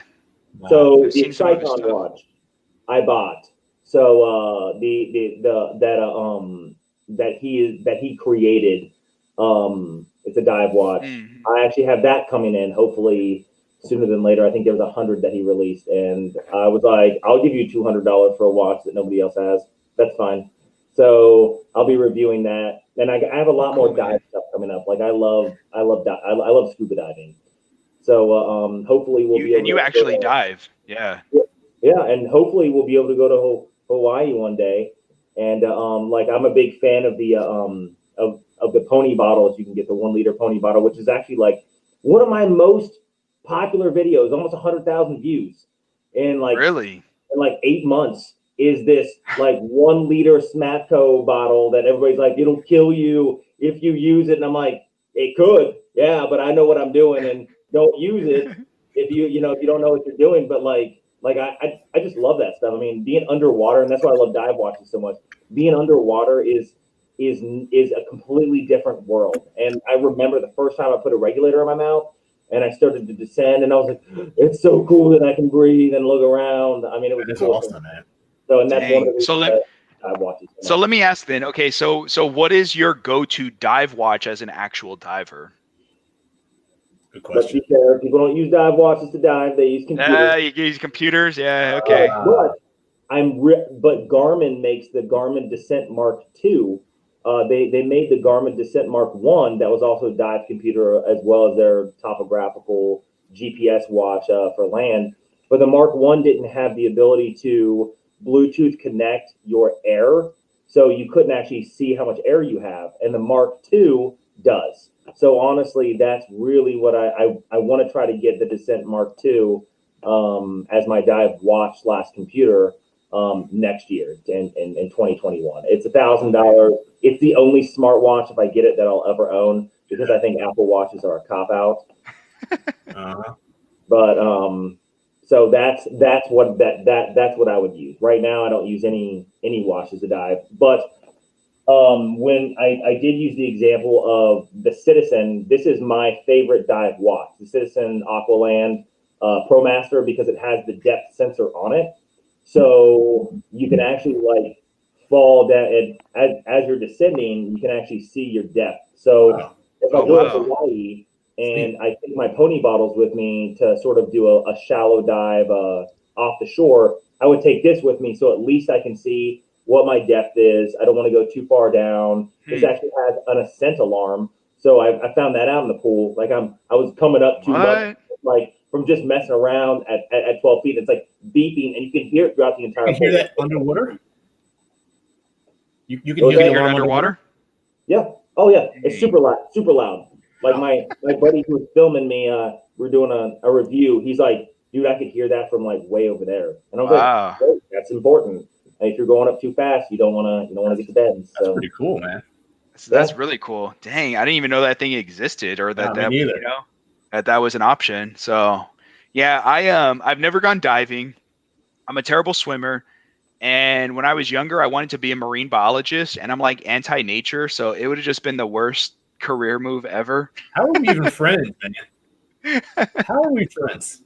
I know, man. It's so bad. Nature, man. Come on. No, my wife makes so much fun of me because it's like I'm allergic to bees. I'm allergic to ants. Like I would probably jump in the water, go diving, and be attacked by like a swarm of jellyfish. It would just be like a terrible experience. I don't think you'd make it really in Alaska, because I don't think so, man. Like we have black bears that are on the street constantly. Like they're like, hey, make sure you put your garbage cans up, and you'll come out in the morning. You're like, this MFer got his garbage strung down the street. And I live in a neighborhood. Like I live in a neighborhood that's like, it's not Anchorage is a city, so it's not. Right. I live right next to a trail, so like bears come down constantly, as well. Yeah, it's not for me, man. I've heard. Yeah, and see, I've heard horror stories about Alaska having like these crazy mosquitoes too, like that they'll just tear you up. It's disgusting. I hate. Look, one of the things I hate about working here in Anchorage is if something happens in the woods, everybody has their 100% DEET. They all get like, okay, guys, 100%. We don't want to go in there. Put your sleeves down. I mean, the mosquitoes are terrible. Absolutely, they're huge and terrible. I mean, they're like, yeah, they're like bees. Except I'll never do it then. All right, I can't do it, man. They don't just sting and die. That just seals the deal. So I would say this, like what you should, like, you'll definitely need to visit Texas, because it doesn't sound like I could ever go to Alaska. And it's funny because Alaska is beautiful, but I hate it also. I mean, it's like being on an island because you can't go anywhere. I can't drive to Nevada if I want. I got to spend $10,000 to have my family fly down there. So that's the only thing that really sucks about it, is you get this cabin fever like nothing else. And there's just not a whole lot to do. I mean, we're getting bigger. I mean, we have everything you have down in the States, but it's just so the only authorized deal we have for Rolex is Ben Bridge in Alaska. One. Okay. But you did say like you didn't have Tudor ADs up there, but like do you have like any, like pretty much everything else, or is it real limited? I mean, so we have if I want to buy a Bulova, right? We have K Jewelers and stuff like that. We have Ben Bridge. We have Fred Meyer jeweler. Fred Meyer is like Kroger. I don't know who owns it down in the States. I know up in Washington and stuff. I've seen him in Oregon. Fred Meyer Jewelers. Fred Meyer Jeweler was an authorized dealer for Tag Heuer for a long time. Wow. I bought my wife a Tag Heuer Carrera, and I really wanted to buy myself a Monaco. The only Tag Heuer I'd ever own is a Monaco. Beautiful watch. And they stopped selling them. They're like, we just weren't getting people buying them. I'm like, well, yeah. I mean, this is Alaska. Alaska's full of money. There's so much money up here. I mean, there's a guy. I mean, we have, like, we're right up next to a mountain. We're in a bowl, so we're surrounded by mountains, and there are houses on the mountain and with helipads. I mean, this is an oil an oil state. So there's plenty of money here, but people just aren't really watch people. And so they're like, yeah, there's just no money for it up here. And when my buddy last year went in and bought his wife a Datejust, a Rolex Datejust from the AD, he was like, hey, can you put me on the list for a sub? And within 3, before they got rid of the lists, right? And then they called him like 3 or 4 weeks later and it's like, hey, we got a no date if you want it. He's like, yup. So he bought it for I think $7,600. So really? there's just not a lot of want for watches up here. So the only thing you'll find is Citizens, Bulova, and then Ben Bridge, which is the only authorized dealer for any high end stuff, which is a shame. Yeah. See, I didn't, and that's why I was kind of wondered because, like, you hear about like Alaska or other like islands and stuff where they probably don't have as much, but even like in states like Texas, for example, like your smaller cities, you're not going to have access to a lot of the upper scale type of ADs. But you can drive to a bigger city. It's true. In your case, not so much. Yeah. But yeah, it sucks, but it's beautiful in the summertime. You'll never see if you could imagine like the Rocky Mountains surrounding your city, I mean that's sort of what it's like. So it's beautiful, but it's also it's cabin fever. You're just like, oh, the summers aren't worth the winters. Yeah. So it's got to be even worse with COVID, right? I mean, what was that? It's got to be even worse with COVID, right? I feel with COVID, I feel worse for the shops downtown because we are a resource-rich state, but there's a lot of tourists that come up, millions of people who come up and visit Alaska. Right. And like nobody in Alaska buys Alaska stuff. Like, am I going to wear a shirt that's like Alaska on it? No. I mean, I live in Alaska. That's dumb. That's like wearing a Las Vegas shirt. And you're like, yeah, I live in Vegas. I love Vegas. No. Like so those shops are like closing down because there's nobody visiting. I mean, we have cruise ships that come up here, and this year I feel super bad for those people because, I mean, they're just not getting anything. The relief just isn't there that much. It mostly has to do with our politicians in Alaska. So it's a shame for those people. And I used to work downtown a lot, and it's a ghost town now. It really sucks, especially with COVID. So I'm waiting for 2021 for everything to sort of normalize. Let's get rid of 2020. Those vaccines coming out. Yeah, I've heard it. It's crazy. Actually, I'm gonna step away real quick, guys, and I'll be right back. Got it, man. Sorry, thanks, guys. Yeah, and the vaccines, I think there's 1,500 coming to Alaska, and they offered the police department a chunk of them. Okay. But everybody's like, do you want to be the first to buy the Corvette and have it recalled? Except it's being injected in your body, and like nobody knows. So I'm probably gonna get it, man. I mean, I could die tomorrow in a car accident. I mean, why not just get the vaccine? I got to give you kudos for what you do, man. I think you have one of the most honorable and toughest jobs. And my hats go off to you, man. I don't know how you do it, but God bless you, man. Thank you for your service. You couldn't unless you loved it. That's the thing. You couldn't unless you, like I was snaking out a septic system yesterday, and my brother-in-law was like, and I was like, wait till you walk into someone who's been dead for 2 weeks. And like, this is nothing. Like, this is great. I can smell the baking upstairs and everything. Like, but you have to enjoy what you do, or it would drive you crazy. Yeah. I mean, my hats are off to people like on the East Coast, down in the States, because we have a huge community who likes us up here. I think our community rating's like 97%, like positivity towards us. So it's nice. We get paid decently, and then when I used to be in the guard at the end, and I would deploy with people who were police officers, they barely make any money. They got to work second jobs, so you're constantly working all the time.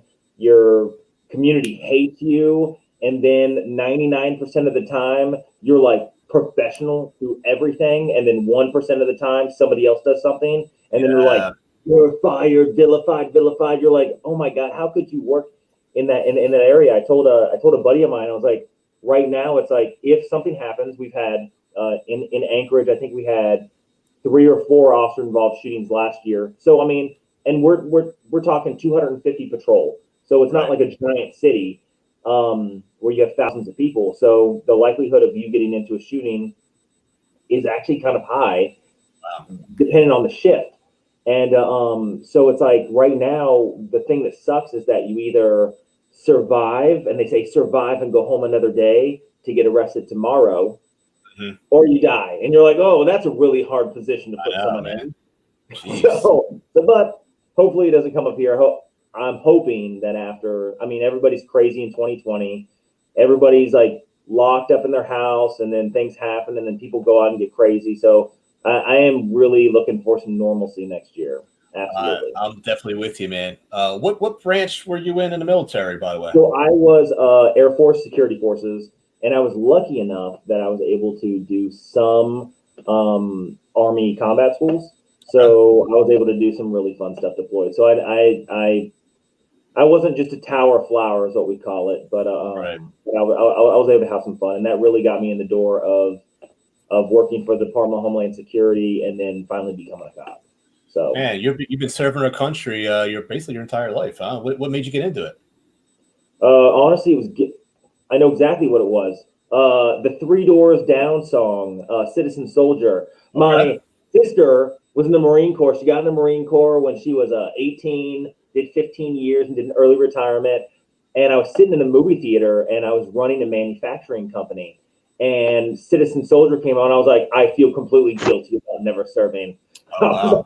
I was like, it's time to do something. I've actually never heard that before. I was like, nope. I was like, you hit me right here in the heartstrings. That should be the recruiting song now of the military. Just play that. 3 Doors Down. I don't know exactly. I can't remember the movie, but I was in a movie. I remember the movie theater. I remember I'm sitting there and I'm watching this music video before the movie's playing. And I'm like, I need to do something. I need to do something, anything. So dang, man, that's how I got into it. That's something. It's awesome. Yeah, dude. Well, Dave, another hour just flew by, man. Can you believe that? Chase, man, you got a lot of really cool stories, and man, thanks for sharing so much of it with us. And I like your viewpoints, dude. We agree on a lot of different things, but I also like how you bring other points of view to the table too. So and it's like because the thing is, you have a sub Hulk, and you like homages, and you see, you kind of like they have a place. So like, it's really cool, because a lot of people say, oh, well, you just say that because you don't own one.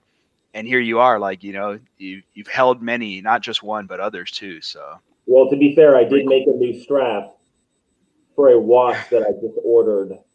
And you made that? Rhyme with Olex. Okay, so keep an eye out. You heard it here first. All right, I can't wait to see more, man. Good, man. I like that. Good. Yeah, dude, look at that. The stitching. So you did everything, stitching and all that. Yep. So in the description, just a shout out before I go, in the description of every video, it's like, you want to buy some straps? So I actually did a build video where I sourced out all my leather and stuff like that, and I built straps. So dude, you let me know, and I'll plug it in one of my videos too, and then send some fans over to you to get some new straps, man. That looks awesome. Yep. Jack of all trades, master of none. So dude, I hear you. Right on, man. Well, okay, so again, to all the viewers out there, so thanks for sticking by, while we talked with Chase. Another great hour. We're halfway through our subscribe. Follow him if you're not already. Yep, and I'll put the links again in our chat. And thanks again, Chase, for joining us. And thank you, buddy. Yeah, you have a good one, bro. Good to meet you. All right, later. Bye. Cool, man. Wow, 6 hours in, Dave. That means we're at the halfway point. This is halftime. So I'm not gonna lie, I'm kind of feeling it. Well, people in the comments were calling me out, and they were right. I mean, I had to go to the bathroom, and I need another shot. So I had actual coffee this time. So, but I'm good, man. I'm still pumped. And this is definitely helping me out. I'm feeling great, and I think it's to be expected. There's gonna be some bathroom breaks. So, hey, Dave, we knew this was gonna be tough. But I'll be honest with you. These first 6 hours, though, did fly by, and I'm having a great time, man. Bless you. Sorry, thanks. Sorry, I had to mute myself. Dude, I'm having a blast. I love that all of our guests up to this point have all brought some really cool just experience and expertise. I learned something new every hour. Yeah, same here. Every hour I have. I wish I kept a diary. Now I have to go back and watch another 12 hours. So, yeah. I'll do a highlights so people don't have to do the whole. We'll do a few minutes from each hour, and I think that'd be good. So, do like a highlight reel and put it on your channel. You can get monetized for it. Go for it. Seriously. Well, and thanks to everyone in the chat for the support. I know not everyone, y'all are coming and going, which it's always good. And I see a lot of awesome names there. I messaged our next guest, which is actually Brian Tromp. Tromp. I've never met him either.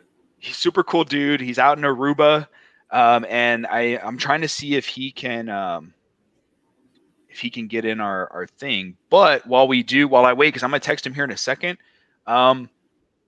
But I want to kind of ask you, okay, you have a 7.5-inch wrist? No, I'm 7, just like you, brother. Oh, 7-inch wrist. Okay, cool. So so everyone that's joined us so far now, I kind of want to ask what your thoughts are, as well as you, Average Joe. Why do you think some larger watch-sized brands, and I know Mad Rock already took off, but like Panerai, for example, right. Why do you think they get a pass for being larger? But when we look at like fashion watch brands or some other, Invicta is another example. They have huge watches, right? They don't get a pass. They're kind of looked at as gaudy, chunky, nasty, whatever. But why do you think Panerai gets a pass? And we'll just use Panerai as an example. I don't mean to pick on them, but there's others too. Well, let's think about what put Panerai on the map with Sylvester Stallone, right? If it wasn't for Sylvester Stallone, Panerai wouldn't be so popular. But in my opinion, I think it's history and horology. I think the brands that have the reputation, a good reputation in the community, are going to get a lot of passes that other watch brands can't get away with, because they don't have the history, the fanboys, the backing, the horology.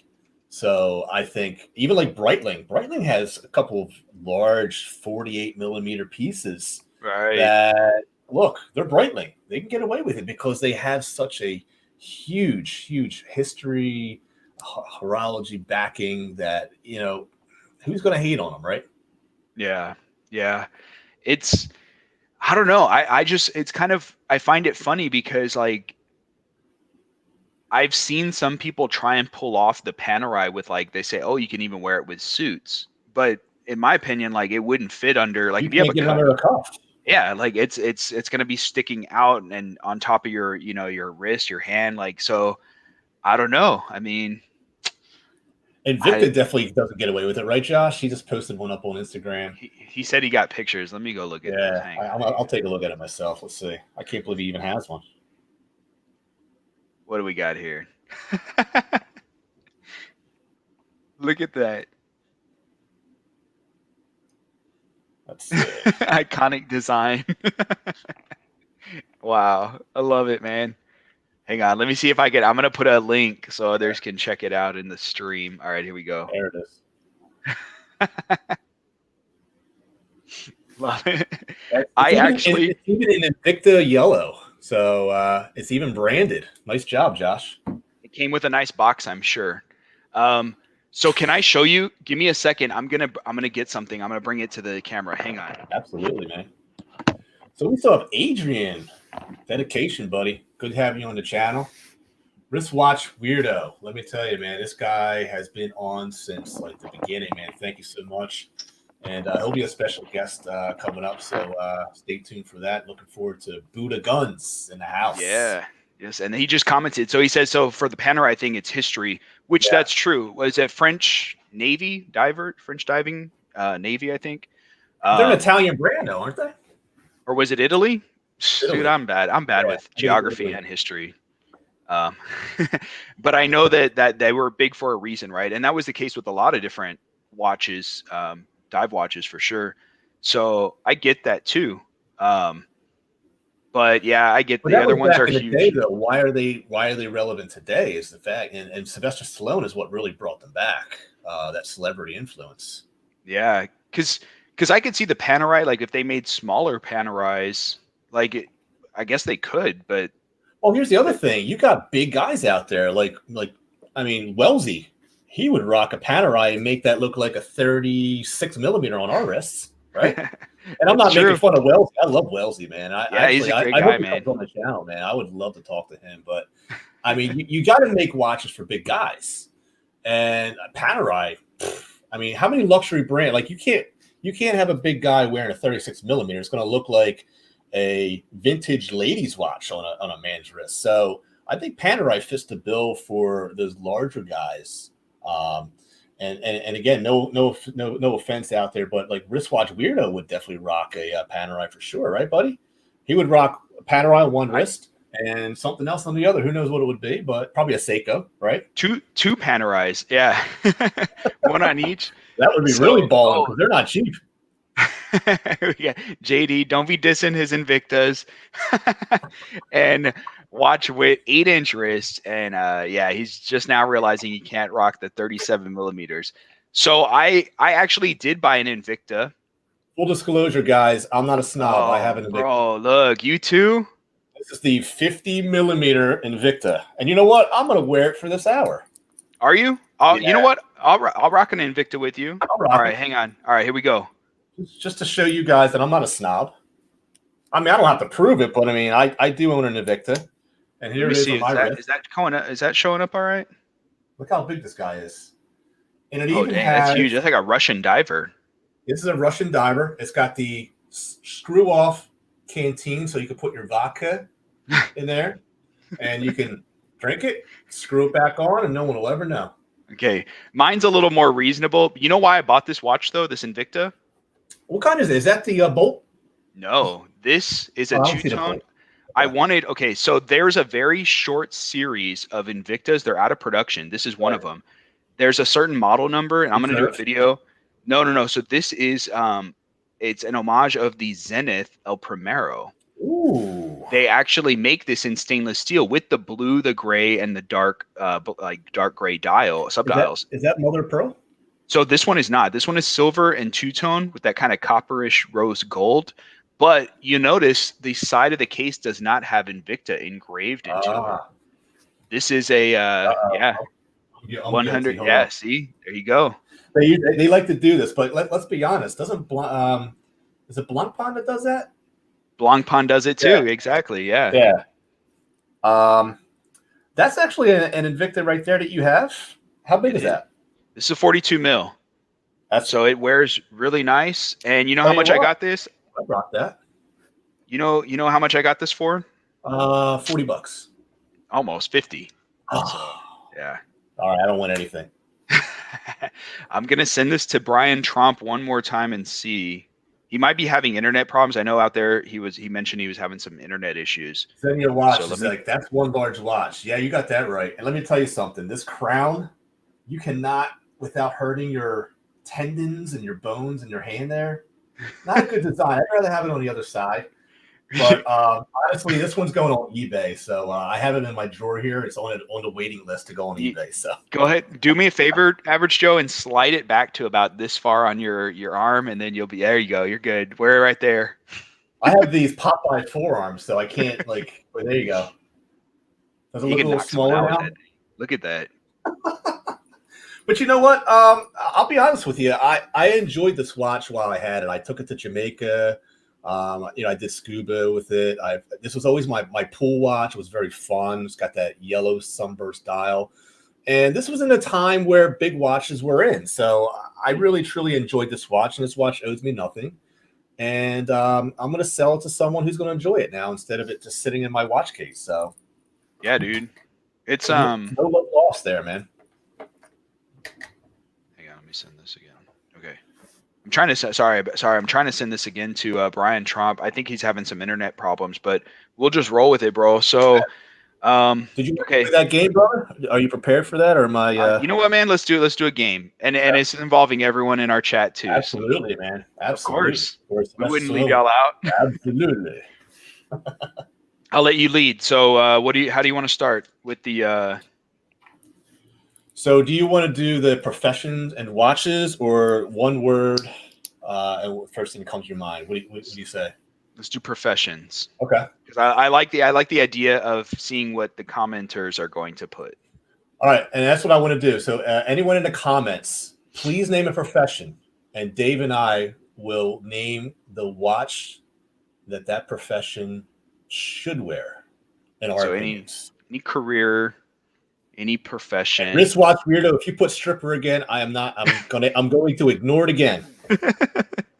This is a family channel. This is PG rated. Please. I love you still, buddy, but I'm not going there, man. I have to answer to my my fiance. Okay, right, Josh was the first one. Pastor. Oh, we got just one more watch in the comments. Welcome, Jody too. What's up, Jody? He put used car salesman. Okay, so we'll start with Josh. All right, so pastor. So pastor has to they have to have this image of,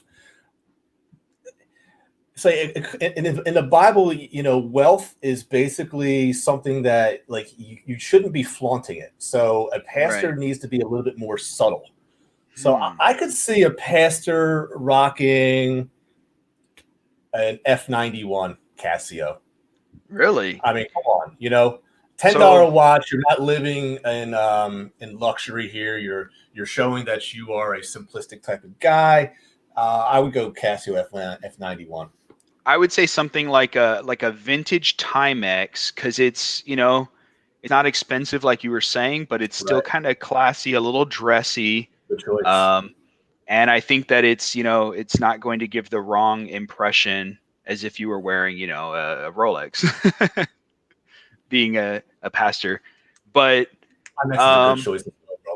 I kind of want to know what, so dress watch for sure. You know what I would say? Here's one I could see that would be kind of like dressy, but maybe reasonable, would be like a Longines, the triple calendar. This is an homage, but like the real one, like, you know, you could rock it dressed up, but it's also not overtly, I don't know. Man, flashy. that thing's expensive though, man. So, you know. Yeah. So you gotta be careful, because the congregations be like, I wonder if he's dipping in the charity plate. Right. So you got to be careful with that. Okay, and Josh already shot down my Casio F91, saying that it's not a dress watch, and that's not good enough. Yeah, I've seen some people wear that with a suit, Josh. So don't give me that, man. So let's get the used car salesman, man. Jody was next. That's such a good one, because, man, it's like, what do vultures wear? No, I'm just kidding. Well, Jody did an interview with me back in July, and he was so kind to do that, and I thank you again for that. But he did mention that Breitling was a used car salesman's like watch, and he did say there might be a little bit of used car salesman in me and him. So I'm going to go with what I have on right now, the Breitling Blackbird, but any Breitling will do. So that'll be my choice in spirit of Jody here. Used car salesman. I'm going with my Invicta. You know, the one I just had on. I'm going with the Invicta. Okay. I could see it being like something you're not gonna be worried about banging up on. You know, when you're detailing the car and you're desk diving and meeting people. So you're looking more of like a beater. Yeah, just something like not super expensive, but something that could, you know, it's that's what I'm thinking. Because used car, so you're kind of dressed, you know, you're usually wearing like a short sleeve, button up and some slacks and. See, and Jody said the Pope wears a Swatch, having upgraded from a Casio. So, see, Josh, just saying. So, a Swatch, man, Swatch makes, you could pretty much get a whole bunch of different styles of swatches too. There's actually this one Swatch I like. It's completely translucent. It's got the jelly bracelet. The whole thing is translucent. Such a cool looking watch, man. So we're getting a lot of. We're getting some crazy stuff. Look, Carol Baskins. I think we're kind of losing. I got to go back up here. What else we got here? Put another one up there, bud. Okay, so let's do plumber. Okay. All right. So my uncle's a plumber. All right. So this might shock you, but I'm going to say they don't wear a watch. So no watch for a plumber, because. But then again, if they were to wear a watch, it's got to be waterproof. It's got to be sewer proof. It's got to be poopy proof. Like everything. You need to have a tough watch. So I'm going to go with a Casio G-Shock. G-Shock, okay. You knew I had to put that in there somewhere. Yeah, I think I agree. I don't think I would invest that much money into a work watch, so I would go with the Skimmy version of the G-Shock. All right, Mr. Ali. I'd go $8 Skimmy watch all day. Absolutely, man, and you can buy quite a few of them. And just keep them in the work van. G-Shock. Even though I can get a G-Shock for about $40. What else do we got? Yeah. So we got Instagram model. You already know these. I mean, they're all, let's be honest, they're all flexors, right? So it's going to be a Rolex of some sort. Really? I thought we were going to say fashion brands like Movement and Filippo and. All right. Well, I don't know. What's the other one? Vincero. Yeah. Vincero. Well, I could see the total fashion brand with that. Yeah. I guess now that you're saying it, I can see that.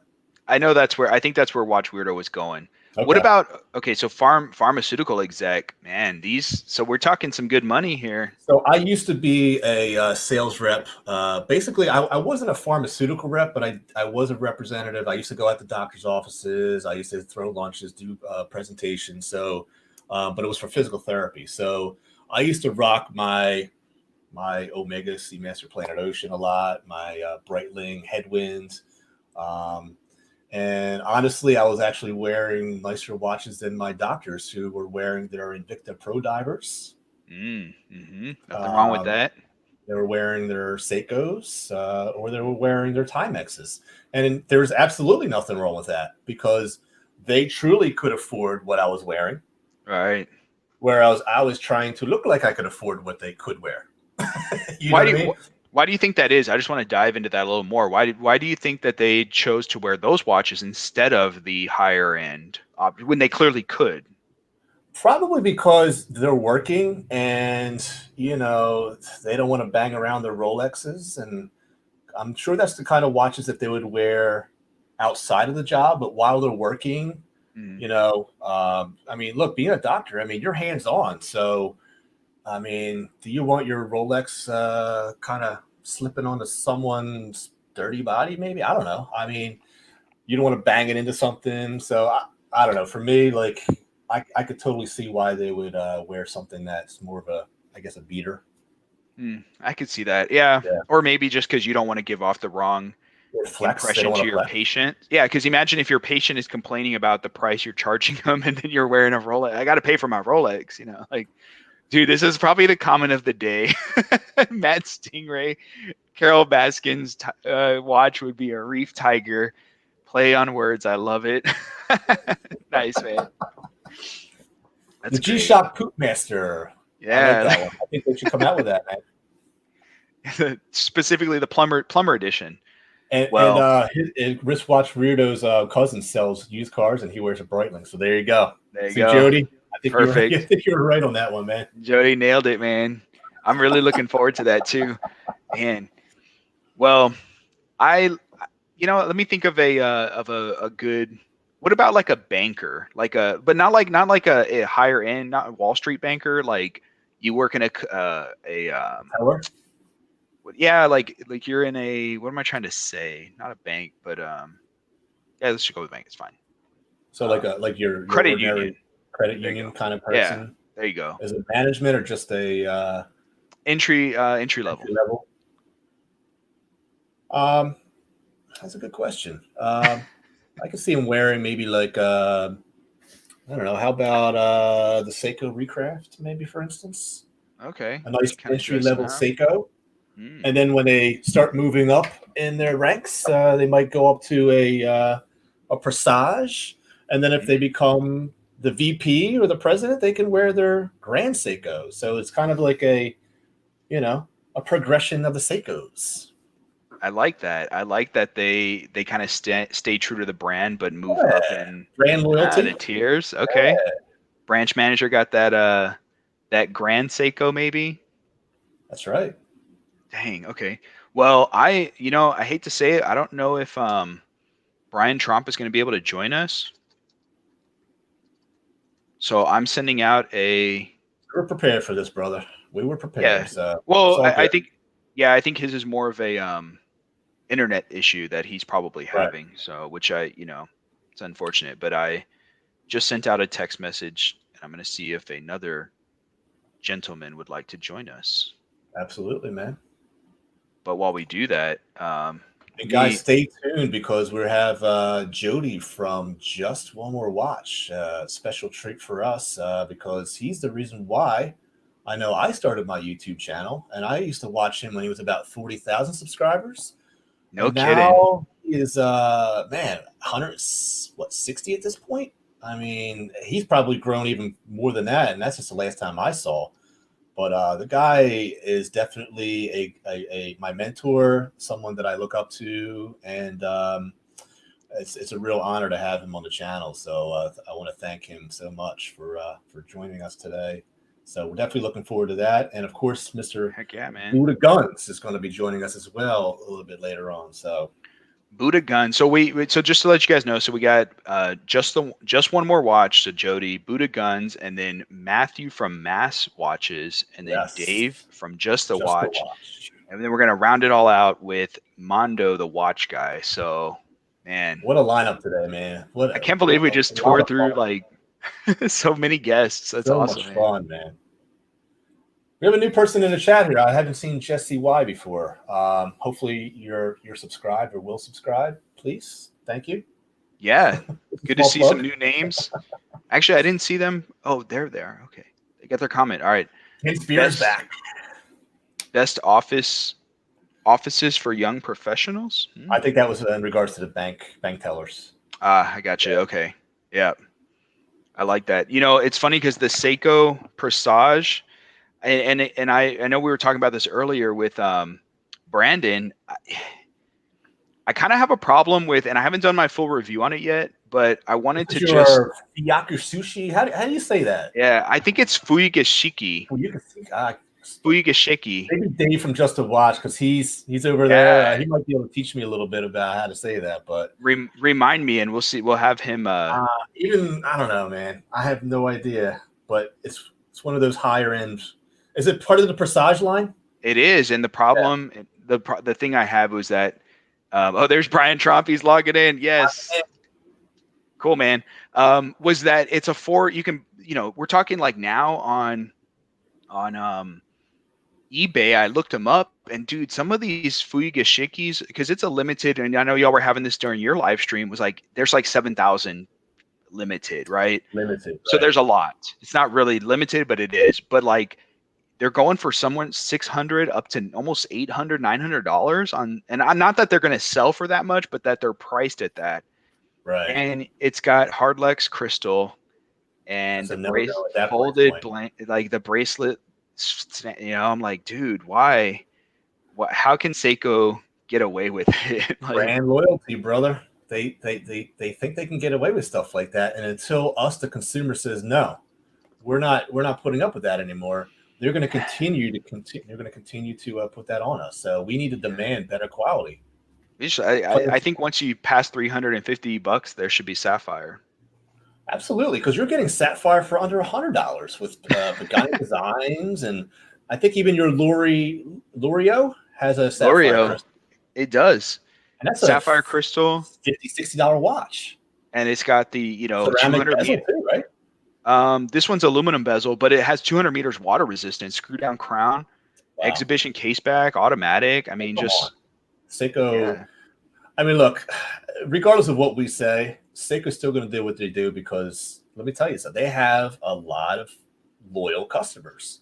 Yeah. But I think we definitely need to hold them accountable, man, and say, hey, look, you need to start checking off some more boxes or we're going to go back to these micro brands and the Pagani designs of the world. So, it's I will say that at least with the difference. So here's where the money to me is kind of like, okay, I'm getting it a little bit more is that dial is just really the snowflake dial. The texturing on it is really amazing. Yeah, that is the beautiful. Finishing on the hands is there. Like it's polished, the applied indices. So there's definitely everything else about the watch is like spot on. I think you're paying for that that case, Finishing. and then they have to cut corners somewhere, right? I guess, yeah. I mean, I'm just playing devil's advocate, but I'd rather they put a nice leather strap on it, to be honest. Right. I mean, that costs what?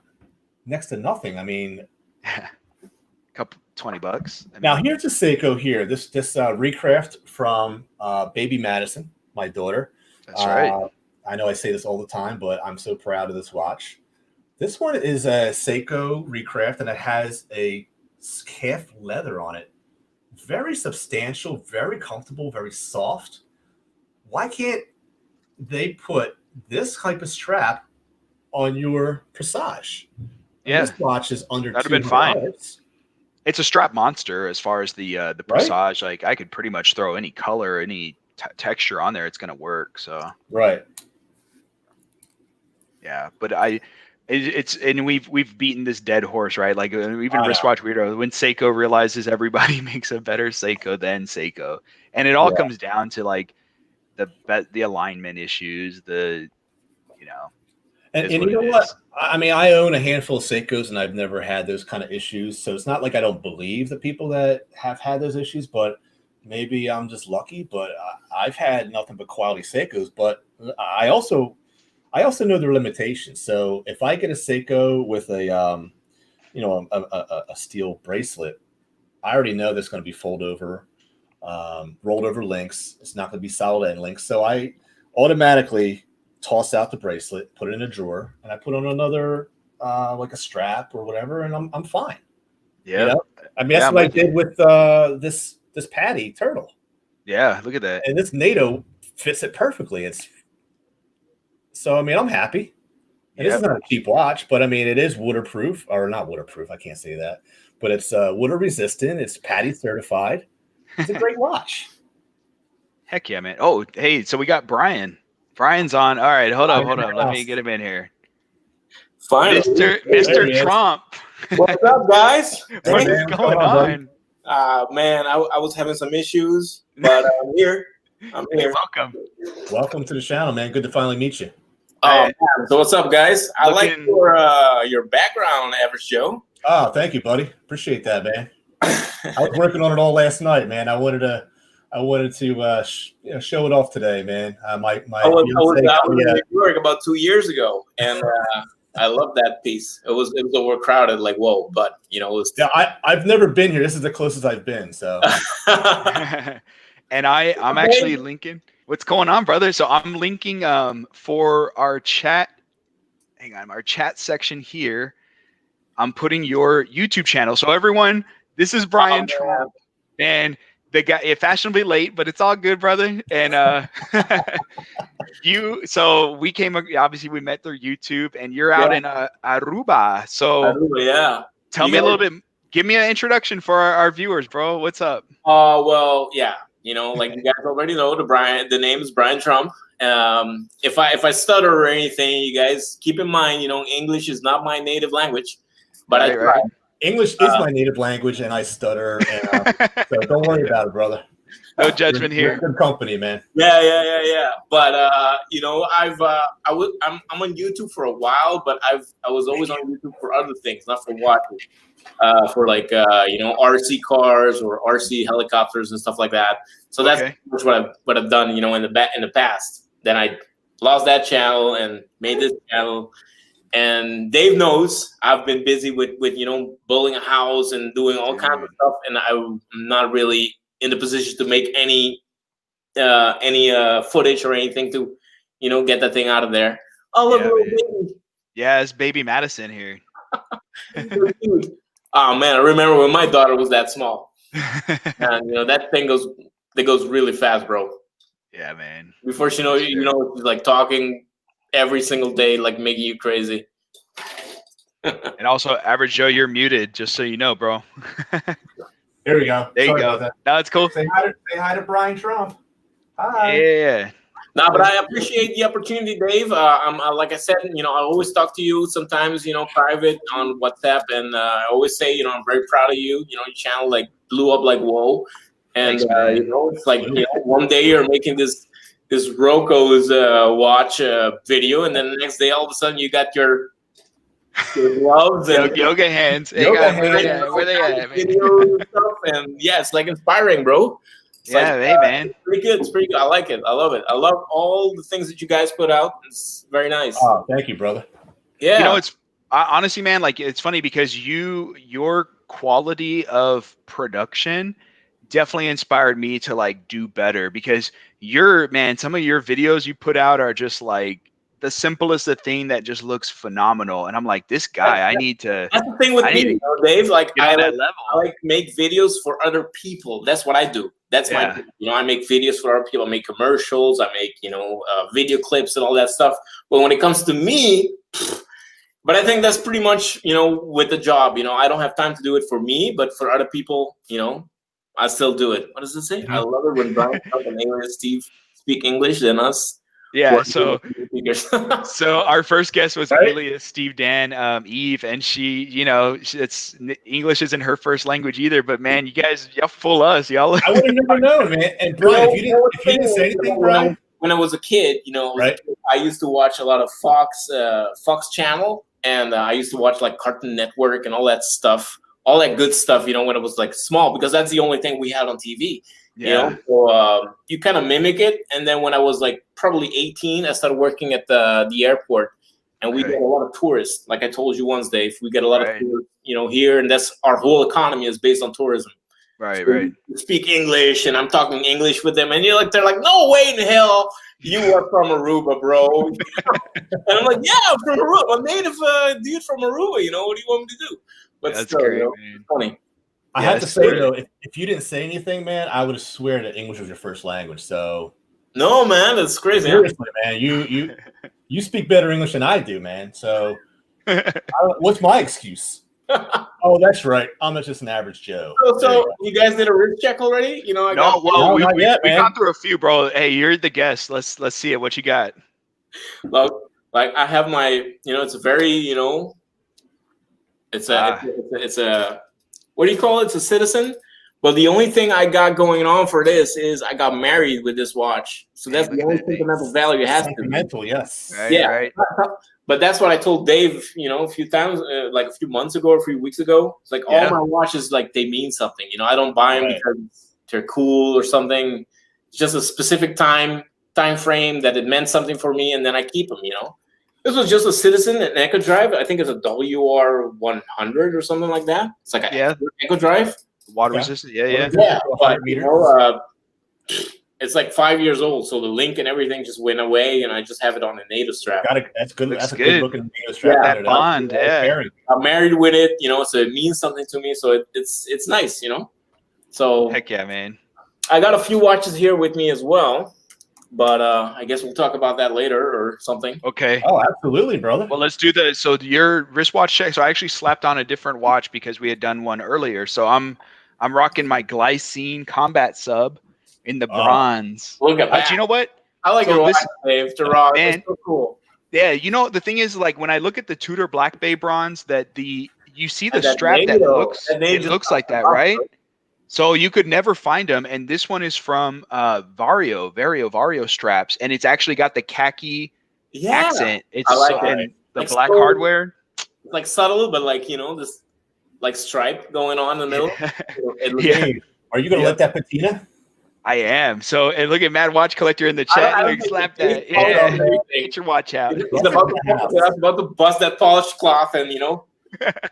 I only did the same way there, Brian.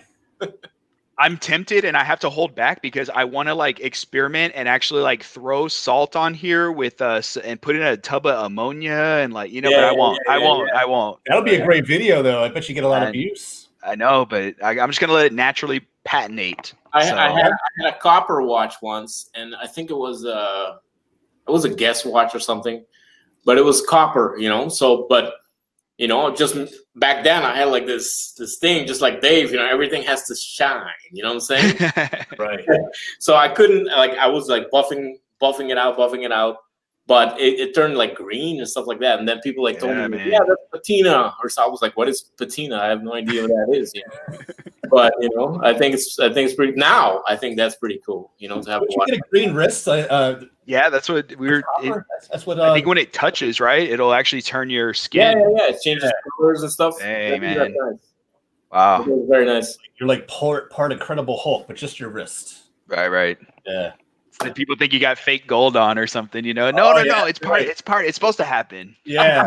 Exactly. You're green on your you know. But I'm patinating. Well, what do you? Hey, so Average Joe. So what do you have on the wrist? Is the same thing, or you just swap out? Well, let me tell you something. Brian's actually wearing a sentimental watch, and by chance, I'm actually wearing a sentimental watch. That's nice. Okay. Yep. There you go. The Seiko Recraft. Oh, And nice. it actually came in a beautiful case for my baby. That's so cool, man. My protector, Isn't that cool? my daughter. Yep. Quinn. Pretty cool, right? Yeah, it's pretty Mad cool. baby Maddie. Sentimental. This watch is. So what you get. the watch came in that. No. Make it especially for that. So this case was actually made specially for me, obviously, and they put the watch in there. So and baby Madison was only probably about 4 months old. So I'm impressed that she could even spell better than her dad, who's She did great. years old, man. That's really awesome. You know, we got you speaking better English, and baby Madison can spell better than her daddy. I mean, this well, there you go. I should probably just quit, man. You know, what's going on here? You should, Joe. Toss the. I give up, man. I'm done. So I'm gonna let the crowd know too. So Brian Tromp. So your channel name before, when you were subbed initially to my channel, first of my kind. The first of my kind for years. The first of my kind. Yeah. So our last guest speaker, Mando, his channel is the last of my kind. So it's kind of funny that man, look at y'all. So I remember reading your first some comments you had put in one of my videos when I was first starting out. And you know how in text you can never get the tone of someone's comments, and you were like, "Is this all you have? Are these homage watches?" And I was kind of like, "Man, this guy is being a jerk to me, you know." And then, but then you were like, oh, "Okay, cool. You like that? Why don't you like Seiko?" And then we started talking. And I was like, "Oh, okay." Yeah. He wasn't being rude. He was just curious. I was just curious because I noticed you were all into the homage watches, but I was like, this guy must have at least a Seiko or something. Right. I was doing the same thing. You know, but then I noticed that because that's when I discovered your channel. And then I noticed, the watches you're using and stuff that you like. And that actually, kind of got me more into, looking further for homage watches or startup kickers and whatever they got going on, Right. I just ordered this. I don't know if you guys know this watch. It's called Siga or something like that. And Siga Designs. Yeah. It's got this new one. They had this Kickstarter a few months ago. Okay. It's like a homage of this Richard Mille type of thing. It's like a skeleton and it's automatic and stuff. It looks very nice. Is it huge as well? Yeah. But how much is that running you? It's about $200 something, $250. Okay. Not that either, Right. But again, what is cheap, what is expensive, but still for brandless or nobody knows this type of watch, I think it's on the pricey side.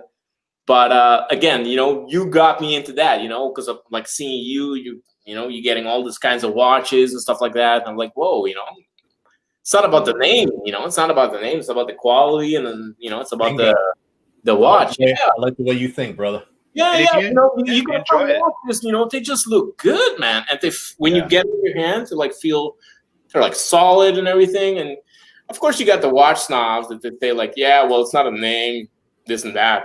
Right. But I think again, it's just a watch. You're supposed to like it, and if you wear it, then there you go. This is one of my favorite watches in my collection, and this is under $100. That's what is it? This is Steinhardt. It's an Accurist. An Accurist. Okay. They're popular overseas in the UK. Oh, really? I can't find them here, so I actually had a good buddy of mine, Adrian Sales, who sent it over to me. He was actually on the channel earlier. This thing it looks like a Steinhardt or the Alpha ones. So it looks expensive. It's solidly built, but you can pay $60. It looks like colors, man. Looks so what good. Is it? 80 squids? And the tile. 80 quid, I think, for this thing. So 80 quid, cool. 80 squids. Wow. 80, wow. Yeah. 80 squids. And it looks like this. I have that one as well, but this is the alpha. Yes, dude. Right here. You guys can see it. That chrono. And I love the little piston design, right, on the subdials. Yeah, you gotta on where is it? Right here. You gotta untwist them and like press them. But this one, I've been actually rocking for like almost 2 months consecutively. Really? You know, wearing this every night, just like an old man. You know, giving it some. An old man. Yeah, because it's a wind watch. Mechanical. Yeah, hand wind. Yeah, it's a hand wind watch, and I got it on this green NATO. But I did a review on it, and I think it looks nice. You know, look at that movement. Yeah, is that a seagull or what movement is that? It looks like a It's seagull. supposed to be a seagull movement. Yeah, so it's a popular mechanical hand wind. Yeah, but it's an alpha watch, and it's supposedly like a Panda, the Rolex Panda homage of the what's the driver's name? He's like a race driver. I forgot his name. I know who you're talking about. Well, for a few million, that the Rolex of his. Well, this is like a homage of his watch, you know. Oh yeah.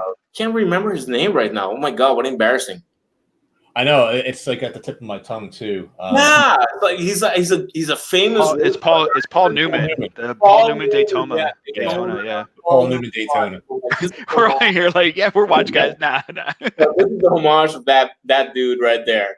Obviously not a few million, but it looks like a few million though, brother. I like it. Yeah, man, if you like it. Very clean looking too, man. Yeah, it's clean. And some people like ask me like, "Oh my god, that's a nice watch," and how much? Some people like say but I think again, those are people that probably do not know a lot about watches. Those are mostly the people that say like, "Oh my god, that thing looks like crazy expensive," But if what I like about it is somebody that knows about watches like, nice replica. It's not a direct copy either, man. I like the fact that it's got some. Alpha has nice watches. They do. I don't know if you guys check them out. I haven't seen you, Dave, with any alphas. I don't. So I actually saw one that was on eBay, and I almost picked it up. See, the problem, you guys know the problem. The problem is, not that I'm cutting you off, but it's not that either, Dave. This thing ran me about $180 to $190. I mean, geez. Yeah, and it's gonna pay to get it out here. So yeah. The ones I was looking at were still going for a couple hundred, and I was like, dang man, but it looked good. And but you guys know the problem is that the budget is limited, but the wish list is endless. So you can see my Amazon list. You know what's funny is out of control. Alpha makes a homage of this, which is the Omega. Yeah, which makes sense. Yeah. First letter of the alphabet, last letter of the alphabet. So it's kind of funny that they have that play on the Greek alphabet there. So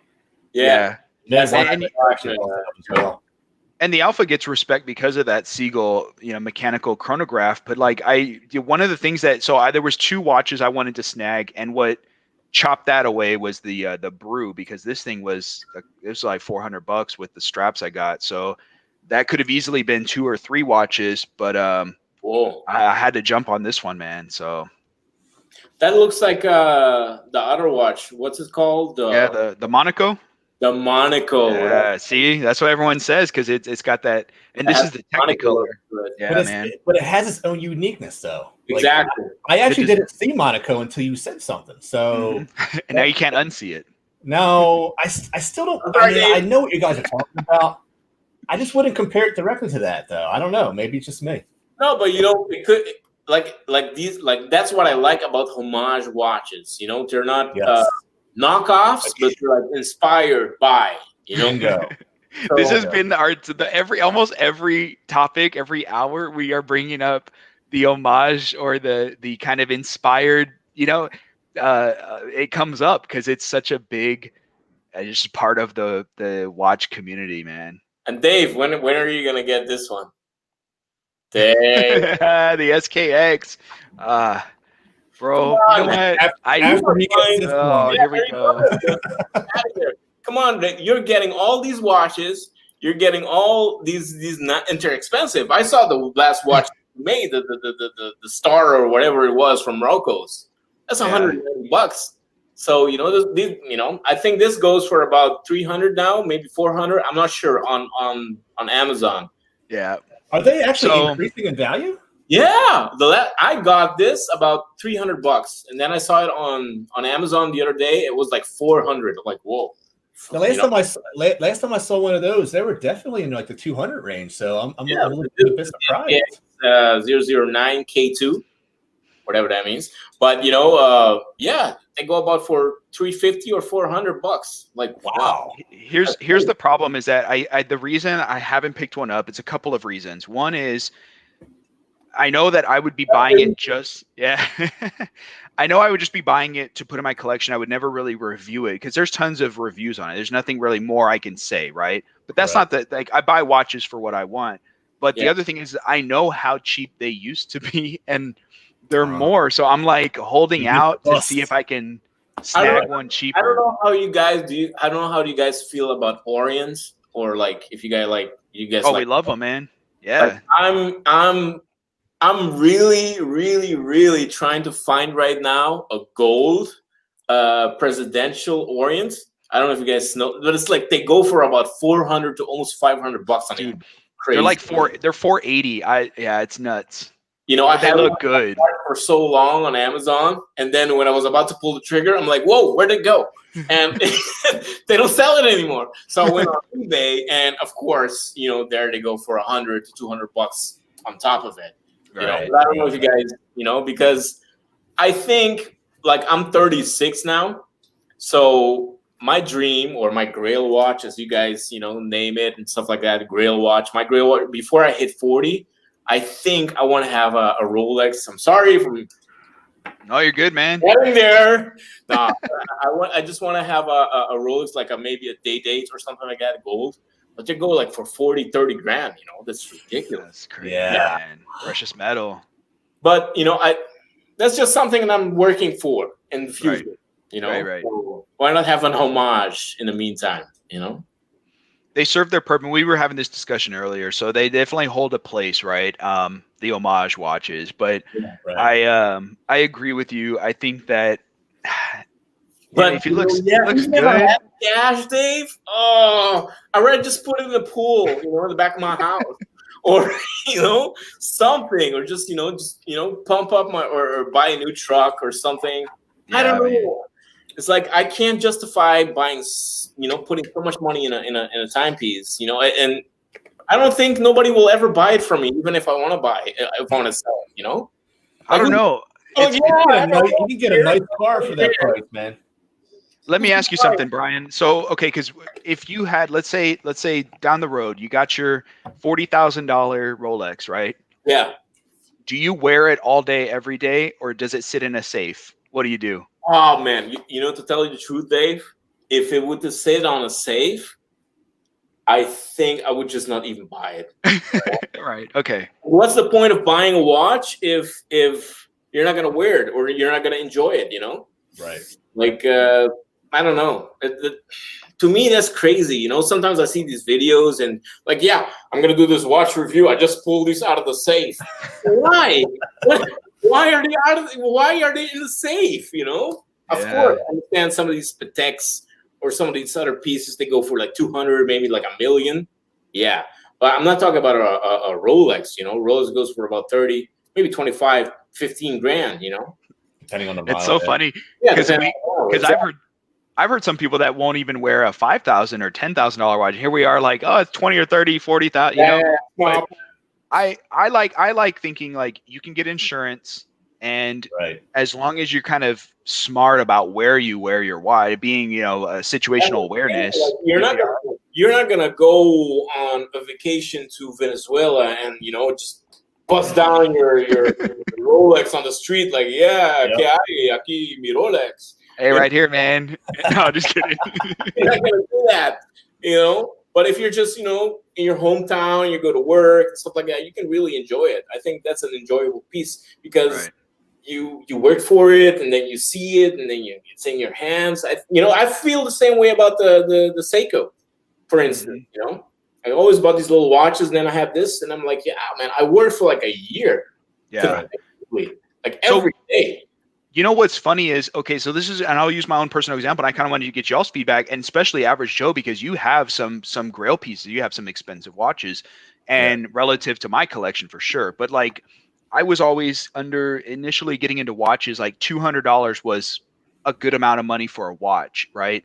And then it gets to a point where, okay, 500, you know, all right, I'll drop 1,000. Okay. Like, and so, but I'm okay with wearing a $600 watch and going out and about and like not really thinking about it. Right. But I had to like get my toes wet, get a little into it. It wasn't just like, let me jump in, you know? So what do you guys think? I mean, especially Average Joe, you like with your watches, how do you? Yeah, Joe, you got some nice pieces. Thank you, man. So one of my favorite pieces is the this Breitling Headwind. It's kind of like the presidential style with the you know, the day of 12 o'clock. Yeah, man. It's a authentic silver dial with a lacquering process, and I love this watch, man. But you got to like, they feel like such a solid piece. You hit the nail on the head. That's why I love Breitling, because it's such a solid watch. It really is. And like you said earlier, Brian, like you got to use common sense when wearing these watches. Like when I used to be a sales rep and I was going into bad neighborhoods, and I didn't, you know, I forgot that I was going to go into a neighborhood. I had to actually take the watch off and lock it in my glove compartment. Yeah, because you never know, you know. You got to use common sense. You know what I mean? Like you're not just willy-nilly. Yeah, it's like, oh, I should have worn my, you know, my Casio today or something that I wouldn't mind getting robbed for, you know. So, but I will wear that. I mean, I'll wear this mowing the lawn. Like I wear my watches. You know, this isn't going to sit in a safe and not be worn. Enjoy them. You're supposed to enjoy your timepiece. Yeah, put some battle wounds on it. But my Planet Ocean, for instance, my only gripe about this watch is it's got that painted bezel. So I already have a scratch on the bezel, and I'm already like, oh man, like I'm so depressed about it. You know, I wish I had a ceramic bezel, but this was 2011 when these were produced. So you know, so but it's part of it, you know. It's part of the history. I just wish I could remember where I got the little scratch from, though. Yeah, I got it when I went to do this and that. I had no story behind it, so you know. Yeah. And the reason I know about like the Breitling why it's so heavy, a friend of mine, you know, he gave me his Breitling to like polish up or whatever. You know, he's like a very tough guy. He's like, you know, I got this watch, and you know, I heard you like messing around with watches. Why don't you clean it up for me and put a little strap on it? So, you know, because he saw needles and everything, and you know, but he had a nice. It was a nice piece, you know, and when I got it, it was like very heavy. It's like thick, you know. It's like such a nice. And I remember I told him I can't put a NATO on it because it's like it has like this weird links or something like that. Mm-hmm. And so I cleaned it up and I polished it and I put it on. And I'm like, well, I think I'm gonna get a Breitling. You know? Yeah. I saw it was $10,000 or something like that. Never. Dang, man. My favorite brand, man, over Rolex for sure. It's watch, you know, they're bigger pieces. You know, this is a 43 millimeter. You know, if you guys don't mind me saying, I think, you know, watch collecting, it has different time frames. I don't know if I'm saying this right, but you know, like phases. When I was younger, I'm like, I get all these G-Shogs and these deep watches and everything. It's like, you know, a lot of watches. And then, you know, I'm like, okay, I'll give these away, and I get more interested in other watches, and then, you know, I guess it just changes as you get older, you know. Oh, absolutely. Yeah. Like 10 years ago, I used to wear big watches, and we just whipped out our Invictus. I used to wear a 50 millimeter. Oh my God, that's like covering the whole screen, Joe. So, okay, I just bought this one. I'm gonna join you guys. There you go. Here it is next. Oh, we're going for large watches. Hang on, let me get that Bulova. I think this is 50 something. No, Dave, you won. That thing is. I like that Bulova, Dave. It's only 46, guys. Come on. I would rock that though, man. Even though it's above my limit, that's a beautiful watch, brother. Nah, man, it's lugless. It wears smaller than you think. No lugs. From a present from my wife. I don't know if you guys know about this. Oh yeah. No. What? Tell me more. Yeah. these are like divers. Like this is like 1,000 meters, has a helium valve and everything, and these are like monster watches. Very nice. It looks like a tuna. Yeah, it's crazy. And the loom on this is amazing.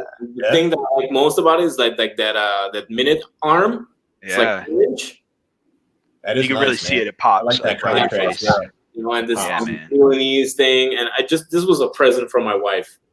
But again, it's like so huge. I barely use it, you know, but still, like Dave, there you go, another sentimental piece right here.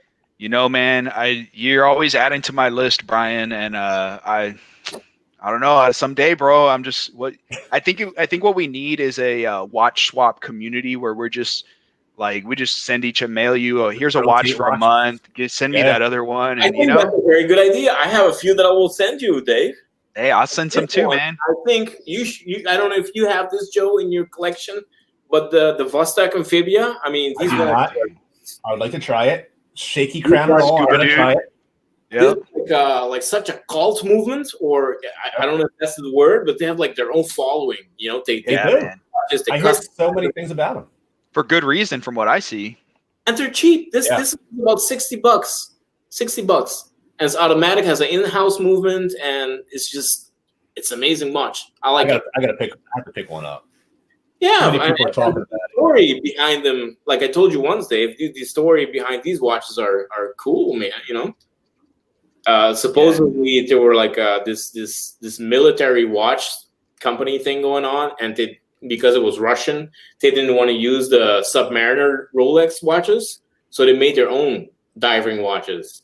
And ever since, they've been using the same technique, the same in-house movement, the same nothing changed. It's like this thing has been stuck since forever. Yeah, man. I never knew that. Yeah, like this weird story. It was even on YouTube. You know, people are talking about that. It's crazy. I learn something new every hour. Yeah, dude. I will say I have learned so much talking to you and just everyone before, and I know we're halfway, so there's going to be even more. Like I'm just going to have all this knowledge. My mind is blown, bro. It's so cool. Tomorrow's gonna make a new video about this whole thing. Yeah. Well, Brian, man, so I know we had some technical issues at the start, and it took some time getting on, but thanks for joining us, man. And to all the followers, like again, Brian Tromp, I got him his channel down here in the chat, so please go subscribe to him on YouTube. As soon as he's got coming in, my house is finally done. My everything is finally done, so I'm gonna start making new stuff very, very, very soon. You know, awesome, and get into it. I'll be watching, brother. Yeah, good to finally meet you, man. And then we got Jody. Yeah, Jody from Just One More Watch coming on the channel here soon. So stick around for that too, Brian. And hope to see you in the comments. And thanks for all the support, brother. And if you're ever, I'm not gonna say if, but when you come to the States, you got to swing by Texas, and we'll. I am. So we can go to the shooting range, and heck yeah! Oh, we'll do so much more, man. Yeah, and I told my wife we got to make a flight out to Aruba. Yeah, you should. And hang out, man. So right there, dip our toes in the sand. But thanks again for joining, and thank you, man. All the support, man. It was a pleasure. All right, guys. You guys take care. Hey, you too. And keep watching. All right, yes, sir. Hey, there you go. Hey, cheers, brother. God bless you, brother. Take care, dudes. All right, awesome, man. He's a lot of fun. A lot of good energy from him, man. It's funny because we chat through the WhatsApp app, and like we'll be sending voice recordings to each other, and I'll be like at work listening, and I'll be like like a little kid, like all like we're like joking, chatting back and forth. So he's a real cool dude. But I'm excited for our next guest, Jody, dude. Oh man, what a milestone! This is the reason why I started my YouTube channel. This was and still is my favorite YouTuber. I was actually watching him when he was around 40,000 subscribers, and that was not that long ago. And the guy's at he must be at least 160,000 subscribers. Yeah, dude. I'm you know gonna check. Hang on, I want to find out. Jody is exactly the same guy that you see behind the camera, or in front of the camera, that he is behind the camera. He's a true gentleman. I mean, I reached out to him. He's like, absolutely, whatever you need. I mean, you don't meet a lot of guys like this, and this is one guy I could honestly say deserves the success that he has because he's just such a humble, true gentleman, and I think it's a perfect guy to be my mentor. So, Jody, you are officially my mentor. I wanted to just let you know that right here. So, all right. Well, I'm bringing him in now. So there we go. There he is. Good man. morning. Or good evening. Or whatever. Buddy? How you We were waiting, Jody, for the hello. Hey, I'm embarrassed. I'm embarrassed. You're saying such nice things about me. I can't disavow you. It's not that true. Honestly, it's not that true. But thank you. That's really nice. That's really nice. If I've inspired you, Average Joe, to start your channel, that's much appreciated. Yeah. Oh really man, and Jody, this is a first, so meeting you in person, on the channel. So thank you for saying yes and joining us on the Schwartz Force. Being part of showing some love. So thank you so much, man. No problem. I should have worn a Star Wars T-shirt today, shouldn't I? May the Schwartz be with you. But I didn't. I've got one of my Formula One ones on instead. It's good enough. There you go. Yeah. I was up last night. I'm a big Formula One. I'm a big petrol head, and I was up until about 2 a.m. watching the last of the season. It was the Abu Dhabi Grand Prix, but it was boring, and I went to bed. Yeah. Oh, it was just one of those processional ones where they all follow each other round and round in circles for 2 hours, and nothing happens. No excitement. Bummer. No excitement. No crashes. No crashes. No flames. No smoke. So we're always looking forward to, unfortunately, right? Sadly, it's true. It is true. So how do you guys? Is this like 5 hours in? How many hours so far? We are 7. 7 hours in. 7 hours. Yeah. You're mental. You're crazy. Still going strong. And what was the idea? We thought about having just like a live stream, and we're thinking, me and Average Joe were like, it's a lot of fun. What if we brought multiple guests on? But you really can't have 10 people in one chat talking. Yeah. It just doesn't work. But we were thinking, well, what if we do a longer stretch? And then I was thinking, like, we got the Christmas coming up, 12 days of Christmas, well, 12 hours of Christmas. All right, like, can we do it? We could do it. And are you self-medicating? Is there going to be a little bit of beer or something later on, or not for this, man? I'm thinking I'll be honest, the last hour, that's when we unwind. Yeah. So yeah. Yeah. Straight down the line. And what time is it over there? It is 4 minutes past 9. So I'm on time. On Monday though, right? Yeah, on Monday morning. In the future. I am in the future. How is it? How is it in the past? It's not bad actually. The future, we're all still here, so you'll know that you will be waking up tomorrow morning. Right. You're not wearing your Back to the Future shirt. I just had an electrician come over to try and repair my oven because my wife and I just moved into a new rental property and there's no oven, and no oven equals no Christmas. So, so we've got 10 days to get an oven, or we're going to be eating microwave turkey, I think, around the table on Christmas Day. Oh man, yeah, man. Yeah. Well, Jody, I'm like blown away. We had Josh from the Swiss Watch Company on the channel just earlier on today, and I was talking a little bit about our conversation that we had in July. Thank you again for coming on the channel to do that interview. But you hinted something about possibly starting a micro brand, and we were actually getting some tips. So where are you with that? I am absolutely nowhere, I guess, with that. I think it's something that is the next kind of logical step for me if I want to take this further, what I've built with Just One More Watch further over the next couple of years. I'm still in full-time studies, but I finish in about a year, 14 months time. And at that point, I thought I would have a bit more time, because I think YouTube occupies a lot of my time, as you guys know. If you're doing this with any degree of regularity and any degree of professionalism, then it takes as much time as you give it. And that's right. It really does. Especially with you. You upload three videos a week, and you've been doing that for the past couple of years. That's I'm up to like 550 videos. I blame the time teller entirely for that, by the way. Because he and I kind of started around a similar time, and he came out the box very, very strongly, and then he just kept pumping in the videos. And I'm like, man, I got to catch up with this guy. He's doing 3 a week. I was doing 2 a week at the time, and I've done 3 a week ever since then. So yeah, it's all his fault. There's definitely a competitive nature to it, but it's just a friendly competition.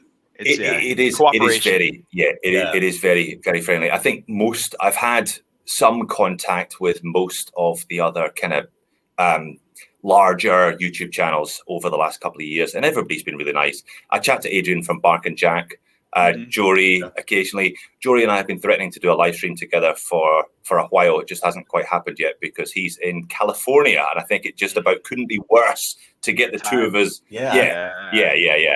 I would have to get up at 4 in the morning or something. You what? Sorry. That's like a full day ahead then, because they're a couple hours even behind Eastern Standard Time that we're here in Philadelphia. Where you guys are. Yeah, it's like 16 Central. Yeah. It's almost that way.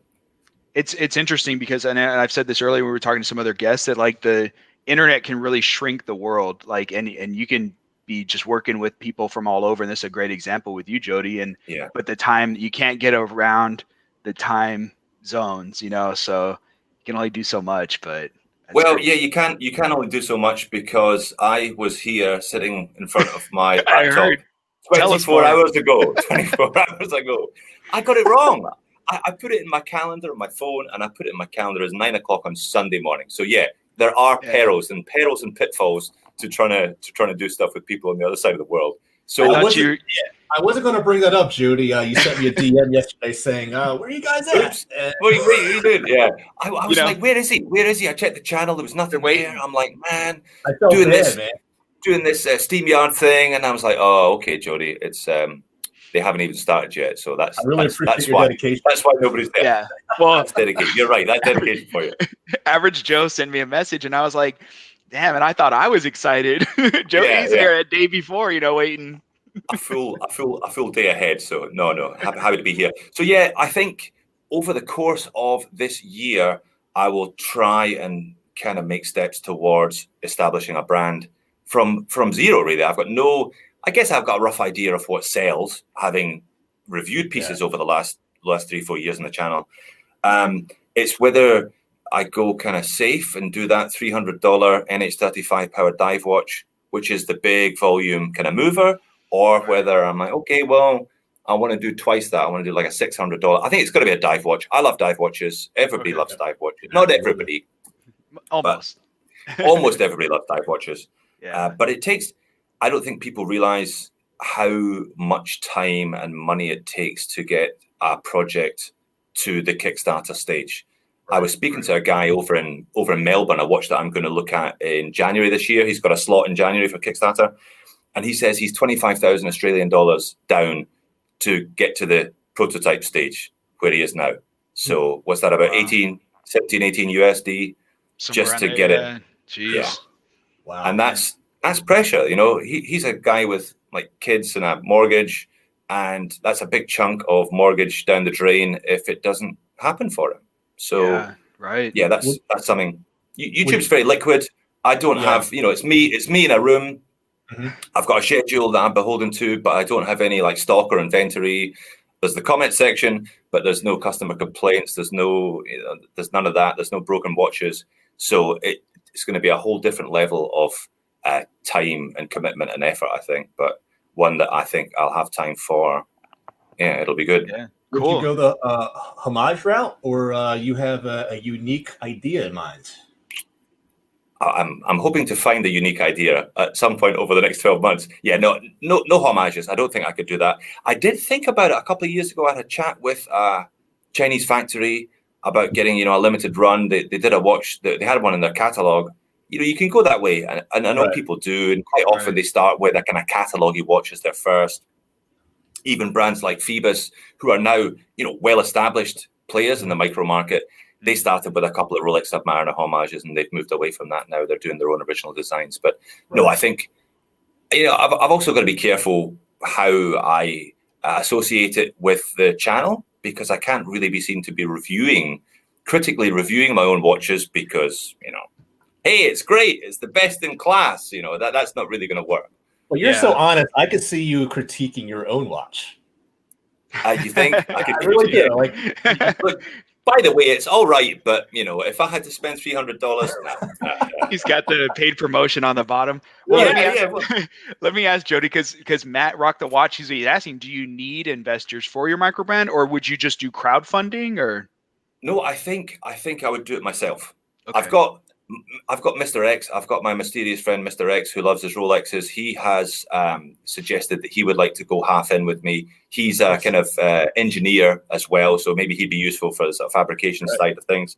Okay. And I've got a couple of friends who have got in touch over the last. I've got a couple of friends that I've met through watches who have said, if you want to do something, let me know. I'd love to be involved. But I think if it would be kind of my project, and I would probably just go it alone. But that's a shame, because I was going to unload some Tesla shares to invest in your microbrand. Tesla shares, you hang on to those. You hang on to those. Everybody keeps saying that. Yeah. So I think don't do it. I saw your video the other day. You're going to buy a Snoopy with the Tesla shares. No, that's short-term thinking, because I think your Tesla shares will be worth more in 10 years' time than Snoopy will. Yeah, that was the conclusion I think I came up to. So they're definitely staying, and now it's just a running joke. But I would totally invest in a microbrand, especially one that I believed in. So. Well, why don't you start your own? Have you thought about that? Have you got the time to do it? Or I have nothing but time, man. Yeah, so I think what that's a great idea, man. Wouldn't that be something? You're the inspiration behind my YouTube channel, and now I can say, Jody's the inspiration behind my microbrand now. Let me get there first. Let me get there first, all right? Because now it's a race. I think. Yeah, I think it's getting saturated. Not saturated, because people will always be looking for just one more watch. But I think it's not as easy as it was to get a micro off the ground now as it was 2-3 years ago. I'm definitely seeing more, way more. Yeah. You're seeing way more, and I'm seeing some that don't happen. Stuff that's pretty good and would have worked a couple of years ago, not getting the numbers, not getting the volume, not getting off the ground. It's a challenge. It's the same thing that happened with like craft brew, at least here in the States. It boomed, it got big, and then it got so saturated that, I mean, you can only do so much, I guess. I've been in Australia for 17 years, and when I came over here in 2003, there were like 6 beers. Honestly, it was pretty basic. and now you walk into a bottle shop and there's just shelves and shelves and shelves. So saturated, but it doesn't stop people from starting. So I guess it just means it encourages competition, encourages better standards.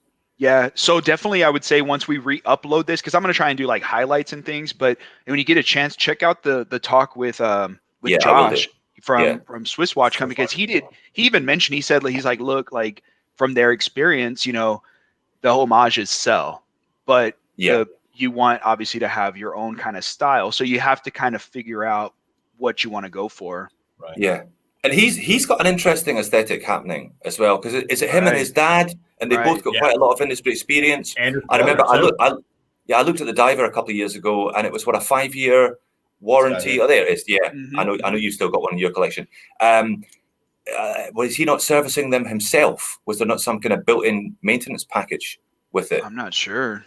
I think they do. I think they do. I think you're right. Yeah, I think it was like return to base for service, which again is really quite interesting for a small company to offer that. And he's got his own way in terms of design with the newer one as well. So clearly not following the crowd, not frightened to do something. Well, yeah, he actually mentioned that they're actually going to have an original design with their dress watch that they're going to be coming out in 2021, and the sports diver that they have out is a totally original design as well. Yeah. So they go like homage, original, homage. So they're kind of going back and forth, That's kind of smart. Yeah. Dang. That's the one you've got. The one you've got is quite Seamaster-ish, isn't it? Right. Yeah. And you know what? Like the story behind this is like the father, Josh, or not Josh. I call him Mr. Romer. He used to work for Omega. So there's a lot of Omega heritage in this. And, they got the scallop bezel on this, and the loom on this is actually better than my Planet Ocean. Is it? Wow. Okay. I mean, it's just a solid company, man. So I figured what better advice to get than from a company like them. So I figured I'd ask before we have you on to see if you maybe, I don't know, give you a couple tips and push you a little bit. Yeah, no, but people have been really nice. I obviously have chatted to and kind of made friendships with a number of brand owners over the last few years. And guys have said to me, look, if you're starting, let me know. And obviously I'll get sort of top 10 tips from a various group of people. I was chatting from the guys at Formex a couple of days ago, and they had been watching a live stream that I did with SoCal Watch Reviews and P-Ross. Right. Yeah, and I mentioned good guys. They were drinking hard during the live stream. Nice. I think Miguel had a tequila and P-Ross had the Woodford Reserve bourbon on the go. So that's why I asked if you guys were on the booze. Okay, not yet. Yeah, more caffeinated stuff here, man. More caffeinated. And the guy from Formex said, "Look, if you need any help with clasps, that's our specialty. So come and talk to us." And I was like, "Well, I will definitely be back in touch with a lot of these guys, picking the best bits and pieces from their expertise." Mm-hmm. I wanted to ask you, what do you think the trend's going to be for next year? Because we've seen a lot of homages this past year, and I know my fiance is getting sick of that word homage, and that's my New Year's resolution, to stop using that, because that is an overused term that I use in this household. So, but I'm hoping that I can put that to rest in 2021. What do you see the trend being in 2021? I'm hoping that color becomes a bit more of a trend. I think you saw with Rolex. I'm not suggesting that Rolex necessarily lead the market, but all those Oyster Perpetuals with the outrageous dials, I think people are going to be launching more colorful watches. Because if you've got 10 watches in your collection already, and you're like, what's going to be number 11? I don't have a vivid green dial. I don't have a blood red dial. I don't have a yellow dial. I think maybe people will start to see, okay, well, we can sell a few pieces that way. So I've looked at bright yellow Commandeerskis. I looked at the blood red. Oh, I got a blood red Dorenzo DRZ03. The Formex have launched one in vivid fern green, which I think will do really well. So I'm hoping that we see that a little bit more color. Green is the new blue. Yeah, green is it? Is that right? I've never been into blue dial watches. I do not think I own one blue dial watch. So really, I just never. Yeah, it's black or white, or black, white or silver, but no real blue. So yeah. I'm old man. I have a yellow one I could sell you, Jody. What do you think about this one? Yeah, is that the one that's got a shot? You can put a glass. You can have a shot and everything, man. Yeah, you can drink all. Yeah, you can knock someone out with it. Yeah. Do you like? I watched your State of the Collection video the other day, and 50, 52, 54, 53. Yeah. I just sold a handful on eBay, so now I'm down. So, yeah. I saw that a few of them were for sale. But interesting, very, very. I looked at my collection, very, very different from yours. A lot of you prefer a lot of complications, a lot of chronographs. And a lot of So this is something I wanted to ask. You've changed in style. Your taste has changed. I like more of the conservative. All right, this does have a complication on the top, but it's a more clean dial though. With this Breitling. And I know you're a Breitling fan yourself. Being the car salesman. Being the used car salesman. Yeah, that's why I asked to see if you'd remember that one. Yeah, I think definitely. I surely did, man. Yeah. Well, definitely. And we had talked, so color was a big thing. So I know the Zenea, the Ocean Hornet, they have the Meteorite. There's a couple different really cool designs. And I know Bald Watch Collector was saying about the green dial, Formex. So I don't know. Like I see even Grand Seiko did the Godzilla, right? In that kind of red, that deeper red color. So I think color is going to be big. And we talked about this earlier, but what about size, Jody? Because I know we were we were discussing what do you think? There seems to be a trend going smaller case dimensions, or do you think it'll stay the same? Yeah, I'm not really. I know it it's supposed to have peaked a few years ago. The kind of big watch maybe peaked in 2010, and now we're kind of drifting towards smaller watches. I'm not sure whether. I'm not sure. I think there's enough of a breadth across the market now that people are buying 44s, 46s. People are buying 35s. Nobody really goes below 36. I don't think. No. I mean, I've reviewed very, very few watches that are less than 34, less than 36. But yeah, I find my own size preference changes depending on how fat I feel at the time. I think during 2020, I probably started off with a 40, And then by mid-year, I was in like 43s, 44s. Yeah, there you go. I may be back to 42s, but I've still got some work to do before I get back into 40. Got that that lockdown weight. I hear you, man. Yeah. The COVID weight. Yeah. It's too funny.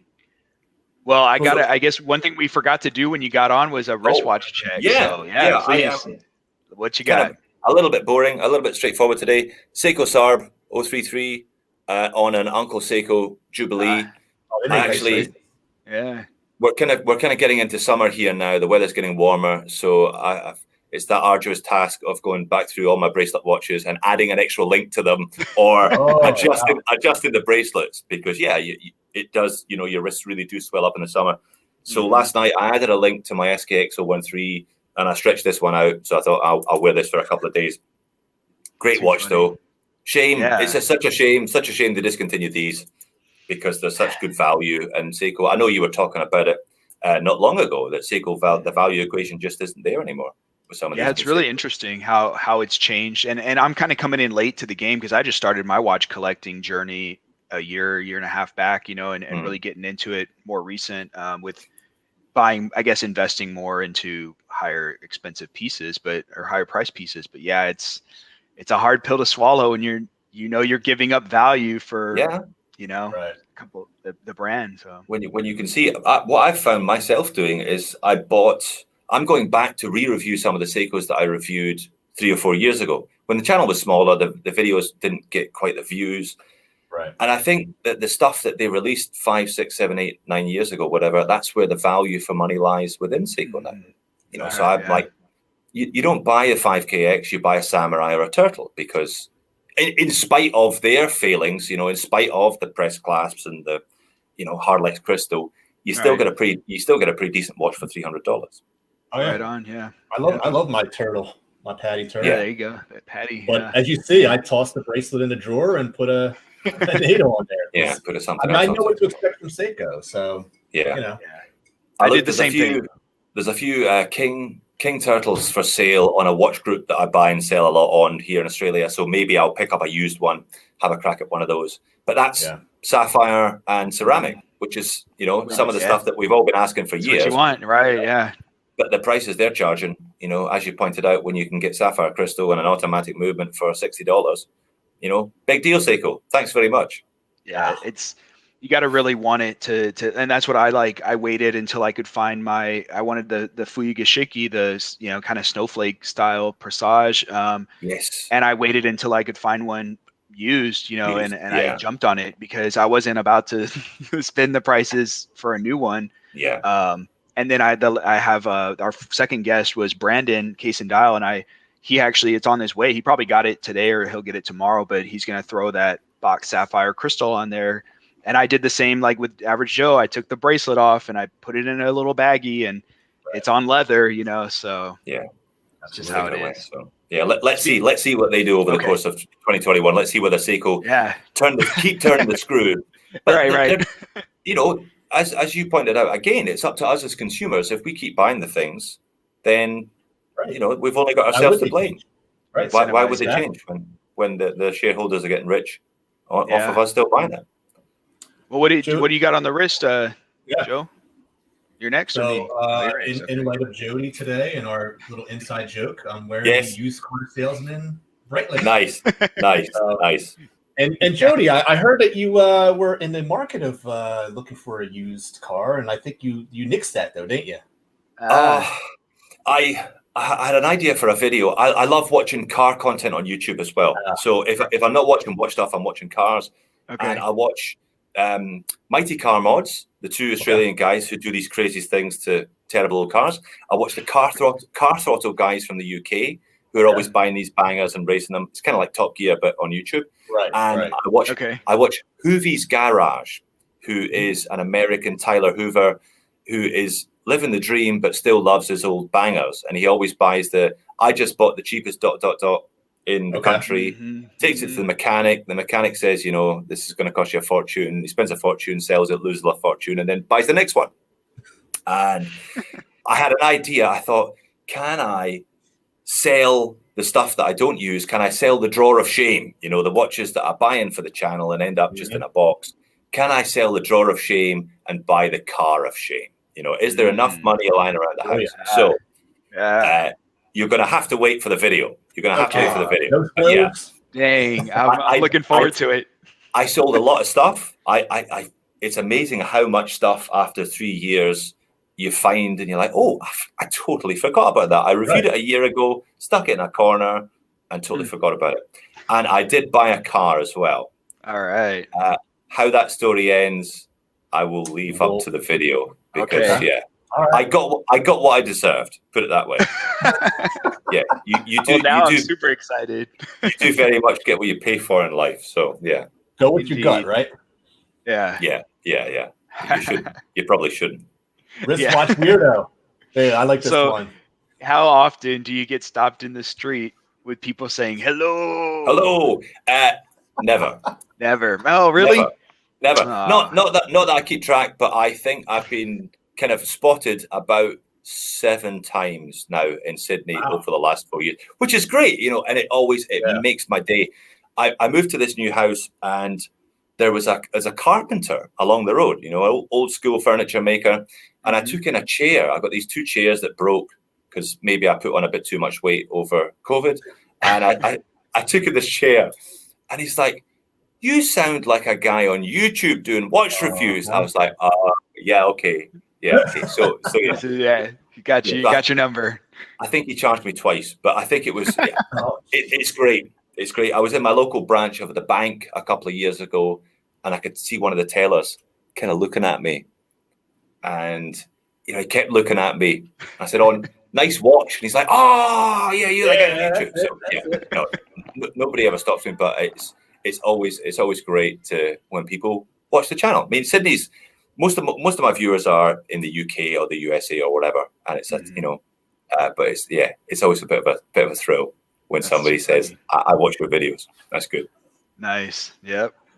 I was just gonna wonder too, like how the local celebrity, because YouTube, you know, we're in our own little echo chamber, I guess you could say. Absolutely. Right? Yeah. We're all in this tiny little niche doing what we do, and the rest of the world simply doesn't care about us at all. It's hilarious. It means so much to us, and we have these huge fights about the tiniest little things. You know, guys, it's all men. It's mostly men getting really kind of excited about watches, and then, you know, the rest of the world. I show my wife, and I'm like, "What do you think of this one?" And she normally just kind of, she just totally ignores it. She's out. Yeah. That's so even funny. My fiance, she'll be like, "Hello, love." Like, you have such a tagline that even like people that aren't into watching, like, you know, it's really catchy. So I just wanted to share that with you. She does that to me sometimes. So I got an email from a lady in New York called Claire the other day, and she said, "Bring back Mrs. Jonwa. We want your wife back on the channel more," because she's appeared in the background of 3 or 4 videos. As that kind of her indoors character, the one that you never see, but you know, you see the arm occasionally. so I got her back in one, and the lady sent me an email back saying thank you so much, it was funny. And she said that her and her boyfriend walk around the house saying hello and welcome to just one more, whatever it is they're talking about at the time. So that's great. That's great. My baby daughter, she lights up every time she sees me on YouTube. So like if my fiance is watching me, she just like lights up. So what I'll do is like when she's like right in front of me, I'm like, "Hello and welcome to Average Joe Watch Reviews," and she'll be like confused. She's like looking at the TV, like, but it's like, "Yeah, I'm live. Here I am." Mm-hmm. I don't think she kind of connects yet, but gets it. Yeah, that's funny. My nephew, I've got a nephew in the UK. He's in Leeds. My sister's son. And I think he's seen far more of me on YouTube over the last couple of years than he has on, you know, in real life, IRL. So, and my dad as well. Haven't seen him in a couple of years, but he tunes in 3 times a week. So, I know where at least 6 views each week are coming from. My dad, and my nephew. But I don't think my mum has watched one video. She doesn't understand it.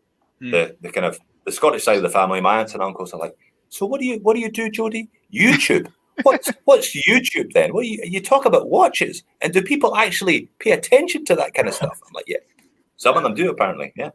Yeah. Quite a few. Nice. Well, Yeah, I don't know. Rock the what? Watch is. Yeah. Oh, go ahead. Go ahead. Joe, you're up to what, like 160,000 now? I mean, I'm sure you probably don't keep count, but I know it to within 3 or 4. I think 169,100. Wow. Good job, man. Yeah. So hopefully I'll hit 170 by Christmas. That would be nice. That would be a nice little. I'm sure you will. Amazing. I honestly thought it would tap out at about 20,000, but it hasn't. The whole online scene has really exploded over the last few years. And I've watched other channels, Urban Gentry. I started watching him when he had 40,000. And now look at him. He's like pushing 450. Yeah. You've got other channels hitting 200, 250,000. So it's great. And there've been so many other channels start as well. There's still always room for more. Absolutely. Yeah. And I feel like the watch community is everyone's just supportive. Yeah. I've personally never had a watch channel being like, you need to stop what you're doing. You know what I mean? Like, it's always been positive, or, it's just, hey man, it's cool. And you get to a point, as I'm sure probably better than any of us, that you can only consume so much YouTube content or online content. So as much as you want to, sit there and lift everyone up, you kind of just got to hear a little love here, a little love there, and you move on to the next. But it's really cool, man. So Rock the Watch has a question for you. I don't know what that is. What is haggis or haggis? What is that? What is haggis? Haggis is a traditional Scottish food. Okay. I mean, call it a food. That's probably a pretty loose use of the word. The Scots are a poor people historically, and a haggis is like all the leftover bits of a sheep. You take the stomach, you turn the stomach inside out, and you fill it full of the sweetmeats, the liver, the lungs, and whatever else. Mix it up with oatmeal, bit of pepper, bit of salt, and you tie it at each end and boil it boil it. Sounds great, doesn't it? Sounds like bologna. Yeah. Someone said loaf in a bag. Yeah, a lot of cultures have the same thing. Yes, I do actually like haggis. A good haggis is actually really tasty, but it's hard to get in Australia. You get them and they're just like patty. They're just kind of too much liver, so it's difficult to get a good one. But yeah, if you get a good haggis, it's pretty good. But that's like the fish and chip shops in Scotland. If you have a few beers on a Saturday night and you're on your way home, you get a haggis and chips. So it's a kind of street food as well as a once a year on Burns night on traditional Scottish. So yeah, Rock the Watch has given me the thumbs up. Gotta love a bit of haggis. A good one is really nice. Okay. That sounds very familiar to what we call scrapple here in the Philadelphia area, which is basically leftover pig. So anything they're not using in hot dogs and ham or whatever, they put that into scrapple, and it's like this gray looking patty that you deep fry, and it is delicious. It's the breakfast of champs. I'm assuming you guys never had it. Nope. That sounds worse. I'm good. I'm all right. But somebody's talking about deep fried Mars bars, which is another. I think every fish and chip shop in Scotland claims that it invented the deep fried Mars bar. It was the first person to open the packet, dip it in batter, and then drop it in hot oil. I saw the guys from Scottish Watches were in the chat earlier on, so they will concur that the Scottish diet. We had the highest rate of coronary heart disease in Europe for our troubles. So, sounds well earned, well deserved. Very well earned. Sounds like we know the culprit. I think a Mars bar, if I'm not mistaken, is pretty much a Snickers without the peanuts, right? Kind of. Yeah. Do you not have Mars bars? I thought Mars bars was Snickers is the world's biggest selling confectionery snack. I think Mars must be number 2 or something. But yeah, it's just like a caramel. I've never had them. Never had a Mars bar. I think I've seen them in the little mini like multi-packs, but I don't like go out and buy a Mars bar from the candy stand. So you can do anything. We deep fry anything in Scotland. There you go. We used to deep fry pizzas in Scotland. That sounds good though. You could get a half pizza supper again with chips, and they would just half it and just drop it in the fryer. I'm going to try that out, man. Yeah, the good old days. Sounds delicious. Sounds great. Well, I didn't do my wristwatch check, so I'm gonna do that real quick for you guys. So I got my Bulova. This is the 96K 101, which is a reissue of the Stars and Stripes Chronograph C, but it's got that 262 I Really see that. great. Yeah, super smooth, sweet. Vintage rally style, right?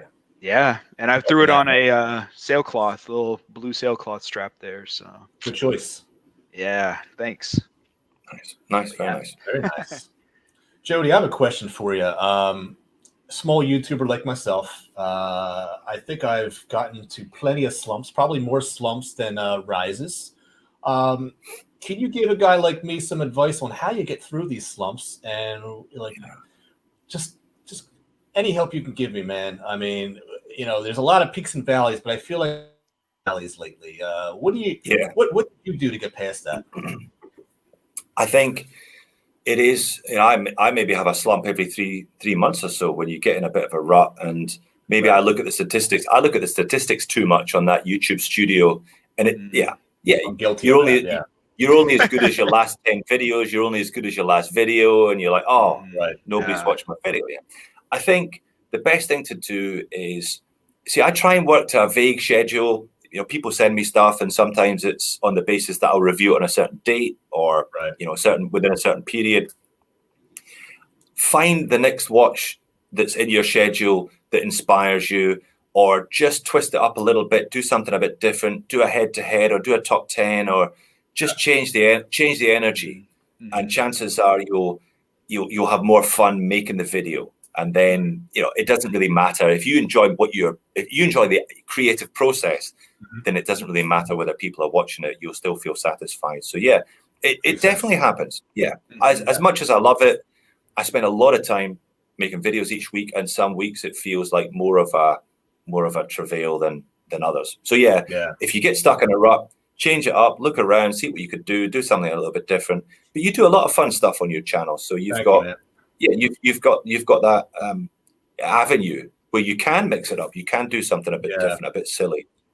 Even though it's not popular yet, it might take off one day. At least I hope. But I've seen that happen too. Yeah.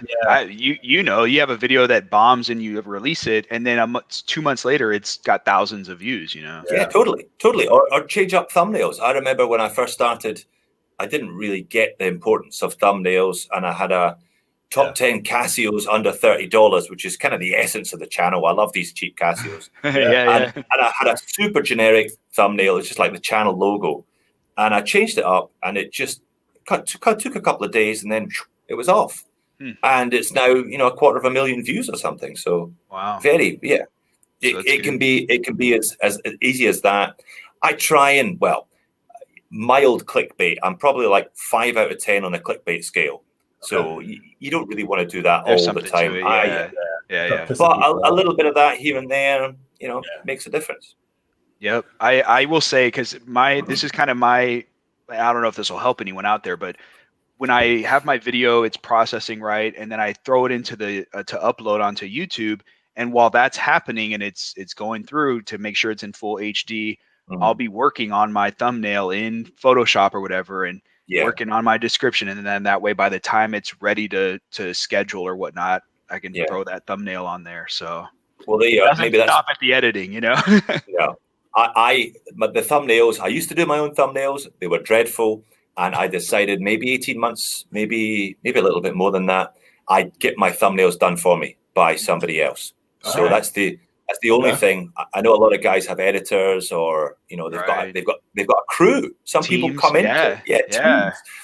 One guy, board of directors, brand managers, and so on. So I don't. It's just me, but I do have somebody who's been making my thumbnails now.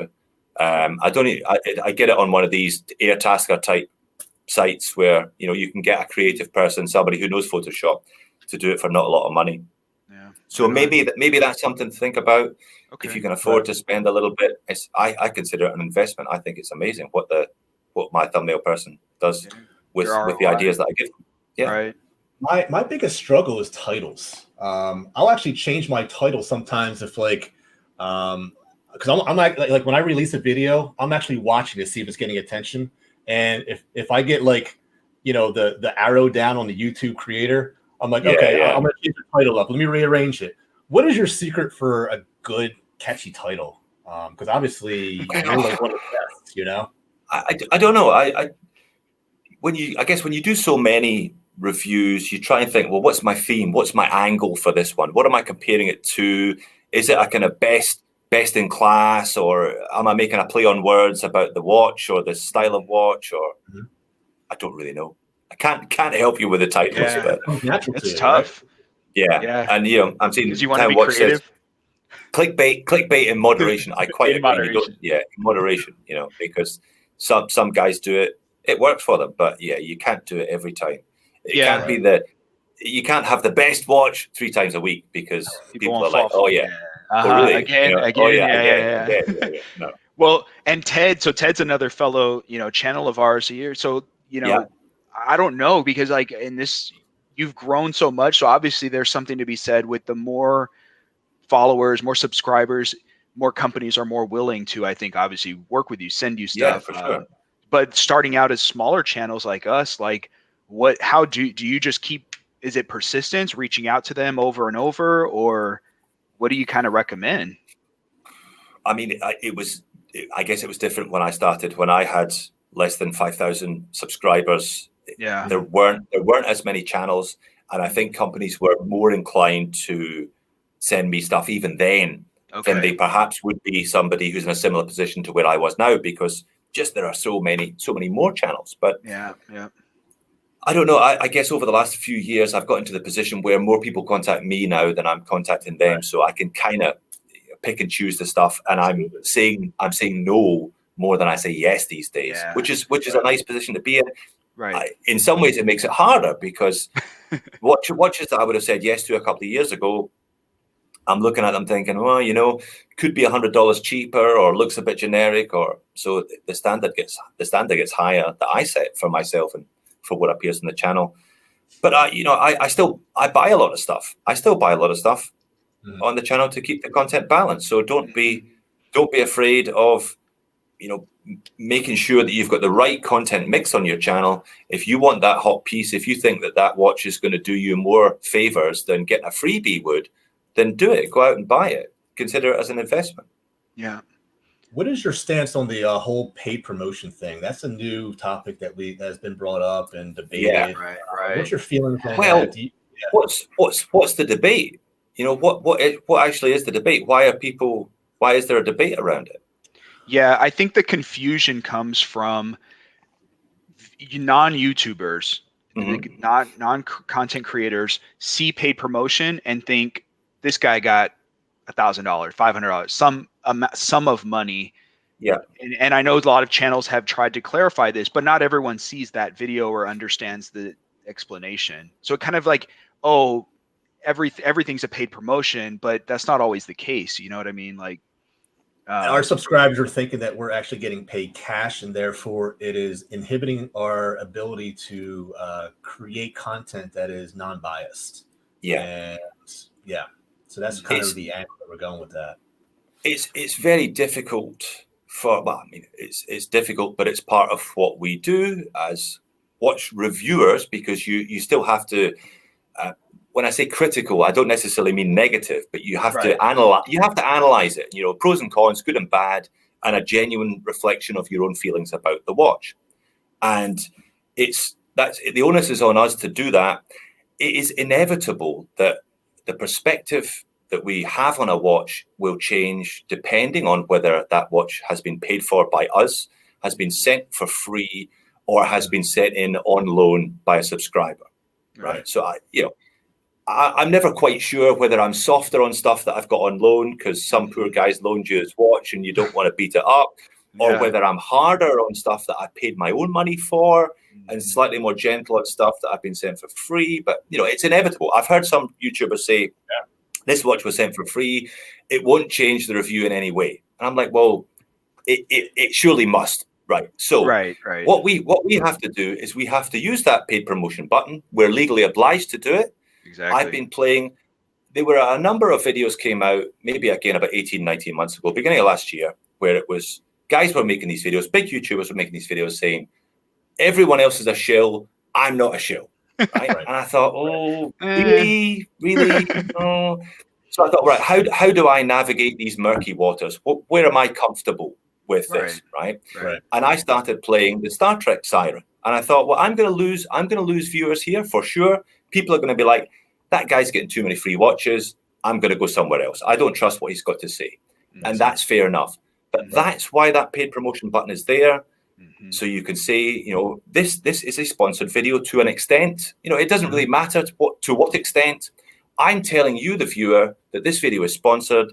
It is up to you to use your critical judgment and say, well, I trust him still, or I don't trust him, or okay, I've listened to what he's got to say, but I want a second or a third opinion, so I'm going to do my own research around that. Right. So that's what we do. Enough. That's what we have to do. We say, look, this is a sponsored video. You take from that what you will, but I'm declaring what I have to.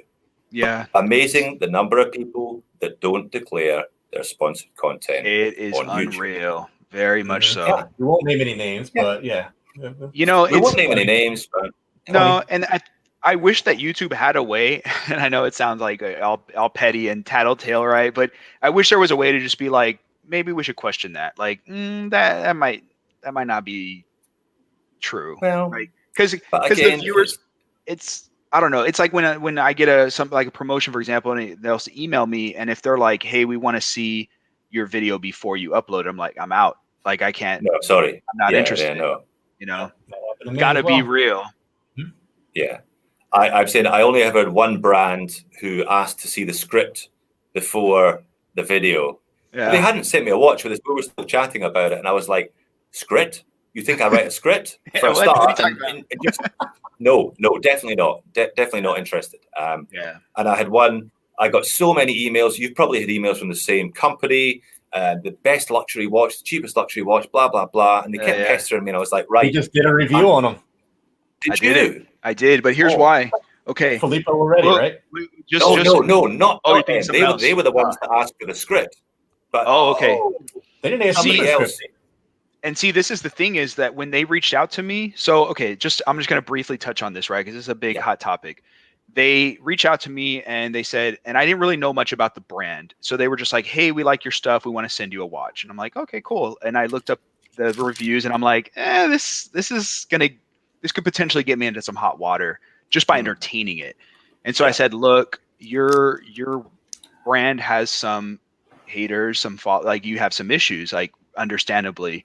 I said, but I'm interested to see what your watch is like. So send me more info. And then they replied and they're like, look, you have freedom to say whatever you want. They didn't ask me for a script. They didn't ask to see the video beforehand. They were going to send the watch for free. I'm like, right on.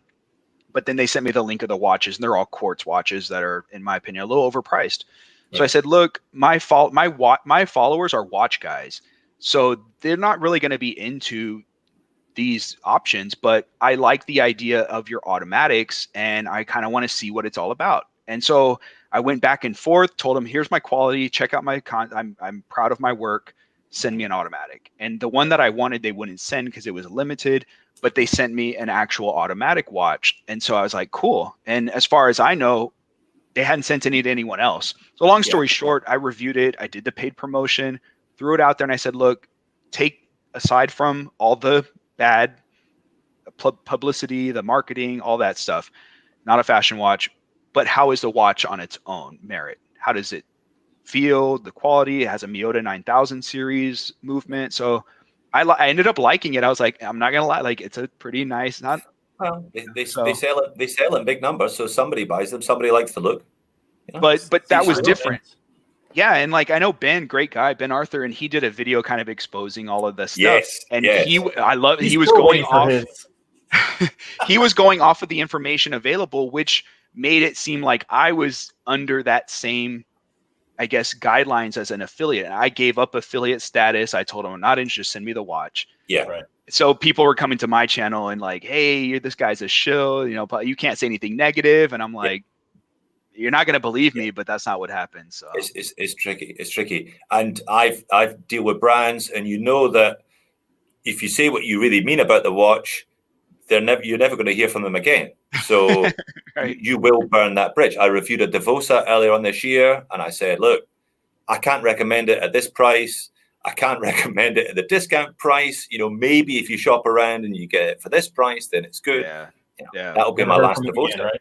That'll be my last Devosa review. Yeah. I've actually got a Mundane that I'm going to review this week, and they've Nice. offered to set me up for affiliates. And I'm like, well, there's not even any point, because I'm going to say it's nice, but you need at least 30% off. You know, it's not. I've seen a lot better watches for the money, better made watches for the money. So Dave, you have one of those. It's a striking design, but it's a classic design. Has history. I mean, it's iconic. I mean, the Swiss railway clock is. You can read the time on that watch from 20 feet away. You know, like. Yeah. Hold on, I'm surrounded by watches. I've got one. Yeah, right on. Yeah. It's lovely, but it's not worth $1,000, 1,000 Australian dollars that they think it is. I bought a strap for it, and the strap cost me 80 Aussie dollars, and it was rotten. It was worse than something you'd buy for $10 on eBay. So I'm like, well, you know, is there a quartz movement in that? No, this is it's a day. It's a day. Nice. But that's a good looking piece, though. It's a gorgeous watch. It is gorgeous, but the case finishing really isn't any better than something at $200.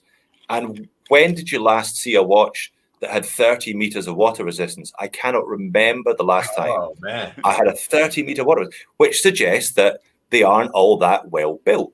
You know, it doesn't take much to get it to 50 at least. You know, for everyday wear. That's an indicator of a tough watch for sure. Yeah. So anyway, sorry, Mundane. Again, probably this will be my one and only Mundane review. But well, thank you for steering me away from it. I had my eye on it. There's some brands that when you can get them used or eBay or whatnot, second market, man, you can get a steal, and it's a Swiss made. But it's hard to tell someone, go spend 300, 200, 300, whatever retail. Yeah.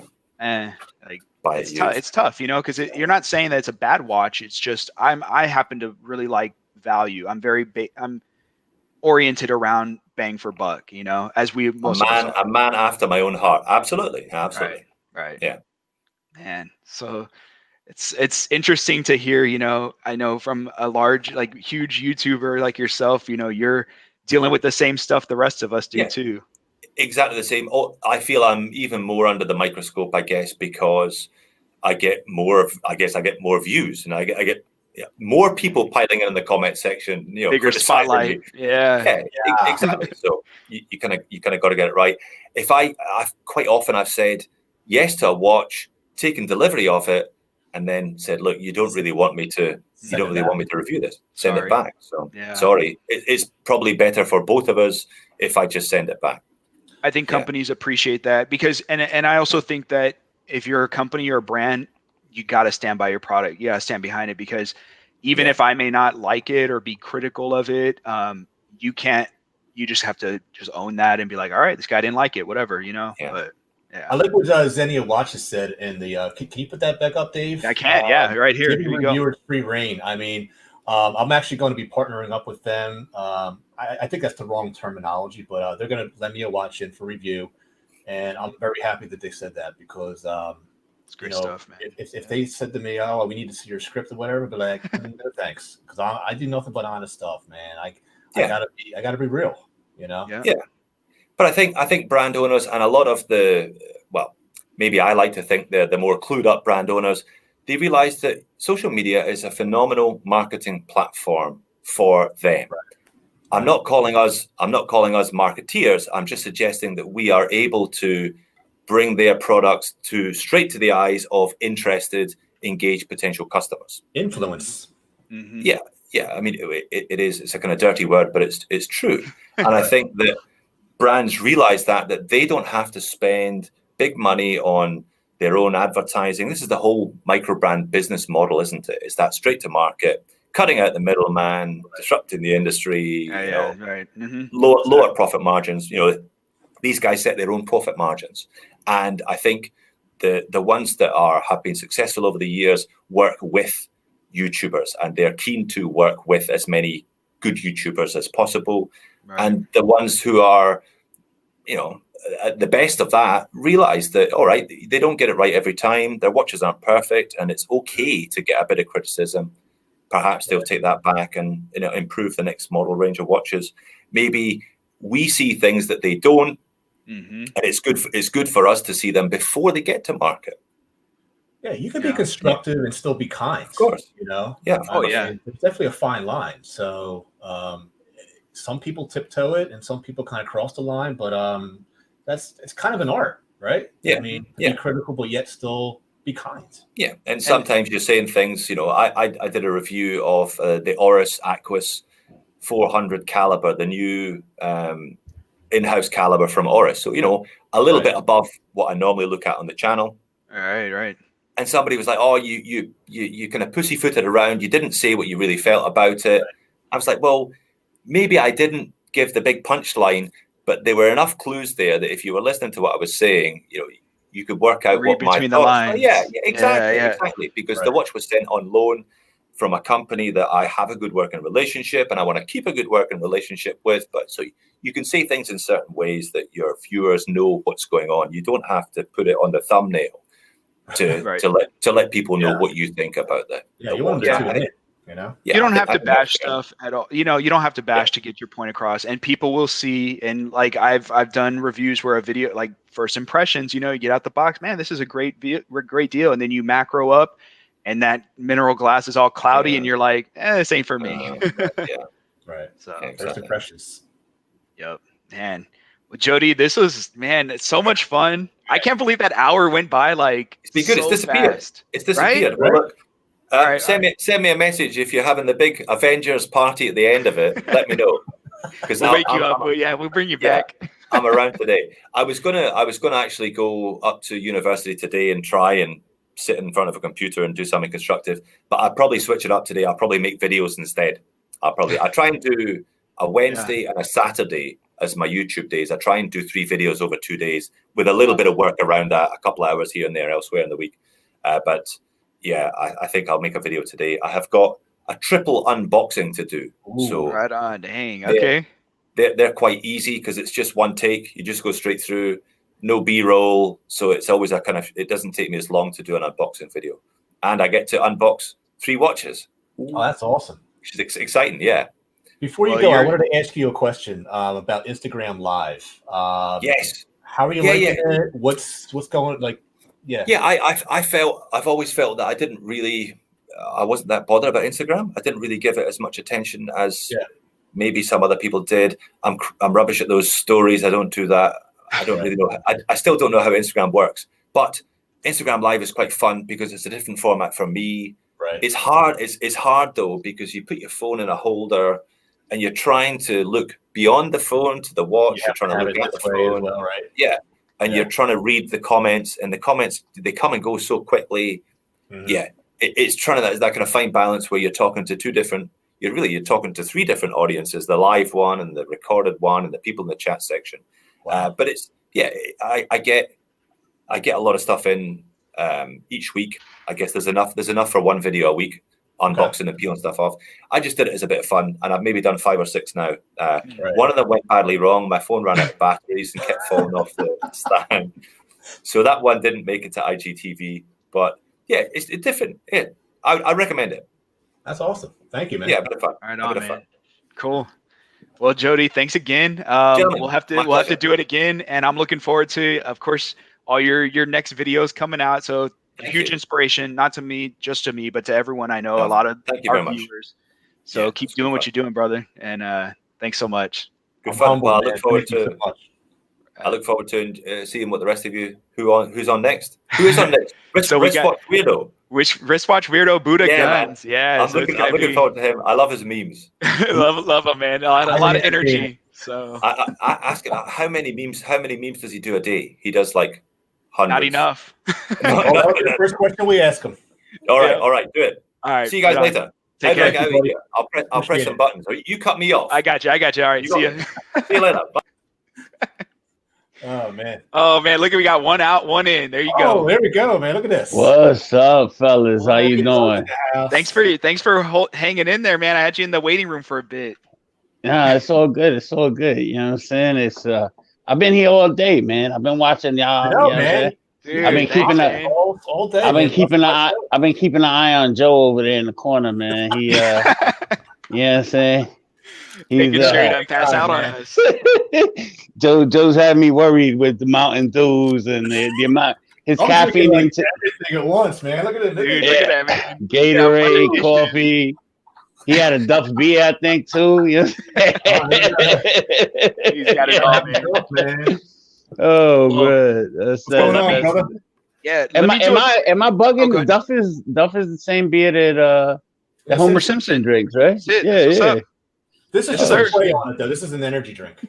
Oh, for real? Yeah, this is a gag. Yo, and you get the best. I mean, I'm a little bit older than you guys, but you get the best energy drinks in Pennsylvania. Period, man. Do they? They get all the goods.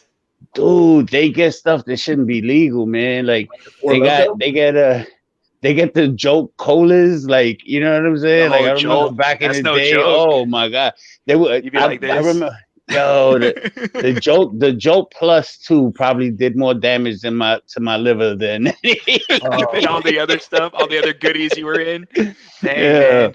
Jody had a question for you, man. Well, yeah, I heard how many memes I make a day. You know what's crazy? Yeah.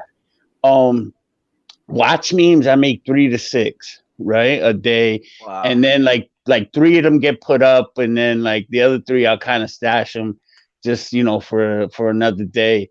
You also got to kind of watch, like, because there's so many guys doing watch memes, and the guys doing watch memes are so different than the guys doing regular memes. Like I have a page called I have a page called Our Daily Memes on Facebook, and it's got a few thousand followers on it.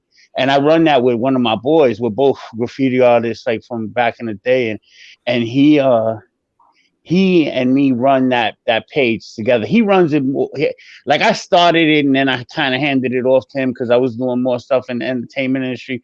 And I was like, yo, bro, I love doing memes, but I can't keep this content going all the time. I was like, so you do it, you know? So he does it a little more than I do. I still, you know, get in there and do my thing with that one. But the thing is that with regular meme guys, they don't care if you steal their stuff. They want you to steal their stuff. You know what I mean? They want you to homage their memes. That's a replica. That's a fake. They want you to do that. But the watch guys, man, they're like, you know, that meme looks like my meme. I don't want that meme to go up. So you got wow, man. So you got to be really original. Yeah, well, yours totally are, and I just shouted you out in the chat so everyone can go follow your dank memes, bro. Oh, appreciate that, man. You ever had someone ask you to meme them? Bro, you know what? I get people to send me pictures all the time, and they're like, oh, look at this funny picture, like, you know, maybe you can make a meme out of it. And you look at it, like sometimes it's funny, and then sometimes you're like, bro, don't send me pictures, man. Like just don't do it. I'm really not as social as I seem on social media. Bro, you know what's really hard for me is how much access we give people doing social media. Like you know, people have so much access to your life, to everything that's going on, and they could, like, if I at 3 o'clock in the morning want to send Joe a DM, you know, if his phone is on, it's gonna bling and he's gonna hear it, you know. I kicked my butt too. Yeah, you know, it's crazy, bro. Like, you know what I'm saying? And people really, really, like, some people don't get that, man, and they'll reach out, like bro, I get ideas to do YouTube videos every week, right? Yeah. But then I think to myself, I'm gonna do this video, and what's gonna happen is there's gonna be a bunch of people that are gonna have opinions about this, right? And then I gotta decide whether I care about their opinions enough to answer them, or whether or not I'm gonna make a meme out of them and make them look ridiculous for even opining on some of my stuff. Like, you know what I mean? It's just like, you know, huh? Well, I was gonna say, and you know, like, the thing too is you're never gonna please everyone, and you're always gonna upset someone. You know what I mean? I actually take pleasure in upsetting people. Like, I really do. You're they're trolling.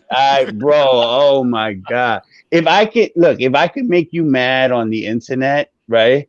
Then you really have to take a look at your life and wonder what went wrong. Like, what did your parents do wrong that a perfect stranger, you know what I'm saying? Like, I've made fun of guys. Look, bro, I weigh 500 pounds, man. I'm a big dude, right? Like, there's like a 9 million fat jokes that you could hit me with. You know what I'm saying? None of them are gonna hurt. Not one of them is gonna hurt my feelings. You know what I'm saying? Because I know where I come from. I know what happened. You know what I'm saying? Like I ate myself up to this, bro. like I know you're not killing me. The pizza is no. You're not you should always be like, wait, what? What are you talking about? Yeah, like, all no, surprised, bro. You know, like... Bro, my favorite one is like I wouldn't be this fat except that your mom makes me sandwiches after I visit her, you know, and I'm using visit, yeah. and I'm using visit because you guys said to keep it PG. Appreciate that rating there, buddy. Thank you for bro. You don't know how hard it is, man. I'm from Brooklyn. Brooklyn. I used to be a sailor. I was in the Navy and I was a trucker. You know what I'm saying? And then I worked in the entertainment industry. Like it's hard for every other word is usually. Yeah, my mother stopped following me on Facebook. That's it. She don't want to see it. Well, you know, you're Buddha Gunz, Mr. Buddha. You are a lot of things, and you've had a awesome life from what I've heard and seen. But you also have a pretty legit watch collection, and you wear two. Like, tell us some more. Tell us some more. Always. All right, so let's do the watch check. I got the long jeans VHP on. All right. Look at that. Yeah, and I got the Omega Speedmaster Professional Headlight.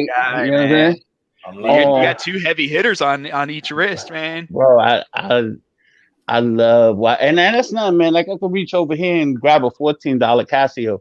You know what I mean? Like I put my watches like within arm's reach just in case you guys wanted to see anyone in particular. We will. Yeah.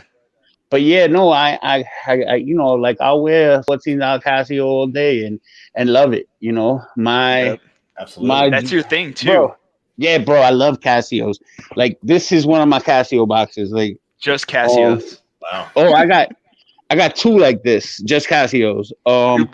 Buddha Gunz is keeping the battery industry alive and well with all the watches. They're all running right now. How many watches? Now it's 126. That's all for now. Hey, we need to get that up, Buddha. We need to. Bro, those is rookie numbers, man. I gotta get them up, man. My thing is I want to have. I got like sub collections within my collections, like. And the thing is, I want to get to, and you know, it's gonna sound corny, but I want to get to 365 watches, and then I want to get to 730 because I want to have every one of the watches that I have, in a separate color. You know what I mean? Like I got do it. Like, do you think you could? Like, do you think you could wear one like different watches every day on both wrists? Like, is that what you want to get to? Yeah. I want to get to where I could wear in a whole year, not wear the same watch twice for the whole year. Way, man. Damn. You know, and yeah, I could do it, man. It's just gonna it's gonna take a while, man, because the thing is that like you got to be able to do that without your family and friends having an intervention, or you know what I'm saying? I was just thinking sheer storage. Where are you going to keep all of them? Oh no, keeping them is easy. Like you get rid of the boxes, you put them in these cases, and you could keep. You know what I mean? But the thing is you got to really watch it because like at one point or another, you know, your daughter's going to come in with an attorney. You know what I'm saying? And be like, Pops, we're taking away your power of attorney and access to your bank account. You know, because on your ankles, it's the watch cooler set. He's like, why limit it, man? Now you need 1,500. Oh, bro, then I gotta have like 730 is 1460. Oh, man. It's 1460, right? Nah. And I was gonna ask. Go ahead. The thing with what, man, this one right here. This is one of my favorites. It's the Casio Data Bank Classic. This watch right here, man. Like I tell a story almost every time. My mom, she left my dad. That was a bad situation. And she worked. She worked hard, man. She was, a single mom, and she busted a butt. And she had 3 boys. Growing up in Brooklyn, things here in Brooklyn back in the 70s and 80s wasn't easy, and she worked, and she got me and each of my brothers one of these right here. And she told us, a man should always have, a good watch, a good pair of shoes, and a nice belt. You know what I'm saying? Right. And she was like, that's, those are the first thing that people look at, you know what I'm saying? And she was like, and you should always make sure you have that, So when I went to the Navy, I wore one of these, you know what I'm saying? The same one she gave me. I had that watch for like 5 years. And then my first few watches after that were Casios, that Tom Cruise watch that Jody hates. You know what I'm saying? Which by the way changed my opinion of Jody completely. I love Jody until he did it in for you. I think once he crapped the. Let me bring him back in here. Hold up. Let me get him in here. No. Once he crapped all over that Casio 290, it was painful to me to see that. It's what they say, never meet your heroes. And it's the bromance is over, man. Look at that. It's just ended like that. Let me tell you something. Jody is one of the most amazing people, and you know what? Like, I don't want his head to get too big to fit that hat. But Average Joe and Jody were the guys who really like. Look, man, I'm the kind of person that like when people hit me up in my DMs, I'm like, yo, leave me the fuck alone. I didn't. Excuse me. I got you. I got you. All right. So I'm like, leave me alone. I don't want to deal with you. You know that. Right. I'm. It's just because I posted a picture is not an invite for you to talk to me type of person. But you know what?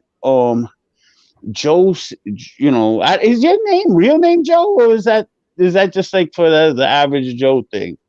You know what I'm saying? Yeah, my name's no. My real name is not Joe. Okay. I was wondering because I was like, secret. I have to stay branded. So no, that's total, bro. My real name is not Buddha. You know what I'm saying? Like, I'm out. Hang on. How do I kick him out? How do I kick him out of here? My name is not Buddha Gunz, but that's what people call me for years. So so that just where that came from. Where it came from is really funny, man. When I was the first time I got sober in Bensonhurst. And I was going to these AA meetings at a place called the Clubhouse. And there was like 9 mics in there. You know what I'm saying? Like, so everybody it's Bensonhurst, so everybody got a freaking nickname.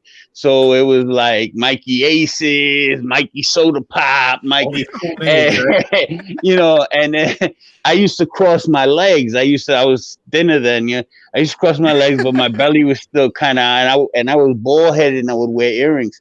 And I've always had big arms, bro, like cannons, you know what I'm saying? Like since the Navy, I've always, you know what I'm saying, had huge arms. So the guys started calling me Mikey Buddha, and then somebody was like, look at them guns, Buddha Gunz, you know what I'm saying? And then what winded up happening was later on I did an art project, and I was, and I had to come up with like an artist name, and I was like Buddha Gunz 365 because the project was one piece every 300, for 360. It's online, you could see it still. So I had to do one piece for 365 days. I wound up doing it twice, so I did it for 730 days, 730 different art pieces. But the name itself just stuck, man. Buddha Gunz, and then I like it. And when I was living out west, bro, like I think Pennsylvania has some pretty decent laws when it comes to certain things. I don't know if you could mention that and be and it not be demonetized, so I won't. But in my name there's There's a the last part of Mr. Gunz. Gotcha. Yeah. So I lived in Utah, and when I was I moved out to Utah for a little while, and when I was living in Utah, bro, the collection that I had of those was ridiculous. Yeah. Like ridiculous. You know what it is? You take a kid from Brooklyn, you put him in Utah, everything's legal, right? You know what I'm saying?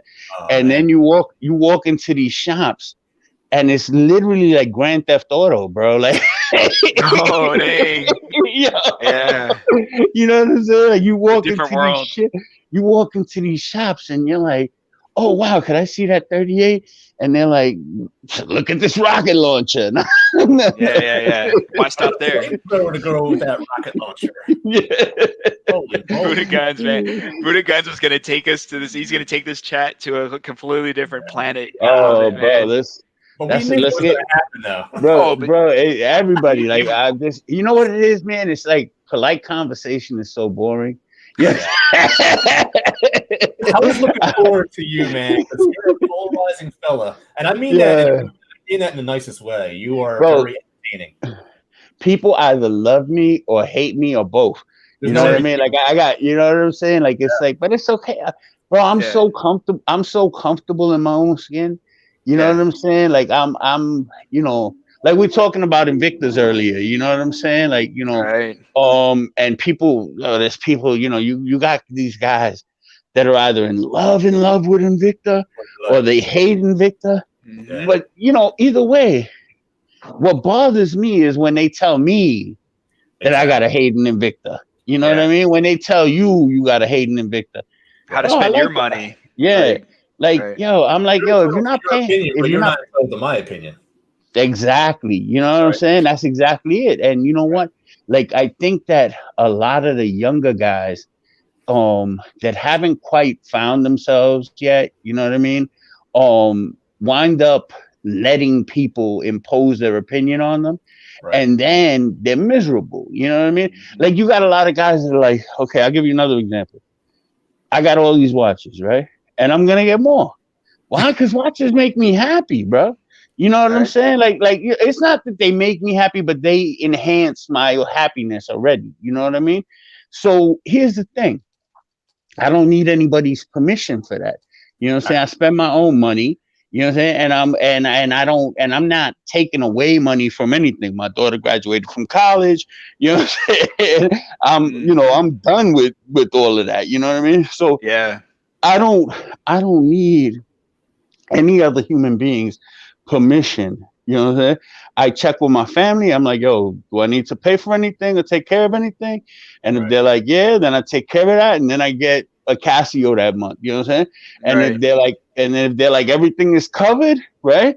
You know what I'm saying? Then that month I'll start looking at Swiss watches. You know what I'm saying? So let me ask you, that's actually a really good point I was going to ask you about too, because like, again, it all comes down to budget, right? You either save or you just splurge a little, you get a little something not so expensive, whatever. But what is your what's your limit, I guess? Like because you have, you got your Omega, your Speedmaster. I've seen some of your other, like you have a lot of Islanders. So like, what's the limit you, I guess, put on a watch, or like, you mean like the limit of I wouldn't, if I could get it just and whatever you want, that's what you're going to get. Yeah. If I could, bro, life for me is too short not to be happy. You know what I mean? Like, life is too short. Like, I was in the service. I've had friends die on me.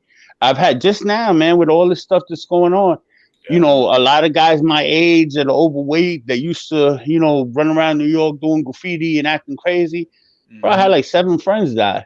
You know what I mean? Life is too short.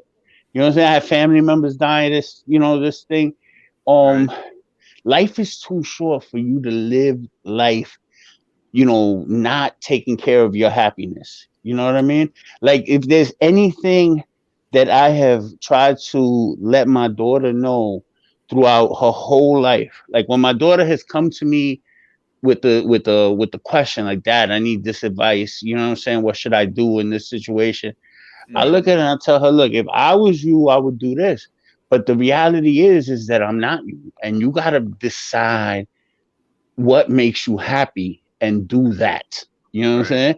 I was like, and you can't worry about if I'm not gonna like it or if your mother's not gonna like it, or because at the end of the day, the only person that has to live with your choice is you. You know, and I'm like that with my daughter. I'm like that with my nieces, my nephews, and you know, I just feel like not enough people chase their own happiness, man. They spend so much time trying to make other people happy. And if they realize that if they made themselves happy first, then they could make other people happy. Then they could give that happiness, share that joy with other people. And that's why you got so many people sitting around hating. Like, you know what I'm Dude, saying? yeah, Like man, I don't understand it. You know, the funniest thing about it, like, because you know, we're trying to obviously relating all this with our watches and collecting and our journeys, right? And I definitely believe I feel like when Buddha Gunz says he's lived a life, he's not kidding. But you know, I just feel like with watches, like it's such a simple thing, right? Like it tells the time, but we can put so much more meaning and just significance in them, right? And like. And I always laugh when I see people just hating or bashing, and I'm thinking like, dude, it's a watch. But at the same time, like that first Casio, the one your mom gave you, started it all. Someone would be like, they could hate on it, but man, that's a special watch. Like, it's so it's bro. Almost every watch I got has a certain meaning to me. You know what I mean? And that could mean nothing to anybody else. You know what I mean? But that meaning that it has to me, like that special moment, like my Below the Lunar Pilot. Like I got it. I got my Below the Lunar Pilot on August 2nd of last year, right? And I turned 49 that year, and that mission was 49 on that day. You know what I'm saying? Yeah. So, that's awesome. So that's Can't plan that. Yeah. So I, you know, so I got that watch for that. You know, it's just the Snoopy I just got. You know what I'm saying? Like everybody thought, like the whole family, everybody thought I was gonna, you know, trip and get a new Rolex. At the beginning of the holiday season this year, you know what I'm saying? And I got that Snoopy from Mark at Long Island Watches, right? It's a Snoopy Timex with a Snoopy typing on the keyboard. Well, I mean, one of the most significant things I've ever done in my life is I've written poetry, and and I've written, you know, different things, and writing really fulfills me. It's something that I love to do, but I don't do it enough. You know what I mean? Because like I tend to follow that other like there's a saying that it's all writing, like living your life like crazy is writing, like all of that's writing because you're gathering experiences. So I tend to spend more time gathering experiences than I do actually typing, you know, writing about them. I'd say most of us are probably in that same boat. Yeah. So that Timex has Snoopy typing on the keyboard, and I love the Peanuts, man. I'm a big Peanuts fan. That's something me and Joe got in common. You know, and I'm getting that Omega, man. That I'm not selling any Tesla stock to get it, but you know what I'm saying. But you're gonna get it. But I'm getting it, bro. When I saw that Omega, cool I almost plots. I was like, it's the Speedmaster, which I love. You know what I'm saying? Plus Snoopy. You know, it's just that case back, man. Yeah, case back is gorgeous. Yeah, no doubt. Bro, let me tell you something. Cool factor. You want to talk about a cheap watch that I think about wearing backwards sometimes? That Seiko movement, man. That I have it right here. Where is it at? Oh, it's just at the back of that. Dude, the finishing on that, bro. The decoration. It's beautiful, man. Not expect a highly decorated movement like that. Oh yeah, for $200 or whatever it goes for, like. Yeah, I think I paid $173, and then like. I see one of those. I'm like, I can't believe how highly decorated that is. Yeah, man. Yeah. Bro, look at that. All the blued screws and look at that. I would totally wear that backwards, man. That is gorgeous. You look at Buddha could get away with it because he's got another watch to actually look at the time. So he's Yeah, I have another watch. And plus, I honestly, bro, there's a guy. Wearing doubles. hold up. Let me get in on that. All right. Double wristing. Man. You see, it sounds bad though when you say double wristing. Well, I'm probably, since I'm a noob, I'm probably gonna scratch one of these. But Schwartz cuff. No. There you go. Schwartz cuff with the Schwartz force. Oh man, bro, I've been looking for, huh? We had to finish the wrist checks. We didn't. Oh yeah. What are you guys wearing, man? You gotta go ahead. Pause me sometimes. Omega Seamaster Planet Ocean on one wrist. Beautiful. I love that watch, man. Florida sailcloth strap. Oh, I want that. I want that strap so bad, man. I know. Why are you showing me that? And then I'm gonna do the MAS watch. Matthew and Sons. That's another watch I want too. Purple sundial. That's that Irakundi, right? Or something like that. Stay tuned because that's our next speaker too. Bro, I think that they make. I love wild colored dials. Like that's one of the things I love about Deep Blue. And that purple watch pops. I love yeah, like it's just that watch is pimping, bro. It's got a loom bezel, ceramic bezel. Bro, that watch is hot. That dome sapphire crystal too, like. Yeah, that watch is hot. That watch is fire. I remember when I first came across one of them, I was like, wow. You know what I'm saying? Yeah, look at that. Yeah, bro. I love that distortion, that old school distortion. Oh, that's a beautiful watch, man. Yeah. Well, I'm gonna do my wristwatch check and then I'm gonna run to the bathroom real quick, guys. Because no doubt. You gonna leave me alone? Dude, I've been tearing through these Trenta iced coffees and like, man, bro, you're supposed to do like Average Joe with the diapers, bro. You this guy, man, this guy's a machine over here, man. You're not committed to your show, Dave. You know what? One break so far. I'm young, man. I guess I'm not as young as I thought. All right, so I got my Holland's date just on, and I have this on my Strapsco green suede strap. This is my Christmas very watch. Christmassy, yes. Dude, this is very what's up. nice. Two-tone. That's like a mistletoe watch. That's it. All right, man. Well, let me go run to the restroom. Wait, what's the other watch? And I'll. Two watches here. Dude, I took it off because I want to scratch it, man. All right. So, the other was my. Hang on.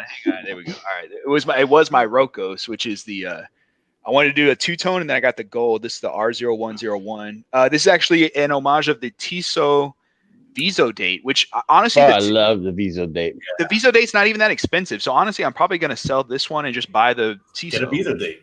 Yeah, sure. But now you know you're gonna like the Viso date. The Viso date's a watch that when you look at the K shape, you're like, I don't know if I'm gonna like it. It's just like with the Speedmaster, not the Speedmaster, the Seamaster. I wasn't so sure that I was gonna dig the Seamaster. And then I got a Neymar, version of it, right? Yeah. The homage, and I wore that I only wore it a couple of times. It's still in the box there ticking, you know what I'm saying? But I wore it long enough to know that, you know what, I want a Seamaster, you know, because I mean, it's just, those twisted lugs, man.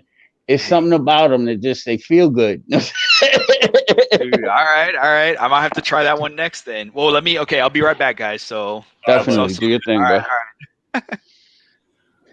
It's good to finally talk to you, man. Bro, it's great to talk to you, man. Yeah, we've been chatting back and forth, and I'm really humbled by a lot of the kind things that you said, and putting me in the same category as Jody is extremely honored. I'm extremely honored by that, man. When you did that one day on Instagram, bro, you put out consistent content. You put out look. I try to look past what's right on the surface with people. You know what I mean? Right. You put out consistent content. All of your content has progressively gotten better since the first videos I watched of yours. You know what I mean? No, it's definitely the video quality, the sound quality, all of it. Like you can see that with every video, you're learning more and more about how to do what you're doing, and that you're taking pride in it. You know what I mean? If you really think about it, this recent rash of lives that have been going on, right? You helped start that. You know what I'm saying? You and the other the other 3 guys, Rock the Watch, Watch Chris, you know what I'm saying? And Town Watch, he changed it, right? It's like Josh Town now, Townhouses or whatever. You know, but yeah. But you guys kind of really were the ones that started these kind of lives popping up where it was a group live, you know. And it's changed. Everybody's trying to do it now, you know. Like, you know, but it's a good thing. It's a good thing, man. It's because, you know what, the more people that come on and bring their opinion to it, like, that's the thing. Like, you know, to me, it's like, you know, just, bro, if you like a certain watch and I don't, oh, it's cool because I don't have to wear it. You know what I mean? You have to wear it because you bought it. You know what I mean?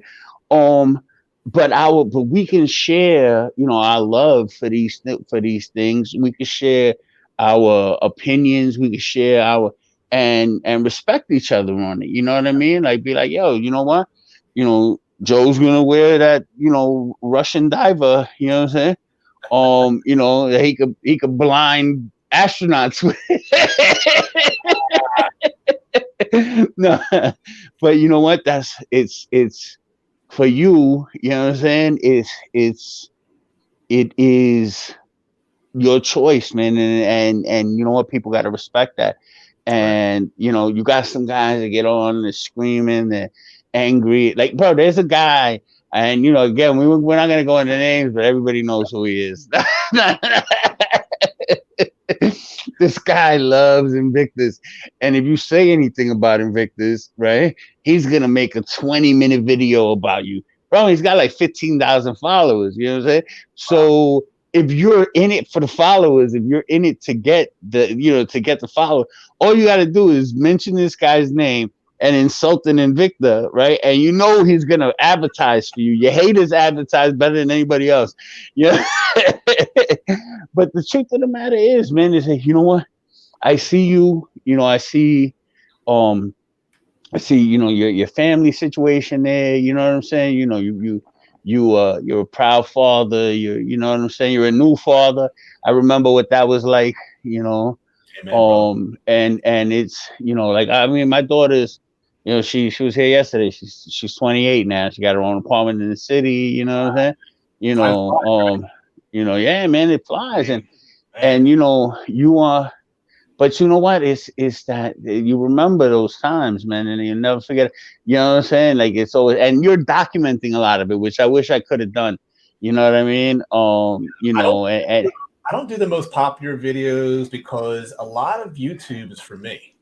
I want to document this stuff and have it so that I can look back on it and say, hey, baby Madison, take a look at the video that you did with Daddy, you know, a couple years ago. And we have like some laughs and some reminiscing. And so, you know, I might not make the most popular videos, but they actually are sentimental to me. Kind of like, you know? See, here's the thing though, man. If you love what you're doing, right, slowly but surely, you're going to find a niche of people that love what you're doing too. You know what I mean? Right. And when they start, if you look at my Buddha Gunz Instagram profile, I got like 4,500 followers on there, right? Like, I don't know all those people, you know what I'm saying? But if I post a piece of my art, I guarantee you I'm going to sell some of them, you know what I'm saying? Because that's what those people were they were focused on that. They were focused on that project. They were focused on that art, you know what I'm saying? So, you know, and I'm now building this audience with the wristwatch weirdo. And you know what, like I said, with our daily memes, I did the same thing. It's a matter of the people that like you, that love you. Those are the people you want following you. Those are the people that you want, you know what I'm saying? And you want, this is going to sound horrible, but you want haters. You want people that dislike you to the max, bro. You want people that, because those people will shout from the corners, right, about how horrible Average Joe is, right? And when they do that, right, people are going to be like, I want to see why this guy thinks this guy is so horrible. And those people are going to come to your page and they're gonna watch your stuff, and they're gonna be like, I actually like this guy.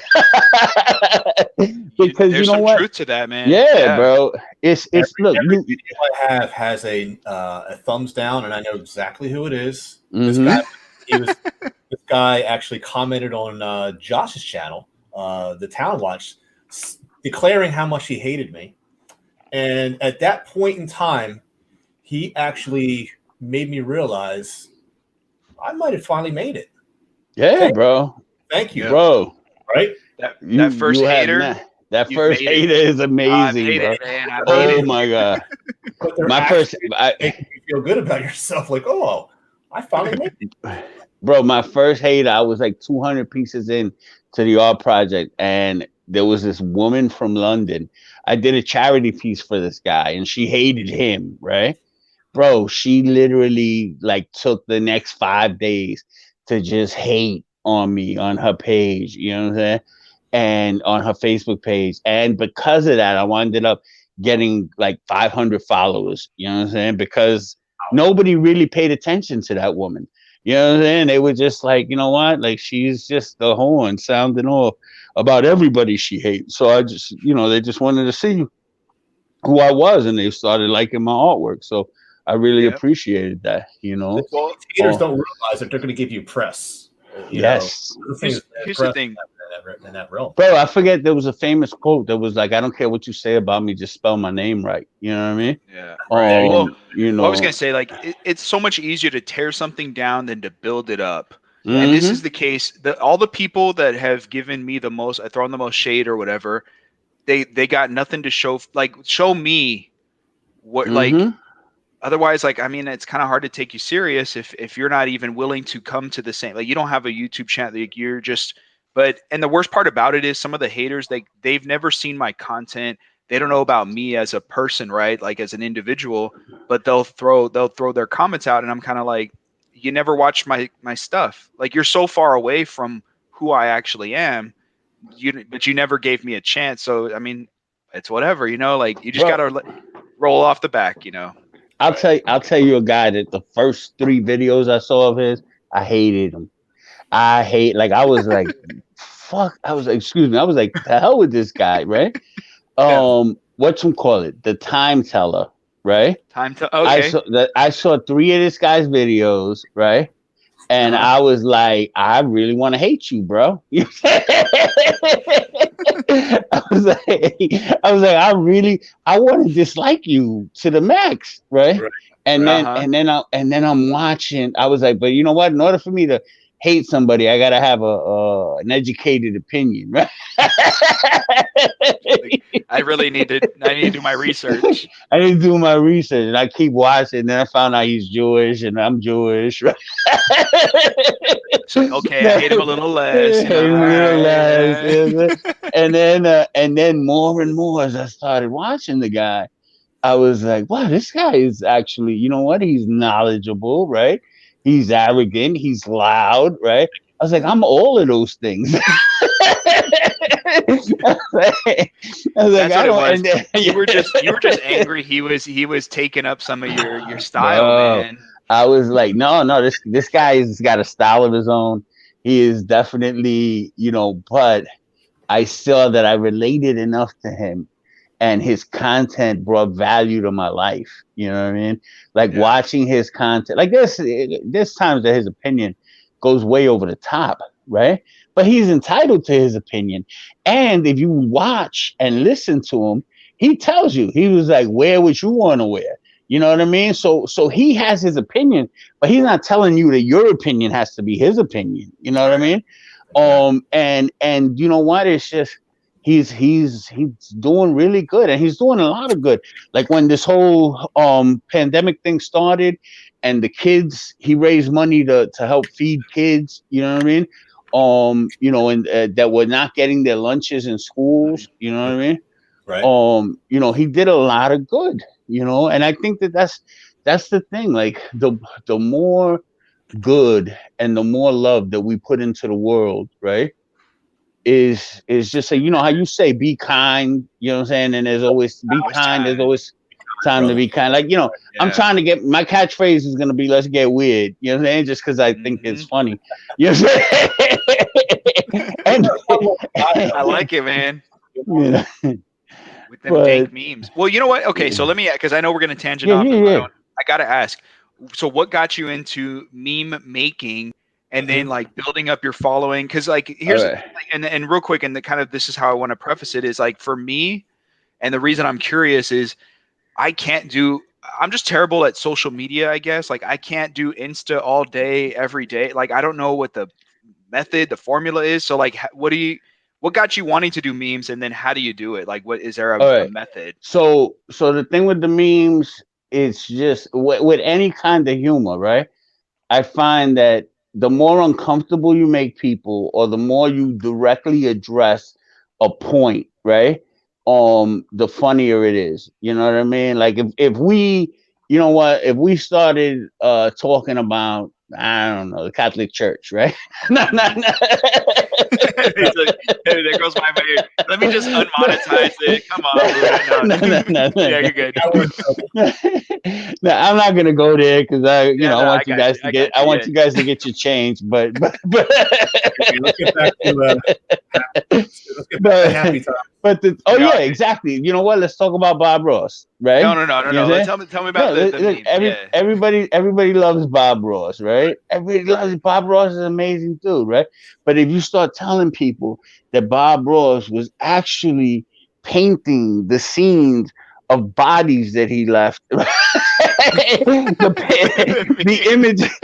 images that Bob Ross painted were actually landscapes that were showing you where he left bodies, because Bob Ross is a serial killer. That's the meme. No, it makes people uncomfortable, especially if they like Bob Ross. And when it makes people uncomfortable, they burst out into laughter, like they just can't help it. And the thing was that with the memes, how I got started with that was I've always had a dark sense of humor. You know, I had a really rough childhood, and I've used jokes to kind of, you know, push things away. You know what I'm saying? Yeah, like just kind of, it's the kind of way to deflect how you feel. You know what I'm saying? And I've had therapy, like, you know what I'm saying? Like I had therapy, and I learned that, you know what, like that's something that I use. Like it's either anger or laughter, and laughter is less costly. So I've always done that. And then I met a girl, and she sent me some memes, you know what I'm saying? Mm-hmm. And bro, I laughed so hard, and I was just like, yo, these things are hilarious, you know what I'm saying? And it was, you know, and then all of a sudden I just started like cranking out. Like I realized it was stuff I wanted to say, and I was like, you know what, I'm gonna just crank them out. Like I have like, bro, I've done everything, but one of the things I did was I ran my own graphic design business for a while, you know what I'm saying? So I can crank out graphic design, like, you know what I mean? Like quick. And then I was like, and the first few memes I made were super elaborate, bro. Like, you know what I mean? Like, they had too much like going on and whatnot. And people were kind of like, yeah, that's a piece of art. That's not a meme. Like, it's nothing, you know? And then I realized like there's a formula for memes, and it's just simple, social relevant, you know, in a certain font, you know what I mean? Like, you know, there's a formula for them. And and if you follow that formula, you could crank out, you just have templates, and you crank out 2, 3, 4, 5 memes. And every so often, man, you just get blessed with pictures that are like crazy. Falls in your lap. It just falls in your lap. Like, you know, like, bro, when it, like, as you guys can obviously tell, like I can easily monopolize a conversation, right? So you've been so quiet, man. I could just let Buddha Gunz. Honestly, Buddha Gunz, we could have just let you. We like get you in here, and Average Joe and I could have taken a nap and just let you go, man. On your without a doubt, fine. You want to give us a 15-minute break? I'm all with it, man. Especially you got Dave coming on next, bro. Oh, let me tell you something. Yeah, Matthew and then Dave. Bro, Dave. I gotta talk to him first because I don't want to. I don't want to offend them. You know what I'm saying? Like, so I gotta ask them. So I gotta ask them first. Well, ask me first, man. But Dave makes some faces, bro. You know what I'm saying? Like, he makes some faces that, you know, like if you freeze frame them and throw them on a meme, right? Oh, they just good memes. If he's cool with it. Bro, they're unbelievably, because he makes those faces that are like, come on, bro, like. Maybe some good watch memes. All right, man. I'll tell you that right now, man. Huh? So I'm definitely no different. You could definitely do the same with me. So I know. Oh, bro, I'm definitely. You do it too, man. Bro, you know what it is? Videos. You know what it is that you guys have really expressive faces. You know what I'm saying? You know who has a really expressive face, and I've made memes of him, and forget about it. It's like I got kicked out of the UGWC, right? You know, that Urban Gentry Watch, the group on Facebook. Or whatever. Yeah. I made a couple of TGV memes and I got kicked out of that group, bro. It was no go. And the memes was fire. Like, I got like 700 likes. Do you have any that went viral? Oh yeah, bro. Like that meme, I could say it kind of went viral a little bit. You know what I'm saying? I had another meme that I made that I wish I would have put. I don't know if you ever seen it, but you might have seen it. There's a meme that has Captain America, but it says when you realize he's Captain Puerto Rico, you know, because it looks like he has. That meme went crazy. I can see that. You know, the thing is like, okay, like, because for me, like my type of friends, we roast each other. That's our love. That's our love language. We just tear each other up. I think it's a guy thing, but like your friends, man, sometimes they get that one that like it stings, it cuts deep, but you're like, that was good. Like you gotta, bro, those are the best. If you get mad, if you get mad, like you lost. That's gonna be you forever, bro. Let me tell you, yo, when I was about 12 years old, right? My name is Michael Miguel, right? And one of my boys called me Michelob, and I got pissed off, right? You know what I'm saying? I got mad. I was like, yo, stop calling me that, bro. For like 2 years, I was Michelob. You know what I'm saying? Because they knew it got to you. They knew it got to me. You know what I'm saying? So it was, and when I was in the Navy, I was an angry kid in the Navy. You know what I'm saying? I was really, really angry.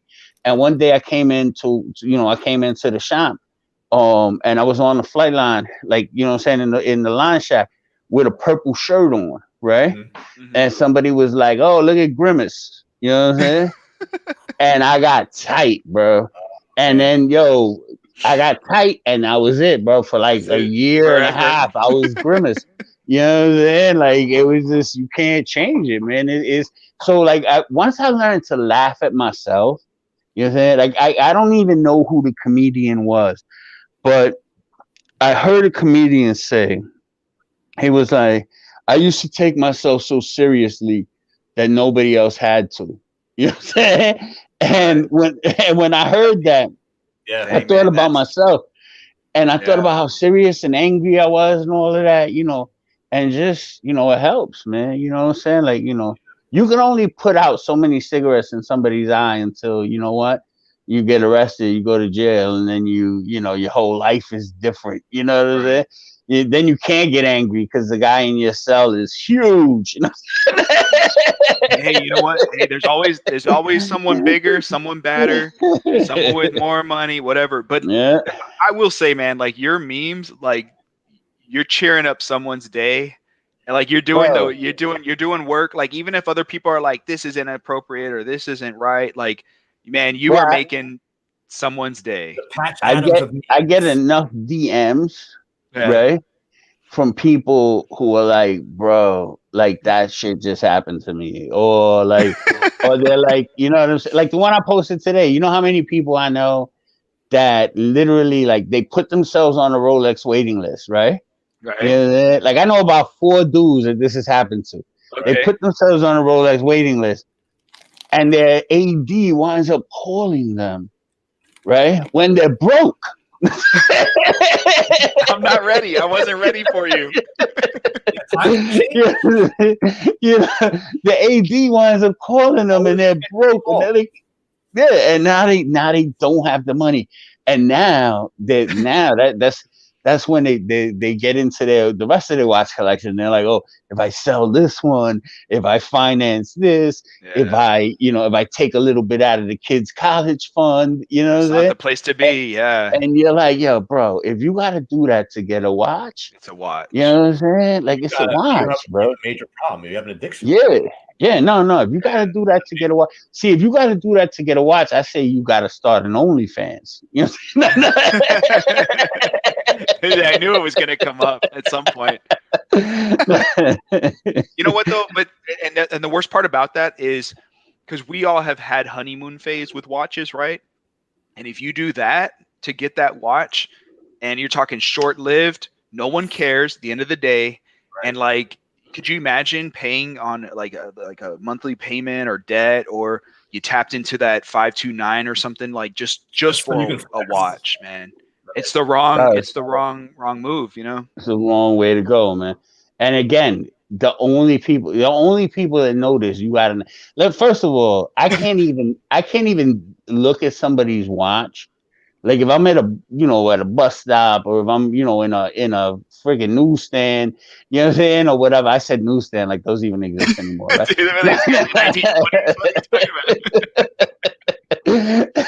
there's 18-year-olds in the comments like, what is a newsstand? Nah. Don't worry about it. But you know what? If I'm in one of those places and I look at somebody's watch, but I was in an elevator in the Rockaways, right? And this guy had a decent watch on. I think it was a Nomos, you know what I'm saying? Mm-hmm. But I couldn't be sure, right? Right. So I'm looking down, and it's got that minimalist look to it, you know what I'm saying? And I'm like, bro, I really like your watch. What kind of watch is that? If I can't, he pulled the sleeve down so quick, I thought he was gonna rip it off his fucking shirt. He was like, why are you looking at my watch? Dude, the sleeve went down so low. That is great. Yo, it was hilarious. It was literally like immediately I was aware of how big I was, you know what I'm saying, and how uncomfortable I was making this man. And I was like, bro, no, I don't watch your watch. I'm just into watches. And, you say that, but I'm pretty sure Buddha Gunz was like, hey, I asked you a question. Like, he doubled down. I've had situations where not that I've doubled down. I don't like to be a bully, man. Like, I feel like, you know what, you can't do that to people, man. You know what I'm saying? Like it's you know what I'm saying? Like, it's crazy. And you know what? Some of the biggest bullies I ever met was little guys, man. You know what I'm saying? Like, this guy's just carrying a huge chip on their shoulder. You know, it's crazy, man.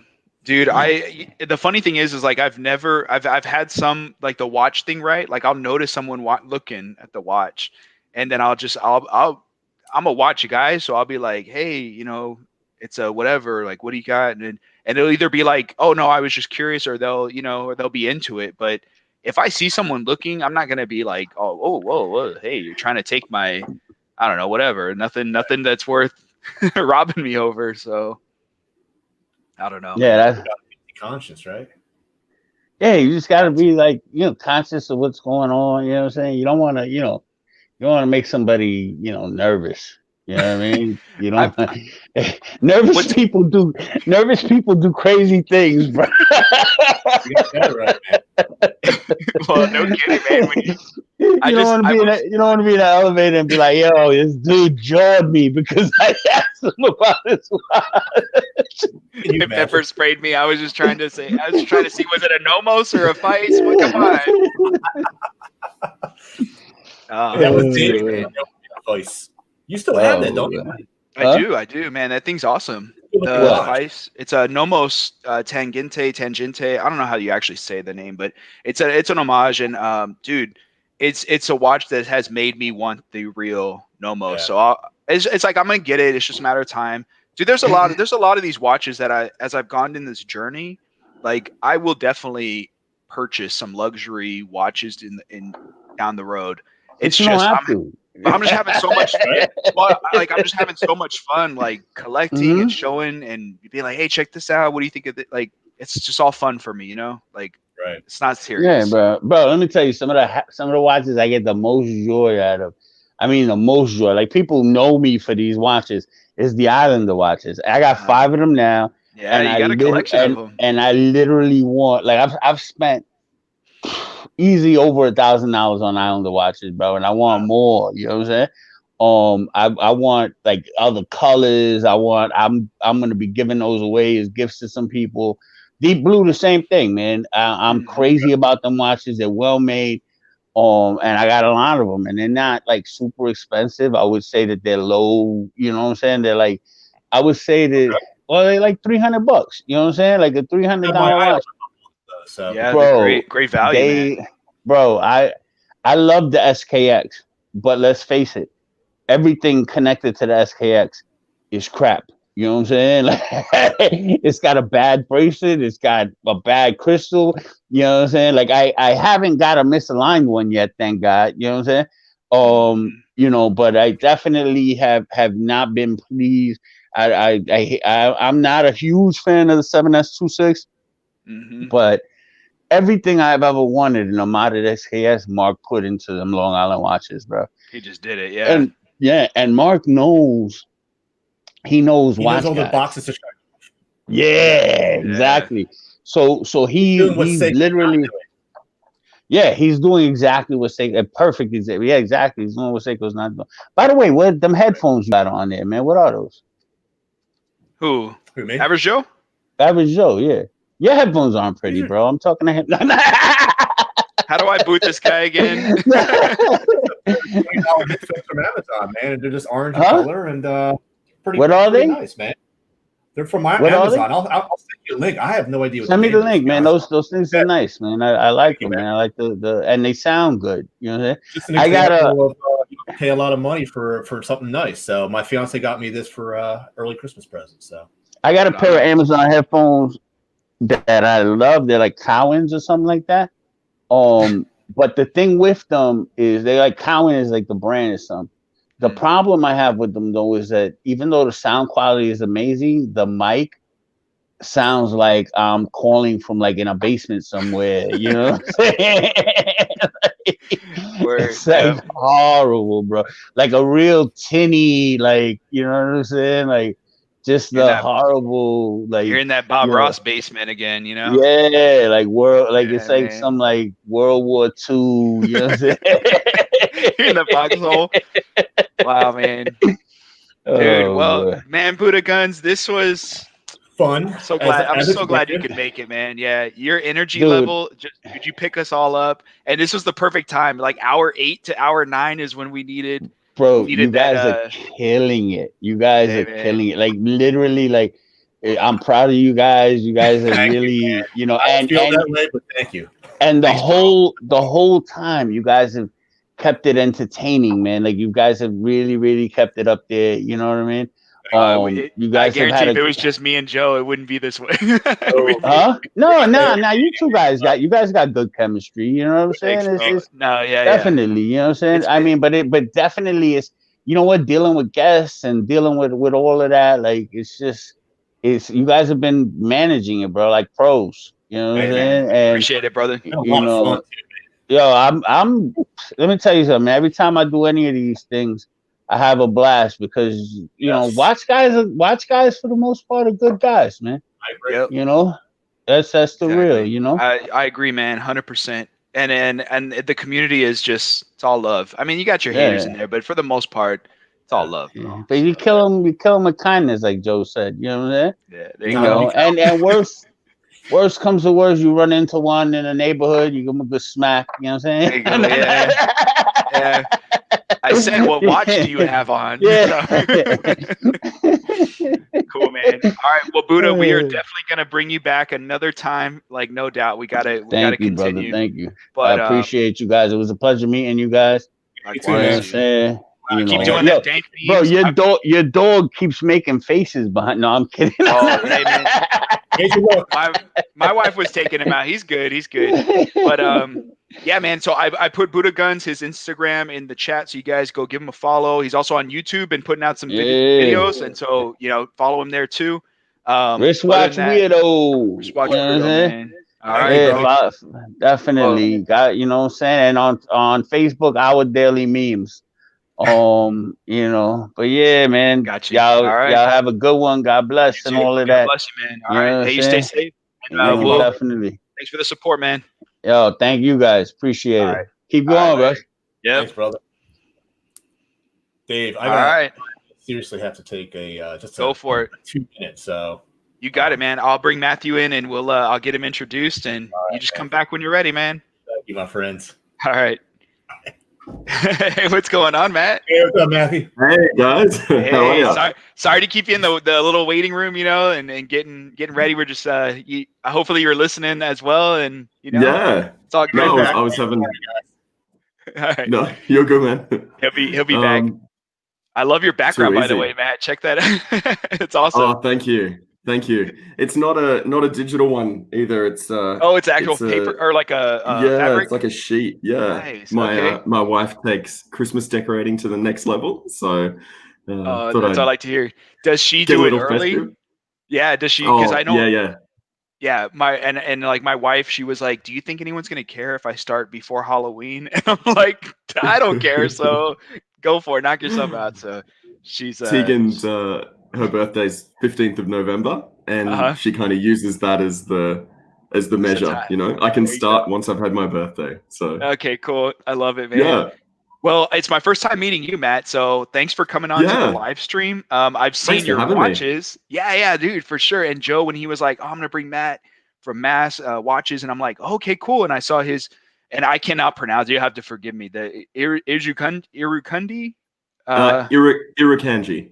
Irukandji. Okay. Yeah. So I saw his reviews on the watch. I'm like, man, that thing, the colors are just so cool, man. But for the viewers out here, like that are on the stream, I guess just give us a little bit of introduction, backstory, and how it all came to be.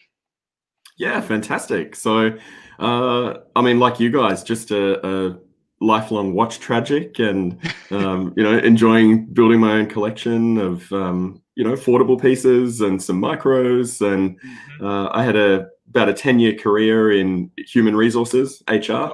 Okay. And had a couple of months off between contracts. This going back about 2 years now, and about a week into that time off, I was crazy and looking for something to do, and I had all these ideas kicking around my head. A few design ideas, and the Irukandji was one of them.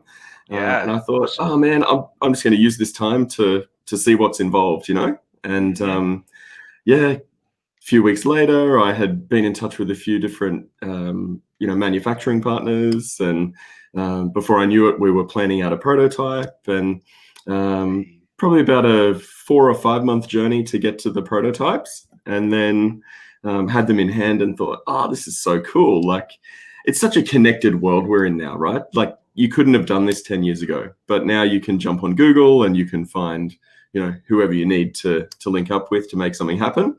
Right. And once we had prototypes, I thought, let's give it a crack. Let's put it on Kickstarter. So MAS, Matthew and Son, my little fella Tate, he's turning 7 soon. So he's awesome, been, man. An excited part of the journey the whole time. I like to joke, I do the heavy lifting at this stage, but as he gets older, he can do more and more. Yeah, you can handle this. Yeah, he's involved in quality checks now, so he'll sit there and open up every pouch and check things and hand it over to me, and then I give it the nod and hand it back to get packaged up. But okay. Yeah, that's so cool, man. So we're in our 2nd year now. So we had the Irukandji. I've got the purple one here, which I think is what Joe had in for review. Yeah. So you actually designed this whole the whole thing from the ground up?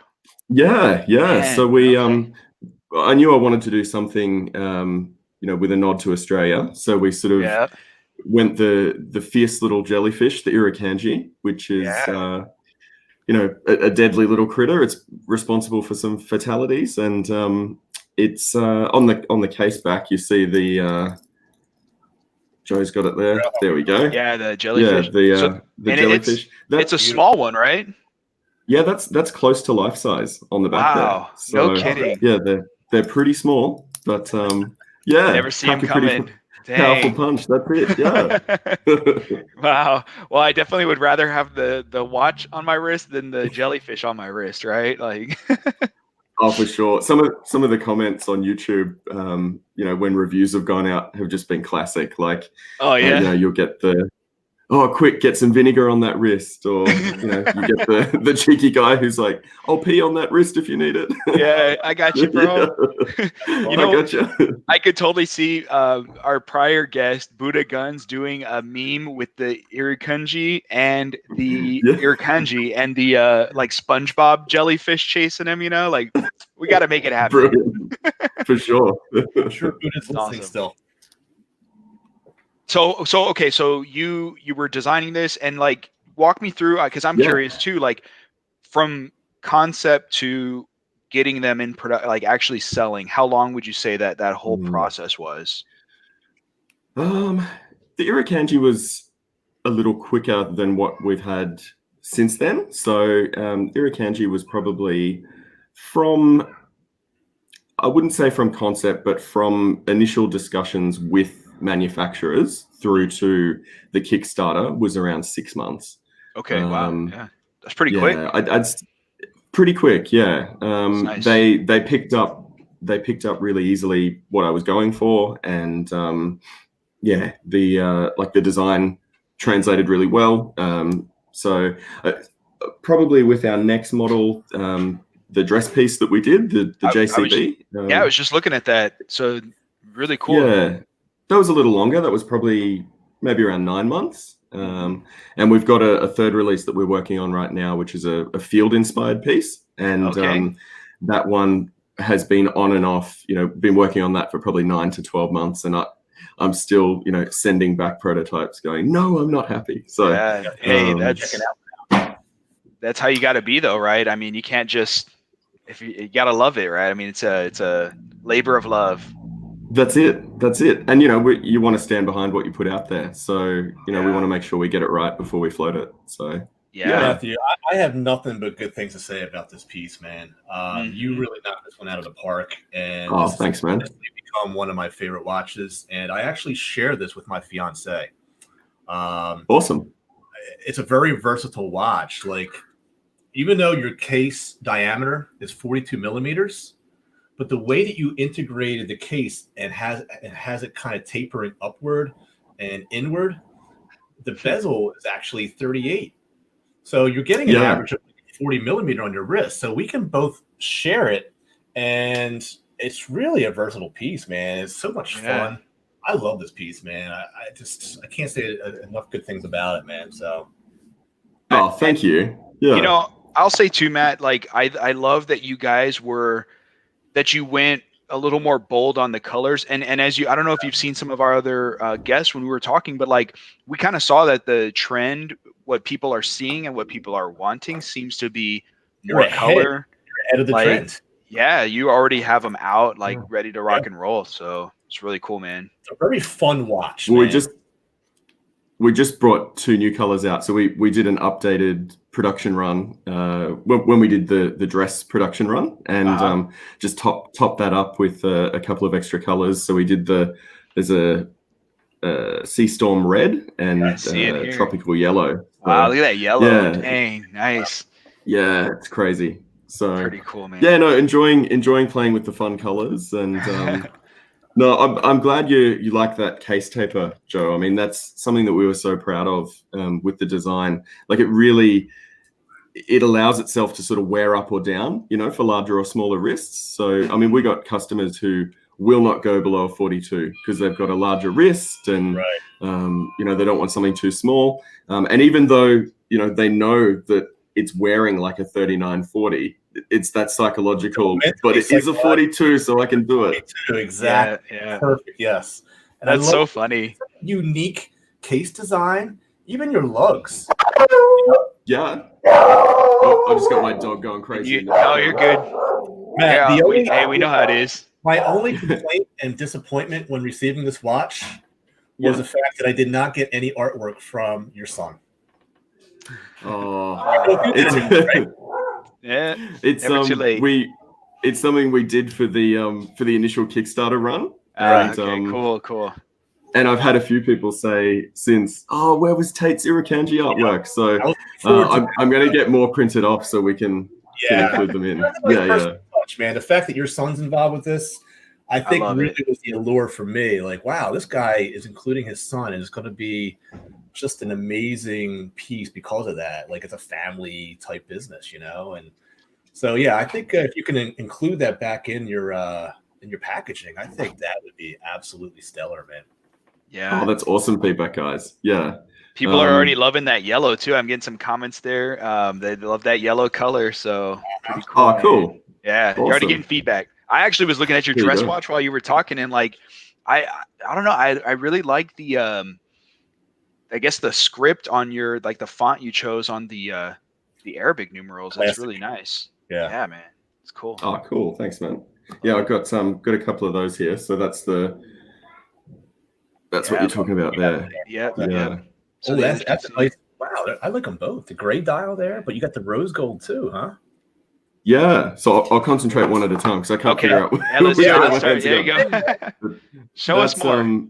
That's the Sky Steel. So it's that gray dial with the blue highlights. And then you've got the Scottish Thistle case back on that one. Sort of a stylized Scottish Thistle. And then that was one of the other variants you were looking at. That's the blue rose. So it's a deep blue sort of dial with the rose gold accents. And same case back. And then we did a crimson gold, which was a yellow gold and a sort of a deep red case, which I was the most unsure of going into the campaign. It's pretty bold. And I like it. Yeah. And it was the second most popular. It was more popular than the rose gold, which I hadn't expected. But yeah. You know what? I think I probably would have been, because you obviously want to go a little more conservative generally, I think, when it comes to style stuff, but people see navy and the gold tone all the time. And so I think having something a little more bold, like it's cool. It caught my eye for sure. Yeah. Oh, awesome. Yeah, no, we had, some people weren't quite ready for the bolder colors, or they didn't want the numerals on the dress watch. So we did a couple of just sort of more basic variants. So we did sort of a plain rose and plain.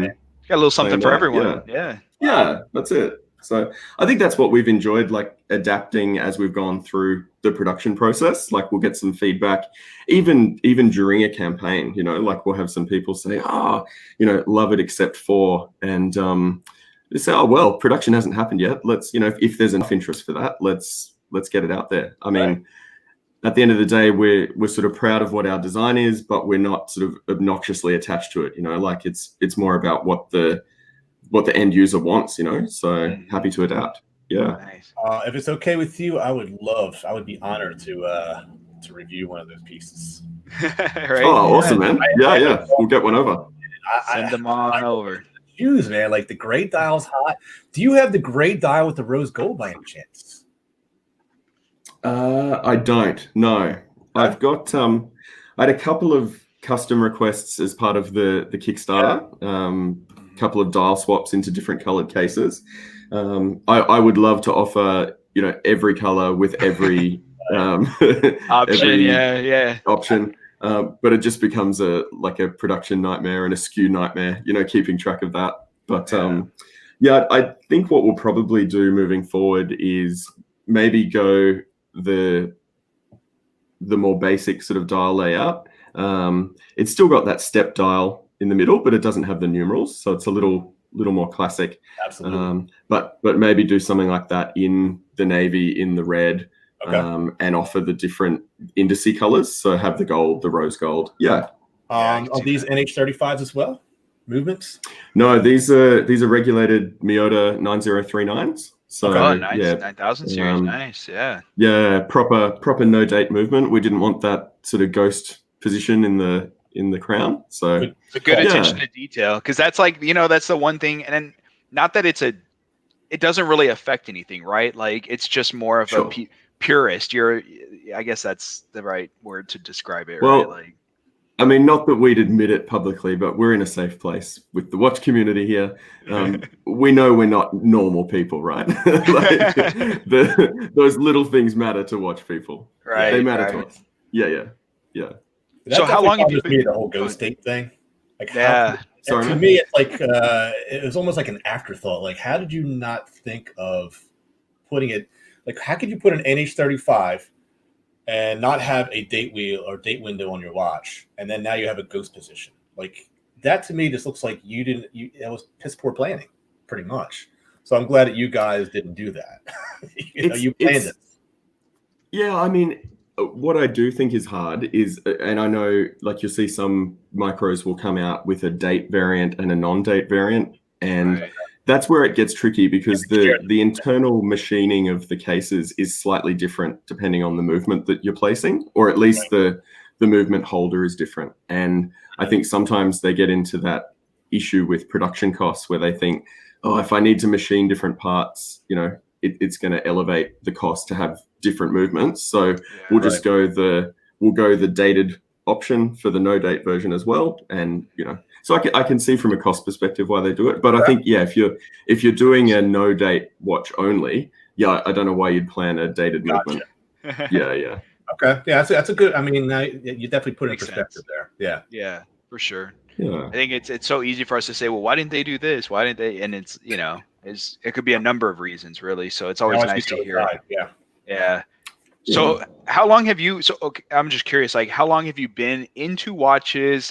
What's in your collection? What's it like? Because, I mean, you have your own watch line, which all of us would love to have, right? But kind of what was before, and what has it changed to, or, Right. Well, I've got access to most of my stuff just off camera here. So right on. Okay. I'll show you the first watch I bought, which was back when I was 17. I don't have the bracelet for it anymore because I got adventurous trying to fix it and destroyed it. But it's a Citizen, so it's a quartz chronograph. Okay. Chronograph, fixed bezel. So that was fixed bezel. Yeah. Okay. Yeah. Nice. But it's got this weird sort of, I don't know if you can see. Oh, wow. Yeah. Weird integrated. Good luck finding mess. a bracelet for that. Jeez. Yeah, I think I found like a genuine one on eBay for like $600. I was like, I really don't think that's worth it. Yeah. But I keep the watch head, sentimental value. Absolutely. So that was my first piece. So probably going back about 18 years that I bought that one, and I was kind of a like one watch, two watch guy for probably the next 10 years, and predominantly Seiko. This is probably close to 10 years ago. I got this one, which is another. So it's a Seiko Katura was the line. I've never seen that. That's cool. Yeah, I've seen that. Another quartz chrono. Yeah. That's like a black, and that was stainless steel, black stainless steel, right? Yeah, it's like a. Oh, man. I don't know if it's a ceramic or. Yeah, it's funny how I feel like as guys we're always into like you have to have owned a black watch at some point in time. It's just. For sure. Yeah, that's it. totally. That's it. And like you have to have the go-to beater, the G-Shock. There you go. So that's my blackout G-Shock. I had another couple of Seikos that I've since moved on. I think I did what a lot of watch people do, and you get into watches and then decide, oh man, it's got to be automatic, so I've got to ditch my quartz pieces. And I kept a couple because they had sentimental value.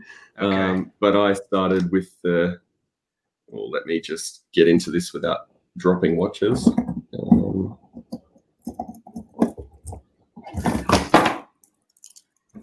Of course, the SKX. Yeah, like everyone's got one but me. I think everybody that's on the channel should us an SKX. It it is the gateway drug, right?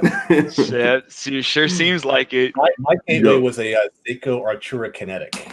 So okay. I think the Seikos are definitely contagious. They definitely make you want more. So was that the one that had kind of like the crested bracelet, sort of at where it joined the really aggressive sort of bracelet?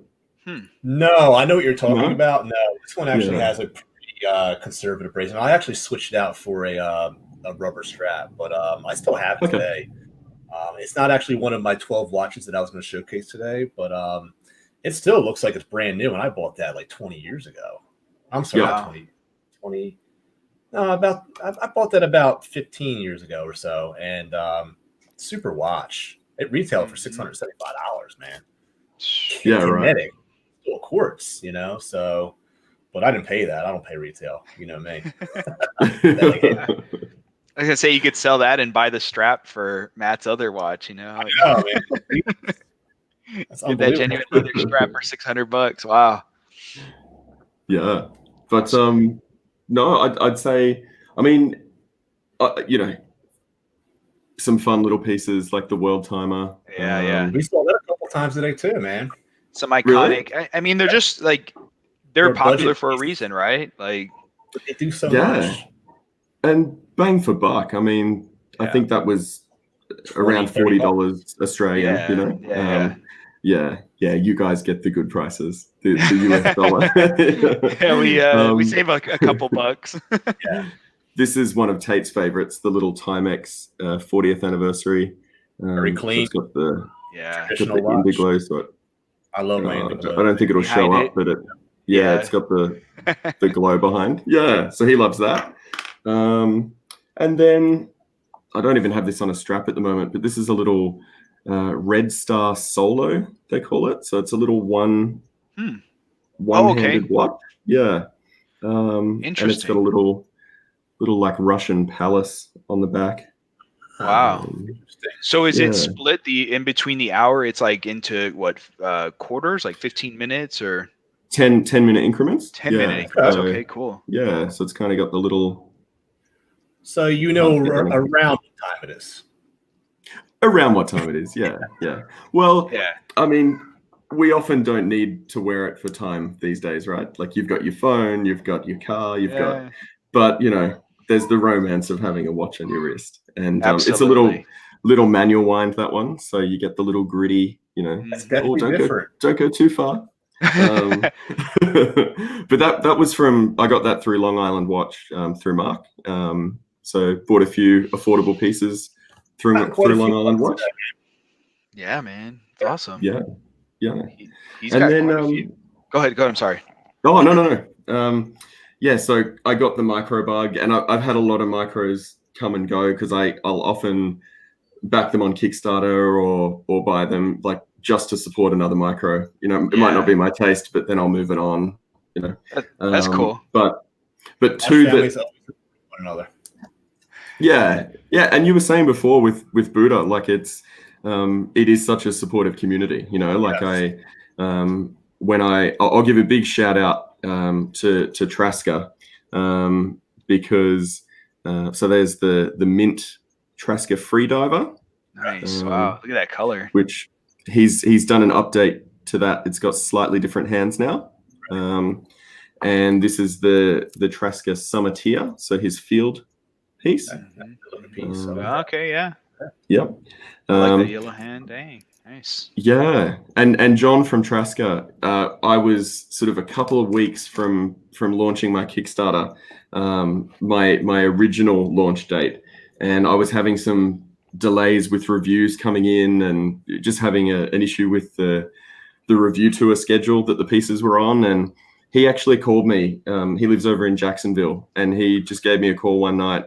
And said, hey man, like, cause I'd asked him a couple of questions on Instagram, and he had a chat with me for probably half an hour, gave me some really great advice. He's like, look, I got to be the guy to tell you what you don't want to hear. You got to delay your campaign a few weeks because, you know, you don't want to hit without those reviews, and just really forthcoming with that advice. And it's just that sort of brotherhood in the community, which is really great. Cool. And yeah.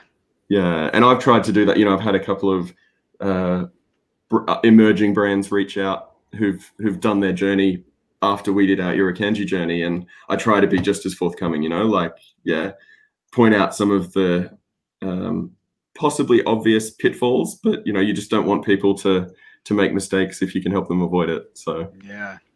And that really goes a long way, because you never know when you're gonna run into other people down the road, or work on something together, and it's always nice to help others, because man, they can really come back someday and help you out. So Matt, and what's your biggest struggle in regards to launching your brand? For anybody that wants to start their own micro brand, what were some of the biggest challenges you've had?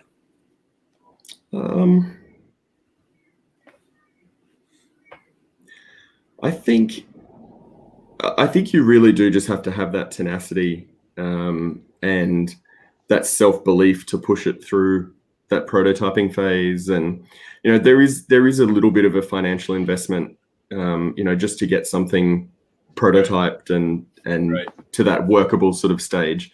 Sure. I mean, you go the Kickstarter route to help fund a full-blown production run, but before that, you do need to invest a fair bit of time and a little chunk of money just to get the idea brought to life. And I think we all doubt ourselves from time to time, right? And so I think people, you've got an idea, you maybe even at the point of talking to a manufacturing partner. And I've seen, I mentioned some emerging brands that have contacted me.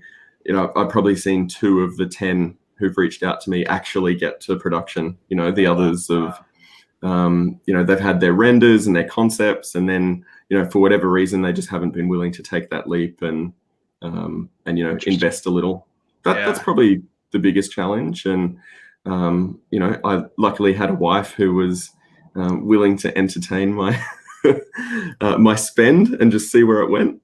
So, good for you. Yeah, that always helps. With the Irukandji, I just sort of looked at it and thought, because originally it was the 3, like it was the blue, the pink, and the black, and I thought, worst case scenario, I pay a few $1,000s, get three watches, and they're like massively overpriced for an NH35 if I've paid thousands of dollars, but I'll get a cool story out of it, and I'll have these pieces. I think that's just that resilience and pushing on, and like your social media and some of those other things that you really do need to invest the time in. It can feel like a grind sometimes, Right. Yeah, you sort of sometimes wasting away the hours at night looking at watches, which is always such a fun thing as a collector, kind of becomes your job. So it becomes a little bit like, here we go again, more. Yeah. But sometimes I'll just go quiet for a week and give myself that time off, and come back with a renewed sort of passion for it. So work-life balance, and like what Alpha Whiskey Charlie, Mr. AWC here, I second, huge respect, because I think like you were saying, you starting is one thing, but then also seeing it through to that next step, like finishing is the tough part. And like on YouTube, I can say, like, because I've never started a micro brand, but I can say, like, with YouTube, you have to just start, because you'll prepare, and I need this, I need that. Okay, came up with all these things, and you'll never start. So like you just have to, and your first video is not going to be your best video, but like you just gotta go with it, So right, yeah. I mean, you look at TGV, or you look at Jody, Teddy Baldassar, or who they're massive with their following now, and you see their very first videos, and they're comparable audio to my little iPhone setup, and but they took that step and got started. So I think too, it's that momentum from your first release, to your second release and ongoing. Like, I think I've seen some brands that I swear they just get a little bit of paralysis, going from that that first release, particularly if it was successful. Not wanting to launch a second, and I mean, I had my moments. So we were scheduled. It was April this year that we did the JCB, the dress watch Kickstarter, and so it was smack bang in the middle of coronavirus. I think I'd picked my date. I'd told all my subscribers. I'd been hammering it on social media, and then I found out like it was the day that Ross from Hampton was launching his Kraken H3, and I'm like, oh damn it, Ross! Like, as if because dress watches aren't your standard Kickstarter success. Like the divers do pretty well. Okay. I'm like, as if I needed more of an obstacle. I've got Hampton. Come on, yeah. You're like, you've just got to push through. You're like, somebody DDoS his Kickstarter. Like, no, I'm just kidding. Yeah, and you can't. And I think that's like the thing, right? Like timing seems to be kind of important, like for not just your own, but like your other brands. I mean, not even to say competitors, but just other, because people budget so much money, right? I have this much watch money, or I got a bonus for whatever Christmas or whatnot. So you kind of got to like strategically plan, I guess. It's interesting. It's so funny what you said, like because what I've found, it's that sense of community in the micro brand space.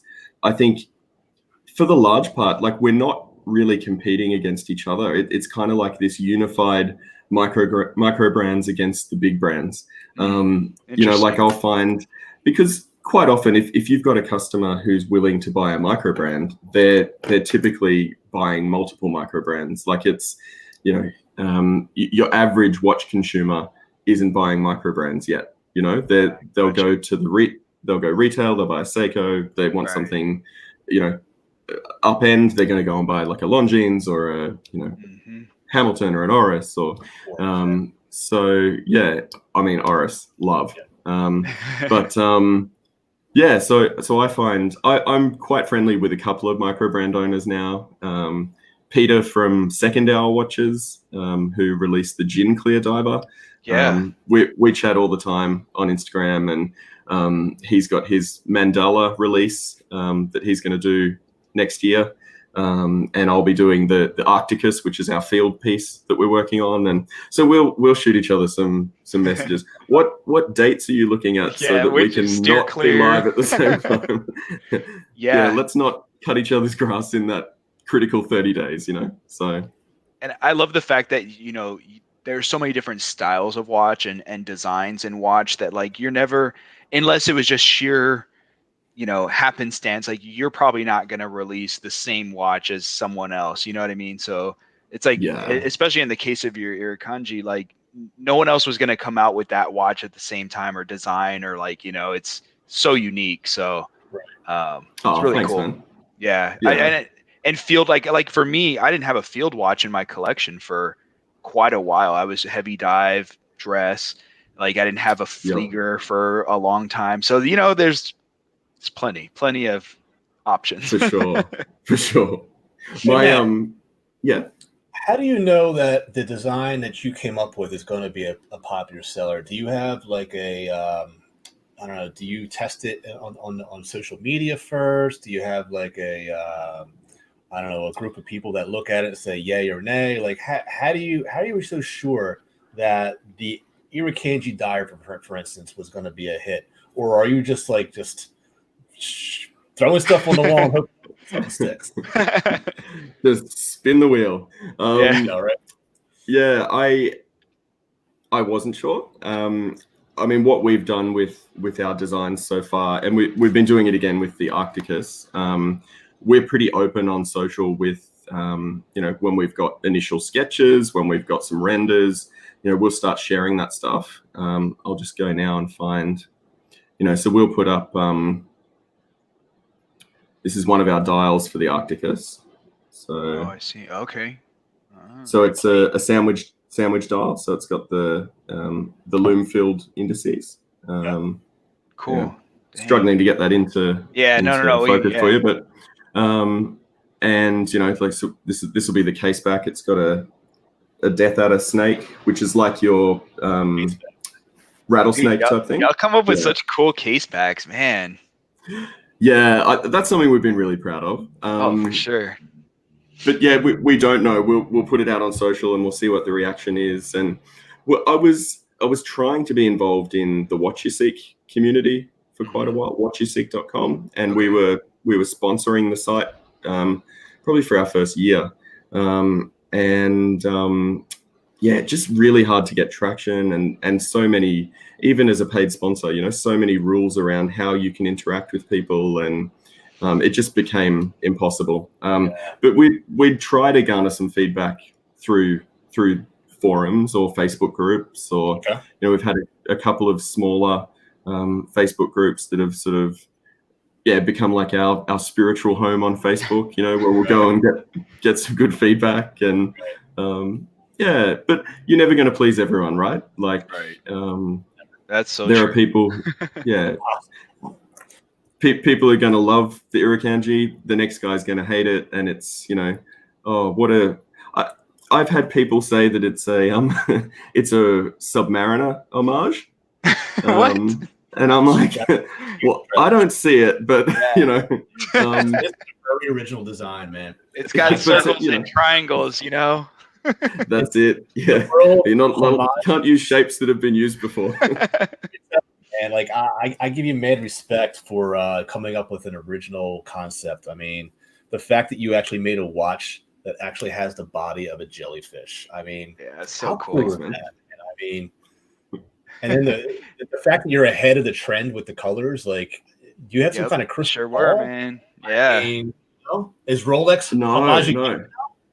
Well, remember, I was like, we did the black and blue. We did the Safe 2, and then we did the Stinger Pink as part of that release. And I thought, wild card, we'll see how it goes. And it was more popular than the black. It was the blue, then the pink, and then a long drop to the black. So once the pink did well, that gave us the confidence to go, oh man, let's do purple, green, orange, yellow, red. Great decision. Yeah, man. I think so many of us have blue and black watches, right? Like and white, like so. Yeah, we need another one of those. But disclosure, I was actually against the fence between the pink and the purple. Right. I like that. I'm with Alpha Whiskey. I like that blue, man. I chose the purple because I figured my fiance, that's her favorite color, and maybe we can both wear this because I've been looking for a forever, man. So even though this is my watch, I let her wear it. But I still want to get her an original. So maybe awesome. Maybe you can make one for a fiance there, huh? There you go. Custom piece. I'm gonna step aside real quick, guys. But I'll be right back. Yeah, man. All good. Yeah, my wife Tegan, she normally wears the green, so she'll go the sea green, but she'll normally put it on a leather or sacrilege leather on a diver, or like a NATO strap or something. I also like the fact that you have the drilled lugs, so it makes changing out these straps absolutely simple, even for someone that's not familiar with changing out straps. So you've certainly made that easy.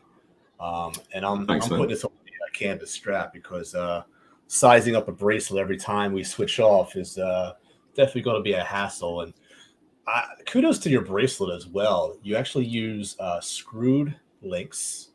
Yep. And you also have the polish on the outside, whereas everybody else on the inside. So again, originality. And I think that's the huge thing that I really respect about you guys is that you're not following the crowd. You're actually having your own design. And as I said before, I think you hit a home run with this one, man. Oh, thanks, man. No, I'm really glad you've enjoyed your time with it. And it's been, I think just the reaction from, from the YouTube community and from our customers.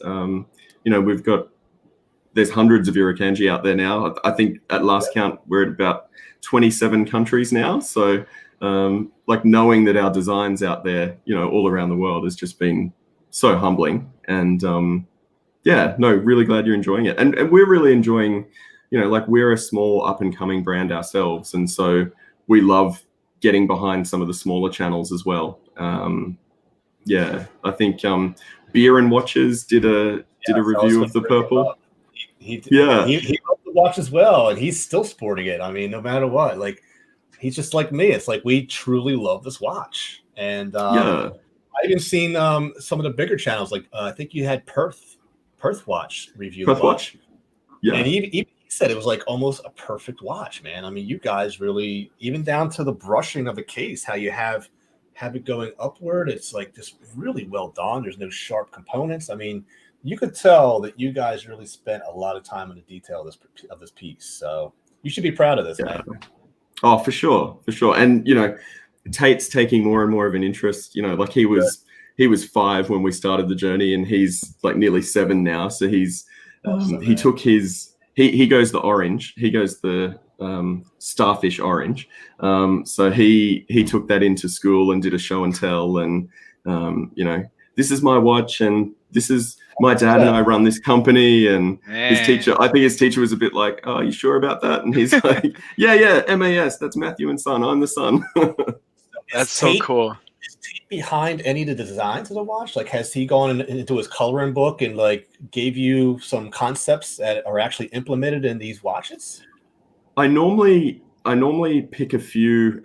So we'll, you know, consult like color palettes when we're picking our colors, and I'll sort of narrow it down to, I'm thinking these 4 or 5 greens, and then Tate will swoop in and make the final pick. He's it's got to be that green, or it's got to be. Awesome. So yeah, he enjoys that, and loves when he gets a shout out. You know, like some of the review videos. There's a few of the guys. So Aaron, Aaron Dunlap, OFD, and Scott from Watches Galore, Bob from Time to Go.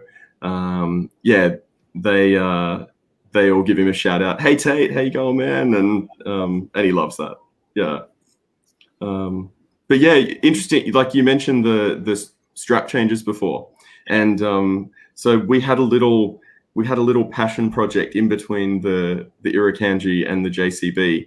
We did the tiny time tool, which is, did you see that one at all? Yeah, it's like a little tiny like thing. I think you put on a keychain even. Yeah, it's like a little. Oh wait, what is this? So it's a little portable watch tool. So you unscrew one end, and you've got a push pin. Yeah. There you go. And unscrew the other, and you've got a little screwdriver. Okay. Or it comes in a fork variant as well, and you've got the black PVD option. So or you've got the little fork. Spring bar tool, man, that's like, I'm nerding out. I love it. So that was like, you know, you go down this Kickstarter black hole, like, and I'd see all these cool little EDC projects, and you know, like the credit card multi-tool that like does 600 things, and I'm like, oh man, I've got to do something for the watch community. And so we did the little tiny time tool, and we just did a Christmas promotion for the Irukandji where we included those with each Irukandji. So I think that was well received. Yeah, that's very cool, man. Yeah, I love it. No, it's fun. It's fun, sort of pushing the boundaries and bringing ideas to life. It's really good. You have any pilots watches in the any Fliegers ideas coming in the works there, or not that? Yeah, not there yet. Not there yet, but I'm looking at. I know a lot of brands will use one sort of core case design, and then they'll leverage that for their various designs. And we haven't done that yet because the Irukandji and the dress piece was so different that, you know, it didn't warrant that. But the case that we've worked on for the Arcticus, the field design, I think will work really well in a Flieger sort of pilot design as well. So I wouldn't be surprised if off the back of Arcticus production we go straight into a pilot's option as well. Can you imagine a pilot's watch with some of the cool colors you guys have? I mean, pilot's watches to me, they're usually just black dials. Yeah. I mean, just colorful one like that, you would be extremely unique with that. Yeah. I think I mean, we'd have to rock a really vibrant sky blue, right? Like something like the little ring around your average Joe, the Christmas thing there. Yep. And yeah, probably have to go like a vibrant. I think you'd have to rock red. Like people are loving red. Red's popping. Yeah. Yeah. Is it red contrast or a red dial you're talking about? Red dial, I think. Yeah. Yeah. Dang, yeah. Well, you've given me some more to think about now. Awesome, man. 'Cause I'm a buyer right there, man. Well, I've got my favorite 3 watches here. My current top 3. Okay. There's one micro, which is the Baltic Aquascape. Oh, dude, yes, that's such a clean looking watch. Oh, like they've absolutely killed it. Yeah, just, and you know, I like that you could say that the case is you know, fairly ubiquitous. Like there's a lot of brands that use a similar case, but right. I like that they made a few bold decisions, like the 12 just at the 12 o'clock, the numerals, and then it's not a full sandwich dial. It's just the 3 triangle markers that are sandwiched. And the rest is flat. Just little subtle things like that really sort of set it apart. Yeah. And that Tropic strap is just butter. Like it's so comfortable. Even like the kind of vintage loom color, and you know, it goes good. Yeah. And Baltic just released their GMT version of the Aquascape, and I was hovering on the cart for that one. But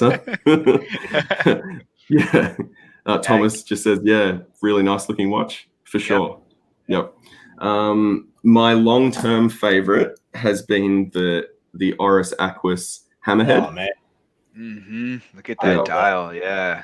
Yeah. You got that little hint of blue on the seconds hand, and also Red in Road. the miniature. Yeah. Right? Well, so this is the Hammerhead edition. So it's got the cool Hammerhead Shark case back. Sweet. How thick is that one? Yeah. It's probably, it looks like it's about a 13, 14. I'm going to say that's a total height. I'd go 15. Yeah, 15. It's pretty. Wow. Yeah. Yeah, including the dome. It's pretty chunky. Yeah. It's cool, man. Yeah, but that's my, you know, I need to feel like a boss today. I'll rock the Aquas. When you want to know you're wearing a watch, like, yeah. That's it. It's so funny that I'll go out to like get a haircut or like, you know, whatever I'm doing, and I'll end up chatting to people about what I do, and they'll, oh, is that one of yours? And I'm like, oh no, that's my Aquas, or you know, that's my Baltic. They're like, why aren't you wearing your own? I'm like, I try to a lot, but I'm still a watch geek and I have to rock these other ones. So, but newest acquisition, I've had this one for about 10 days, and like, I'm not a subscriber to the exit watch concept, but if there's an exit watch, like this is the new Seiko. Oh man. The latest sort of 62 mass. So this is the SPB 147, or for the US market, it's the SBDC 105. Yeah, it's got that sort of chocolatey like brown dial, and the gilt sort of details. That's really that's scratching a black bay itch for me. It's really beautiful, man. I love it. Yeah, so that's probably the top 3 right now. Okay, getting the most love so far. Yeah, that's it. What about you guys? What are you rocking of late? Oh boy, so awesome. I will say, I mean, I wear a little bit of everything, right? Which is, it's kind of like the ones that get the most love recently. I would say, and it's probably honeymoon phase, right? And some people have seen this earlier in our live stream, but I got the brew. Yeah, the retrograph, awesome. the glycine, combat sub in bronze. I'm also trying to get some patina going, so I've been giving that a lot of love. And recently it is, where is it at? Okay. Yeah. And my Reef Tiger, the Blancpain 50 Fathoms homage. So yeah. Nice. Those are probably my top 3 so far that are getting a good chunk of wrist time. The bronze sorry, you go, Joe. Another one, yeah. Nice. Cool. I just received this one the other day in a watch trade, the Space View from Adrian. Oh, cool. Very iconic right there.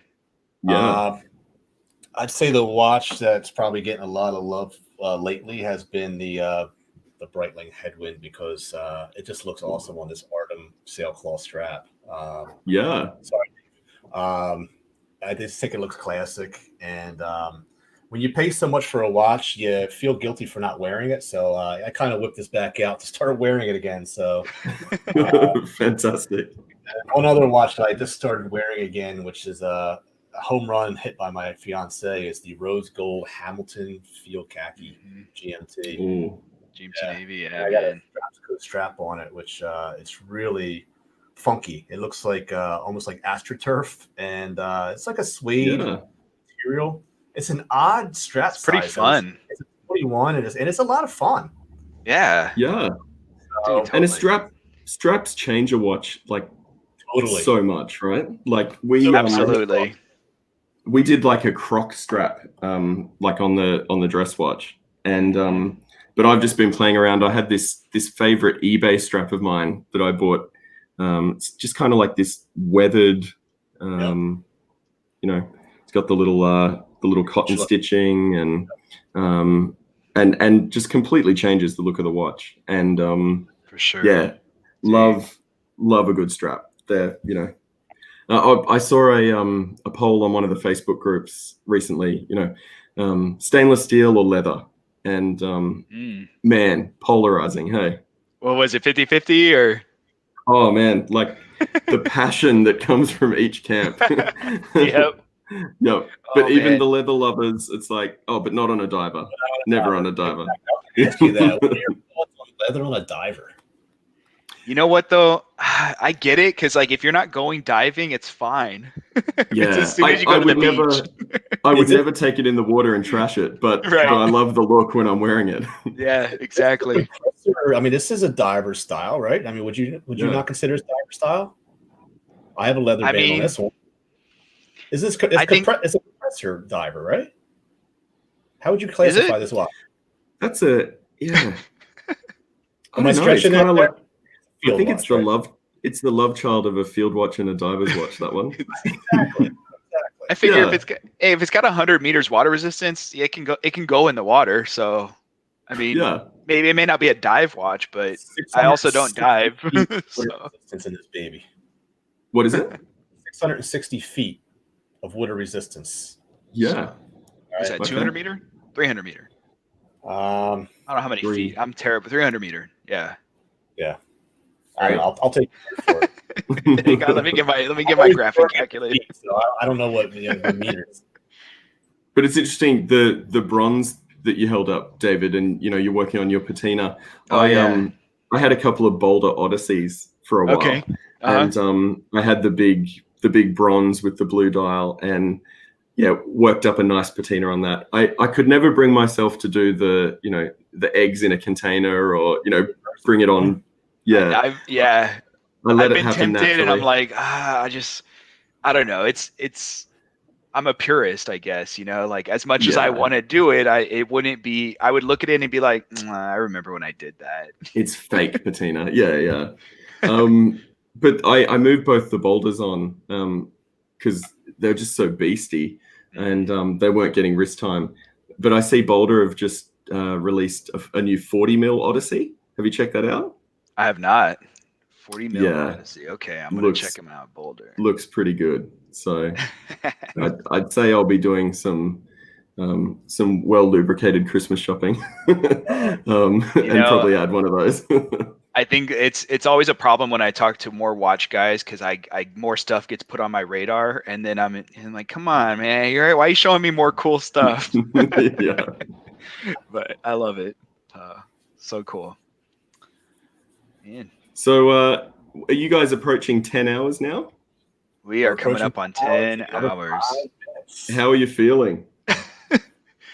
Honestly, I don't feel bad. I had a slice of pizza earlier. I had some coffee. Like, I'm feeling all right. I'll be honest with you. I had to eat something because when I got up, I felt numb from like the waist down. So I'm like, I feel like I'm gonna pass out. So I had to start eating some pasta. So I'm good now. But too much caffeine and not enough actual food really took a toll on me. So. Well, it's about 8 p.m. where you guys are.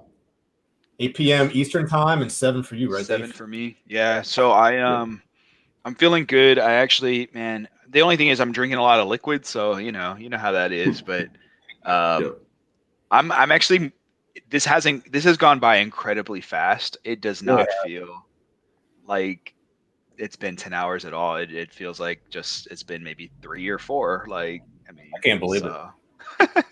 Next year might have to be 24. No, sir. Maybe 16. No, yeah. The final stretch. Well, actually, okay. So, well, I'm gonna use the restroom one more time because I know we're, like I said, I've been drinking lots of coffee, but but I'll be back in just a few. And in case Matt, like, man, such a pleasure to meet you, brother. Like, and keep up the good work. I can't wait to see more. The design and the stuff you and your son come up with. It's been an absolute pleasure. So really enjoyed it. Oh, thanks, man. Yeah, really good to meet you, live on the live stream. And yeah, fantastic chats. Cool, man. Well, I'll let you finish up with Average Joe. I'll be right back, guys. Yeah, man, we have another 5 minutes. So cool. So you have any Grail watches that you have always wanted but yet don't have? Yeah, I've got a couple. I'd say like they're attainable grails. Like I'm not any like 50K, 100K watches. The Seiko has scratched an itch for me for now. The Tudor Black Bay 58 is Seiko custom Black Bay. Oh, nice. Like hands and all. So yeah. This is definitely scratching that Black Bay itch for me. What is that? Like, what was the base for that? So this is actually a custom piece done by Case and Dial on Instagram. So he sourced out all the parts and put it all together for me, man. It's got a loom crown. It's got an exhibition case back with the red tinted. Oh, that's so good.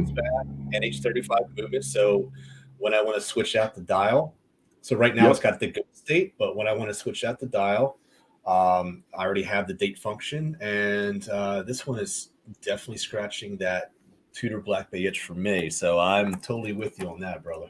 Yeah, you've got to keep those significant purchases at bay for a little while. So especially this year, it's been a very trying year for everybody.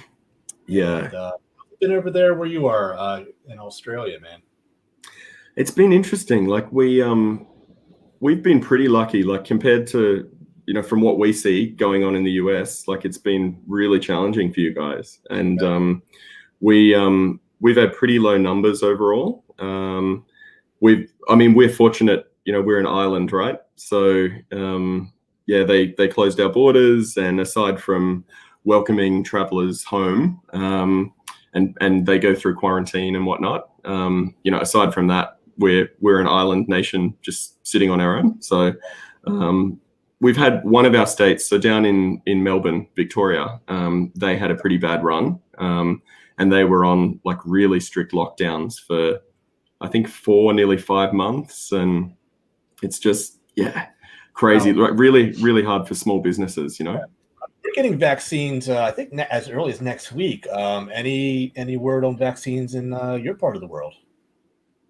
No, I think the government signed a couple of contracts with Oxford or Pfizer or like the various vaccines that are coming out, and one of our main universities was working on a really promising vaccine, but I just read the other day they've abandoned that because it doesn't cause HIV, but it causes a false positive in an HIV test because it uses like 2 proteins that are from the HIV virus. So so they were like, even though it was safe, they're like, we're not going to have public trust in that one. So yeah, like, okay, yeah, crazy. But no, overall it's been okay here. Yeah, how are you guys traveling now? Well, right now we're actually experiencing another lockdown, at least here in the Philadelphia area. Oh wow! We can't go out to eat anymore, and we're pretty much limited to having gatherings of 10 people or less. And it's not that you can really enforce that. I mean, even though I have seen some crazy stories of like a father getting arrested in a park for playing with his son because he wasn't following the social distancing rules. Like, some really crazy stuff going on this year, man. I'm really I'm ready to wrap it up and it's get it over with. All right, move on to the next year.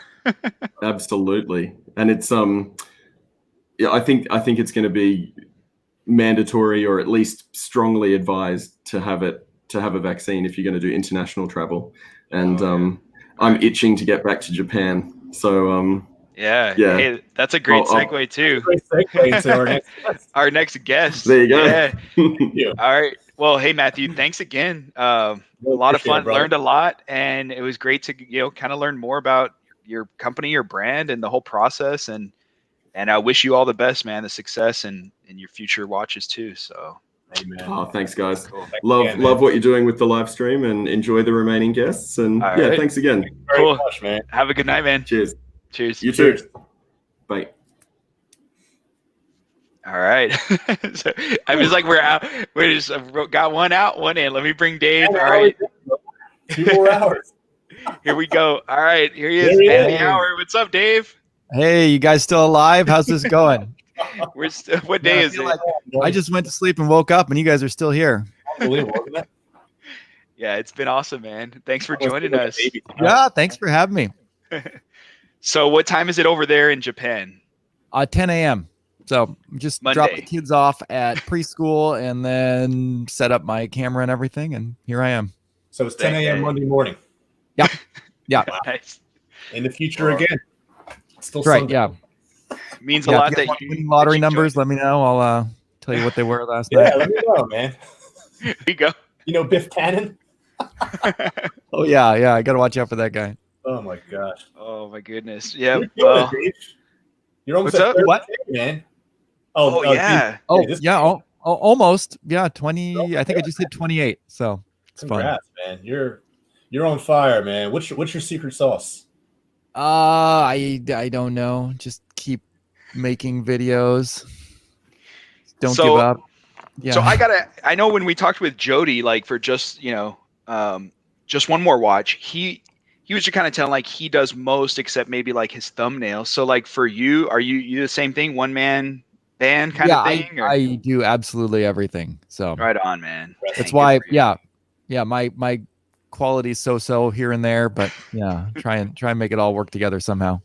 Looks good to me. And then you do you're scheduled with, and it's funny because with you being in Japan, like there'll be sometimes I'll catch, and you've seen me like pop into the chat and I'll be like, oh, hey, but I'm like either running late or I'm like right at the end. I'm like, no. So it's so hard, man, to get, and same for you, like, joining us on our crazy hours when we're uploading. So yeah, well, this works good. It's fun because, well, I guess you guys started. First guest was Eve, right? Eve, she's in the Philippines.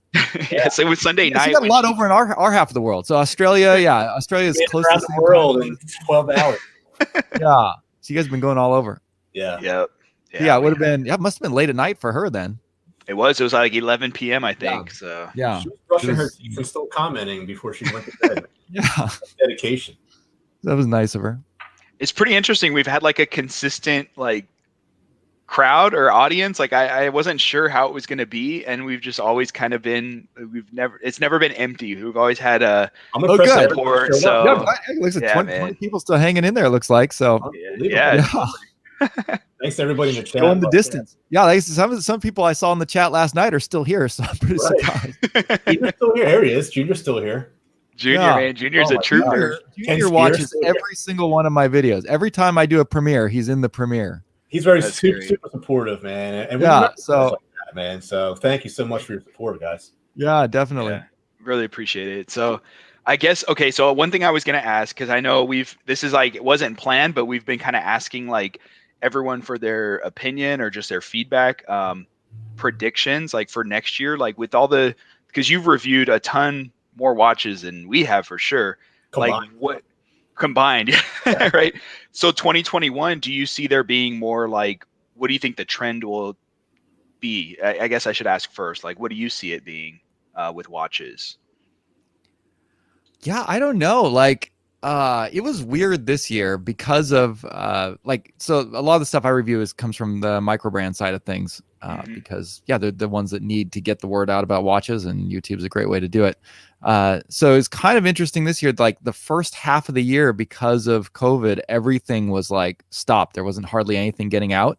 Right. And then the second half of the year, it just really like picked up. And I don't know if the Chinese manufacturing kicked back in or what, but the second half of the year was crazy busy with releases and things.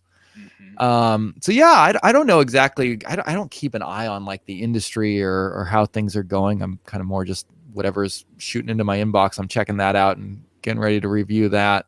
But I'm hoping things will kind of level out, and we'll see a little bit of a mellower year in 2021.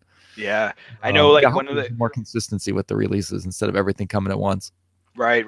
And I know that was kind of, we were like saying like color seemed to be a common thing people are kind of seeing more of, color dials, and then maybe smaller dimensions. But that's kind of been like back and forth. Some people say yay, some people say nay. But it's just kind of curious because your guess is just as good as mine. Definitely seems to be a trend going towards smaller watches year after year. But still some big ones coming out. But yeah, even bolder, what they just released was it the new Odyssey's like 40 millimeter Odyssey or something? Yeah. That's what Matt was just telling me about. That's their new, new 40 and Zellos, they've been doing some smaller ones lately too.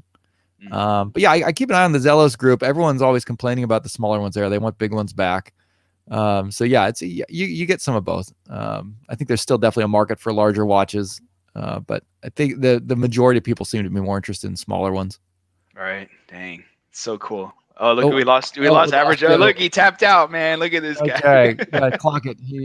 So Dave is officially the winner. Congratulations. We knew it was gonna happen. You guys didn't need to doubt. Yeah. Feel free to leave. I can take it from here if you guys want me to just run this. Oh, okay, he's back. All right. I lost my connection, so I figured let me stop my camera and start again.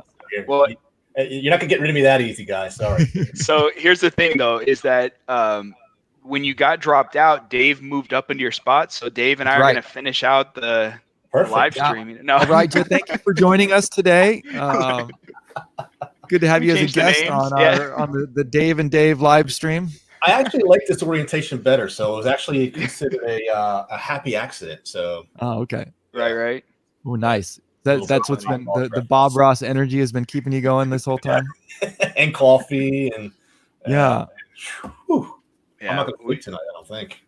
We've got a lot of fans, of course, of yours, Dave, in the chat saying what's up, and it's always cool to see the love from the watch community. So thanks. Yeah, again, it's been fun seeing these live streams going more and more, and getting to participate in them from here and there. It's like never-ending subjects to talk about, and then watch guys, they don't seem to get bored with watches. It's weird. They just there's something they need help. No. You have what do you some topics that are beat to death though that we need to kind of move on from, right? No, we can keep beating them. Let's keep beating them. I missed the last 12 hours, so give me some highlights here. Right?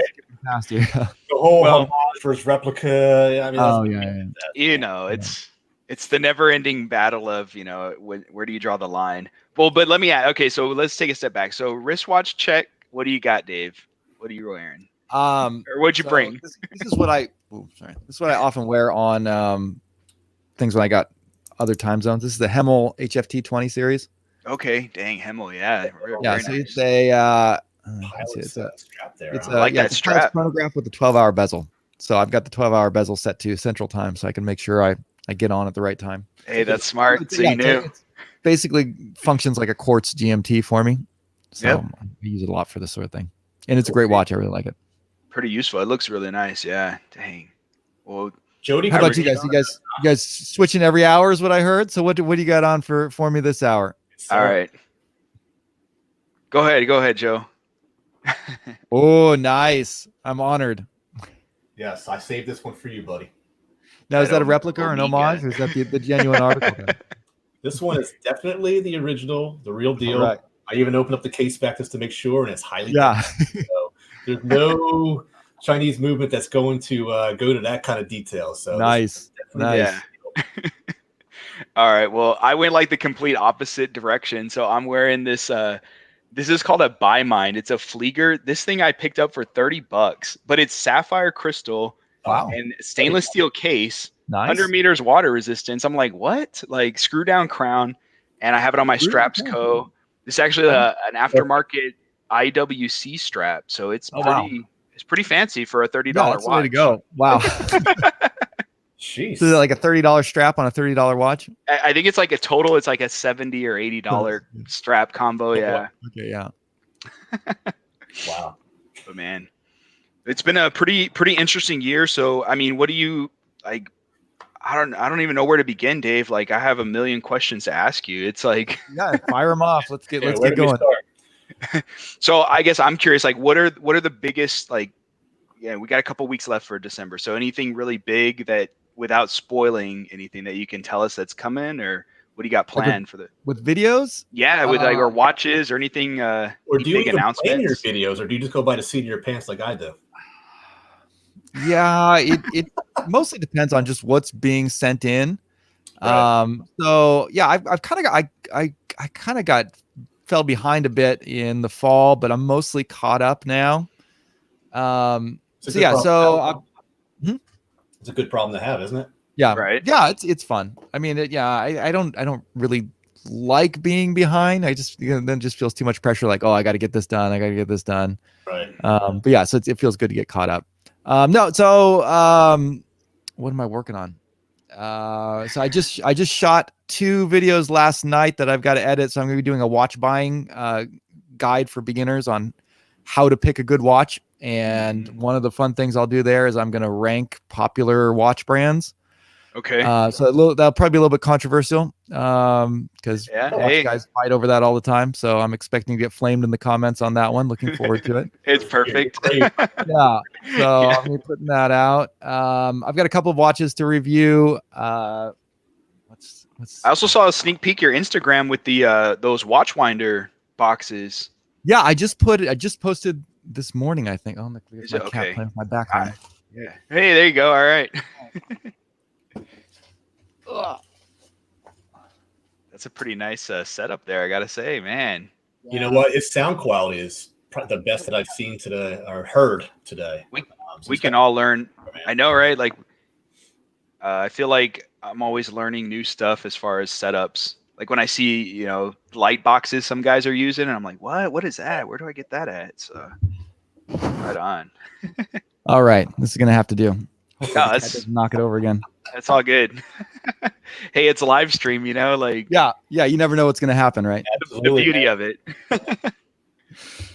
Yeah. So I know the Watchfinder. I will say that watch box. Well, we haven't been watching YouTube today. We've been just doing this whole live stream thing. But it seems like a pretty nice one, the one you picked, which is pretty cool, man.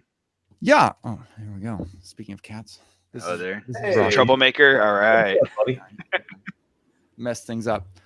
Yeah, so I got that one sent in. This is the first time reviewing a watch winder, and so I just posted an unboxing of that, so that's live now. You guys wouldn't know because you were online when I posted it. Hey, I will be watching it soon. No, after you're done, before you go to sleep, check out the unboxing of it. Cool, man. So yeah, there's that, and yeah, it's really cool. Looks kind of like a old-fashioned toaster, and I like that. Mm-hmm. Did you go with that wood color specifically, or did they kind of suggest, hey, try No, this one? So it's a company that sells watch winders. It's watchwindermall.com. Yeah. And that's all they have, just like 100 different watch winders. So they said, right. take a look. They gave me like a price limit, anything below this price, we'll Sure. send over. So that's one I picked, and I really like it. So it's not the kind of thing I probably would have bought myself, but now that I have it, I'm like, oh, this is pretty cool. Yeah. So it's kind of that fun. seems to be the case. It's kind of like once you've reached a point where you're like, okay, like it's novelty, right? Or some it could be completely function, but I feel like it's more of, hey, I want to have a nice display. Like, this is perfect. And you got 4 on top too. Nice, man. Right. Yeah. So I think this is great. Like if you have like a 6 watch collection already, like you've got 6 good watches and you're kind of reaching that point in the collection where you're not reaching for watches anymore, I think this is like a good thing to get after that. I wouldn't get it before the collecting was done. Get the watches first, but I think a lot of guys they've already gotten all their watches and they're trying to figure out, well, what do I do now? Well, you can buy a watch winder and watch. I like that, man. Yeah. What's your impression of watch winders? There's a lot of controversy surrounding that. In regards I think they're fine. Yeah. I mean, I'm not planning to like run them in the winders all the time. I could see like, if you had a watch in the winder 100% of the time, that's probably not very healthy for the movement. I would expect that to wear it down faster. You probably get better if you're going to rotate it. But so it's really fun to have a couple of watches just ready to go. And that's helpful. For me, what I use it a lot for is because I have so many watches coming in for review and I need to do the accuracy testing on them. It's good to be able to have them plugged into that. So they keep them wound. So when I do the testing, they're all going and I don't have to. Yeah, 'cause sometimes I'll wind it up and if I don't have a winder, I'll forget about it and I'll go to check and I'm like, oh shoot, it's already worn down and I can't check the time anymore. Yep. Do you use the watch winder because you use the app, or do you use an actual time graph? No, I just use the app. I haven't gotten a time grapher yet. That'd probably make my life a lot easier too if I got one of those. But I just talked to Matt for Rock the Watch because he was like, I don't really need that, and I'm like, dude, you have a bunch of automatics you're reviewing. Like, get one, just get one. It's cool. I definitely recommend them. I probably should get one too. Yeah, it's just cool too. Like, it's got a little cool factor to it. So. Yeah, every time Jody busts his out, I'm a little bit jealous. But Dave Schwartz over here, he also has the diamond tester. So you can that's another one I need to get. Yeah. Every time I review AliExpress watch, I'm like, it says it's sapphire, feels like sapphire. It's probably sapphire. Scratch it. We're good. Yeah. Oh no, not sapphire. I've actually had some guys that corrected me on I think it was Tiger watches actually, because it says sapphire in the description, sapphire crystal, and I'm like, yeah, okay, and I say it in my review, and this was before I had the Diamond Selector 2, and then sure enough, I go and test it. I'm like, oh wow, okay, I need to fix that. Right. Yeah. I haven't done a lot of watches off AliExpress. I've done a few, but I feel like I don't know. I guess it's only like, they sell the tester for pretty cheap on AliExpress, right? It's something I probably should get. Yeah, they're not very. I think they're less than like probably $10 or $15. Yeah, it's probably something I should have in my kit. Yeah, so it's good. It's just like, do you need it? Not really, but it's nice to have. Yeah. Speaking of which, next watch I'm got planned up for review is an AliExpress watch. I've got this. Oh, is it? What is this? The Cadison. Okay. That's not really focusing, is it? Very clean. So it's automatic, and I've been having issues with mine too. So they don't like being up close. Seiko, there you go. You guys got it. Okay. Yeah, it's a Seiko NH35 movement sapphire crystal, 50 meters of water resistance. Not bad. And kind of not quite as dressy a look as the other Cadison that's out there. A little bit more casual. Yeah. Texture dial, 6 o'clock date. But it's 42 millimeters and has 21 millimeter lugs. So that's what everybody's going to complain about. But other than those things, it's a pretty great watch. I wonder why that is. Why and I've seen this happen so many times, and get your opinion on it too. But like homages, of course, as we bring it up again, are really popular. But I've noticed that some of them, they're always like 42 millimeter, even though they don't need to be, and the one that they homage isn't. And I'm kind of like, why do they? Why do they go with such a big case size? You know? Right. Yeah. I think that was the trend like 5 years ago, and they just haven't quite realized that it's moving away from that. Is one thought, but then the other argument would be that those sell better. It might be that it's more just the watch nerds like us prefer the smaller cases, but the general public doesn't.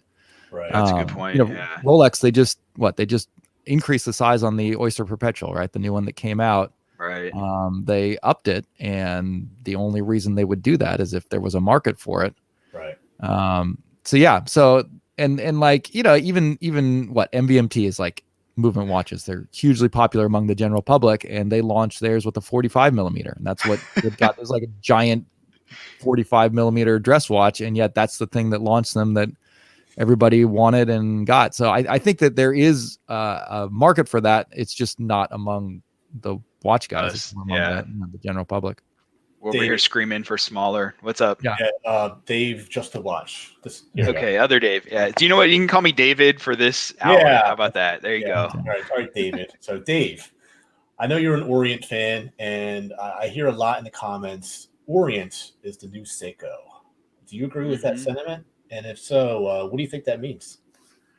Yeah, I do. I really think that they're kind of filling that spot that Seiko filled 5 years ago. So it's kind of weird for me. So I started collecting 3 years ago. So I started collecting right as Seiko started moving up market. Right. When I started, everyone was like, "Oh man, the SKX is like the best budget watch. You can get it for $150." And I go online, I was like, "No, it's $250. What's everybody talking about?" And, it's been slowly creeping up ever since then. Yeah. But so the main competitor to the XKS back then was the Orient Ray 2, I think, Mako 2. They're like, oh, those were like $150. Now you can get them for under $150. They still have them, and the SKX is up to $350 because it's been discontinued and it's hard to find and all that. Right. In Orient, I think they keep even their newer watches. So like the Kamasa is just an insane deal where you're getting, I think it's like a 41 millimeter case, sapphire crystal, 200 meters of water resistance, and those are right around $200 for that. Yeah. Great loom, great movement. I think it even has a milled clasp, right? Bracelet, I don't know if the bracelet on that one is maybe it's not. Maybe not. It's folded. I think it's folded. I think they're still doing that. I think they're still doing the hollow end links too. Okay. So not, but that's everything. Everyone's just gonna have to take the bracelet off anyway. They're the new Seiko, right? This is Seiko does.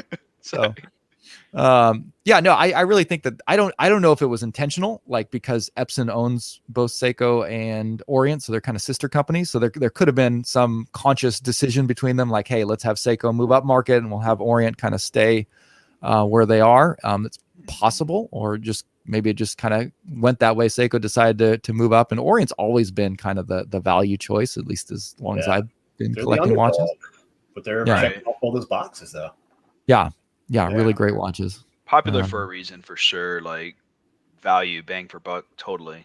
Yeah. I will say their designs don't seem to be very, they're not really pushing the edges in the design category. It's more kind of classic styles and stuff. And especially some of the older ones, like I don't know. I think some of the older Orients, they haven't aged too well. But overall, for a value proposition, they're great watches.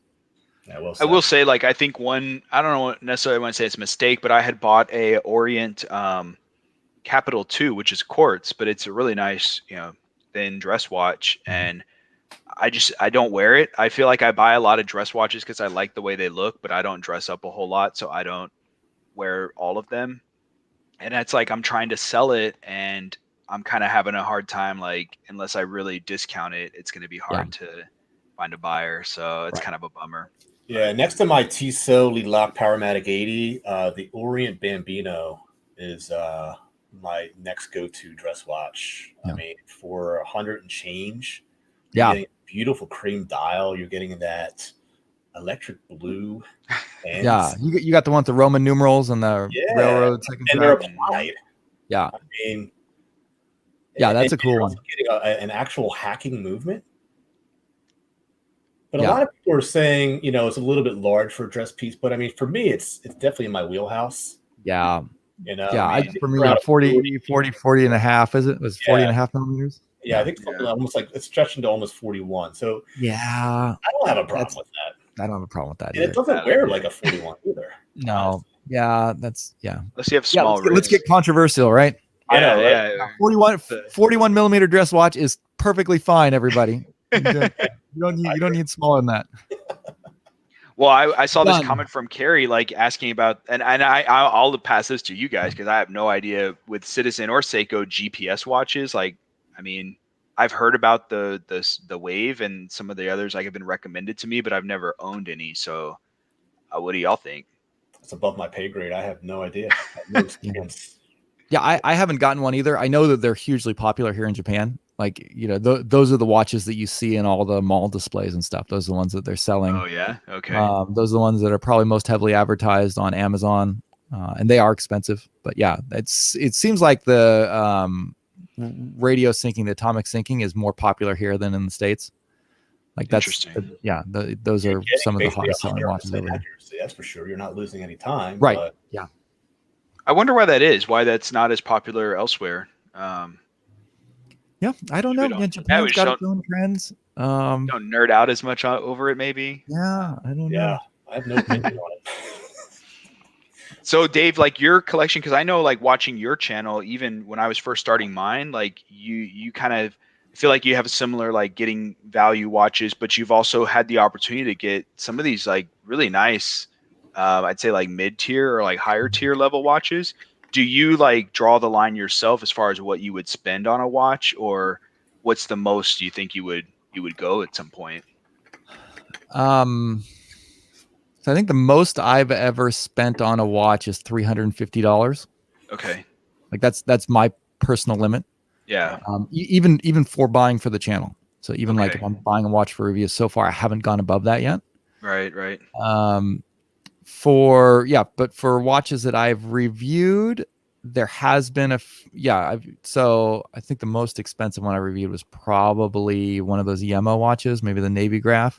Mm-hmm. Dang, that's a cool watch. Yeah, which is a really cool watch. So that's great getting to review that, and they let me keep it too. So that even better. So that's the most expensive watch I have is one that I didn't have to purchase. Good for you. That's great. But yeah, so like my goal with the channel is to try and keep it around $500 or less.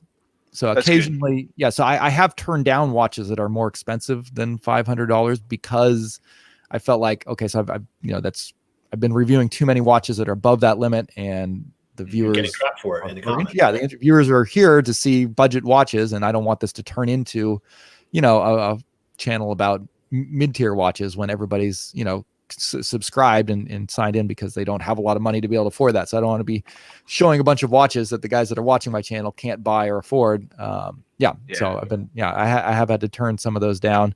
But at the same time, I like to show some of those every once in a while to kind of just give people an idea of what's out there. It's a conscious choice to try and decide which ones to feature and which ones to pass on. The premise of your channel is building the ultimate affordable watch collection one piece at a time, right? Yeah. I love it, man. So how many are in your personal collection right now, would you say? I have no idea. Not enough. Not enough.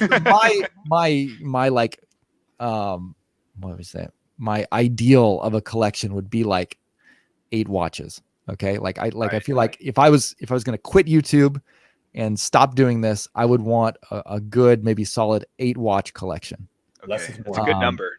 Yeah. And then that's kind of challenging still too. Even 8 is to limit down to that. Yeah. But like, I think if I had 8 watches that I really liked that I was really wearing on a regular basis, I wouldn't need any more than that. And, of course I would probably still cycle through some other fun ones here and there, and I might buy them for a while and flip them and maybe, sort things out.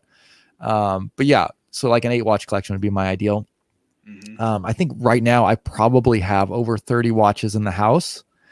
And like a lot of those are watches that I got for the channel. So like, for instance, like right now, so I have a Seiko Samurai. I probably wouldn't consider that like a watch in my collection. I think it's a great watch.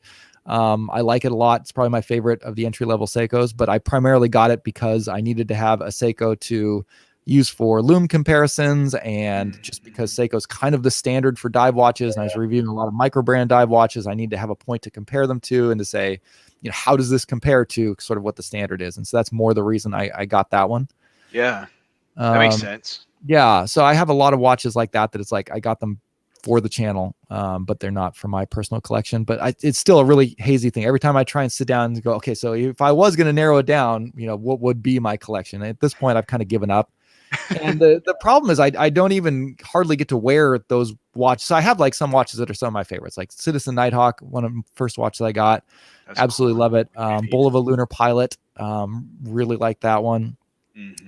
Orient Star Sports Outdoor, really cool watch. That Yema Navy Graph, really love that one too. So those are watches that probably would make the cut, but I hardly get to wear them because I'm always testing new watches and reviewing new watches. Yeah. So it's like, yeah. So that my watch collection is basically watches that sit in my watch box almost all the time, and it's kind of, you know, it's kind of a little bit depressing sort of to think of it that way, but at the same time, it's, you know, it's so much fun running a channel and trying something new every, you know, week and every day. Right. Yeah, it's not like a bummer or anything like that, but yeah, that's kind of, yeah, but it's very confusing at this point to figure out what my collection is anymore, or if I am building a collection, because so much of now deciding what to buy a watch is like, okay, is this something that viewers are going to be interested in seeing? And that becomes a thing. It's like, okay, so if I review this watch, how many views am I going to get for that? But if I get this one, which I probably don't like as much, but it's more popular, it'll get more views. Maybe I should get that one instead, feature on the channel. And oftentimes I will. Like I'm more likely to purchase a watch that I think will do well on the channel than one that I personally want. I was actually going to ask you that. Like, could you walk us through how you purchase a watch with so many different watch options out there? Yeah. So you're kind of leaning more towards what's going to get the views, and then do you have a tendency to have it grow on you? And if it doesn't grow on you, what do you do with it? Do you auction it off? Do a giveaway? Like, what do you do with that? So yeah, some of them I've done giveaways, and I'm saving up some for giveaways right now. Japan's still, their postal service is kind of on lockdown, so they're not shipping out of Japan affordably. I think right now the only affordable option I have is FedEx, and they charge like $100 to ship a watch. So I can't afford to do giveaways like that right now. We understand. Yeah. So what I'm doing is I'm saving, I'm putting all the stuff I want to give away into a box. And then as soon as the postal service opens up, I'll just have a huge giveaway and, you know, ship it all out. So that'll be fun. But no, like when I actually started the channel the first year I was in America. I was back in the States when I started the channel. I moved back to Japan 2 years ago. Yeah. In California. And, when I was in the States, I was eBaying a lot. So and that was before I was getting many watches for free to review. So yeah, I would buy a watch, I would review it, I would flip it, and then buy a different watch with that money. And that's how I funded the channel initially. Since coming to Japan, I haven't been able to reliably do that. But recently there's an app called Mercari, which is it's kind of like a Japanese Craigslist kind of thing. Okay. Yeah, we have that. We have them here too. Yeah, right. In the States now. Yep. Okay. Yep. Cool. It's kind of like OfferUp and the other. Poshmark. And they've got it down over here. Like it's all like the postal service is in on it. Like you take it you take your phone to the post office and they scan a code and they print out an anonymous address. So you don't even know the address of the person you're shipping it to. So the post office matches it to a code for you. You know, the shipping's all calculated and everything. That's cool. Yeah, it's kind of cool. Yeah, and like to pay, you can go down to the convenience store and you pay at the convenience store and they broker the money for you. So they got it crazy integrated into the system here. Yeah. So I just started selling some watches on that, and I'm able to kind of move things around a little bit, which I'm not doing it. My wife is my watch broker now because she knows how to use the app in Japanese and everything. So yeah, so now I take the pictures and, you know, shoot her over the webpage that has the tech specs on it, and I tell her the condition of the watch, and then she punches it all in and sells it for me. So it's kind of fun. Good, man. That's a good setup. Good system y'all got. I wanted to ask David. Go ahead. Sorry about Dave, not David. How was that transition from coming from the West Coast to going to Japan? I mean, that's got to be a complete culture shock for you. Yeah, so I moved here 2013, so I've been here for about 7 years. Yeah. Okay, cool. back up a little bit. I'm a missionary over here in Japan. So what that means, like technically how that works, is I have a bunch of churches and people in the United States who believe in the work that me and my family are doing over here, and so they kind of sponsor us on a monthly basis. So the way that the schedule works is I spend most of my time here in Japan, but then every once in a while we go back to the US for a few years. We report to all the churches that have been supporting us, try and get in touch with the individuals that have been supporting us, let them know how things are going. So the typical schedule that we were hoping to be doing would be something like 2 years in Japan, 6 months back in the United States. Okay. Because of COVID, that's all up in the air right now. So I don't know when we're going to be able to get back to the US. We were supposed to be going back in 2021, but we'll see how that goes. Okay. Yeah. So we bounce back and forth. So I've been in Japan for, living here most of the time for 7 years now.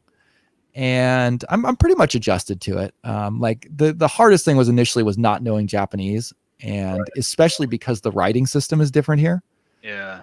They have the kanji and everything, and different styles. Yeah, you when you first get here and you're living here, you feel like a kindergartner again. It's like you see signs and you don't know what they say. It's like I'm illiterate now. I don't know how to read this, and it's weird not being able to read again. Like you get so used to being able to read, and then you're walking through life not being able to do that anymore, and you that feel sounds tough, man. really, really helpless. And then of course, if you can't speak the language, then it's even harder because then you can't even ask for help. But I'm I still have trouble reading. Like to read Japanese, I think they say like to be able to read a newspaper, like a newspaper level reading level, there's about 2,000 characters you have to memorize. 2,000 characters. So I could probably read maybe a couple hundred of them, maybe. Okay. Wow. Yeah. So I need to keep studying that, because even after 7 years here, and the first 2 years was full-time language study, and so even after that, I still don't know enough to read a newspaper on a regular basis. Would you say you're fluent enough as far as talking, like to speaking? Yeah, for everyday conversation, I can get by without much problem in that. I sound awkward. I make mistakes. I make grammatical and vocabulary errors, and but I can generally get my my idea across. Okay. Cool. Dang. Awesome. David Schwartz, can you ask Dave about your Seiko? How to pronounce that? How do you say it's the Presage Fuyugeshiki? I don't know how that's pronounced. Yeah, am I even close? Fuyugeski. Geski. Okay. Yeah. I knew Dave would know that. I knew I was wrong, so I mean. that literally means winter scenery. Yeah. Okay. Cool. Fuyugeski. Yeah, Fuyu is winter, and Geski is like scene or scenery. Dang. All right, I'm gonna say it good on my. Get it right. Review. Yeah. Don't be messing it up. Say it right. No one knows what you're talking about.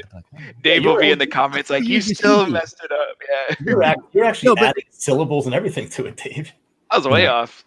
Well, and so here's the thing I learned since coming to Japan. So like in America, we have so many different cultures and languages, and it's fairly common to like Spanish is big, right? So I'm from California, and I'm always really nervous pronouncing Spanish words because I know the guy next to me speaks fluent Spanish, and he's gonna laugh at me or correct me or something, because I can't pronounce a Spanish word to save my life, even though I took Spanish in college. Still not good at it. But here in Japan, like, I don't know, maybe 5% of the words that they use on a regular basis are loan words. They're English words. Okay. Right. But they have converted them into Japanese. Interesting. Okay? So they use the Japanese spelling, which changes the pronunciation to a Japanese pronunciation, but it's an English word. Give me an example. Yeah. So McDonald's becomes Makunodonoru. Okay.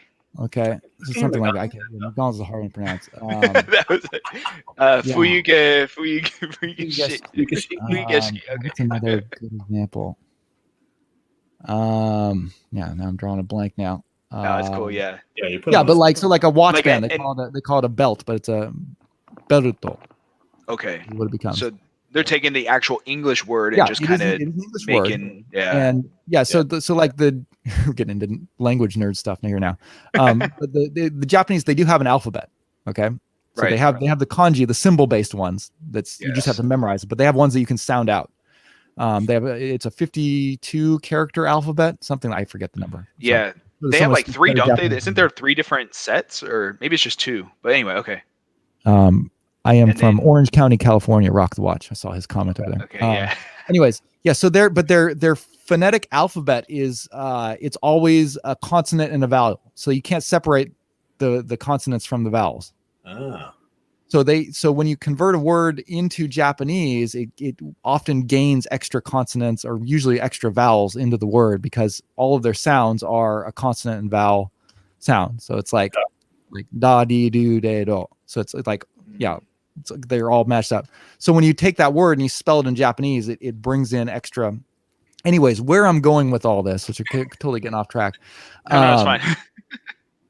So like Japanese everyday words, they use all these English words, but they don't care at all that they are nowhere close to the original English pronunciation. It's like that's just how you say the word here.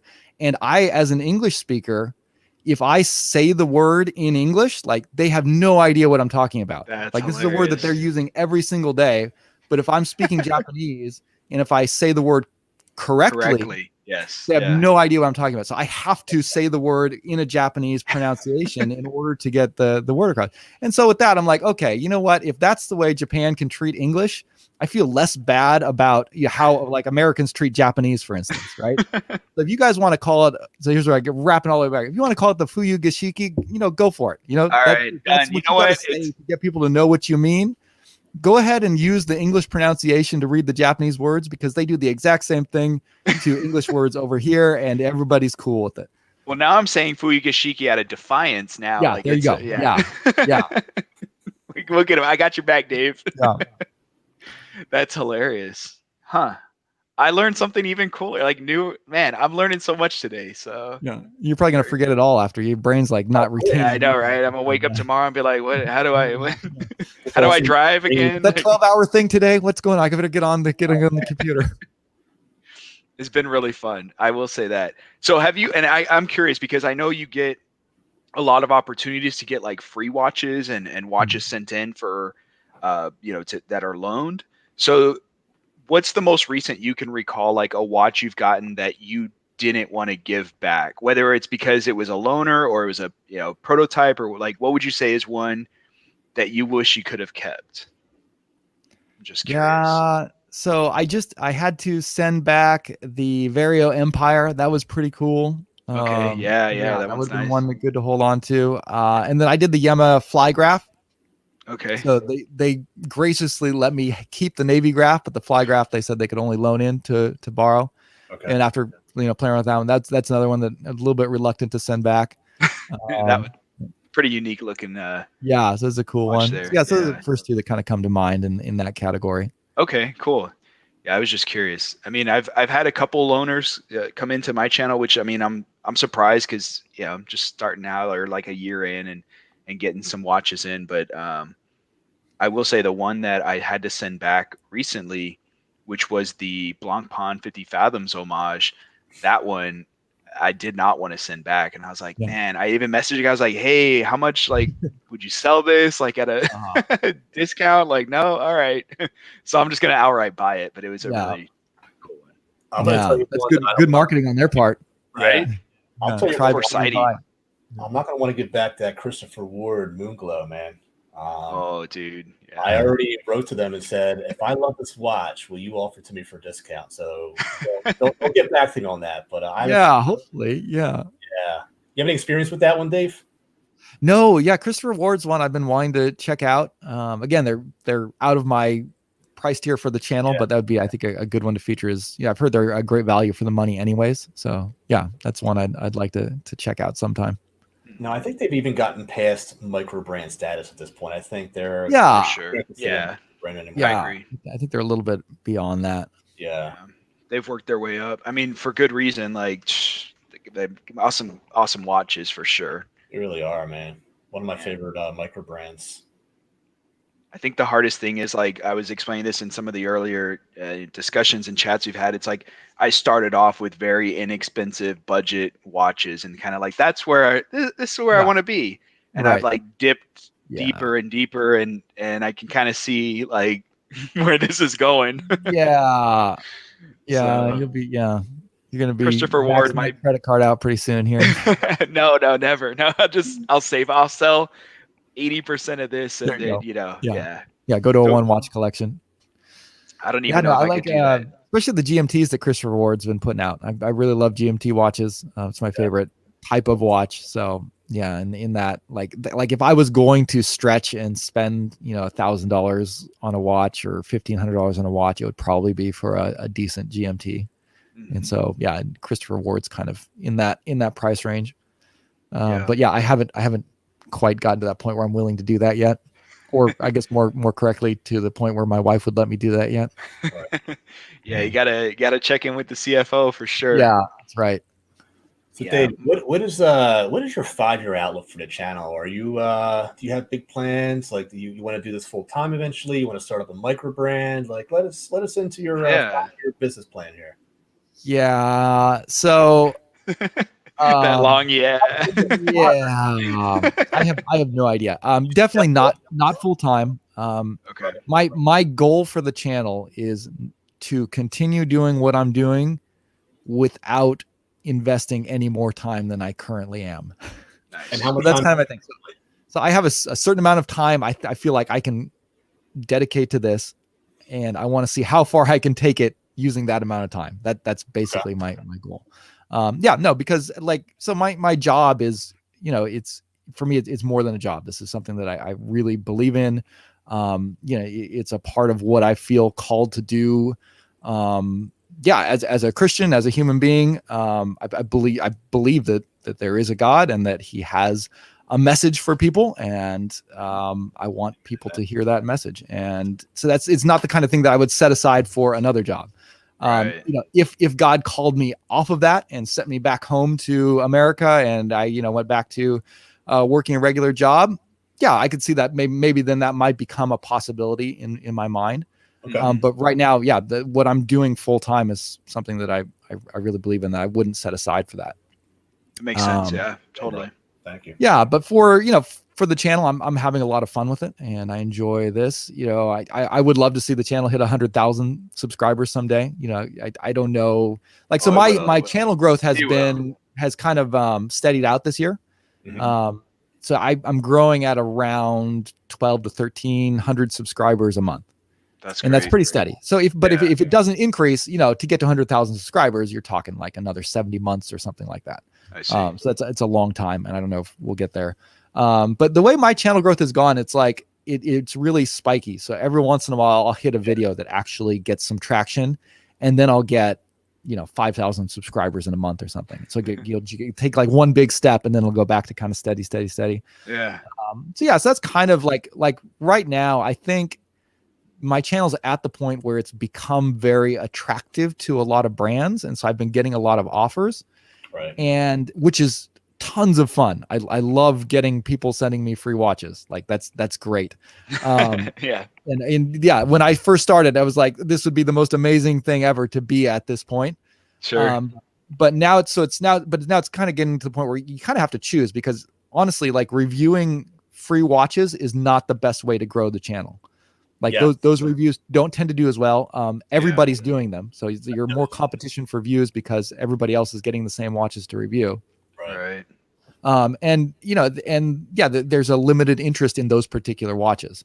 Right. So really, if your focus is on the channel growing, you want to be reviewing, a lot of more major brands. And I think you want to be branching out and doing like topics that would draw in non-watch people, and doing some kind of more, beginners and basic stuff, and like lists and those sorts of videos tend to perform better. So that's kind of where I'm like right now. Yeah. Like I want like my goal would be for like a monthly schedule would be, review one watch that I got for free, one watch that I purchased because I think it's an interesting watch that I think people are going to want to see and hear about. And then I do that watch of the month list. So keep doing that would be one video. And then one just kind of like a topic about watch collecting. Okay. So that's where I want to be. I'm not there right now. I keep accepting free watches because I'm addicted to getting free stuff sent to me, and I can't say no. So my channel's not growing as fast as it could be. Yeah. You're like a simple man. You know, we like so we see something nice and it's free. Yeah. So that's where I'm at now. All about the algorithm, man. I was just gonna ask that. Yeah. Do you care about any of that or research any of that? Or you just put it out and So like for me, I like even from the beginning, like when I started the channel, my goals were, one, I was just getting into watch collecting. I just started watch collecting. I wanted to learn more about it. I was having fun. So the idea was, okay, so I can review the watches that I get and make a nice quality video and put it out. And that's something I can do. I can't speak a lot for comparing it to everything, but I can say I have it in hand. This is what it does. This is what it looks like. This is how I like it. I can say that much about it. And I can do that. And I can kind of make it a video about chronicling my journey into watch collecting as I learn. And that would be the theme of the channel. And so that was one, is to do that. But the other reason was, I really wanted to improve in video creation and in social media. And that was something that I hadn't been doing too much of, but it seems like it's becoming such a important part of life now. And so I thought that would be a good skill to have.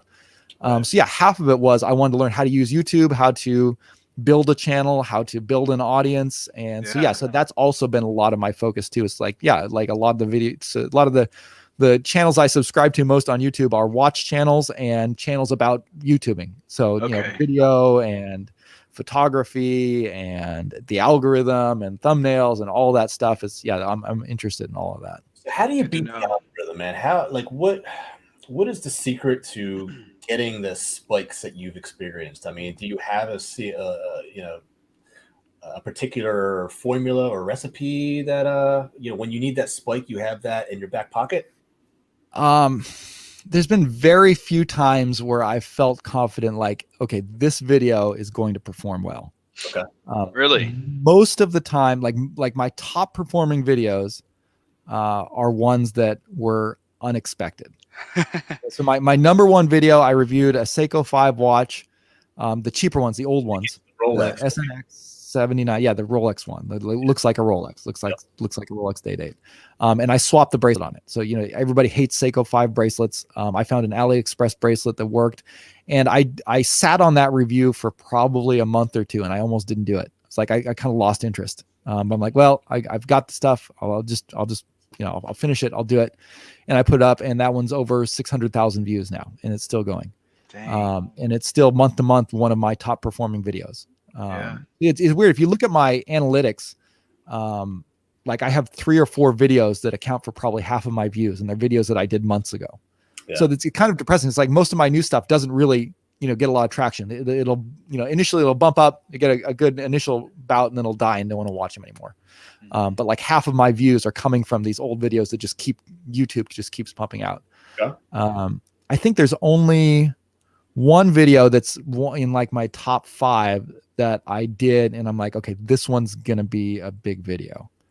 And that was it didn't even do as good as the other one. So I did one on I did one on just why you should collect affordable watches, and that was kind of turned into a state of the collection. And that one became a really high performing video. And so then I followed it up. I followed up with one about what was it? I think it's the one about 5 things you should know about an automatic watch before you buy it. And like I started like picking up on the pattern, like, okay, so if that video did good, this one's probably going to do pretty well. And so and that's been one of the few videos that actually performed as I expected it would. Gotcha. But for the most part, it's been surprising. So like this year, my best video was it's not this watch, but it's the older version of this one. It's a Boderi skeleton watch. Yeah.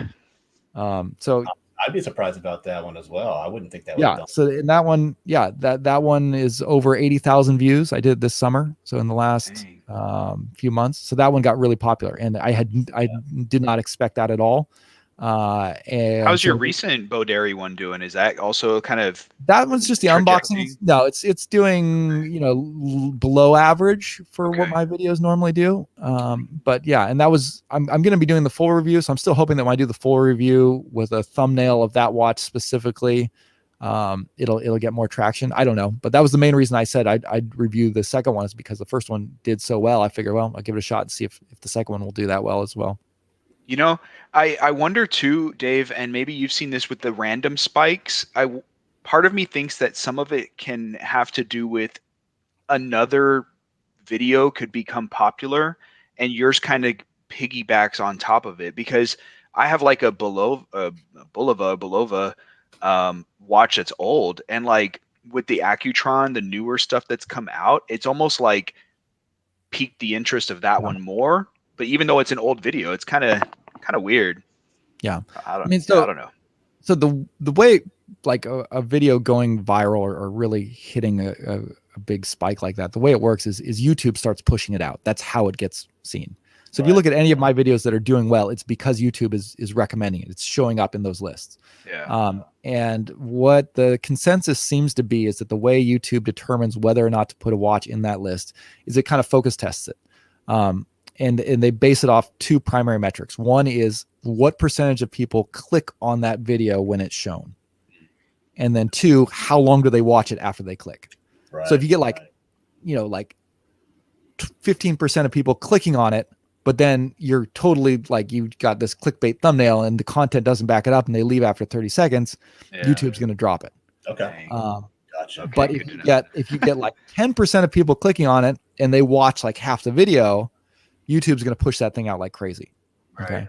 So it really is a combination of those two things. You have to have a really catchy thumbnail that grabs people's attention and a title that gets people to click. Like that's literally half of the equation right there. Is your thumbnail. And then the other half is keeping their attention after they get there. So once you get them in, you have to start saying something that will get them to not leave, because most people are going to leave within like 15 seconds. So you have like a 15-second window to hook them in and then somehow keep them hooked. Yeah, look at the hand. Look at the hand. Look at the hand. Yeah. Yeah. So if you could really plan it out, and if you had the time to do that, you would be spending a lot of your time on the thumbnail and the title, and then thinking out how you're going to present that watch or that topic in an engaging way that will keep people drawn in. And I usually don't have time to do that. Yeah. You're like, I'm not gonna. It's not gonna happen.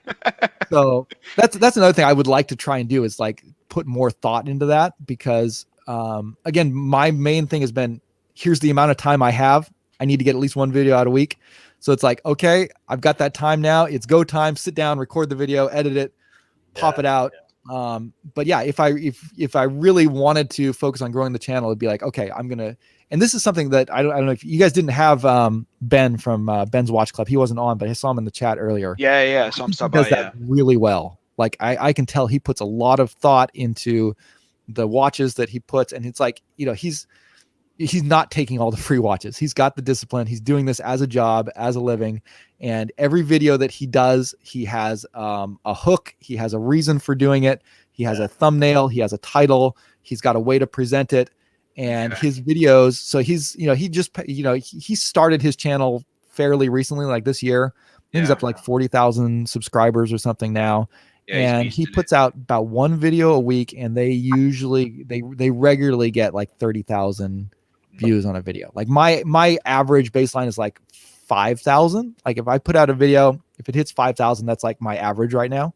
Occasionally they'll spike up and go over. Some of them I'll get like a 10, 20,000 view, and that's great when that happens. Sometimes it'll be a little bit lower. But Ben will consistently hit like 20, 30,000 or more on like every video that he does.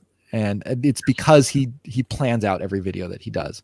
Yeah. So I would like to be able to do that, and maybe someday I'll get that. That's another kind of goal for the channel. It's kind of like you said, like it being his work. It's his job, his work, because he even mentioned in the SoCal and P-Ross podcast I was listening to, and he said that Filippo Loretti video, which just caught so much traction, really well put together. He said he worked on it for like 2 weeks, and I mean, I believe it. Yeah, I'm surprised he got it done in 2 weeks. That looked like more than 2 weeks worth of work to me. Absolutely. Wow. Man, Anyways, well, I will say, Dave, you should definitely try and do the thumbnail thing in the title, because your videos when they come on, like, you're easy to watch. I don't like click off after 30 seconds. So Thank I mean, you. you got everything else, man, for Yeah, sure. I appreciate that. The algorithm does too. So you're very relatable, and you're just a humble guy, and it really exudes on camera. And you're just as much off camera. So you're one of the good guys that deserve the success that you have. So absolutely honored that you came on the channel today. yeah, thanks guys. Thanks for having me. I see my time's up, and this has been a lot of fun. I'm glad I got to sneak in on the tail end. You know, keep it up. One more hour, right? You guys got this? Yeah, well, and thanks for saying yes too, because I mean, like, you're taking time out of your day, and we're smaller YouTube channels, and it means a lot, Dave. So I learned a lot. Thanks for sharing, and definitely stay safe there in Japan, and I'm looking forward to your next video and more content, brother. Yeah, thanks for having me on, and yeah, again, good luck with the channels and everything. See you guys. See you guys around. All right, have a good night or good day. Yep. All You right, guys have a later. good night. You too. All right, and then I'm gonna put, in case one more hour, brother. You're not following Dave, you can go. We did 11 hours straight. We have one more hour to go. I want to thank those that stayed with us. Junior, he's been with us almost the entire day. Junior's a trooper, man. All right, I'm gonna bring Mando in. Yeah, so it's our last hour. We got Mando, the watch guy. Hang on, let me get him in here. Hey, what's up, Mando? Hey, how's it going, guys? So Dude, I don't know if you've met Average Joe before. I actually have not met Average Joe before, so it's really cool meeting you, man. Hello. It's a This pleasure. is Mando, the watch guy. So, How you doing? Yeah. I'm good. I got off work earlier today, and I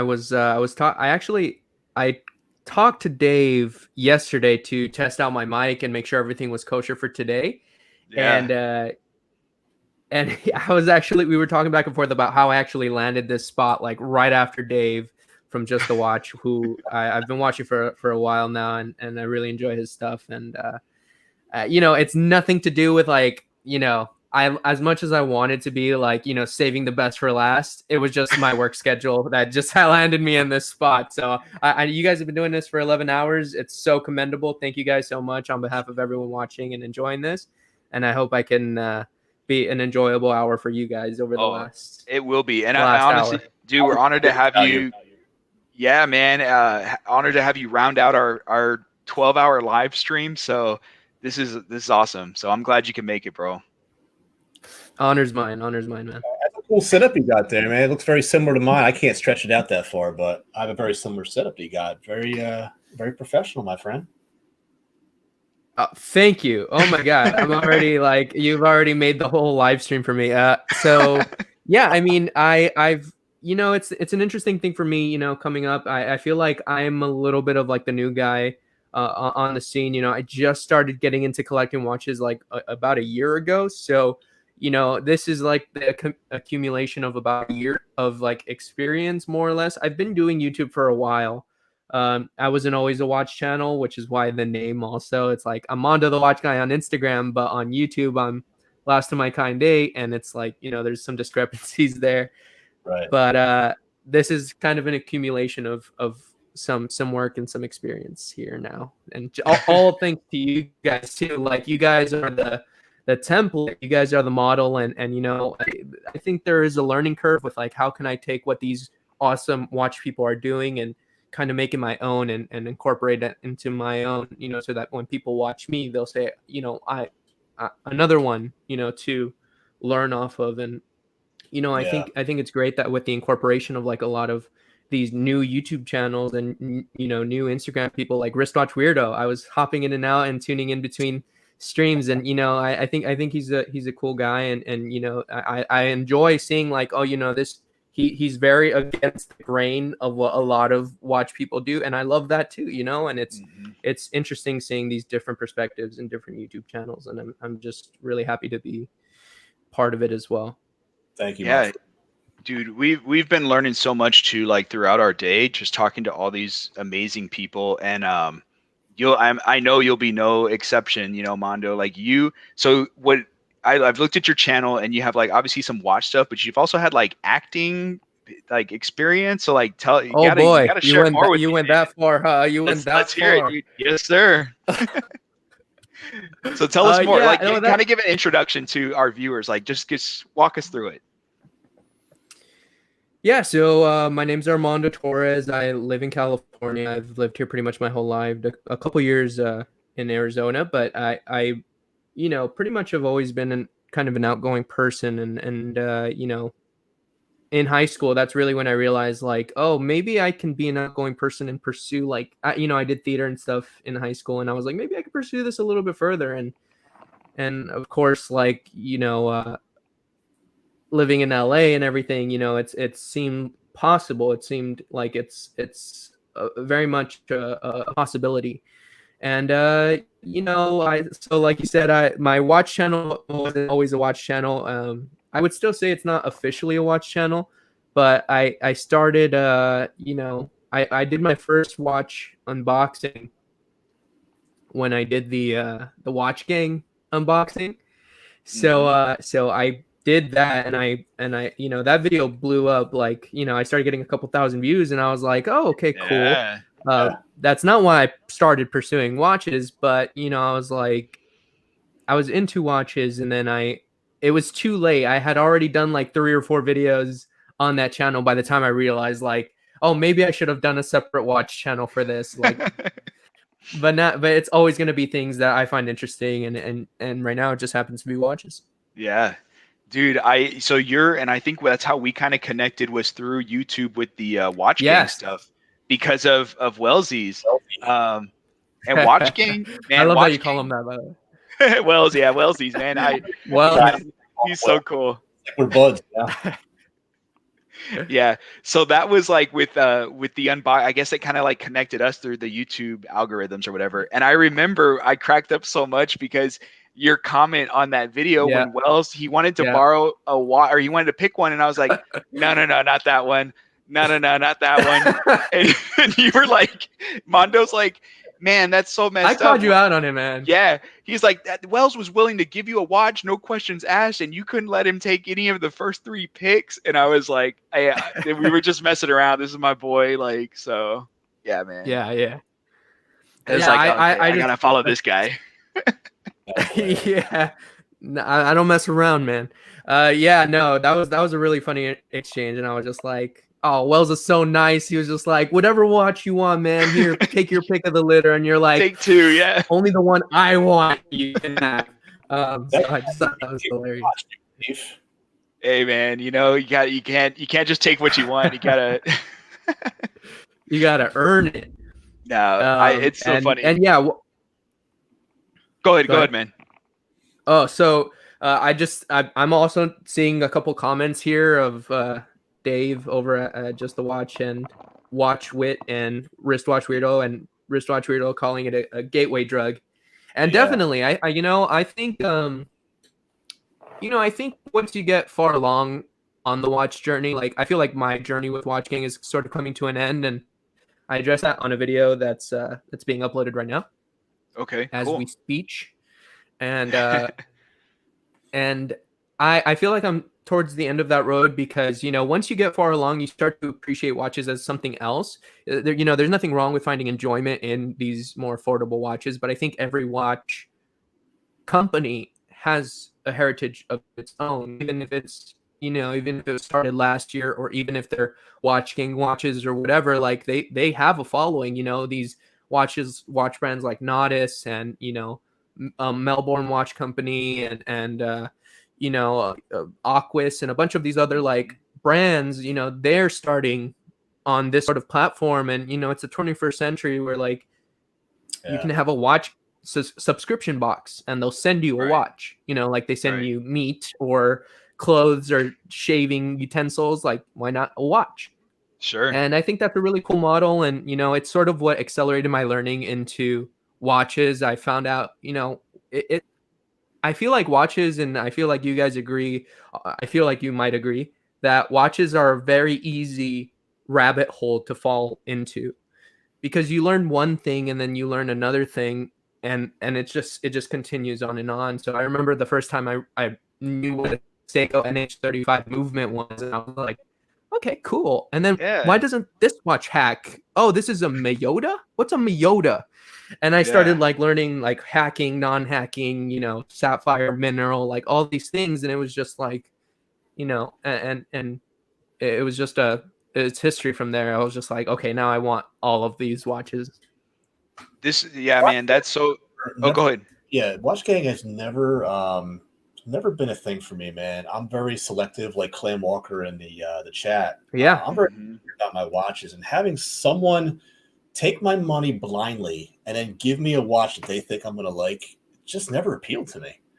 And I know it appealed to a lot of people because it's like the fun of like the grab bag type thing. It's like, oh, what am I doing this month? But I never even tried it, and I don't know if I'm in the minority or not, but that just never was a thing that I could get into.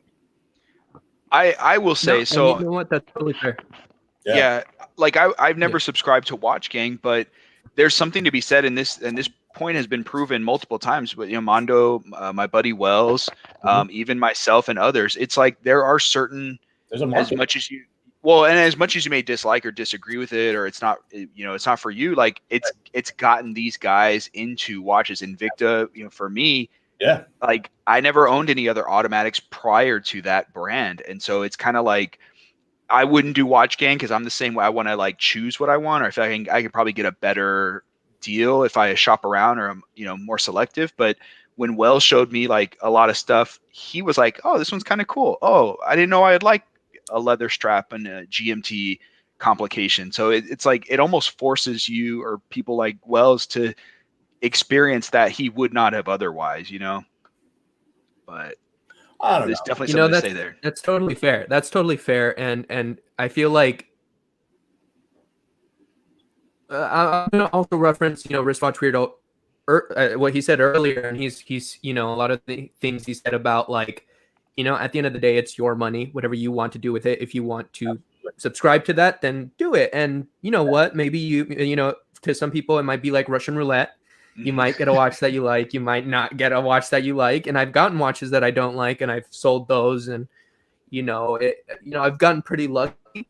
I'm also to that mentality as well, where like I do Watch Gang, but I do the middle tier, and I do one every 3 months, so that I can have like a little sample bag of like, you know what, I'm not gonna get one every month because that's $1,200 a month a year. Right. But you know, for $300 or $400 a year seems better for a couple of watches that might end up getting really good. And you know what? To that point, David, I got my first automatic watch through Watch Gang. I got my first GMT through Watch Gang. Granted, it was a quartz, but you know what? They're solid pieces, and like I said, they have their own heritage. You're not gonna find like, you know, value is subjective, and some people find value in an AliExpress deal, and some people find value in like an Omega, like a vintage Omega. You know, it's all these different things, but at the end of the day, like, you know, we all like what we like, and I think that's an awesome thing. I've found a really cool community here with you guys and everyone that I've come to know. You know, the world got so much bigger once I you know, started getting into watches, and I'm like, oh, this guy, yeah. And yeah, I love that. It's awesome, man. It's a genius concept, and you know, I'm definitely knocking it for sure. Just because it's not for me doesn't mean I'm gonna knock it. I mean, same thing with like different watch brands. I mean, there's definitely watch brands that I won't buy, but I won't knock someone else for enjoying it. I think the whole like what? Oh, want to go there? Name 3. Let's go there, dude. Yes. Like, Mando, man. Mondo's on fire. I actually own one.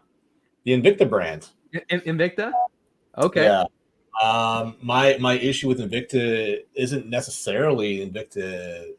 Well, a lot of it is the huge, ridiculous monstrosities and the 52 millimeter watches. Yeah. 83 millimeter case. Just go by inches at that point. How many inches is it? Oh, man, like this one here is a 50 millimeter, right? And I bought this 10 years ago. This was in my big watch phase, okay? But I'm 42 years old now, and I'm more into the more classic sizes, and I've kind of grown out of that. But if anyone's still rocking Invicta, and I have plenty of friends that are, I don't knock it. I mean, look, the whole point of like watch collecting is to support one another, and you know, if you enjoy it, rock it, man. It doesn't matter if it's a $10 watch or $10,000 watch, and I think watch snobbery is one of my biggest beliefs. You know what I mean? Absolutely. Just because it's not for me doesn't mean it's not for you. And Watch Gang, obviously, there's a market for it. Otherwise, they wouldn't be doing so well. And I'm sure I'm in the minority, and it's not a change for me because I'm the kind of guy that's definitely a disruptor and goes against popular belief and whatnot. And that's just the way I've always been. But that doesn't mean I'm knocking anybody else for it, though. Yeah. So do you? That's Totally, you know? There's definitely markets for everyone, right? Like, but I will. Okay, so I gotta ask too, because I know there's a story we talked about Mando, and I was like, oh, tell me tomorrow night. So I don't want to forget. Okay, so you had Watch Gang, you've had like different watches, and you just recently bought a Frederic Constant, like Swiss, beautiful watch. Like, so so like you've definitely like gone like from like not bad, huh? Average Joe. That's an impressive piece, my friend. Got some respect there. No, I know. 1 year ago, I started with Watch Gang, and now I have a Frederic Constant in-house flyback. No, you know what, man? Like I say that again. Right. You cut off right there. I don't know. The whole you're cutting drug. off. I don't. Oh yeah, the whole gateway drug thing. Yeah. No, it's all good.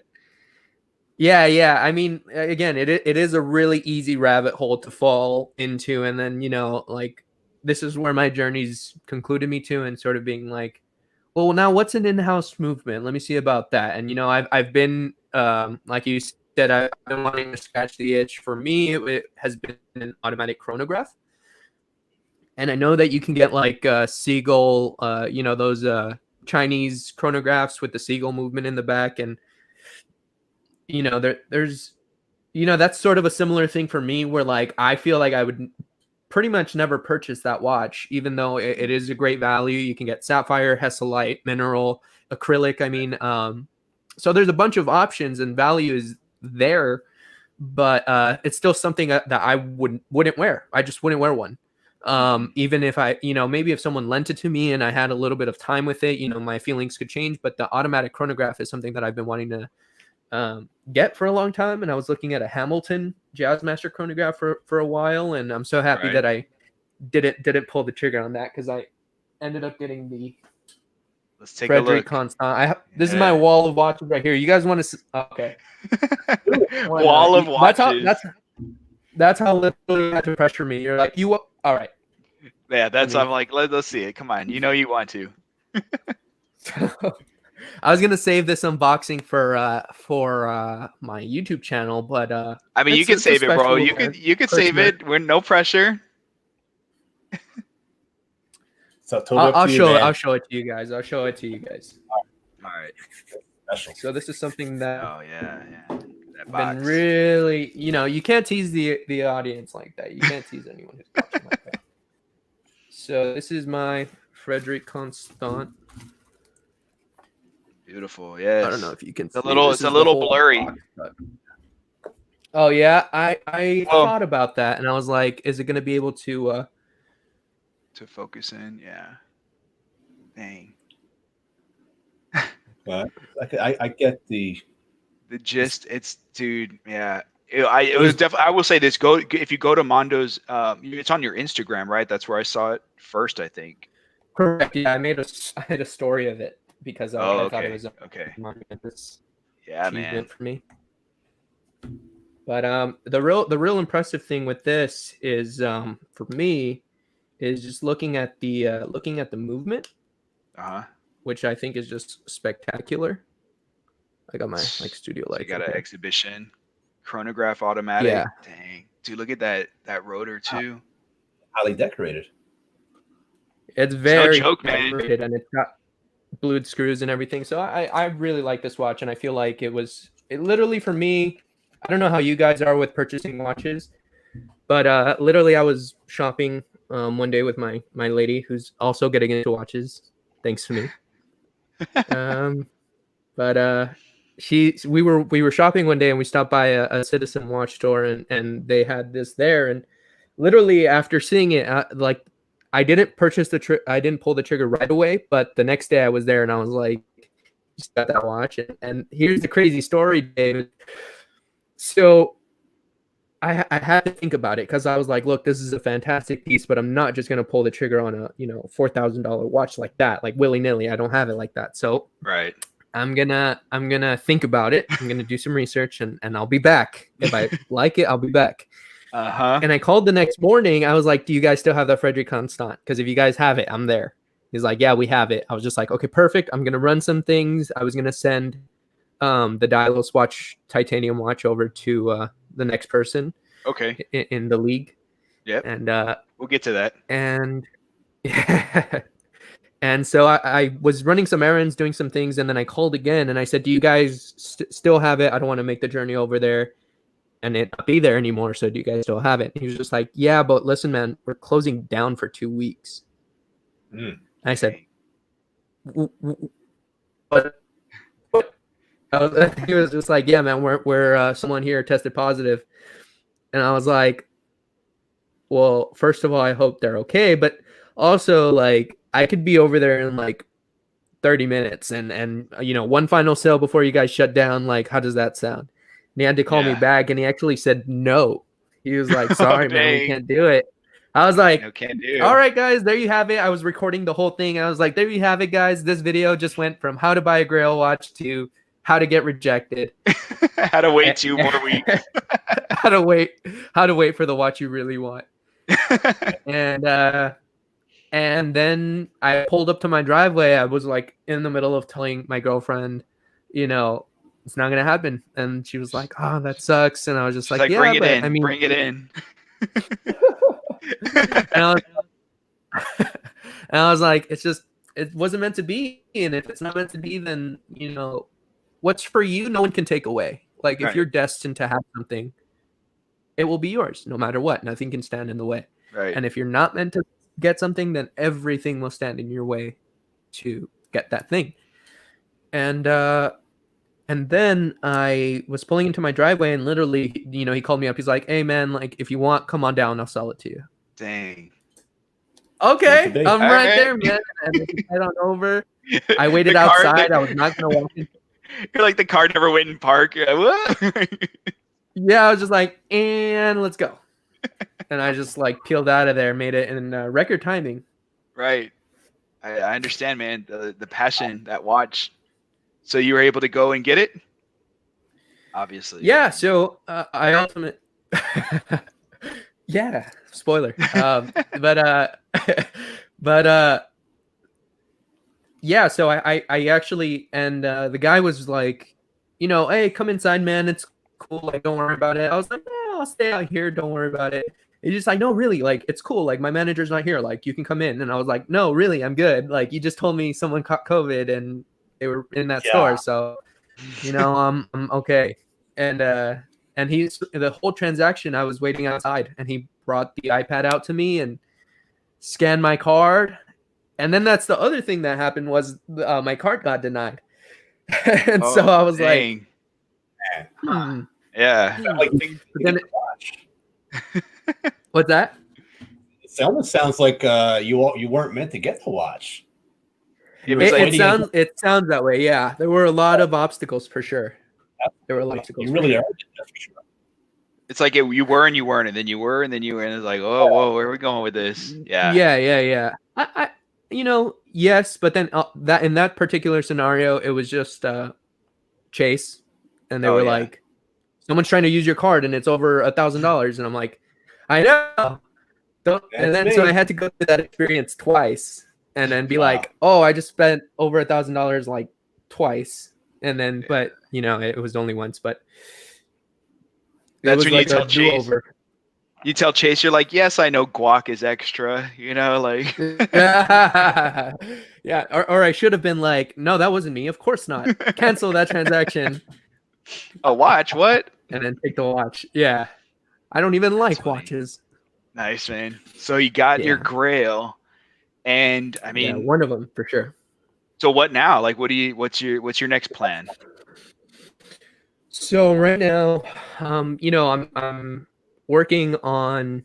Well, I still have all these. See all these? Yeah. Well, and you're getting You're getting the what's the other the Watch League stuff sent in all the time too now. So that's going to be coming. That's another, definitely another opportunity for content. Mm-hmm.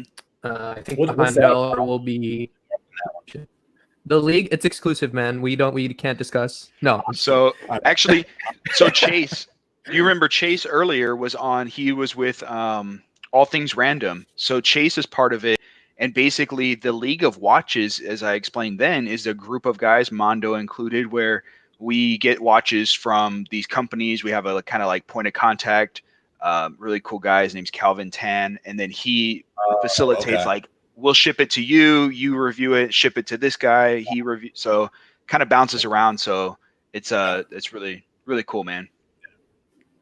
Yeah. And there's some really cool micro companies as well. Vario is in the league, and, they were, he was nice enough to send some straps our way. So it's really cool. Like anything that I was just grateful enough for, the people that, again, that world getting bigger type of deal, and just being like, okay, cool. Like, I get to meet a lot of really cool people who are also into watches, and a lot of the same watches, and a lot of the watches that, Jody talks about, and a lot of the watches that you talk about, and a lot of the watches that, there's a common thread definitely for watch collectors, especially in the budget realm.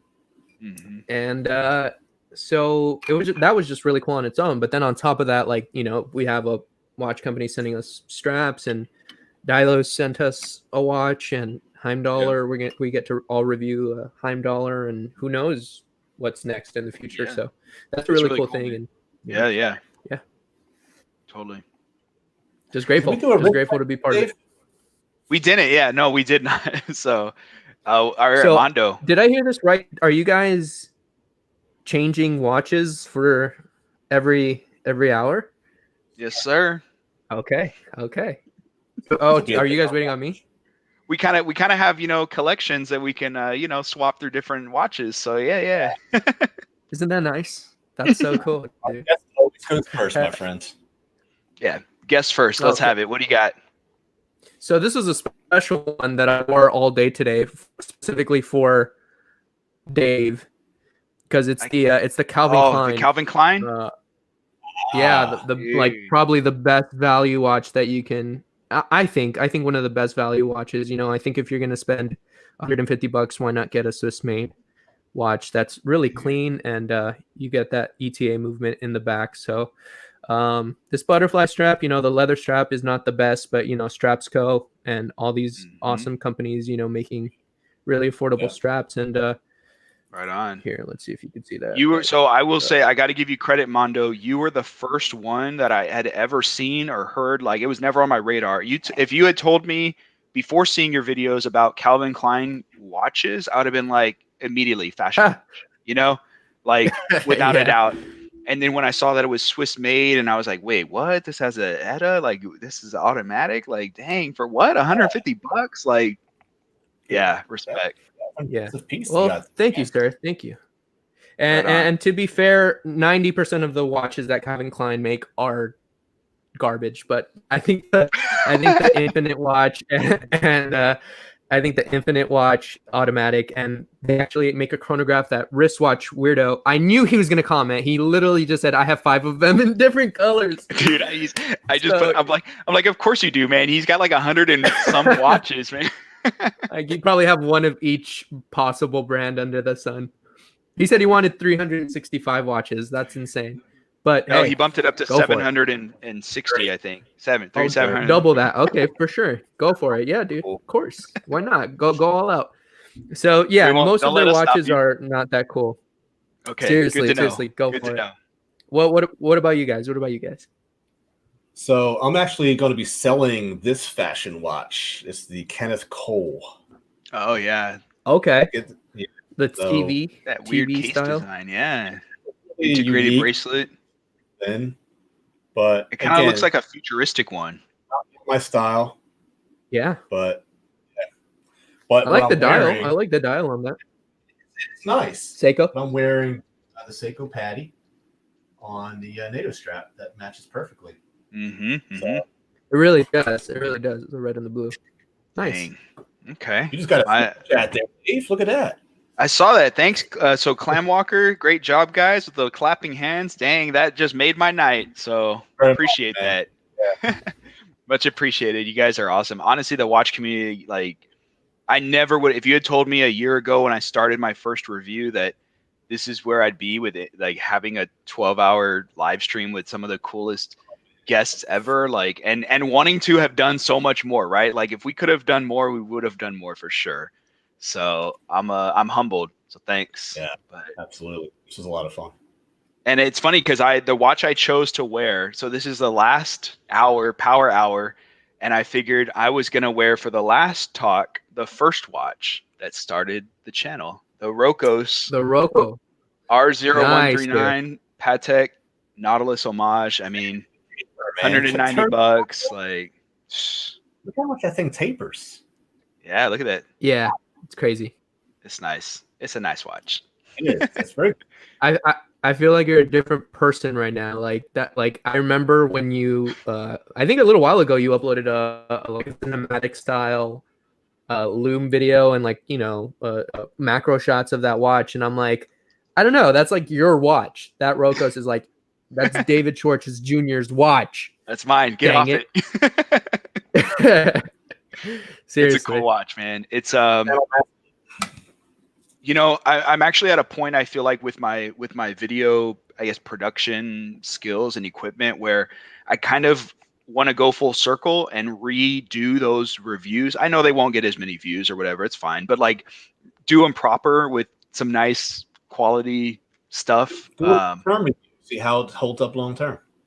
Yeah, like 1 year in. So yeah, people do that. People do like 2 years, 3 years owning this watch. Yeah, I think it'd be cool. You should. So I like to see that with straps because when we get straps, we're reviewing it right out of the darn package. Like, but yet I don't see people reviewing a strap long term and see how it holds up.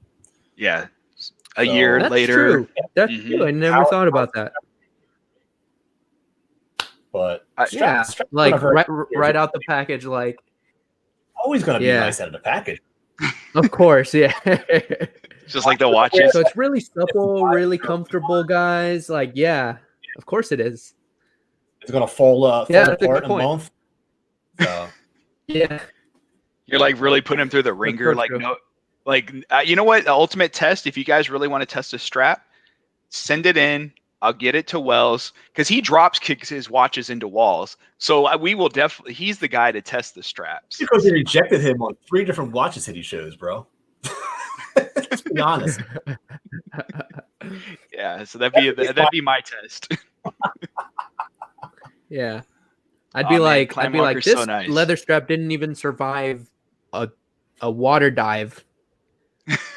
Bogus. This thing didn't even survive a shower. Refund. Yeah, it's there's certain watches like I feel like I won't test the water resistance rating even if it says like 200. Yeah, like I can't.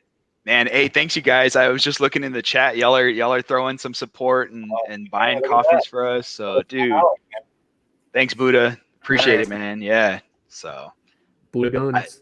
We do it for the love and the passion, but thanks for the support. It means a lot. So absolutely.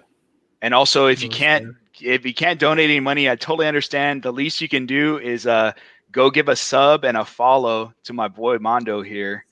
And if you haven't yet, Average Joe over here, make sure you go and give him a follow and a sub as well. So, man, and everyone else, man, all the guests, if you weren't following them already, please do.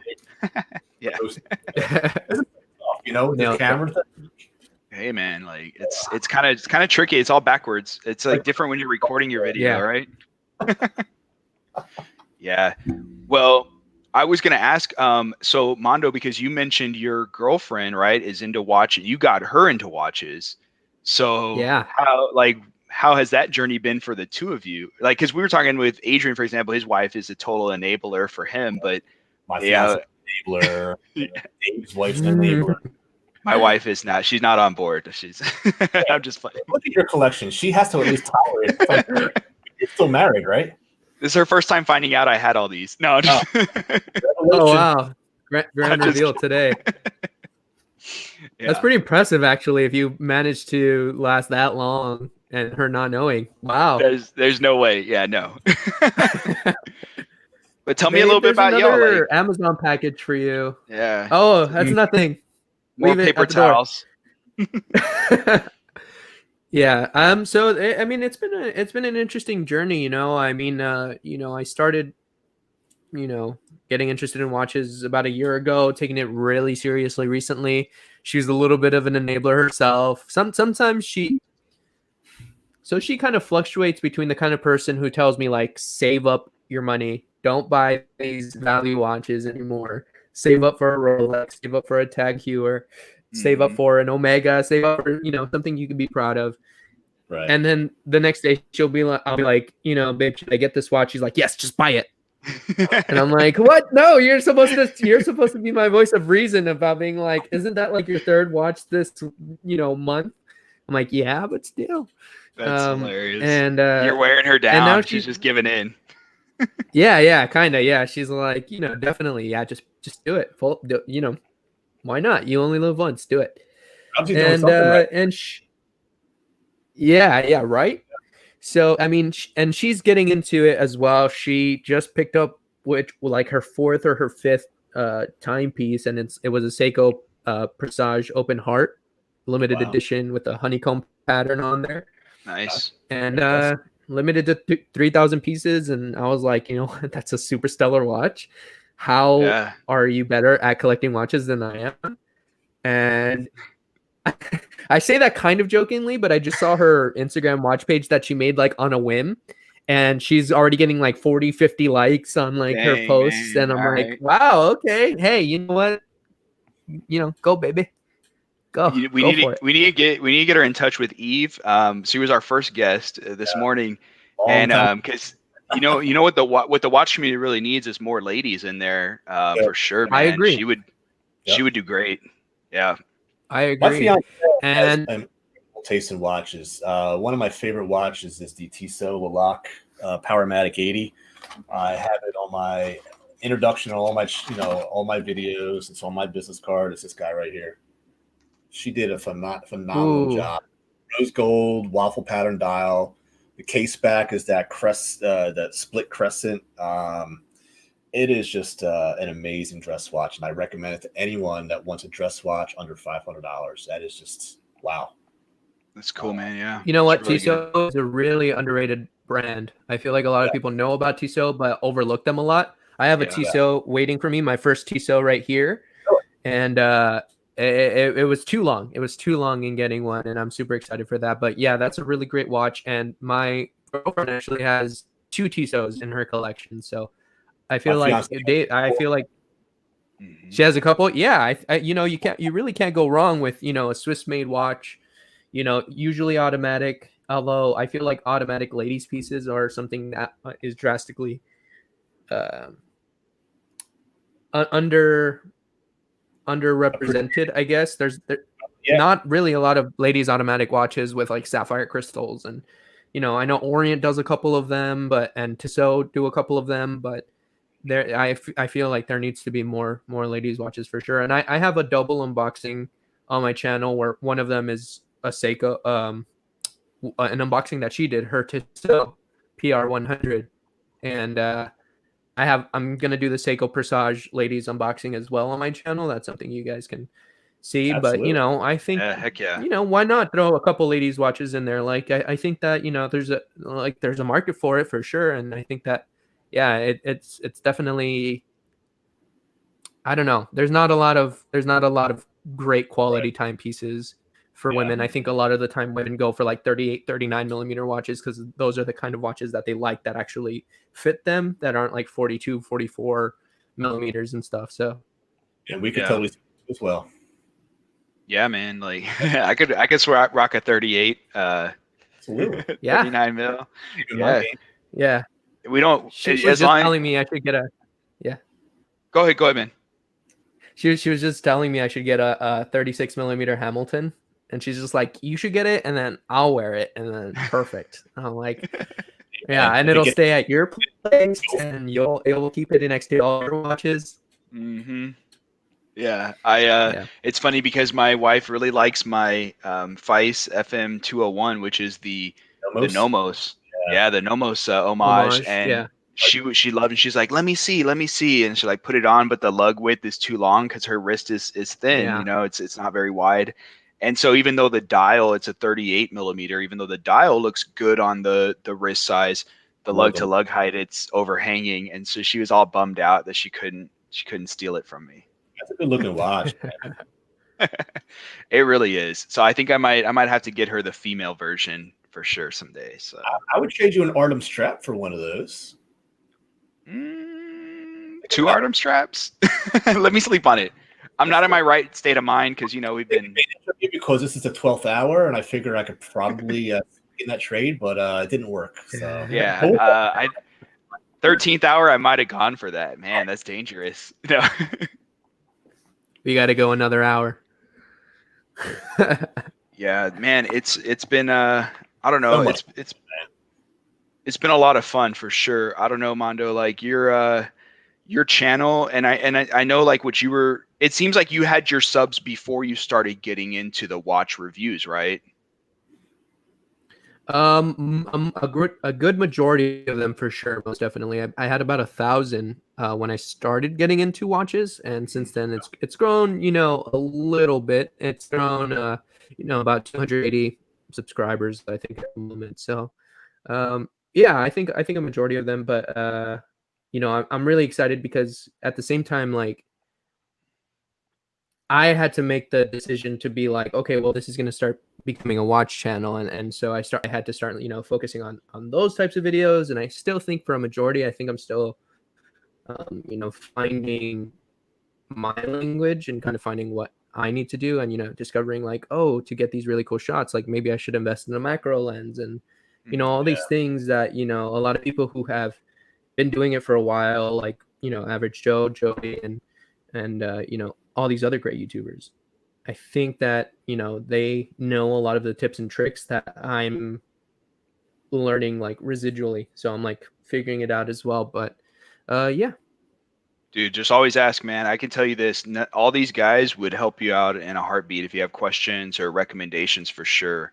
And that's why part of why I was asking about your sub count and how much of it is watch related and not, because obviously like you want your videos to get views, but if some of your subs aren't into watches, they're probably not going to watch that video. So I definitely want to bring as many subs to you as I can from, our base for Average Joe and I. But how far are you from, you're not monetized yet, right? Or are you? No, I'm not monetized. I'm that's what I'm working on right now. I think I'm walking a fine line at the moment between like doing things that and I appreciate that, by the way. I really do like that that's one thing I've really come to really like and respect from the watch community, is just like, there's enough room for everyone, clearly, but my presence in this stream is proof of that enough. So right. I'm really grateful for that, and I'm definitely trying to, like I said, find my own language, but at the same time, I feel like I'm walking a fine line between making videos that I feel people would want to watch and videos that I'm personally satisfied with making. And so I feel like, I told you this yesterday, how I'm working on a future prospects video of like all the watches that I'm shopping for right now or on the hunt for, and a lot of those, that's like an hour-long video, and I was thinking to myself, like, I know full well a lot of people, I'm not going to retain a lot of views from this video, but it's a video that I've been wanting to make for a long time. So I have to do it because I'm gonna and I think someone said this earlier, I can't remember now who said it, something about it's a little bit of a memoir because they want to look back at like at their videos and be like, was that you? Was that you? About was it like your daughter or something? Yes. Yes. And I love that. I love that you said that, because it's like, yeah, like, how many people are going to be like, I'm tuning in to see this particular thing or whatever, yes, a couple people, but I feel like at the same time, you are going to want to look back and see these videos that you made at the time. And I'm really excited to look at this video that's an hour long in 5 years time and be like, I can't believe I said I wanted all these watches, and, be in like a completely different headspace and be like, oh, interesting. Like, I didn't think that would be a watch that would certainly not be on my list today, 5 years from now. Yeah. So, I'm walking that fine line. I'm making videos that I enjoy, but hopefully other people will enjoy. And I think Wristwatch Weirdo said this earlier today, where he's like, if you are comfortable and you make your own videos, you will find a niche, you will find an audience, you will find a crowd who will be like, I can't wait for your next video. Yeah, show and me I more. think that's I think that's where I'm at right now. And I'm really, really hoping that 2021 is a little bit more kind to everyone. And I think, I hope that a majority of my work and stuff will show in the coming year. And so couple months. You're Dude, for sure, man. I never met you before, but just on this live stream, I feel very comfortable talking to you. You seem like a very just humble gentleman, and you got a new fan right here, brother. So yes, sir. Yeah, man. Hey, thank you, man. If you have any questions, please feel free to reach out, man. You got a new friend right here, man. So. And I just put your Instagram so everyone can go follow you. And Mando, like, that was part of it, man. Like, the hardest part, I would say, for average Joe and myself, and I hope I can speak on behalf for him too, is that only limiting it to so many people, and like deciding like, who do we bring on for this first? Who's gonna want to come on? I don't know who's gonna be interested in coming and talking with us for an hour, but I had some guys in mind and some channels, company owners, and not everyone could make it. Plans change, totally get it. But you were one that I was like, like you I can see in the short time that I've been following you and dealing with you, like, your passion has gone to a different level already. Like, once you got your Frederic and you had these other watches, but you also had the watch gang thing. And I was like, like, I see a lot of myself in kind of your journey in collecting. So I could just relate to it. I'm like, I got to get more people.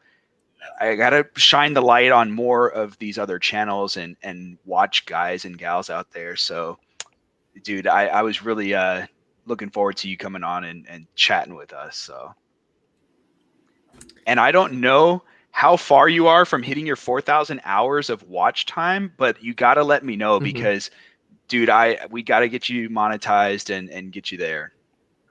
Let's play. Let's have his video play all night when we're sleeping, and that'll definitely help. Yeah, that should do it. Yeah, definitely. Especially the 1 hour long Future Prospects video. Just put that a couple times. Just have it on loop. You got it, man. Heck yeah.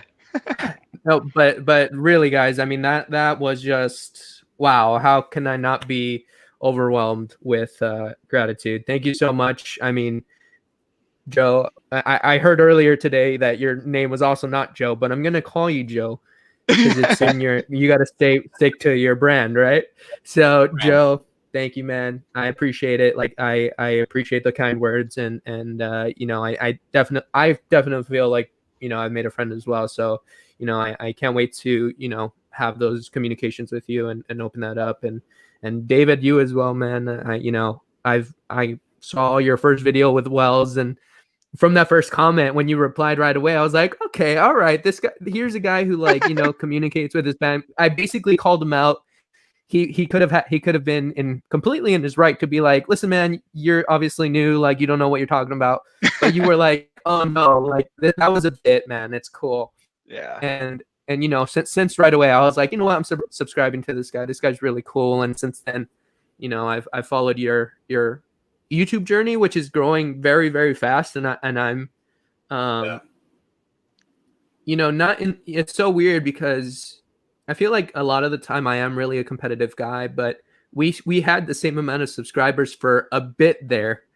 and then you've just blown up like 400 or 500 subscribers in like the last like couple weeks, and I think that's awesome, man. Like again, I'm normally a competitive guy by nature, but I'm not. I don't feel any sort. I don't feel even like a stab of jealousy or competitiveness at all. Like I'm actually really, happy. I think you deserve like way more. Thanks, man. It means a lot to hear that. And the way I've always seen it, and Joe, you got to understand, like Average Joe has been kind of a mentor for me from early in my journey. So I'm just paying it forward, and it's definitely a cooperation, not a competition, because there is so much. You can entertain all day, every day. No one, there's no need for the drama or the hate or any of that. Like it really is like you got to lift everyone up, and the smaller channels that I come across, I try and give them some words of encouragement and likes and thumbs up and subs and share it, and all that the little that you do really helps others. And that's like, as long as we're all doing a little bit, it's just going to blow up everyone, on their own journey. So it's really cool, man. I appreciate it, and I'm sure all those channels do too.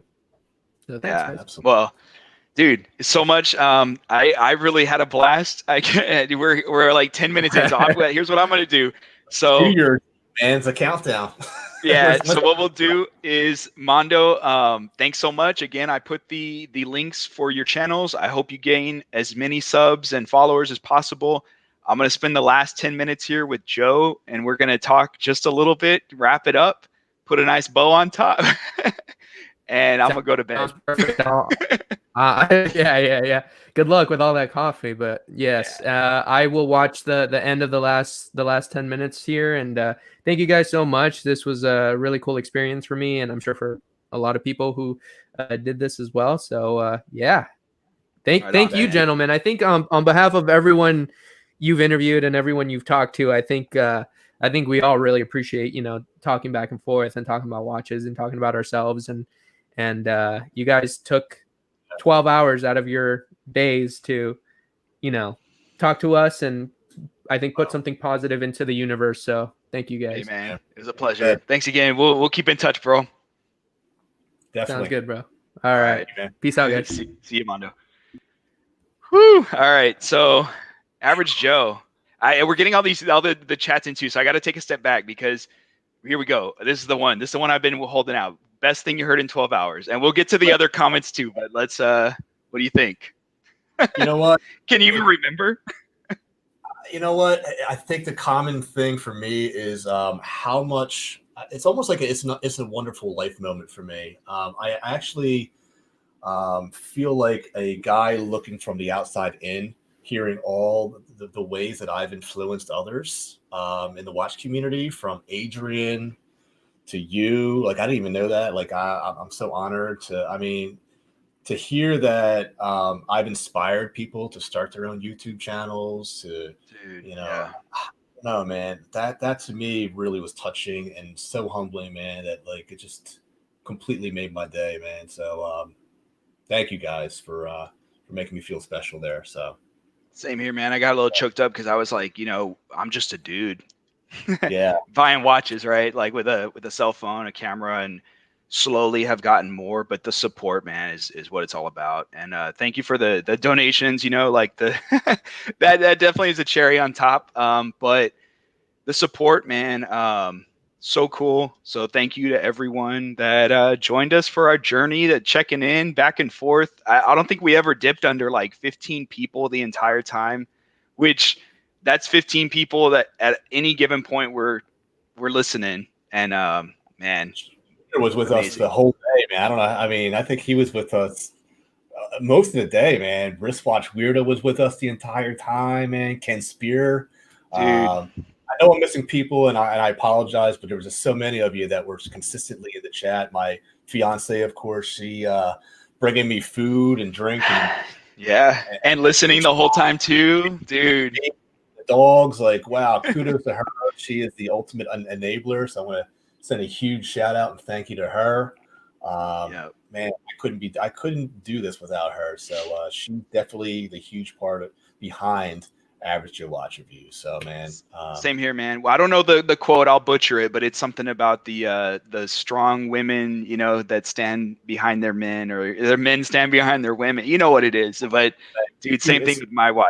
Like, she's taking care of everything here today, and I think next time I'm just gonna move it all upstairs so she ain't she doesn't have to worry about me talking. In the office, which is completely in the total end of the house, so no through traffic. This is basically the cul-de-sac of the house. So so you did good. I did terrible. This is the busy street behind me. Yeah. So amazing job, man. Thank you so much for doing this, man. I mean, I think we had some amazing guests. Everybody showed up.